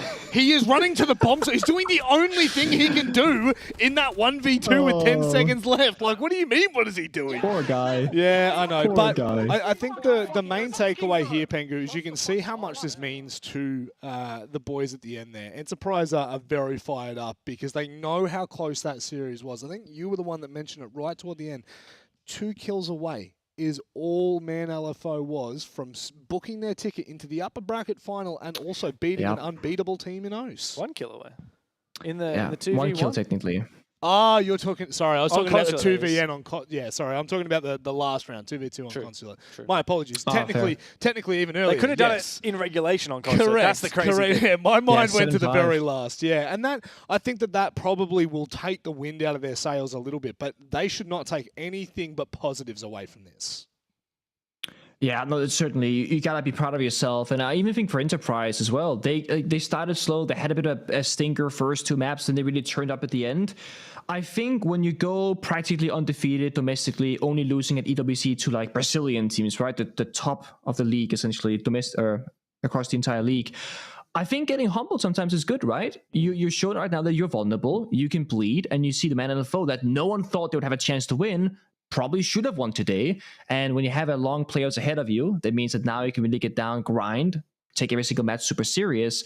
And in the end, they still won. So nothing was lost. No. And speaking about being humbled, how about we bring in Mr. Humble himself? Mingo Ran joins us all the way from Korea. Hey. That was a jump scare. I thought we were getting player for a second. No. I'm glad to see you, Mingo. No, we're getting the hello, OG. guys. How are you, my friend? Hello. I'm so good, but so tired. Yeah. It'd be so tough. What time is it where you are right now? It's 6:45, 7. What do you mean you're tired? Come on. Probably woke up at 4 p.m. Hasn't even started gamer hours yet. Look, Mingo, one thing we want to just I very quickly want to ask is, Man LFO, was that taking you by surprise as well, or did you expect a close game? Yeah, I expect they doing really well because they really playing well with. That was our last, right? Yeah, they playing really well. So yeah, I expect they're doing really well, but we win. Couldn't have said it better myself, Mingo. Look, that was a rough series from you guys. I'm going to be honest. Cafe looked really poor. You guys lost that 4 versus 1 to Hunter. I think you lost a 5 versus 2 at some other point as well. Yeah. Obviously, we love talking about how great your team is, but I want to try and focus on some of the things, the weaknesses that we haven't seen before. So talk me through, like, what was it like after Cafe finished, you talking to the boys about what happened and how you could bounce back on the next 2 maps? Yeah, I just noticed they playing warm up before our game, so we just to wake up for another map 2, map 3. So boys just wake up and then we just bounce back. That's all, I guess. Pengu? Okay, so looking ahead in the future of playoffs, do you think today's performance was a bit of a one-off and you'll play better in the future? Or do you think the team right now is going through a bit of a rut where you're not playing at 100%? What's the vibes been for scrims? Maybe we will be back for winner bracket. That's right, upper bracket final. So yeah, we will be back more stronger, and then we will keep humble. So let's see. Awesome. Keep humble. That's all that matters from you. Look, obviously, we're waiting to see who wins that lower upper bracket game that is going to be played now. Who would you want to see in that upper bracket, knowing that if you win your next match, you're through to PAX? Do you want Ludovica or do you want Chiefs? I love Oda. So Chiefs. That's a very quick and easy response. Mingo, anything you'd like to say before we let you go, my friend? Yeah, shout out to this uniforms player, Tuhan. Yep. He really playing well. And then shout out to Enterprise, and then shout out to everyone. Love you. We love you too, mate. You take care, and we'll speak to you soon, Mingo. Catch it. Great content and great Love interview. that, man. Yeah, no insight though whatsoever. Did not want to give a single thing. I love that guy to death, but he gives the worst interview answers. Yeah, he did. Those tape it on. I needed more. I needed you to get in there. Oh yeah, I just told them to lock in. Open up, you know. Just lock in. Well, you know who locked in? Tuhan, 42 kills, 22 deaths across 3 maps. Absolutely outrageous, and a saving grace for an Enterprise that looked on the ropes. But they pushed through to the upper bracket. Who will meet them in that final? Well, we'll have to wait and see after this.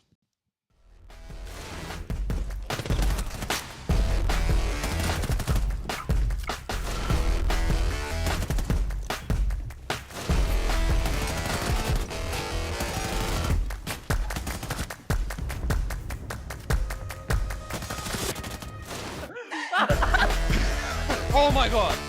The greatest touch I've seen in my life. What?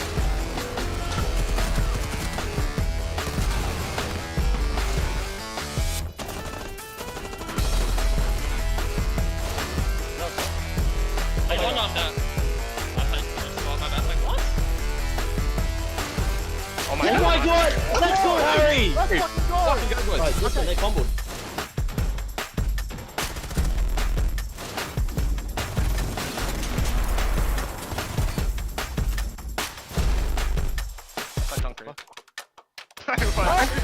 What the fuck is he doing? Yes! Let's fucking go, boys! Come on, guys! Fucking go, boys! Fucking go! Trust the fuck.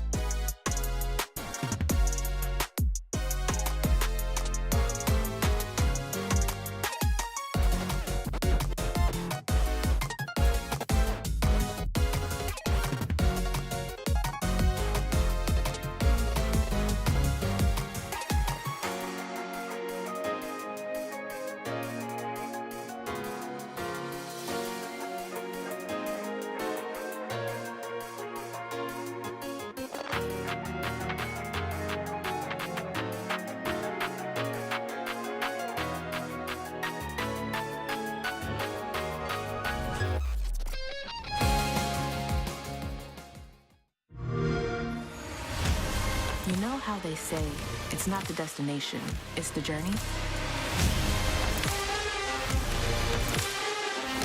And the journey of 1,000 miles begins with a single step. And you know what? They're right.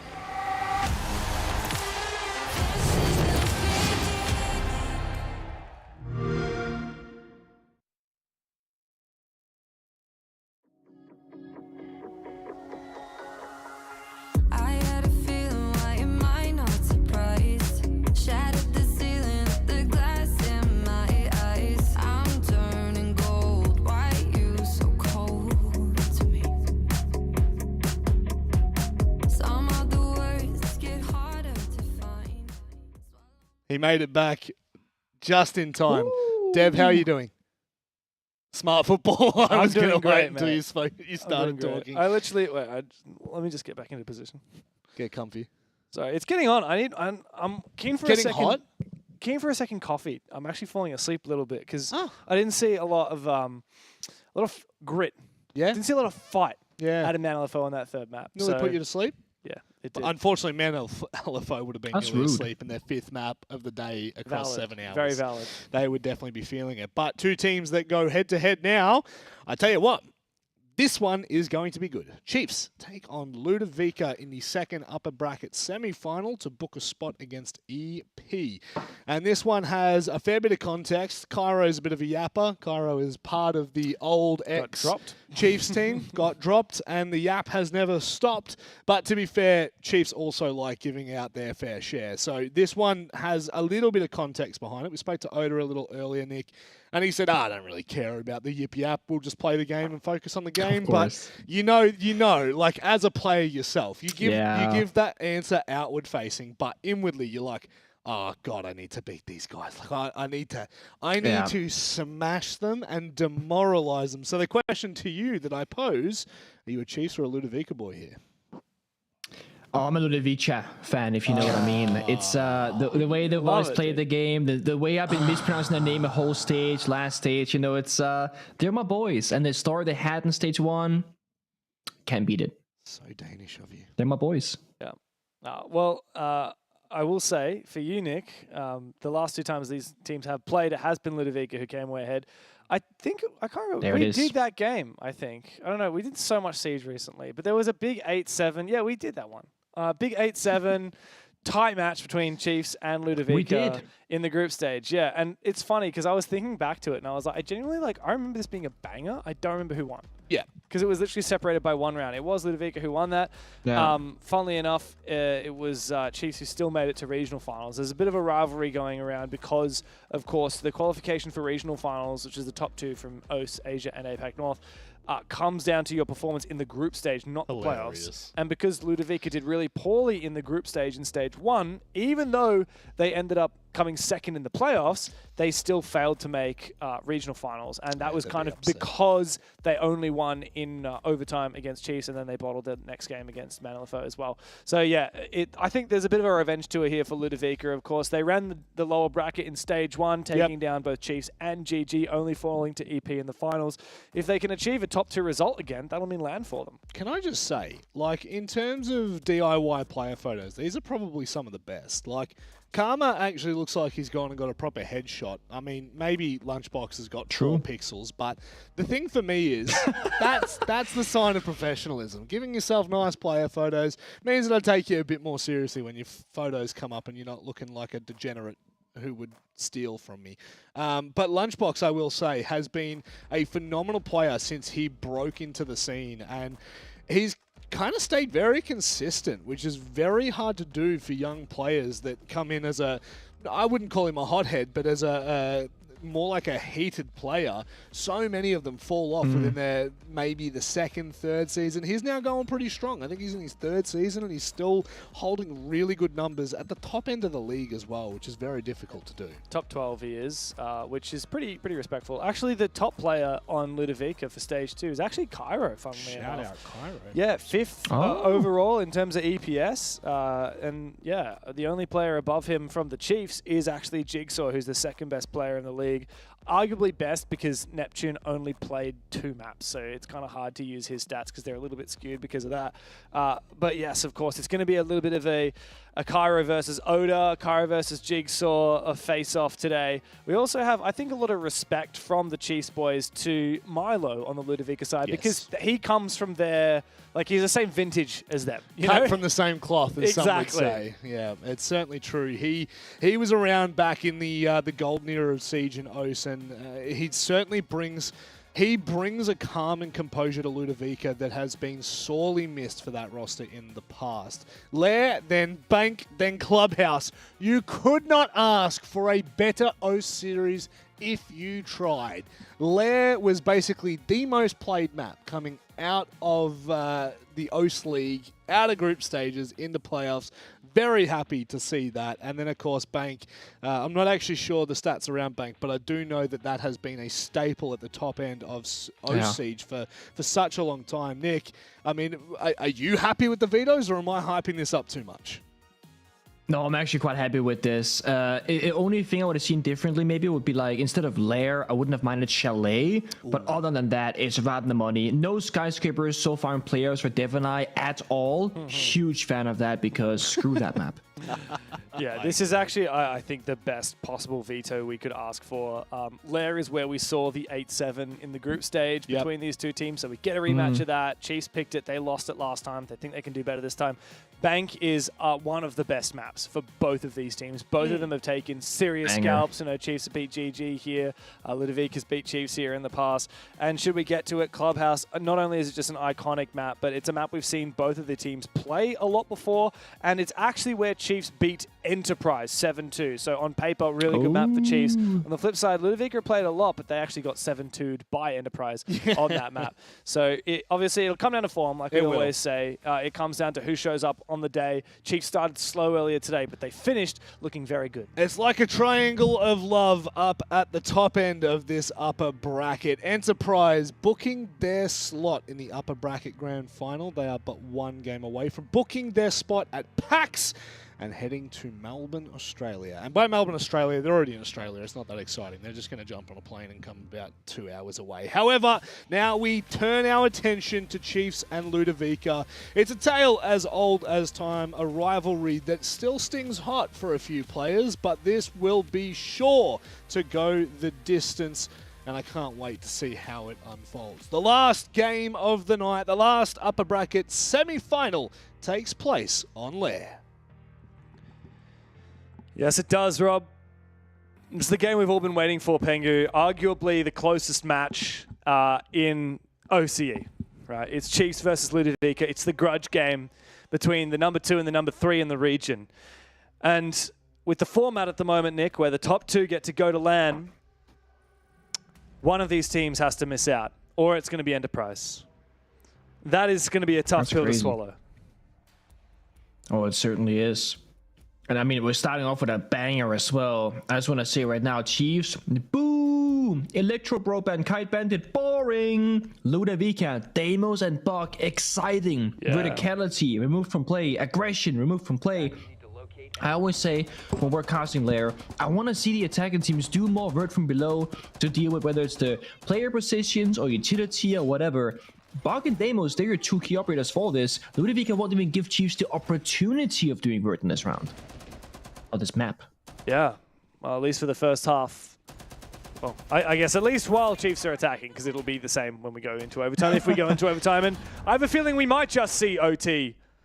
Judging by how these teams played in the group stage, it seems very likely.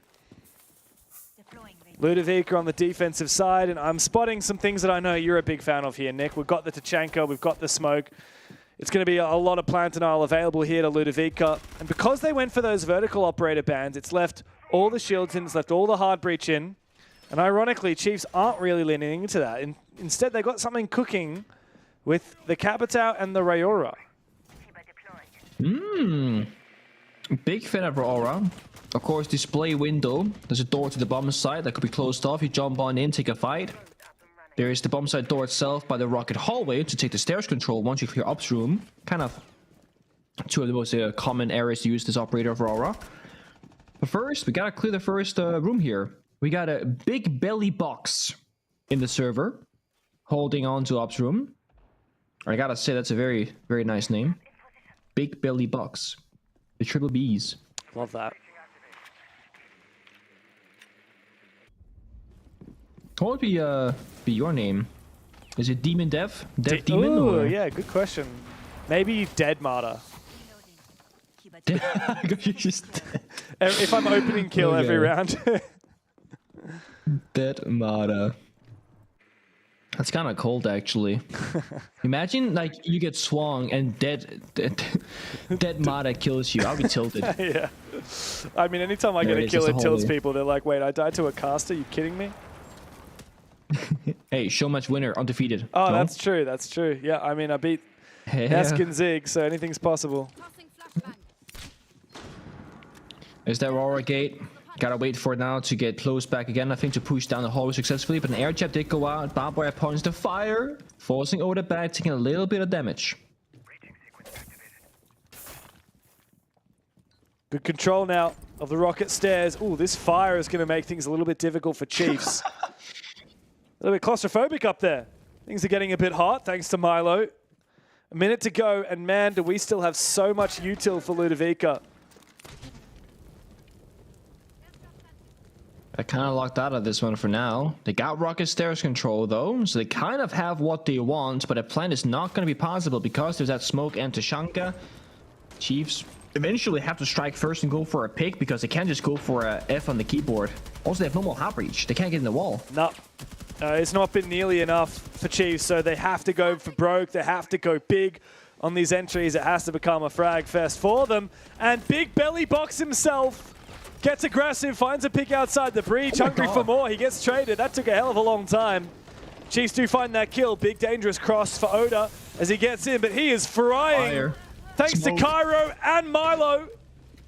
The fire and the smoke team up together to make mincemeat out of this Chiefs attack. This is just so uninspired, and Milo will swing to win the final kill.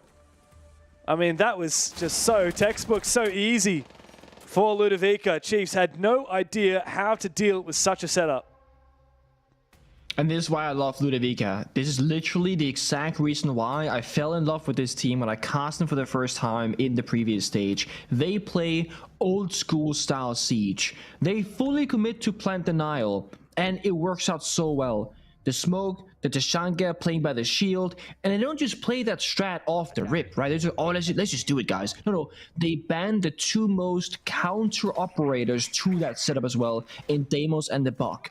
Little bit of work downstairs, Tashanka's positioning, it's gone. One more set of grenades, deployable shield, also gone. And it forces Chiefs into picking a lot of different operators, right? They gotta worry about the breeze, they gotta worry about some utility, they wanted the Aurora. They couldn't deal with every single problem that was in front of them from Ludovica, and they're gonna just keep on playing utility operators, but not just the same ones. They can play Plant Denial, they can play the Mirror Clash, they can play Information with Vertical C4s. They got a whole strat book that screams 2018-19 Rainbow Six Siege.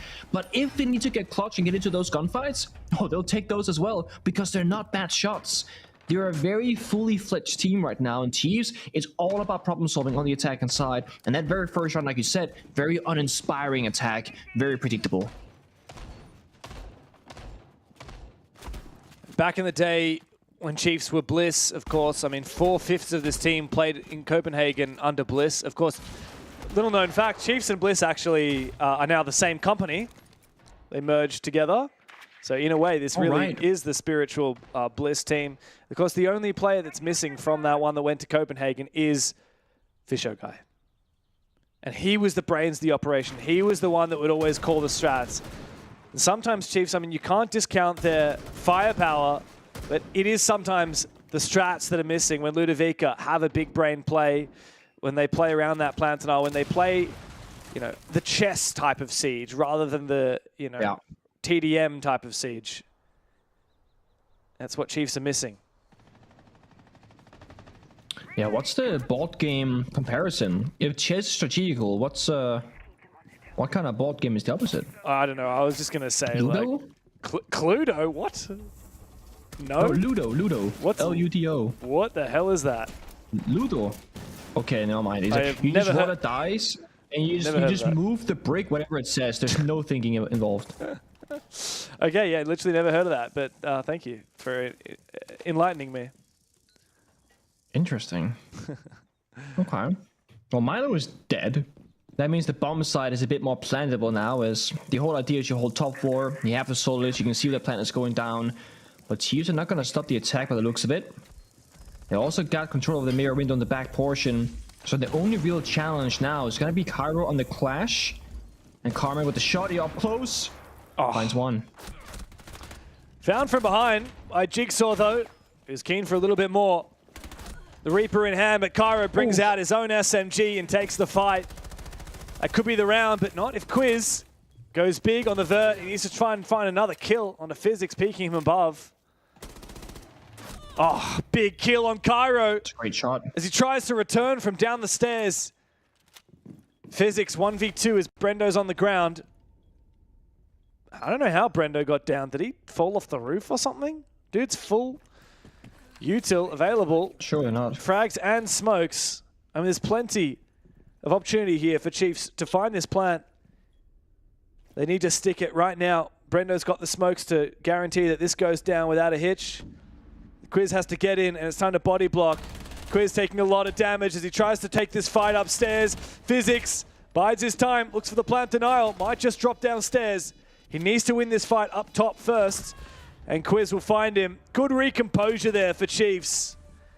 In the chaos, that's how they like to play.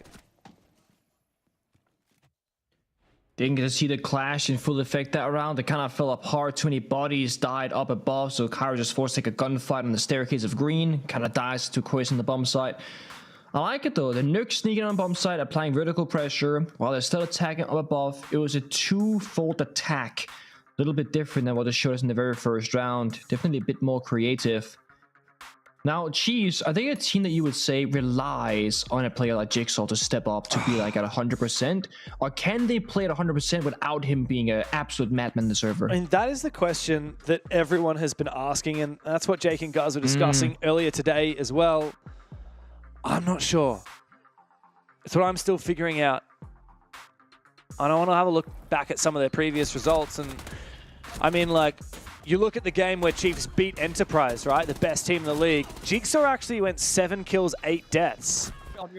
Nice. Let's go, bro. Thank you, bro. Yeah. By the way, Jigsaw's got a nice new haircut. I think he's had a bit of a shave. He looks about 10 years younger, but I like it. I think it suits him. Yeah, sometimes players will change drastically. Well, he has gotten a bit of a shave, yeah. Yeah. Okay. It's a good look. Oda looks same old. He's Man does always not looked change. this way, no? Yeah, man does not change. Yeah, exactly. Man does not age.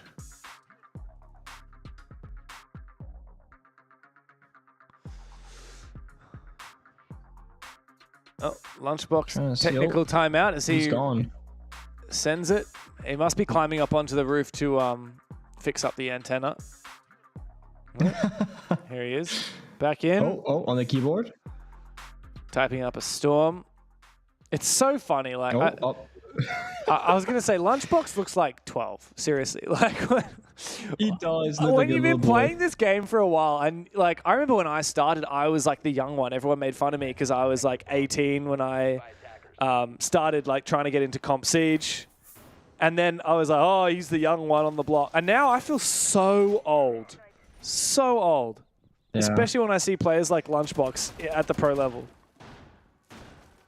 The old guard, you know, we're sticking around. We carry with us the history of Siege, the things that have happened, that we've witnessed, that we've experienced ourselves. And it's a beauty because you got like the old guard and the new guard. But yeah, you feel really old in comparison. But when you think about it, you were that kid back when you started. All of us were. Yeah.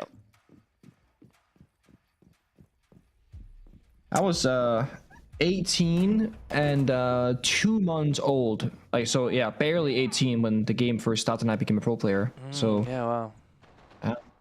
Turning 28 next week. Yeah, I'm excited for that. Premature happy birthday to you.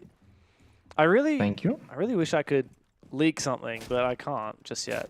But no leaking. You're gonna be like somewhere interesting for your birthday, and I hope you have a great time. but I can't lead to anything yet. So I'm sure I will. Looking forward to it. I really am. It's gonna be an exciting couple of months to come. A lot of Siege to be watched, to partake in. Oh yeah. A major, some qualifiers, some lands. Well, I'm taking into consideration what you were saying before about does Jigsaw need to pop off for Chiefs to do well? And I'm looking at the 2 losses that they had this stage. Well, he's currently on the entry right now. He's found a big kill. And he was in peak form when he played Ludovica on this same very map in the regular stage, Nick. He got 16 kills to 9 deaths. Top fragger on the server, tie with Brendo for kills, but with less deaths. And they still lost that game 7-8, right?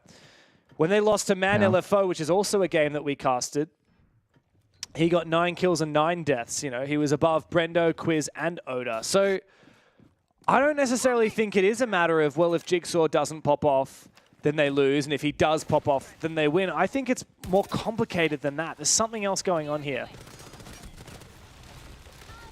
Oh, I've seen this before. Jigsaw on the verge, just getting kill after kill on this exact map. Yep. He reigns supreme up above.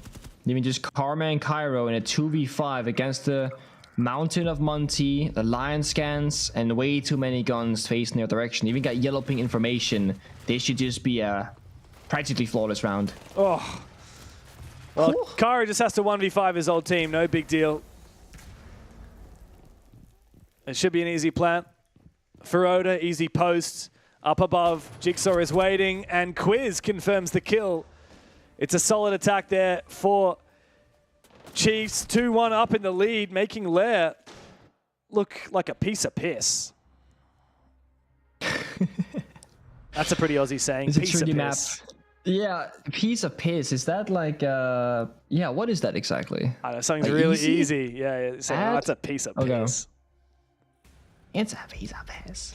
Yeah, you guys got the lingo down over there. It's I gotta teach you some more. interesting to hear some of the phrases. Yeah.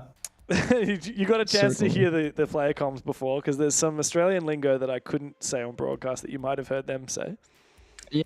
No, I think I heard some of that as well. Yep, and I heard a lot of it in a very short time span. So I thought, yep, that's it. That's it. It's funny. Oh, Nick. So obviously I had my direct example with Virtue when he first joined T2 and I was there. Yes. And it took a few days, and then we all started having inside jokes about the language he was using, or he was saying things that made no sense to us. And he's like, yeah, what do you mean? How do you guys not know this? We're like, we're not from Australia, dude. Like, you're saying things that don't make no sense to us. Oh, yeah, I get that. I get that all the time. And I love it. Well, Nick, back into the game. So Lair, obviously, like I said, where Chiefs and Ludovica played in the stage. And I'm looking at the results of that match, kind of how it panned out. It was a lot of big plays from Cairo, big plays from Lunchbox. He had a big 1v2. But Chiefs, on the whole, they did start on the attacking side. They looked pretty good. They went 3-3 at the half. And then, of course, Ludovica then went 3-3 on the attack, and then it was all attack round wins in overtime. So I'm not surprised that both these teams are good at attacking, because the last time they met, it was a slightly attacker-sided game.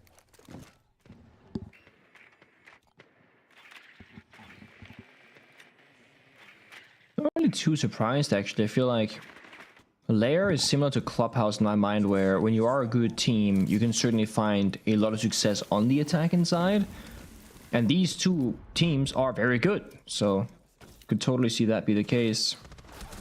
Now, Aurora has been target banned. The swing around the corner takes down Jigsaw, injured but not out. He will be revived most likely here, so there's no confirmation kill to happen. I want to see Chiefs' adaptation. They've seen this exact setup before in the very opening round. They gotta show us that they can problem solve correctly.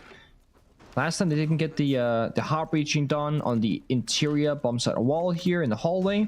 That was one of their big problems, but let's be honest, even if they had breached open that wall, they still would have died to the fire of the Shanka and smoke. Yeah, and that makes me wonder, like, what's the plan for this round? What's going to be different this time around, Nick, to try and deal with the Tachanka and the smoke? Even if you do have a breach, it's not going to be easy to get that plant down. Oh, Quiz is on for nothing, it turns out. Physics has found him. Physics has taken him out. And an early backstab, early loss for Chiefs. It's going to sting. Yeah. But still, I'm thinking how are they going to get rid of the Tachanka fire? How are they going to get rid of the smoke? That's it. In theory, they can't unless you're pushing for kills and just catch them on bad timings. They lost a backstab. That was a big win condition. I don't think the Sens are going to do too much in this round unless they cut off half of the bomb site and push in and take some fights. But there's so much fire and smoke around the building.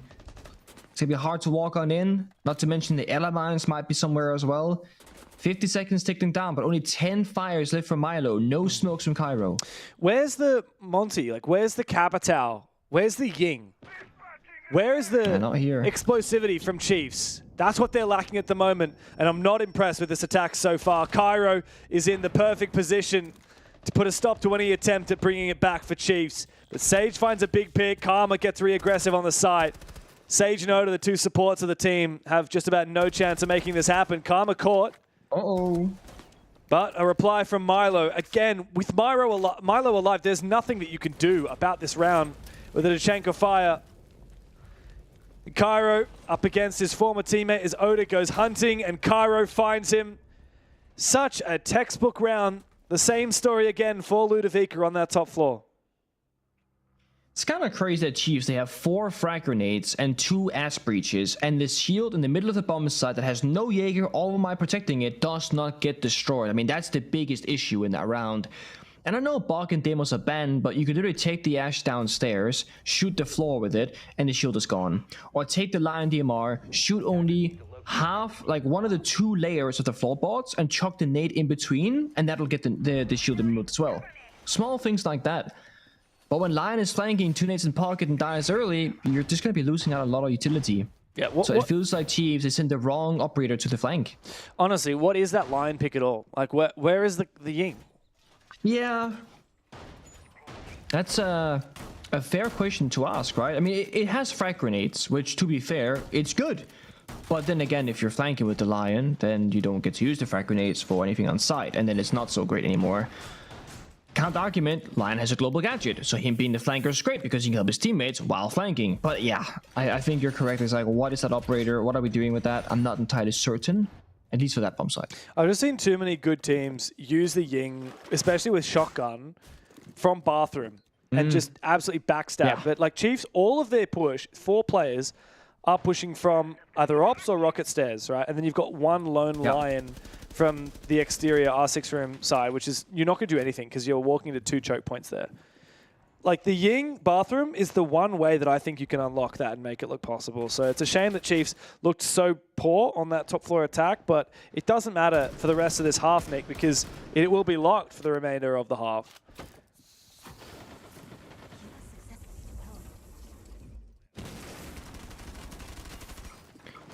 See, trying to get the Selma charge. I think Cairo was successful.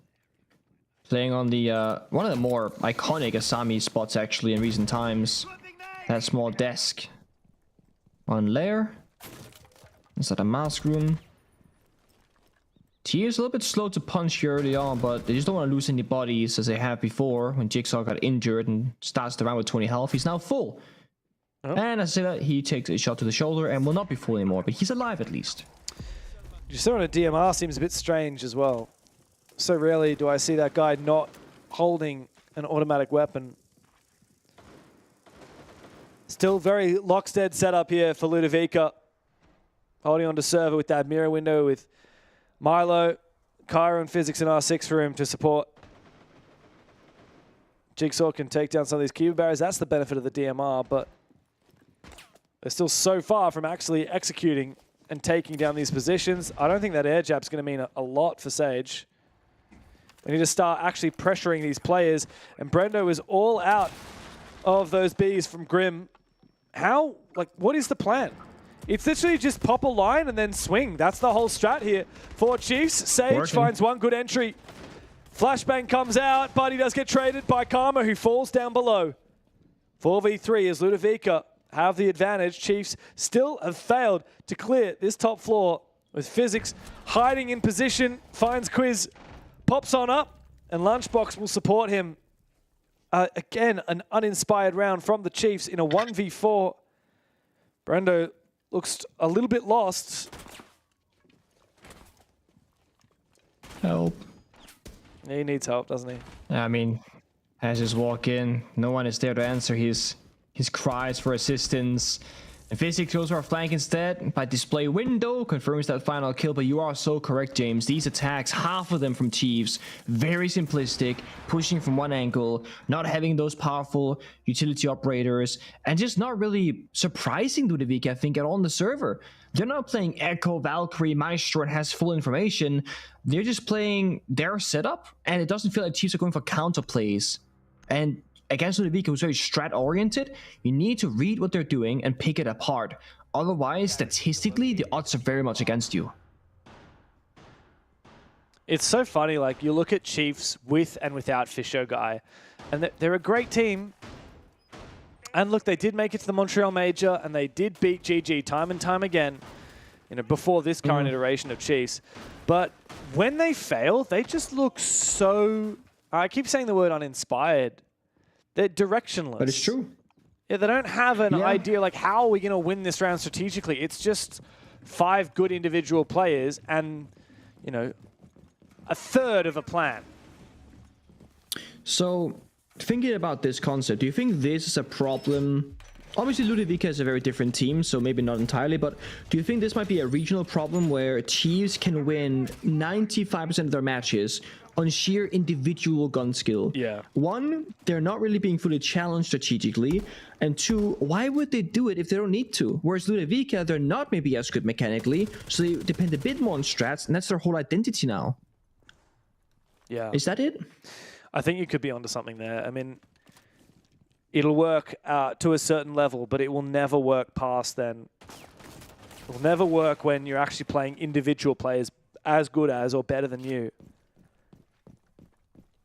I know that all these players from Chiefs are so smart and they're so capable. I don't know what it is that's holding them back from having the next level of strategy and adaptability to like problem solve these rounds. It's also one of the issues, right? Because let's say this works domestically in OCE.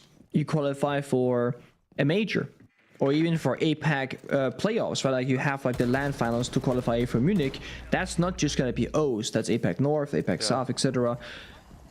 You're probably not going to have the same success story because one, you don't know these teams as well. You don't scrim them as often as your fellow teams in OCE, I imagine. Yeah. But secondly, going to Munich Major, for example, you can't do this against Brazil, North America, and Europe. You need to play more strategic.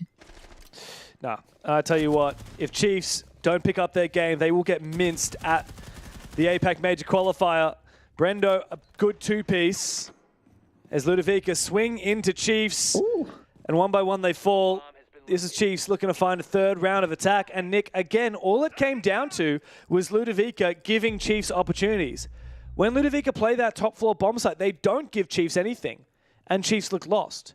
Chiefs don't know how to take that first step. But if you let them into the round, they will dominate you. Also had a soft wall by the side. I'm not sure that was intended by Ludovica or somebody missed it, but I've never seen that wall being soft almost ever. Plan is going down. Lion charge. C4 could actually be good here. No, we shot midair. Yeah. And Kara goes down too. Bang. Flawless. A perfect round for the Chiefs in theory, but it was given to them thanks to Ludovica over-aggressing in that early round. Now we flip the roles, and this is where really we more so test Ludovica's own attacks. First it comes to that Very ban curious about phase. the bans. Yeah, I'm wondering, get rid of the shields, or do you get rid of the Ying? Asami. Okay, I could see Asami Mira. You spoke about the shields of the Ying. I think Ying would be a good shot, actually. Ying or Grim or Capital. I think shields are a decent shot, but I think Util is going to be Ludovica's biggest strength right now.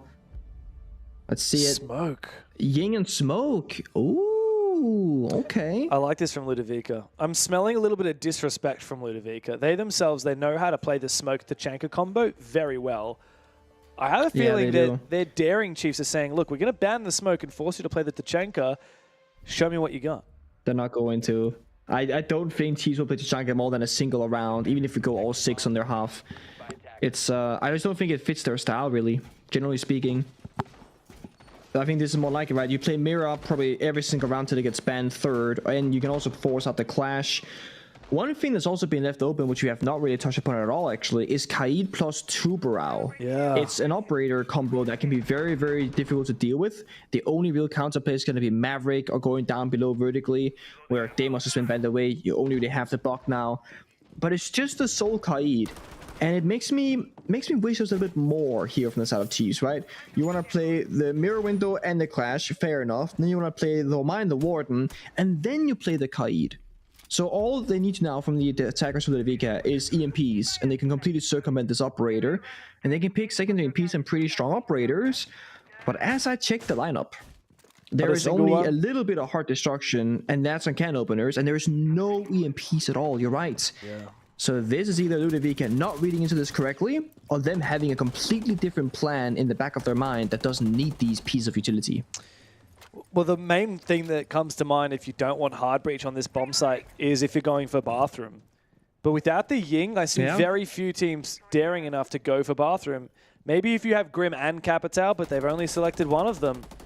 In fact, Ludovica have committed to playing the striker here. They think that flashes and nades are more valuable than something like the Grim. It does strike me as a little bit of an odd situation, but I'm going to trust the boys for now until they show us what they got to deal with. One thing that I wish we actually had more information about in general is that during the during the drone phase, we don't actually know what Ludovica see from the lineups. We don't know if they saw the Kaid, we don't know if they saw the Clash, we can only assume that they didn't. So they might think the problem is one thing, the round starts, oh snap, there's a Kaid, oh my god, there's a Clash, we got the wrong operators, but they got the staircase, and is it? They had the staircase for a short moment, Kara goes down, his second player will replace him and trade him back. Arguably worthwhile. Yeah. Box. Oh. Chance there sees Jigsaw. Not many people can outduel Jigsaw like that, and well, it turns out he won't in the end. Jigsaw repeaks, takes him head off. Ludovica at a standstill now, Physics finding an exit, but they have not found the ground that they're looking for. They are not nearing a planned position. They might have Milo in bathroom, but that doesn't count for much when Physics and Karma are nowhere near planning that diffuser. And they got the mirror windows, so that bathroom position is a dead spot to be in. You're locking down the hallway for a rotation, but that's really all you can do right now, realistically speaking. But you got two flashes and nades and Pocket of Karma, one final line scan. You could try and clear out Brendo, who's playing by the mirror windows still. And if you do, you get access directly to the bomb site and the area around it. The flash is pulled, the smoke as well, the nade to go through. Oh, but a C4 from Sage. It sends Milo flying. It was a nice idea there from Ludovica. It did not work. Brendo and Sage mop it up at the end of it. A little smirk on Sage's face. And Chiefs take the lead. A very different type of defense from them to what we saw from Ludovica, but it works a treat. Yeah, and the same issue for Ludovica as Chiefs had as well, right? The lack of pressure from across the map. It's a very one-dimensional push, mostly because Ludovica lost players, right? Down to a 3-on-3, you can't afford to go for crazy backsteps, really. But they lack the hard breaching. The main walls to the bomb site were all closed, and then they're attacking a mirror window location where they get full information from Chiefs. So Chiefs are not going to be surprised at all in that server. I think Ludovica were reliant on getting a bit more clean-cut kills early on, the Capital firing off the Clash, cleaning up that, and then hitting the bomb set shortly after. But the chaos early on tends to favor Chiefs in that very first round. Now they're playing the Valkyrie, a bit more versatile, a bit more, I think, move-oriented setup here. They're going to be running out the building a bit more and playing off this intel. Yeah, intel's the name of the game, right? When you play that Valkyrie, it's the way Chiefs want to play. Loosey-goosey, go for your roams. Get re-aggressive, retake space. We even saw it last round, Nick. Like, Sage on the mirror, dropping down below, going for a vertical C4 and retaking rocket stairs. Very rarely do you see that on that top floor bomb site where most teams will just anchor up the site.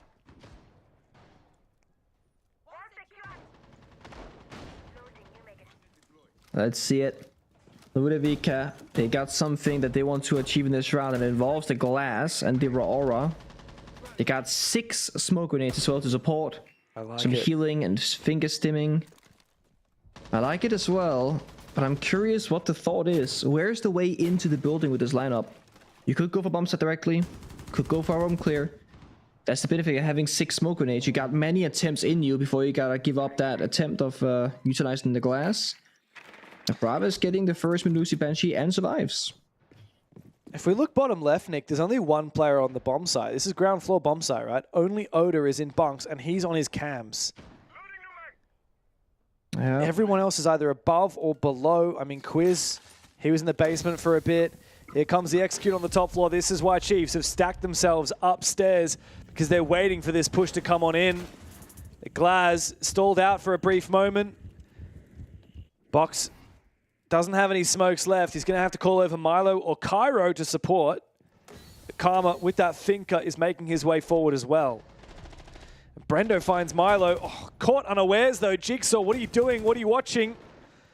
Physics eliminated. Can't be revived in time as Quiz has finished off Karma. Cairo tries everything he can to bring things back. But there are still defenders on this top floor that are unaccounted for. Most of all, Brendo. I think there might have actually been some info for Ludovica. They might know that Brendo snuck back onto the top floor, onto the mezzanine. But they haven't been able to hunt him down yet. Brendo playing it smart though, not kind of overstepping, slowly inching forward. He hears somebody near him, gets a bit closer. C4, Pocket of Sage, can make a play together to cover that sound and mask the flank of Brendo. 45 seconds, has a yellow ping information actually. And a drone is being put for the flank, it sees him. But easy as you like, it can just fall on down. It's just wasting time, isn't it? Chiefs continue playing slippery here. Ludovica have got to make a move. Less than 30 seconds remain, and Chiefs are not going to give them anything. There's the last smoke, a drop down. We're on the side, we're planting, but surely this won't be possible. Nope, the smoke bang. Big belly box drops down, 1v2 in 13 seconds. The chances of him landing this are nigh impossible. Brendo is just around the corner, sees him, takes him out. Easy defense round for Chiefs. Both of these teams struggling on that attacking side. Chiefs might have found 3 on the half, but here on the defense, they're looking rock solid, and Ludovica need to go back to the drawing board. Yeah, I didn't think I would ever say this, but where's the heartbeats, James? It's 2 rounds in a row where there is practically 0 heart destruction from Ludovica, and the reason why I think it's missing here especially, they're forced to walk in a singular door, a singular rotation, and they just don't get long lines of sight. So the players of Chiefs can just like play in their corners, play in their hard anchor positions, a single ace. Even can openers, Hibana, just any sort of hard destruction gives you much more opportunity to create angles to take down those defending operators. So I don't hate what they're trying to do, but I think the Ying missing right now is a big piece that they haven't realized has been a problem. They don't have the chaos, the aggression, the intrigue. They have smoke, walk forward the glass. Second smoke, walk a bit more forward. And it takes them a good 20 seconds to go from entering the building to actually finding a gunfight. Yeah, it's slow. It's uninspired. We need to see more from Luda. So, basement attack now for the first time, Nick, for Ludovica. Let's see what Chiefs have brought to the table. I'm seeing a lot of traps here. Melusi, Ella, and the Denari complemented with some info from the Valkyrie and the Mute Jammer to slow down Ludovica. It's a good setup, but you know, my question is how they play it, right? Because there's nothing here to necessarily hard contest Vert, right? We've got Valkyrie. Are you going to be C4ing that, or are you going to be roaming? Knowing Chiefs, I expect a bit of a loose roam from players like Jigsaw, maybe Quiz, maybe Brendo. Brendo's the faster operator than Quiz in this round. You could even have Sage on the roam as well with that Denari. I want to see Ludovica hunt these roamers, tend to the Vert, and execute on the site. But that's not at all what they're going for. Seemingly, this lineup suggests something quite different. Yeah, they want control. They want map space. But there's always something missing, right? For this particular round, unless they go for a direct attack on Garage here, they're missing Vert. They have 2 soft breaching charges in the pocket of Ace. That's it. No Bug, no Sledge, no Ram. This does scream a bit of a direct attack, but I don't know if this is going to be the right play. Denari lasers, Ella mines, Mute Jammers are all going to make things a little bit more difficult. But they're in Garage. They cleared the barbed wire backside as well. And they have the Monty, which is necessary for this kind of push. Oh, here we go. First engagement for Karma. Sees Jigsaw. Jigsaw very rarely loses these. And Quiz comes to support him. Perfect team play there from the two Chiefs roamers. I mean, this is the classic playstyle that we know out of the Chiefs, right? You've got the three-headed serpents. Quiz, Jigsaw, and Brendo, the three fraggers that this roster prides themselves on. It's working out a lot better here on defense. And Ludovica can't quite seem to pick that apart. Step by step isn't working right now because they want to try and do a smart play. It will hear 2-3 guns taking you down. Cairo is deep in the bomb site, getting a couple of yellow ping formations. The issue is Monty can walk forward all he wants, but the people behind him, are they safe to do so? Right now, Cairo is looking at a soft wall and yellow ping, and they're not even really seeing the player visually, just by sound. And I don't know how they're going to push forward and continue. They got Vert against them. They got numbers at advantage. They got traps, Valcams. And Dokubi's dead. It's going to be very awkward here. He's going to have to look straight through the Denari. Unless he's lucky and he gets taken out by the nade. I think it does. Karo sees the player. Jigsaw up above. Takes him down as soon as the shield unextends. Milo and Physics. Nah, just Milo now. Good luck. The EMP does absolutely nothing. All it does is temporarily disable the Denari. But it'll be back in just a few moments anyway. 1v5. They've already taken their tactical timeout, Nick. It did not work for them. 3 rounds in a row. Chiefs have had this defense in lockstep. Milo waits long enough. He might find one bait kill, but Quiz is finding that hilarious. Poor Oda just had his KD absolutely wrecked by that exit frag. It doesn't matter. Map point here, and quite a revival for the Chiefs. Quite a difference compared to what we saw in the regular stage. This was back and forth, Nick. It was overtime. It was 8-7 in favor of Ludovica. And right now, Cairo is spending more time in the all chat than he is winning rounds in the server. Well, that he is. I'm not sure right now is the time to talk smack, though, when you're kind of losing these rounds almost flawlessly. It's not a good look. Capital removed, Clash as well.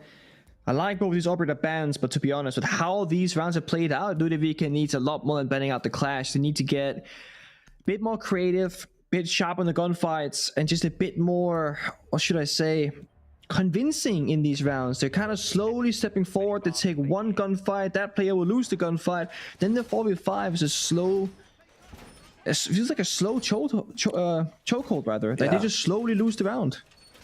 I feel like both teams have really struggled on the attack today. I feel like even the Chiefs, even though they got their 3 rounds of attack here, they were very uninspired, like we said. They were very slow. They hadn't really problem solved a lot of the issues. It's exactly the same story. He's inside. No, he's in the corner. What is so funny, brother? Quiz thinks it's absolutely hilarious. I'm going back to the stats. Obviously, we got the pleasure of casting Enterprise versus Man LFO before this, right, Nick? And Enterprise are the best attacking team in the league by far, 68% win rate. Chiefs are the second best, 56. Ludovica, 55, just behind, or 54, just behind them. So these teams are overall nowhere near as proficient on the attack as Enterprise are. And we're really unfortunately seeing that here on Lair. It is Defender's game. And if Ludovica don't change something in the next 2 minutes, the game will be over. The map will, that's for damn sure. BO3 though, Bank, different kind of beast, but if you're not good in the attack inside, it'll be a similar story as well, so something has to change. Ludovica right now, every round can be a learning lesson. As long as they learn from it and don't just lose outright, they'll be set up for a chance in this BO3. They brought Heart Destruction, big fan of that, although it's all melee destruction. They can't toss out a Selma, and we spoke about this in the very first round of Cheese's defense, right? What about Kaid Tuber round, James? Well, here it is. They can deny this wall forever. The Heart Destruction will not be will not happen this round. There's just zero chance. Roar off the door, impacting trade. Big Belly Box still gets the opening. Yeah, that's good. Good from Box. A C4 tries to reply from both Sage and Jigsaw, doesn't find its mark. Here comes Lunchbox, though, up the stairs. Down with the bulletproof camera. And onwards. But where's he focusing on next? I like the way that Jigsaw used the tuber out just to prevent anyone from moving into sight. And Ludovica have to change their minds. But what is the play? Where are they going to push? Yeah. Again, no hard destruction, but they got numbers advantage, and that's going to be their win con. 2 players backstabbing, 3 guys on the front. It's going to be a 3-2-1 attack from every direction. I hope they get the right timings, but right before it occurs, Physics is down with Diffuser in Ops Hall. Yeah, that's a big pick from Sage. It forces Box to fall on back. Sage is going to get another chance to find that kill. Jigsaw supporting him as well. Physics, is his job just to stand there and wait? I think it is. Brendo got aggressive for a second and then falls on back. Physics is low and playing up against those DMRs. It's awkward. And Ludovica can't do anything about it. Oda finds 2. Oda finds a triple. The old man is back to life with a 416 carbine. And now with the pistol, it's just Lunchbox. But I think Chiefs, they're ordering takeout. It's a 3v1 for the Blackbeard, and Oda finds his 4K. Chiefs, the first map is theirs in a handy-dandy fashion. Ludovica sent running for the hills. Bit of a slow start, but in the end they fire up. All it took was a side swap. When they got into defense, they looked much more comfortable. And Ludovica, I hyped them up to be strategical masterminds, didn't find any success on the more difficult side of attack on layer. I hope they can do more on bank, because otherwise, teams, this will not be the series that we were hoping for. That's right, it's a dominant win for Chiefs on the first map. Can Ludovica come back on bank? Find out in just a few minutes.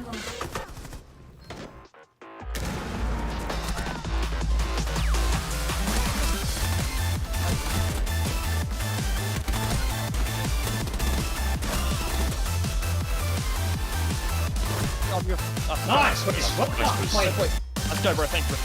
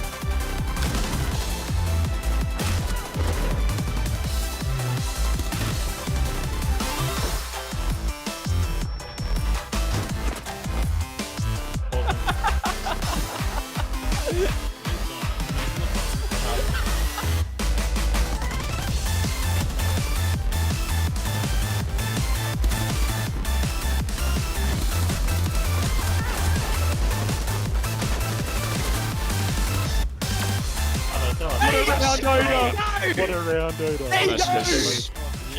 Reset. It's fucking first map.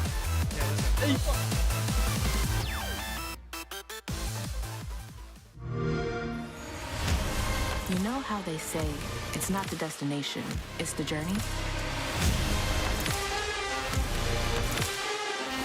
And the journey of 1,000 miles begins with a single step. And you know what? They're right.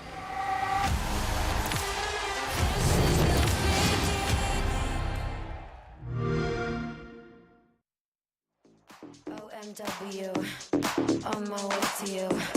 Good at what I do. I'm OMW. OMW, on my way to you. Good at what I do. I'm OMW. Watch me walk away, putting myself on display. 1, 2, 3 a day. I'm on my way, on my way. I'ma have you on tiptoes, watching my diamond afterglow. I know you wanna take me home. I'm on my way, on my way. OMW, on my way to you. Good at what I do. I'm OMW. OMW, on my way to you. Good at what do. I'm OMW. On my way, on my way. They wanna judge me, I'll testify. Catch me on Insta, I'm verified. They want me quiet, I amplify. I'm on my way to the best thing that you've ever seen. You know that you bow to the queen. You lose all your senses and reason. I'll give you something to believe in. OMW, on my way to you. Good at what I do. I'm OMW. OMW, on my way to you. Good at what I do. I'm OMW. On my way, on my way. On my way, on my way. Yeah, OMW. Nothing left to prove. So enjoy the view, taking a picture like Malibu. I'ma have you on tiptoes, watching my diamond afterglow. I know you wanna take me home. I'm on my way, on my way.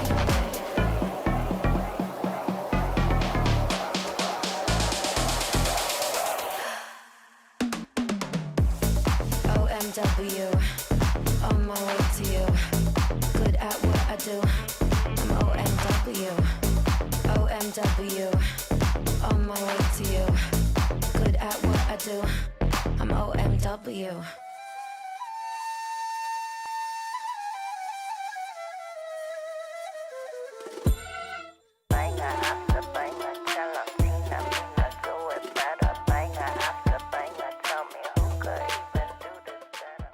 Chiefs go 1-0 up in the series. Lair is but theirs. What's wrong, Nick? Nothing. Nothing's wrong. This man can't keep a straight face. No. I feel like you guys are cutting it close there. I can't lie to you. Look, we've cut it much closer. And by cut it much closer, I mean it's absolutely gone live with us saying some weird stuff. But that just is the way the cookie crumbles. Today is not that day. No one even knows what you're talking about. But I know what I'm talking about. And that is a convincing defensive half from the Chiefs on Lair. They looked so much more convincing when we swapped to the other side. But also, I've just, like, to see Brendo and Sage at the top, the two Sage brothers, it feels right. It just feels like it was meant to be.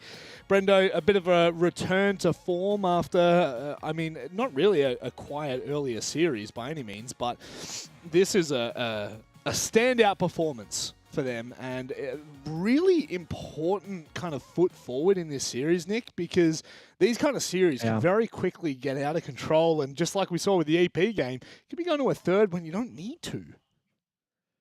Yeah, it started off pretty well, right? I'm thinking, oh, Ludovica, they're going to be masterminds, geniuses, the plan denial, the strategy. They're going to go and attack. They're going to do the same thing, teams. Watch this.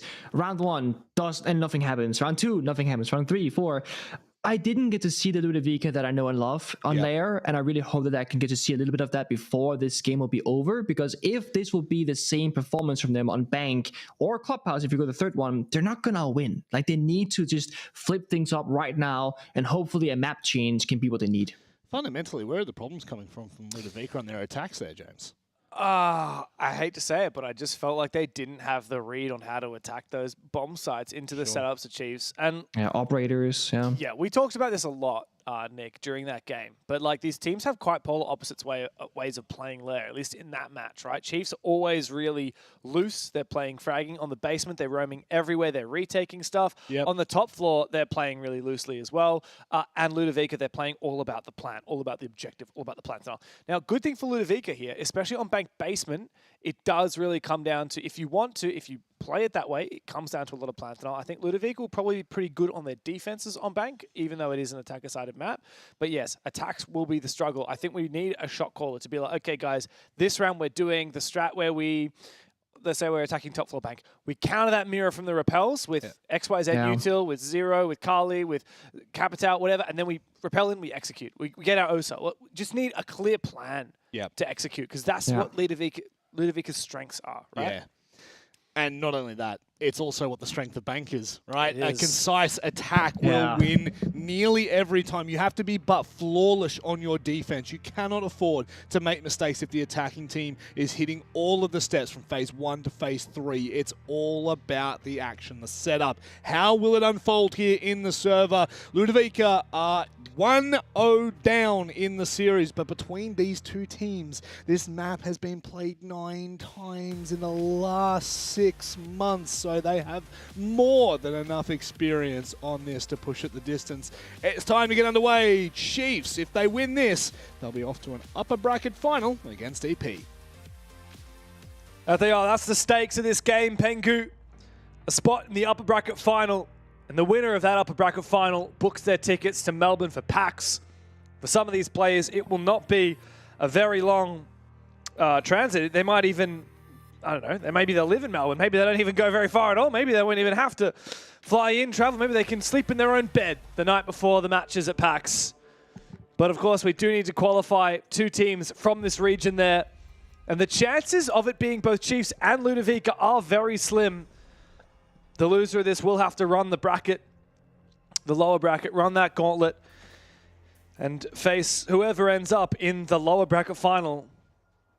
It could well be that Enterprise doesn't make it at all, and these 2 teams make it there, but it really depends. The current form of Ludovica, Nick, sadly just hasn't been good enough to be in that top 2. But they're all to a burning start, James, because they have not started top floor, CEO, or bank basement. Wait, is this? Not open area either. Is this Tellers? They're going archives Tellers to start off this bank map on an absolute barn burner. What year is it? This bump site sucks. It is awful. This is the thing is, the way you generally speaking play this bomb site, it's very much like CEO, where like you need to have top floor control because the entire floor is soft. But it's like you want to hold top floor without it actually being the bomb side, so you can't commit as many reinforcements and as many players. It's really, really difficult. And most teams have tried at some point to play Arcos Tellers, and almost nobody goes back there again. So this is the cooking that we spoke about. Ludovica on defense seem to have pocket strats that run deep, but it's their attack inside that has caused them to lose that first map. But back before the bank rework, this was for a lot of teams the second map choice after basement. And so we do have a lot of history for the older players in the scene, you know, Oda, Sage, even Jigsaw and Milo, even Kyra maybe.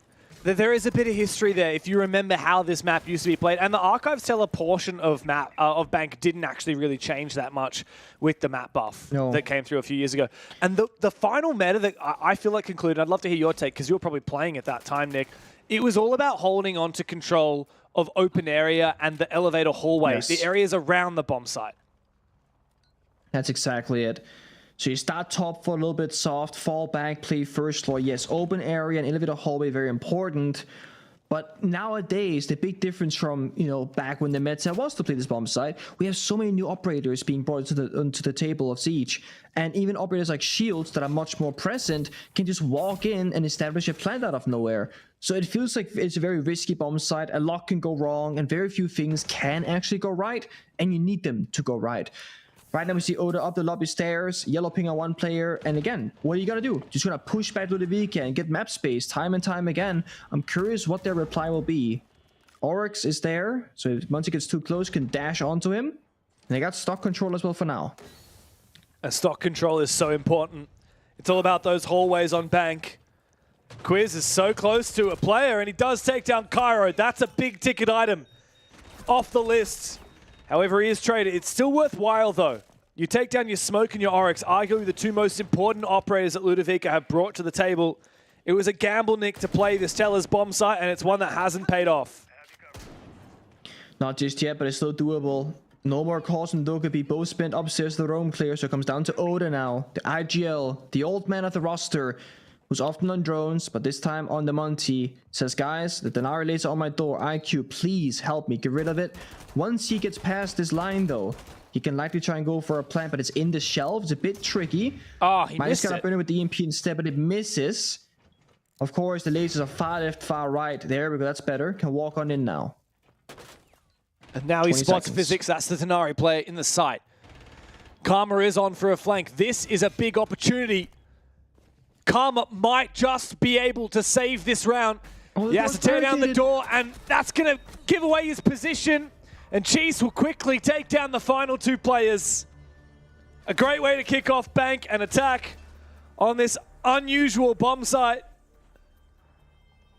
Chiefs are continuing their form after a flawless slew of defenses on Lair.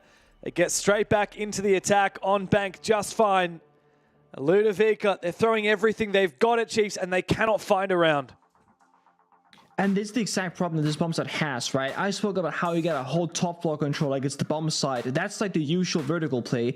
The other issue is that you need to hold on to just too much. We mentioned open area, elevator hallway. Stock is important. Top floor is important. Like, you need to play the entire map with only 5 defending operators, and there aren't that many favorable spots to fight in as a defender. They had Asami of Kama inside a stock trading room, Kibas everywhere. He can lock down that particular area, sure, but every other position very vulnerable. So all it takes is like a Deimos or a shield operator or an OSA, for example, just to walk on in, take the map space for free, and you have nowhere to play all of a sudden. So I respect Ludovica for trying, but there's a reason why this bomb site is not played that often. It is incredibly difficult to deal with. We're in a quick technical pause while we get Cairo back into the server. It seems to happen, doesn't it, sometimes? You know, you lose a couple of rounds in a row and then you've got, like, you know, an audio bug or something. It's amazing how that always happens. I was going to say, in my many years of playing professional Rainbow Six Siege, I think I've called like 2 tech timeouts my entire career. Are you saying you're not one of those people that called a tech timeout for a non-technical reason? Did you ever do that in your whole career? I know you don't really want to out yourself on a live broadcast, but come on. No. As far as my memory goes, I can say that I don't believe that I have, but one of my former teammates did do it at one point, and Fabian was like overruling and be like, we cannot call a technical issue for this purpose. You know, we gotta play the game. And I think it was a classic case of like, I gotta go to the bathroom. And it's like, you could have gone before the game started. Like, when you're back in school, you know? Could have gone before the class began. No, it's integrity is important, and you know, it comes down to the players, admins, everyone behind the scenes to have that mutual respect and go, we're not going to abuse the system. When you're playing from home, it can be very easy to call a tech issue and you can't get exact confirmation immediately if there in fact was a tech problem. Yeah. When you're on LAN, the admin's behind you, go, Mr. Admin, look at my screen, and you see the problem in front of you. Yeah. And so competitive integrity. Everyone has to understand that this should not be abused, and I'm not saying it is right now. I don't believe it is. I mean, we see all the players on the player cams, right? Yeah. But there has been cases in the past where people have gone, do they really have a problem again? They also had the same problem when they lost 2 rounds in a row yesterday. Yeah, every now and then some teams get a bit of a reputation for it. Yeah. Certain players get a bit of a reputation for it. But yeah, obviously not suggesting that that's the case here. I mean, Cairo, he's very lippy, but I don't think he's manipulative. No. I mean, pro players are the pickiest people when it comes to everything has to function right. Like, if you think you got a sound bug or, you know, a mouse issue or something feels wrong, you're going to be able to tell. It's like the princess and the pea. Gamers are real princesses, right? You know the princess and the pea? The fairy tale or folklore or whatever you want to call it? Do you know that one? Yeah. I do. I feel like if a gamer had like a speck of dust on their mouse pad, they'd feel it. Oh, that's it. That literally happened to me yesterday when I was playing with some friends. I was like, dude, something's wrong. And I brushed my mouse. I was like, yeah, there's a crumb. I knew it. Something's not right. That's amazing. Yeah, it's a thing. Like, the mouse sensor goes all like, it just doesn't like it. Yeah. Oh, well. Back into it for Ludovica. A change again. Bomb site now selected is that top floor that we talked a little bit about. Mira is available but not picked. It's a lean into the Castle as Army combo here. The Kali makes her appearance, which is always a bit fun. Chiefs played a lot of Kali back when Tex was on that team as well. Yeah, I actually do remember that. The Bandit with 4 batteries in pocket, trying to lock down the elevator hallway. So far successful, and there's no hard destruction again, really, from Chiefs. This time, Chiefs before it was Ludovica, actually. They're going to rappel on in, though, with their Aurora and the Grim Bees. But they're kind of dying. Yeah, they are. I don't know about this one. Jigsaw's down, Oda's on the floor. Sage wants to go for the revive, but it's not going to be safe to do so. Quiz can't really support from that rappel as well. They are completely locked out. Like, how the hell do they do anything here? There's a player in front office, and it's not really safe for Sage to go until he does get that kill. He does eventually. Nice work. I think Brendo chucked a nade forward to try and force that position. And here comes the revive. Maybe this is possible. 4v4 as Chiefs start to reposition. Gotta get out the Grim Beast now, get a bit of information. There comes on elevator hallway. Nice meeting shot. pre-fire. Good from Sage. Oh, nice shot. Triple kill from Sage. And one for his brother. And then a team kill, apparently, for Brendo. Don't fumble this now, mate. Cairo in 1v3 against his old team. No Keybers to work with either. Not a lot of info. As Sage forces that plant down, he spots Brendo. A bit of damage. Out comes the Deagle. Oh, shot through the smoke. Sage eliminated 1v2. It is winnable. Brendo and Quiz separated. And both of them individually will play time. The Deagle in hand, still, and he finds a second one. Not to be done for Cairo. And so he gets on, the fire extinguisher detonated. Maybe he can stick it. There's no way, Brendo, you gotta clutch it. Cairo gets off and goes hunting again, Deagle in hand. He needs the kill right now, but Brendo's got him. Far too close for comfort for the Chiefs. Cairo shows that, my God, he can fight back. Oh my days, it's way too close for comfort. They had one bit of information with the bulletproof camera, getting those pings going.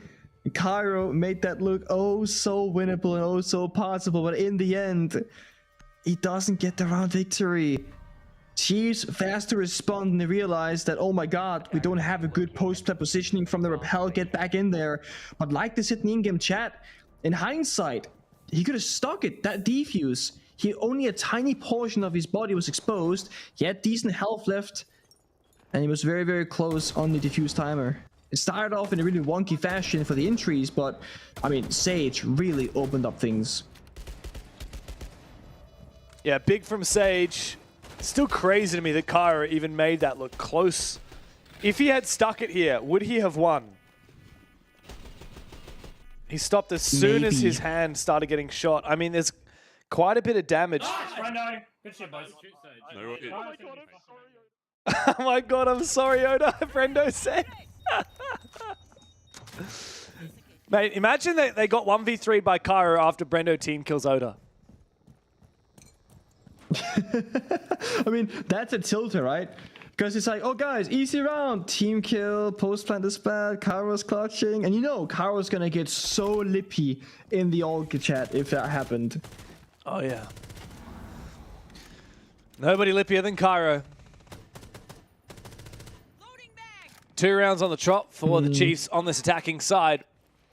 We already know Bank is an attacker's paradise, but expected more from Ludovica on their defense. Have they run out of steam?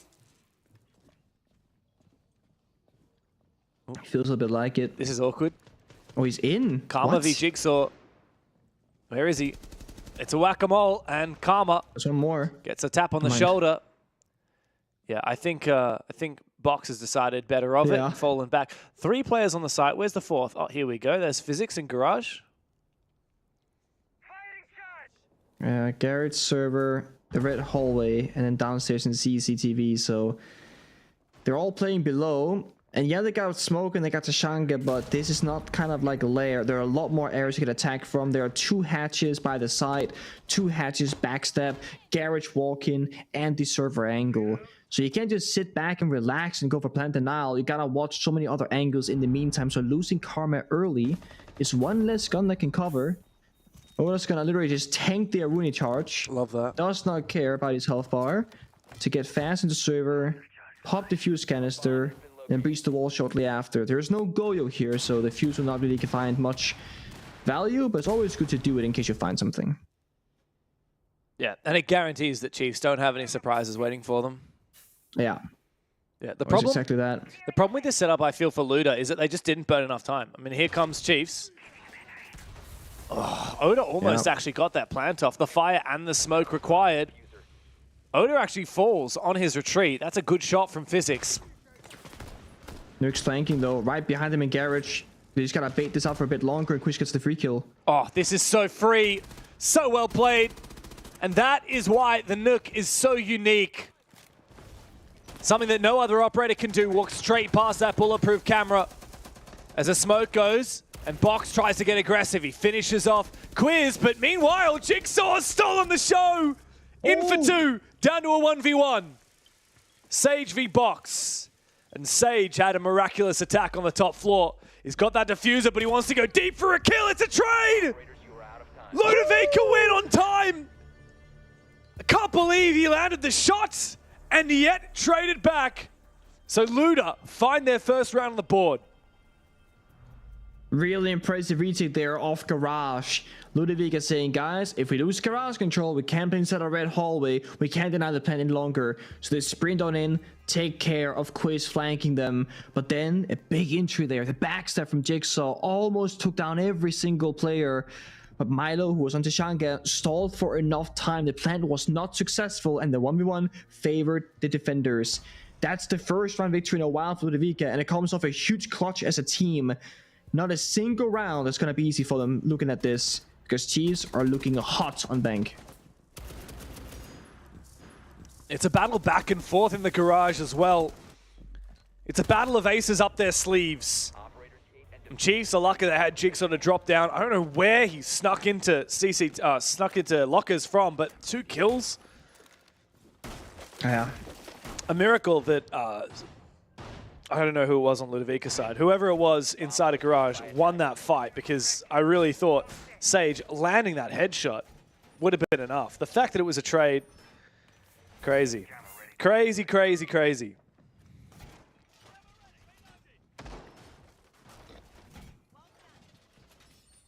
Back in my day, when you traded, it was a coin toss and who won the round. I remember that. Nowadays, they've streamlined it. So if you trade and the bomb is not planted, then the defenders will always win, because that's the objective, right? They gotta stop the attackers from planting. And vice versa, if you trade and the bomb is planted, then the attackers will win. So no longer it's a matter of just praying that you get the round victory. There was a point where a tie gave both teams a point, right? Yeah. I think I played ranked games. I was literally thinking the exact same thing. I think I played ranked games that went to like 6 rounds because we tied like 2 or 3 rounds. No, I literally had the exact same thought when you brought that up as well. That was the point from my memory too. And how that worked, I will not know. But I mean, giving both teams 1 round is almost like a neutral situation. You stalls out the duration of the game. Interesting concept though.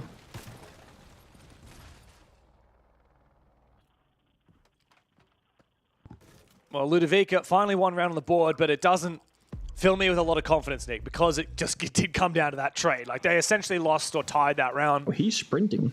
Yeah, wow, Quiz is keen. In he goes. He's got the angle here. That's a gap. Yeah, but the Elamine has just saved that player retreating. I think Milo was found on the retreat anyway by Jigsaw. 5v3. Cairo alone on the top floor. Ludovica have been completely diminished today. I don't know what's in the water for Chiefs, but their attacks are on point. Cairo again forced a clutch. He made a 1v3 look close, but the 1v5 not so. Another attack on the board for the Chiefs. Sharp as ever, and Ludovica, at what point do they take their tactical timeout? They are 3-1 trailing behind on their defensive side. We need something more out of them. Yeah, this is not just being down 1 and 3. This could have been 4-0, and also the way these rounds are going, very one-sided typically. It's definitely a tough one. Now, Bang tends to be attacker favorite, so maybe they're holding on, saying, guys, just get the second round. 2 for half is fine. We go on the attacks. We got our tactical timeout. We can make big adjustments on the fly. It's okay. Just need to live right now, survive. But you're going top floor again. No mirror, despite it being left open as well. It's one of those, They got the clash, which, to be honest, I feel like has been mostly ineffective and often last alive. That don't, Brendo. Good shit, wow. What do you even do? Cheeky fucking lucky collateral, all good. Oh, lucky collateral, huh? That's what happened. Okay. I don't know where that was, but we'll take it. I mean, Chiefs are firing. Like, they are gunning tonight. That is what's great. Yeah, they are. And we talked about, like, oh, does Jigsaw need to be popping off for Chiefs to do well? Look, Jigsaw's 7-2. He's not doing too bad. but he's not carrying. Like, the squad is fragging. Sage has had some big entries. Brendo and Quiz, even though he's only got 3 kills, they are very impactful kills.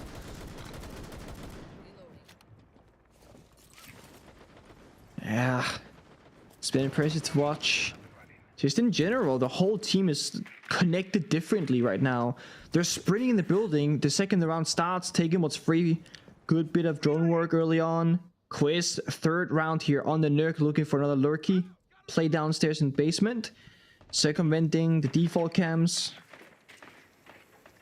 So he hit the right timing and distract enough for him. I mean, he might be on for a freebie again. It's not really that big of a deal that they couldn't get that mute jam. I guess they are going to try and go for it so they can breach open the wall with the ace.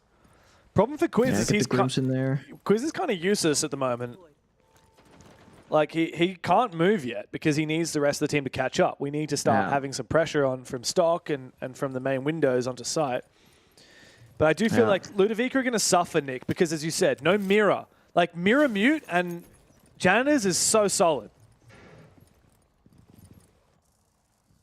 Yeah, gotta make sound because there's a piece of barbed wire here. If you punch it, your location will be exposed. So they gotta make a bunch of noise for Quiz. Oh, and take they do. down Cairo early. They just open things up. Okay. Well, they know about Quiz because a Nitro's just been sent his way. He gets rid of the barbed wire and decides to back off. But he can always come back later if he wants.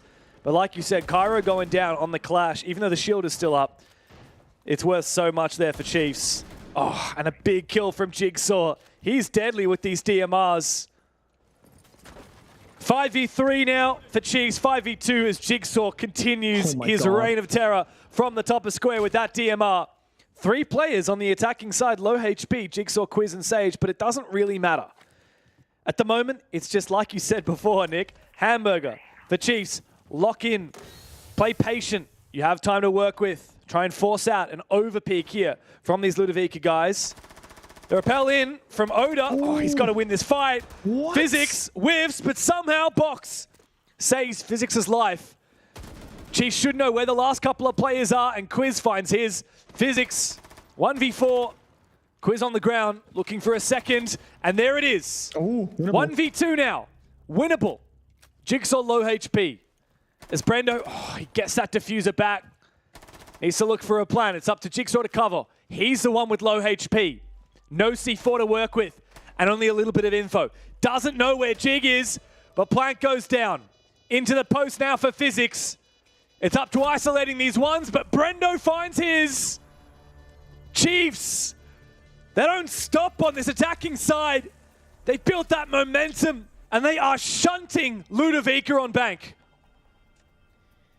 4-1. Ludovica, their key operator for most of those defenses, the clash. Either first to die or last alive. Never there in the middle of the chaos when Chiefs go for a bombs that execute, which means it's unfair gunfights. It's long lines of sight, ACOGs versus holoscopes, no info for Ludovica, and Chiefs is holding passive angles. Jigsaw farmed 3 kills from top square, just peeking those super long lines of sight. It gets down to a very close 1v4 attempt here for Physics. But again, no intel, no yellow pings, and no help in the server. Wow, I just got one tap through. That is classic. I just love the post round. Oh, I'm just going to have a whinge about how I died. Yeah, it is a classic. I just got one tap through a wall. Amazing. It's you gotta share the pain sometimes to unburden yourself and your frustrations, right? Just be like, guys, you know, I just had this really bad day. Like, don't worry about it, dude. You got the next one. Yeah, you're right. I got it. Yeah. Love. Last time these guys played Bank, it was back in stage 1. It was when Ludovica had that big upset win in the lower bracket, 2-0, Nick, if you remember that. They beat them on Bank and Cafe. And Bank, well, Ludovica looked a lot better than this on their defense. They won 4 of their 6 defense rounds. Now they're desperately trying to find a second. It's a very different affair this time around, isn't it? Chiefs have been in control for every single round. The only round that Ludovica won was that trade that they won by default with no players left alive on defense. And their chances of coming back here look very grim. It does look that way. I mean, if you care about the nitty-gritty details, you know, we can talk about the strats all we want and what's been going right and wrong. Just look at the scoreboard. Jigsaw is 10-2. That's all you need to know. When this happens, Chiefs are a winning team. It's that winning formula. When it's not him, today it's been Sage and Brendo popping off next to him. Oda 0-3, not even needed. Milo 0-5. The captains, the IGLs. Oh. A little bit slow on the server. Cairo opens up though. Milo on 1 HP to Shanka. Very pivotal operator. Has to try and stay alive. Yeah, trying to get Cairo out of there safely as well. No, I think Cairo's going to hold on for a bit longer. That is ballsy. Karma goes down. Where's that pick gone down? Push the fire. Sage aggressive in the fire. Looks for Cairo, doesn't find him. It's only a matter of time though, especially with Brendo waiting to receive him. Cairo has to do all the damage he can now. The flashbang goes out, but he still finds Sage. Damn. Can't push for a second. Jiggy gets him. 2v3 for Chiefs. Brendo and Jigsaw, the two top gunners, and two of the best players that Australia has produced in recent years. Ingo the Bees, 11-2 for Jigsaw. Hunting for 3 more as Milo's fire is sent on out. Milo yet to find a kill, but the weight of this round rests on his Tachanka fire and what Brendo can achieve on this flank. We're watching it though. He gets shot down. Milo 1 HP gets that kill, and Jigsaw with diffuser, stuck in server, fire, 2 bra canister. They're just gonna stall the time as long as possible. And there is an endless supply of the Shamika launcher from Milo, which means Jigsaw has no choice but to go deep. And so he makes his way forward into the crossfire, into the gaping maw of Ludovica, as he prods and pokes for some kind of opportunity. He's not given anything. They're just going to sit back and relax. 1 kill, boxes down. A second, not to be found. Stalwart are Ludovica on the bomb site. Jigsaw finds his exit, but nothing else, as Ludovica finally steal a second round on their defensive side. But again, it comes down to the wire. 1 wrong gunfight, Milo not surviving with 1 HP. All those small things, you know, they build up into who's going to win these rounds. It's still, I think, Chiefs very much in the driver's seat. Let's see it now, though. Sends Mira on the swap. Big with target ban there. I like that sense, Chiefs man. saying, we know Ludovica's going to cook. We're going to remove some of that action. Curious what follows, actually. It could be anything. Capitao smoke, there you go. Capitao. I think this is good. Leave all the shields in. Get rid of some of those cheeky X-Factor operators that Ludovica like to cook with, right? Last time these teams played Bank, Ludovica found their success playing operators like Deimos. They played a bit of Kali. They played quite a bit of Sens and Capitao nearly every single round. They didn't play shields once. And only one of the shields was banned. The Ying was banned last time. I wonder if they'll let the Ying through this time. I also like that smoke ban again. Ludovica don't think that Chiefs are very good with that Tachanka. That's what we saw on Lair. Ludovica love the Tachanka. Brendo's going to pick it this round, and he will be tested if he can land that correctly.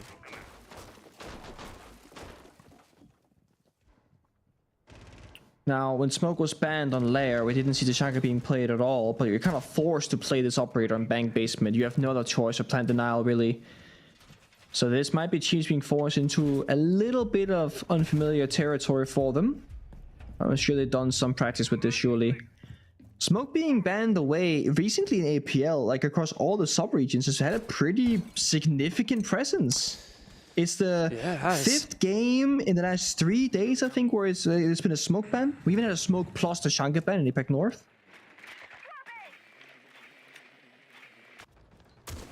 Yeah, the smoke bans have really been coming into popularity, haven't they? Changes things a lot for teams that are relying on that for the plan tonight, especially on a bomb site as classic as Bank Basement.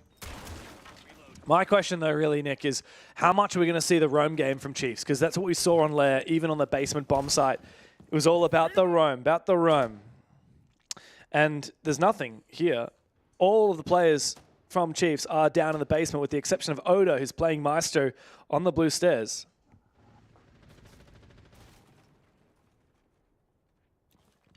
He's playing Maestro on the blue stairs. Yeah. That's what I just heard and saw, right? That's a choice. You have a Goyo. You also have a Jaeger. But we're sending Maestro, the 0-4 heavy support operator of Oda. Interesting choice. You know what? I'm all for it. He can still fall back. He's not stuck in his position. This is risky. And he will fall back as Jiggy gets that C4 kill in physics upstairs. That's Fuse removed from action. Pretty decent operator to take off the board because he hasn't used his gadget fully yet. So there's still going to be Goyo canisters by the default plant spot of A bomb side.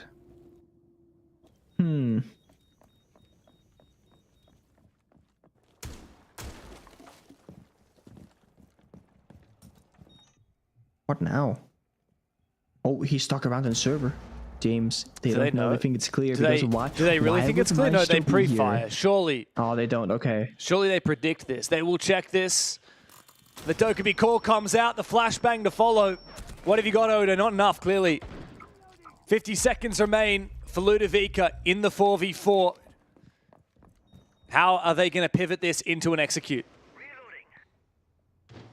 I mean, there's 2 fire canisters by default plant. That's 40 seconds. The timer right now is 35 as the first one gets popped. So they can quite literally burn the default spot of Goyo. That means they're forced to run in deep to plant by the chassis or by the table. Then there are Maestro Evil Lines that oversees the entire bomb site, which means there's going to be a rotation elsewhere from Ludovica with a final Dokkaebi call in pocket. They're going to have to drop this hatch and go for a miracle attempt of a plant. Otherwise, the round will not be won.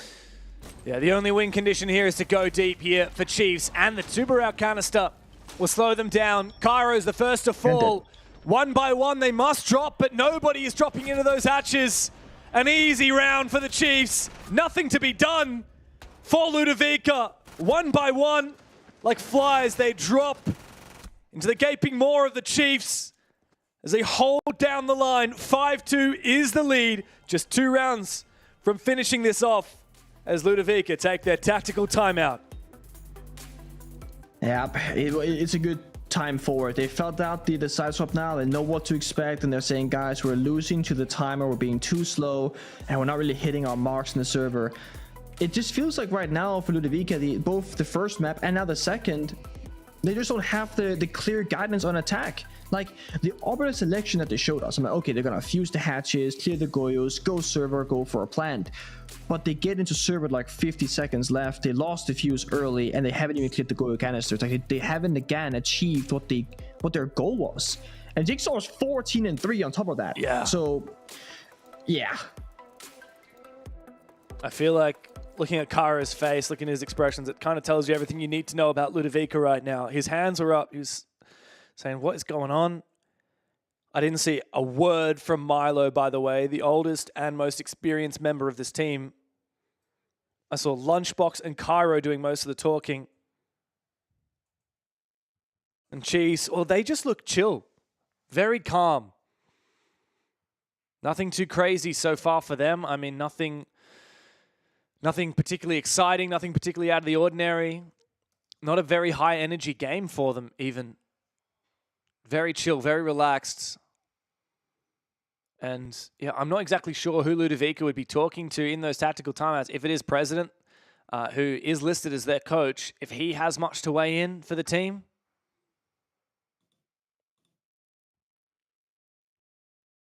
Regardless, I mean, it's a long way back now for Ludovica on this attacking side.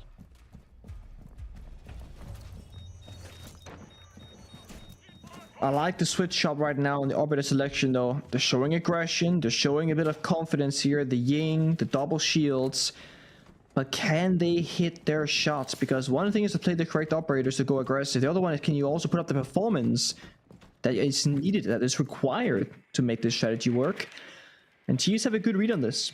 They got Clash, Castle, and they got the Goyo. They want to slow down the game. Ludovica are going to be very dependent in my mind on getting the opening 1 or 2 kills to get a significant manpower advantage and then just overwhelm Chiefs on defense. That's going to have to be the win con, because in a 1v1 gunfight, I just don't have Ludovica winning right now. So they have to come out on top early.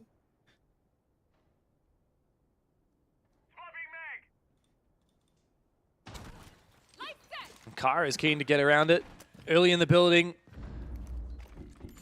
We're finally seeing that Ying come to play, Nick. And with the shotgun, no less. I mean, it's great for very close engagements. Double shield here between Box and Karma. As the Candelas start rolling on out, the Blackbeard is spotted. Oh, wow, that's a very big, high damage, high value impact grenade. As Cairo dies, Quiz is confused. Jigsaw has eliminated Karma. Ludovica are dropping one by one. 3 remain.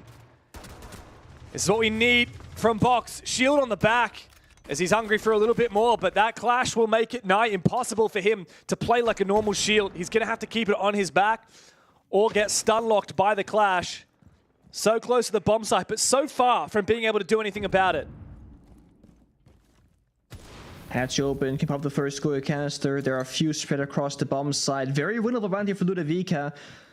Oda on the Clash is going to have to be the most important individual player for Chiefs, though. He can stop the shield push, stop a plant, and has the full overview of the entirety of the bomb side. Big belly box, 2 smokes in the pocket of Blitz can, of course, shut off the angles for Chiefs to help one another. And that might just be the win condition they have to look for. They got 40 seconds. They can spend the next 10 or so, 20, I guess, with the Goify pop to think about it before they make their first move. Oh, that's what we need for Luda. Isolating ones. Oda sets that shield down. Milo's got 1 explosive left, but I'm not sure he's going to be able to land it against that shield. As long as Oda isn't holding that shield, isn't activating the electricity, then it might be a little bit easier for Box. Oda's the last one left. Makes it a 1v2. Oh, and the fire will burn him. He needs to get out. Milo catches him on the escape. The first round of what feels like far too long, won by Ludovica. Again, falling to the 1v1. They are catching the Chiefs step by step. They will have to run it back. But still, they can't afford to make many mistakes, Nick. Chiefs are still only 2 rounds away from finishing the series. Small margins, small details defines some of these rounds, and that was certainly one of them. The Goyo fire, friendly fire, popped on the last defender, has to make a move. The door behind him was actually open as a result of that. Could have gone the other direction, but I think too much chaos in the server right there. Ludovica, they started off in what looked like a pitiful attempt of a round. Really short at the end. See, the castle barricade was alive right here. The Goyo fire canister was placed on it, and when you pop it, the castle barricades get destroyed, as it has a very small radius of self-destruction. I don't think that was realized by Oda. Otherwise, you could have sprinted into small box, barely taken any fire from the damage from the fire, and had positional advantage over the Sophia. Whew. I don't know, Nick. Are they cooking? Yeah, I don't know. I'm not convinced yet. It's been too rocky for me. It's been too up and down. Ludovica have, again, like, the first round they won of this map came down to a 1v1, 0v0, winning it by default because that's what happens when you're on defense and the round is tied. And even the attack rounds that they've won have looked pretty sketch. So I'm not convinced. I'm so far from being convinced. So many players on this team look a little bit chalked. Yeah, we're missing consistency. The thing is, we know Ludovica can get it done. We also know they could have gotten it done on Lair, but right now, today, up against Chiefs, it's been a little bit more difficult than usual. So if they can find consistency, and not just have these one-off amazing rounds or big clutch moments, that will be the difference maker in my mind. Both players is ego swinging. God. Why are we ego swinging if we're big belly box? You're playing the glass. You're the most important operator the entire round. They pick smokes for you. You're the execute operator, and you're fighting in a Rooney. It's just a gun. It's not worth the risk right there, and you're down 3 to 5 in round count. Jigsaw is 4.0 KD, by the way. 16 kills to 4 deaths. Showing up his performance from earlier today against Outlast, and even showing up the performance of, I genuinely can't remember which player it was. It wasn't Relays? Who was it? Tuhan, of course. Tuhan, yeah. Tuhan on Enterprise, who got, what, 19 kills earlier today. On Consulate. On Consulate, yeah. could have dropped 20, but then you started praising him, saying, "Oh my God, he's on for a 20 bomb before the game is over." It took 1 kill in 3 rounds. That was it. If that's how it works, Nick, then there's no way that Jigsaw pops 20 kills here. Oh, that was almost a team kill. It's a love tap. Cairo finishes off Oda. 2v3, well, 4, I guess, if you count Quiz, who's barely alive, barely breathing. Doesn't matter, though, because he's still capable of getting kills. Don't count him out for a second. Yeah. Karma 1v4. The Chiefs are well on their way. Warm up, Enterprise, because these guys are coming for you. Tomorrow you might have a day off, but Thursday, an upper bracket final will determine our first team from OCE to go to PAX at the APAC Major Qualifier, and Chiefs may well be there. One more round is all it takes. And Ludovica, no response, no fight. There's nothing left for them to do. This was meant to be our game of the day, Nick. And look at how it's panned out. 7-3 on the first map. And now match point for Chiefs on the second. Jigsaw, Box, you know you just threw that round so hard. Oh boy, and he's right, and I love the fact that he gets called out for it, because it's true. If you're watching back this round, you know, after this day is over for Ludovica, you can point to a massive mistake. When you're playing the execute operator off the glass in that 5v5, what are you doing swinging in a Rooney? I know it is Jigsaw, who's like 16 kills to his name, and if you take him down, the round gets easier, mechanically speaking. But you need to understand, if you die on the glass, the entire strategy in which you have tried to conjure up in the prep phase is gone. You are the wrong operator on the wrong role to take that risk. So, 3 rounds here for Ludovica to go into overtime. Otherwise, it's 2-0 lower bracket run. Speaking of tomorrow, day off. How come there's a day off tomorrow, actually? We've done back-to-back days. And tomorrow, we're not. I don't know. And you don't know why. I guess we all just needed a day to breathe or something. I mean, I'll take it. I won't lie to you. I have a call. I've made plans. Good. I have a call from production. It's to be the exact same as the other regions. Apparently, we played our first day of playoffs and then had a day off and then played the other 2 days of playoffs. So, like, for example, we had Asia play day 1, and then we had APAC North play day 1. And then, yeah. No, that makes sense. That makes sense. I haven't thought about, in my head, I'm just working 6 days in a row. I didn't think of the fact that we actually had a different region day, but because we're just missing O's, there's no other region to play instead tomorrow. That's right. Ah, that makes sense. No, it's all O's from here on, baby. And then we'll be in O's, in Australia, in my home city of Melbourne. I am so stoked to see all of these top teams from across the APL come down to Jeff's Shed, Melbourne Convention Centre, to play at PAX. And it looks like Chiefs are getting closer and closer to booking their spots there. One more round against Ludovic is all they need to get themselves a date with Enterprise to battle for that first slot from OCE. Reloading. Cover me.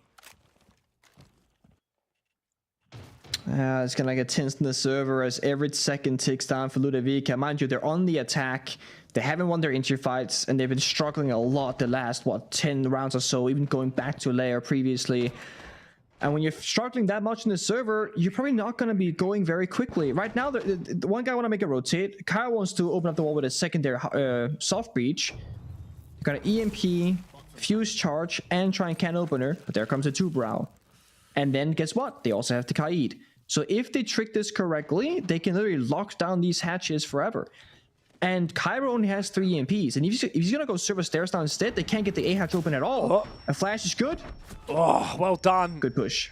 Even though Oda did dodge a little bit of that flash and managed to get a few shotgun blasts off facing the right direction, they were absorbed by the shield of Physics. And the refrag came on through from Luda. So that's a good first step in this round. But time is going to be ticking away, Nick. We've got 3 C4s for Plantanol, and we've just had a successful juggle from the Kaid. That hatch is still solid. I'm not sure there's time here for Ludovica to open it. Yeah, that's the issue. They cannot really get the claws. So there's 1 EP in the pocket, but Fuse, with the only can opener, is injured on the ground. They're swinging aggressively. Guys, you have Goyo Fire. Only 50 seconds left. You can play the time denial. Oh, no. Out of nowhere. They're all falling for Ludovica. You said they didn't need to swing. But it's just Box v2. Milo exposed himself trying to revive Physics. And he's going to pay dearly for it. A lunchbox with 30 seconds. Good luck trying to revive either of your teammates. When Sage is watching you, a little tap. Milo will get back up again. Is it going to be enough, though? I don't think so. For the next 20 seconds, the fire will continue to fry on the bomb site. Oh, no. There is no time at all. Chiefs will surely finish it off right here. It was a dominant first map. It will be a dominant close. The rivalry continues, but if you asked Oda, there is no rivalry. Just a long road back to take his crown. Chiefs take it 2-0, and they got a date with Enterprise in the upper bracket final.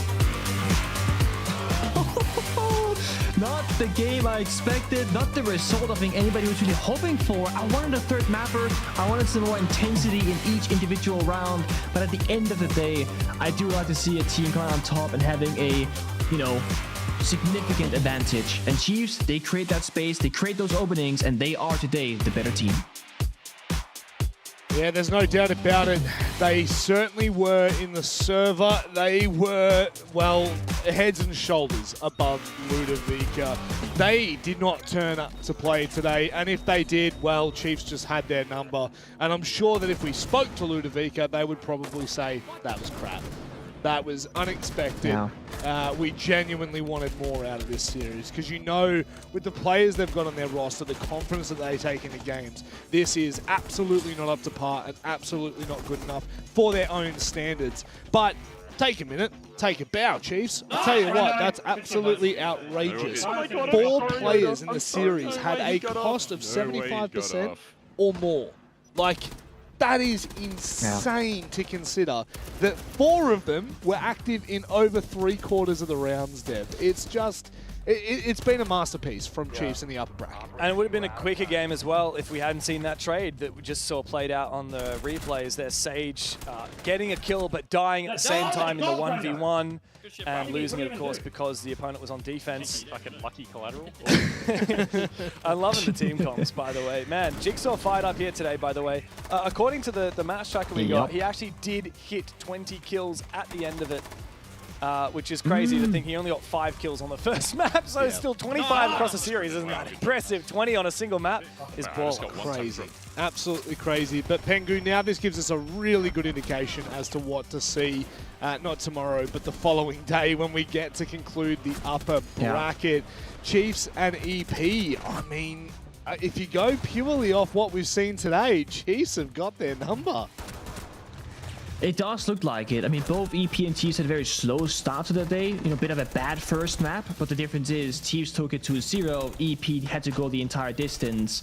On the flip side, though, I think EP got challenged a lot more and got a bit more exposed in their weaknesses that they can work upon on the day off tomorrow. And then in 2 days' time, they can hit the ground running. Where here for Chiefs, maybe too easy against Ludovica. Their weaknesses have not truly been exposed. Nope, not yet, but let's have a listen. Listen, say nothing, bro. Just say GG, move on, yeah, please. I said free, and I'm leaving. Yeah, that's fine. Say nothing else.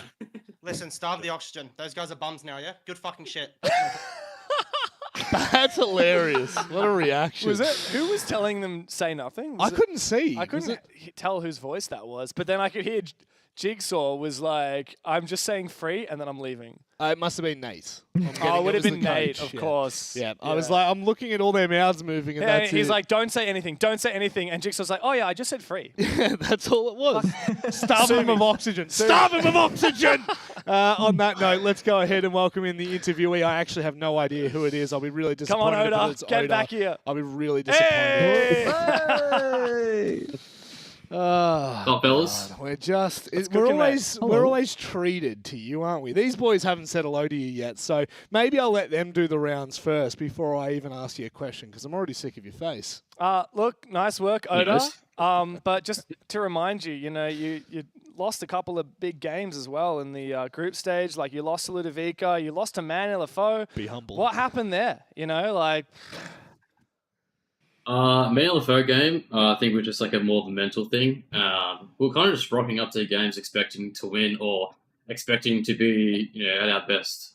So we really had to, switch the mental going into the games and actually rock up like we want to be there and like we want to destroy these people. So, and then the Luda game was, as you can see the layer today, I just think we had a few tech issues, but I don't know, I'm not going to put it on that.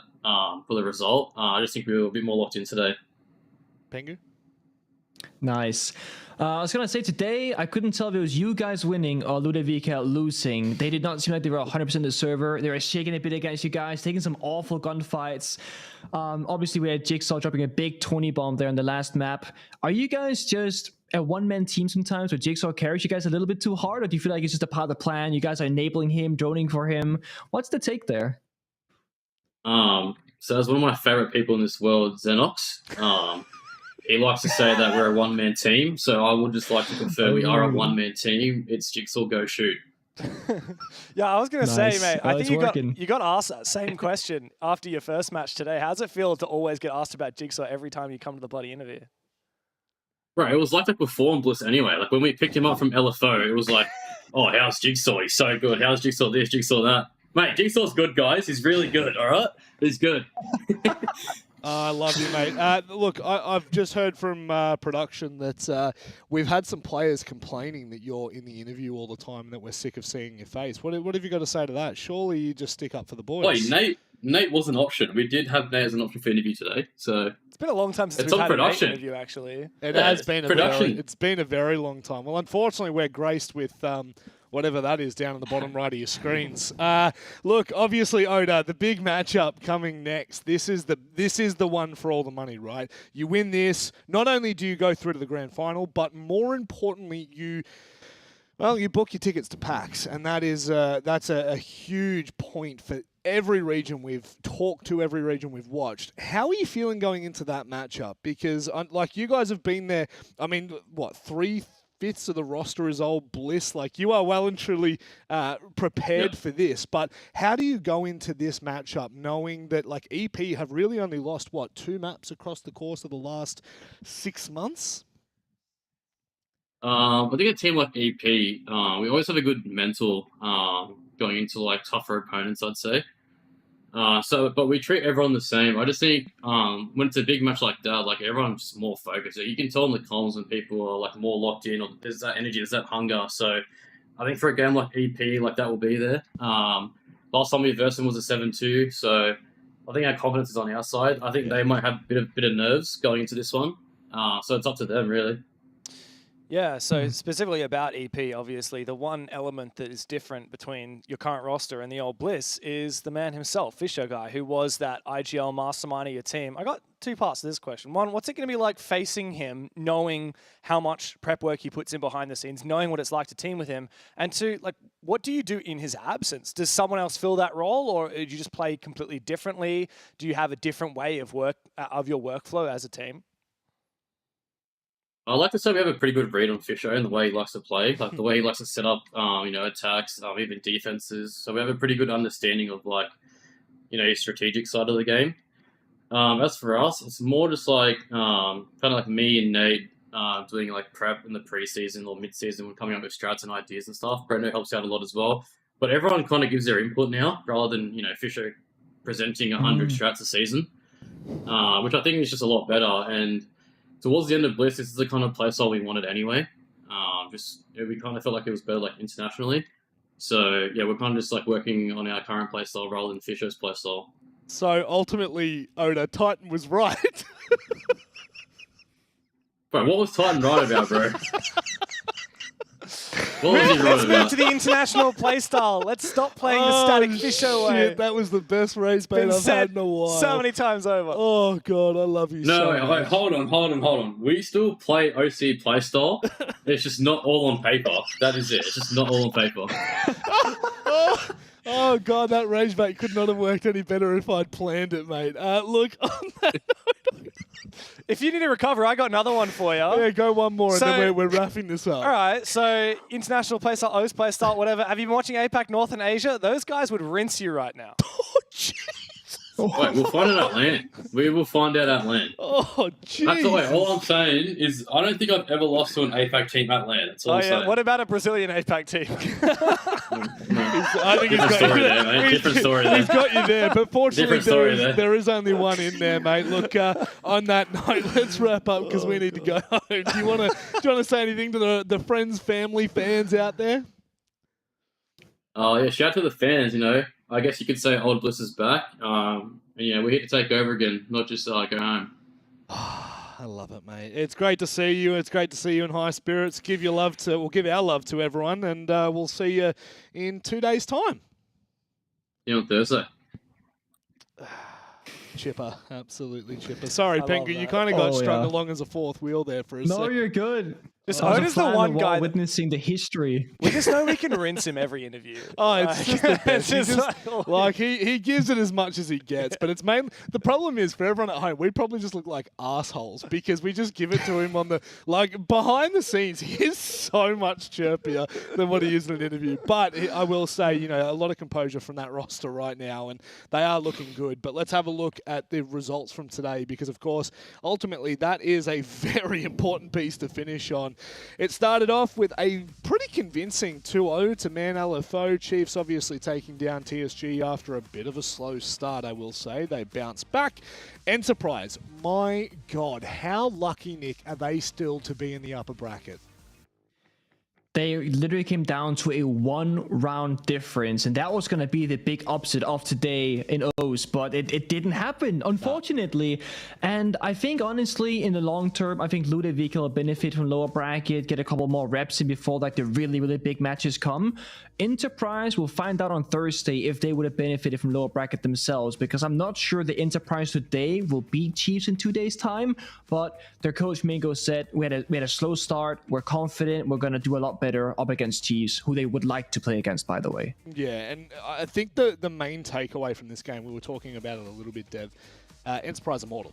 Yeah, right? for sure. We now know they can bleed, and they can bleed in playoffs, which is a super important point. Yeah, I think that's true, but also another thing that I learned from that game is this is not a 3-horse race in OCE, which is what I thought it was in group stage. I thought this was a pretty close tie between Enterprise, who beat Ludovica who beat Chiefs, and Chiefs, who beat Enterprise, right? Yep. But no, actually, Man LFO is in that conversation. They played really well today. I wouldn't be surprised, if they get Ludovica or Chiefs on a bad day, that they could beat them as well. We only have 2 spots in the playoffs, and we've got 4 teams that are potentially good enough to make it to that APAC major qualifier. Well, don't forget, in that conversation, Man LFO did beat Chiefs. True, and they did go overtime with Ludovica. Sure. So it is in fact, a little 4-pony race now. We're off to the races. And I tell you what, it's going to be an entertaining one. We're back on Thursday for that action. But Nick, I think the simple question that I'm going to leave you on at the moment, because I think the lower bracket will play out the way we think it will. I think it's Ludovica and Man LFO, unless something crazy happens. Yeah. But it's that upper bracket match I want to know about. That's probably one of the bigger pressure games outside of the grand final from stage 1 to go to EWC. That will lock you into packs 100%. Who have you got? Who's got your tick? So I had that awful question about how does it feel to have a one-man team with Jigsaw, but it's a true point, right? Like, what happens today if Jigsaw doesn't go 20 kills on Bang? Do they even win that second map? What happens against Enterprise if Jigsaw has an average 1.0 KD consistently across every single map? Do they win that matchup as well? And I honestly am not entirely certain. Right now, Enterprise can bleed. That's going to favor Chiefs, of course, going to that matchup because they're not playing at 110%. But I'm just waiting. I'm waiting for the day where Jigsaw stops performing like a god and see what happens then. Yeah, I think we saw it back in the day, actually, on IG, what happens when Jigsaw can't perform because the rest of the players around him, maybe they don't gel together. They were pretty much bottom of the league, Nick, so we've seen it before. I don't think that having one player get 20 kills every single game is an international play style, just saying. And Enterprise had it as well today with Tuhan getting 18 kills on a map to stay alive. So barely won. I'm actually not confident with either of our top 2 teams at the moment. I think we need to see more out of them both. I'll tell you what, the second we get away from APAC North and Asia, it's just brutal on it. It is literally just like throwing shit We at have the a wall. license to it. We They're our do. region. We do. Fortunately, You're it is from our OS. region. And we are from OS, and we do love OS dearly. Absolutely dearly. But that's all we've got time for tonight, folks. Thank you for joining us. The OS playoffs, they're well and truly in swing. We'll be back on Thursday for more action. Please take care. Stay safe. And what is it, Dev? Good night. Bye. 涙の色はエメラルドブルー宝石みたいに光ってる流れ星を見上げていたあの夜も Shit on! Fucking shit on!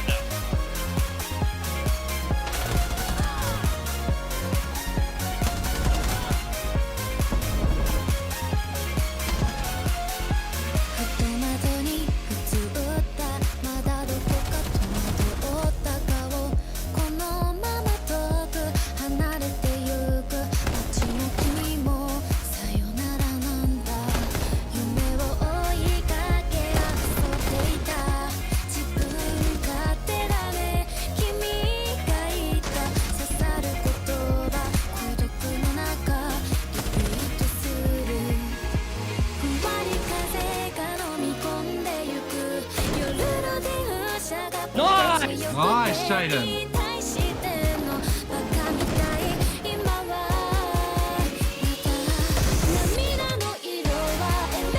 Fucking round, Jaden.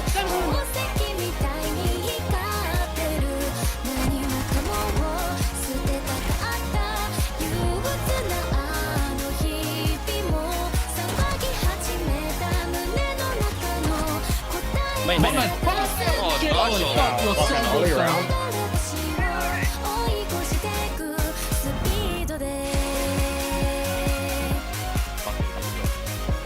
Come on, the fucking idiot. I'm not cast.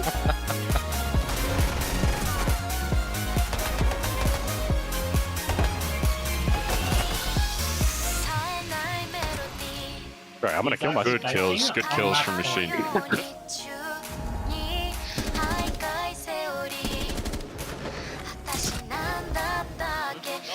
That's fucking run.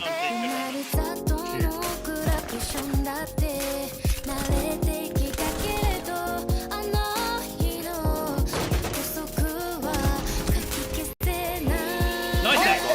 Fucking god, man.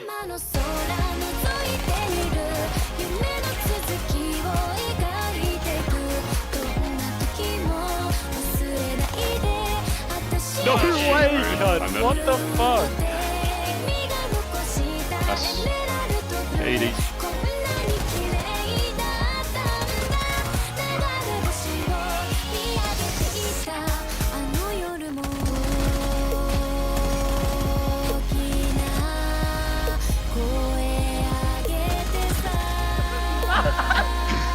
Oh my god!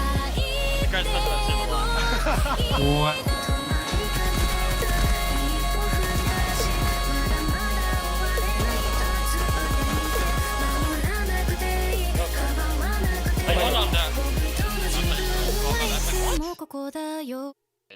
Oh my god! Let's go, Harry! Fucking go, boys. Listen, they fumbled.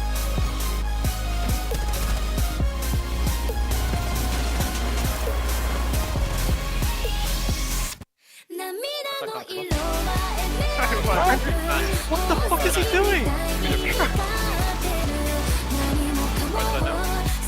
Yes! Let's fucking go, boys! Fucking go!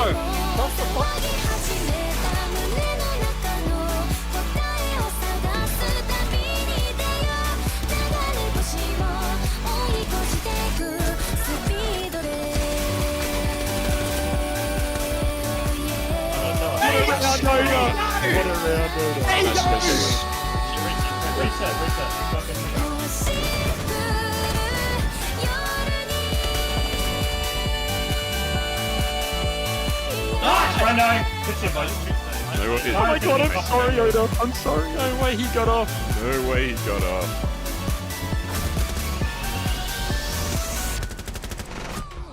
Can't walk in. Let's go, boys! Listen, say nothing, bro. Just say GG, move on. Yeah, I said 3. that's fine. Say nothing else. Listen, starve the oxygen.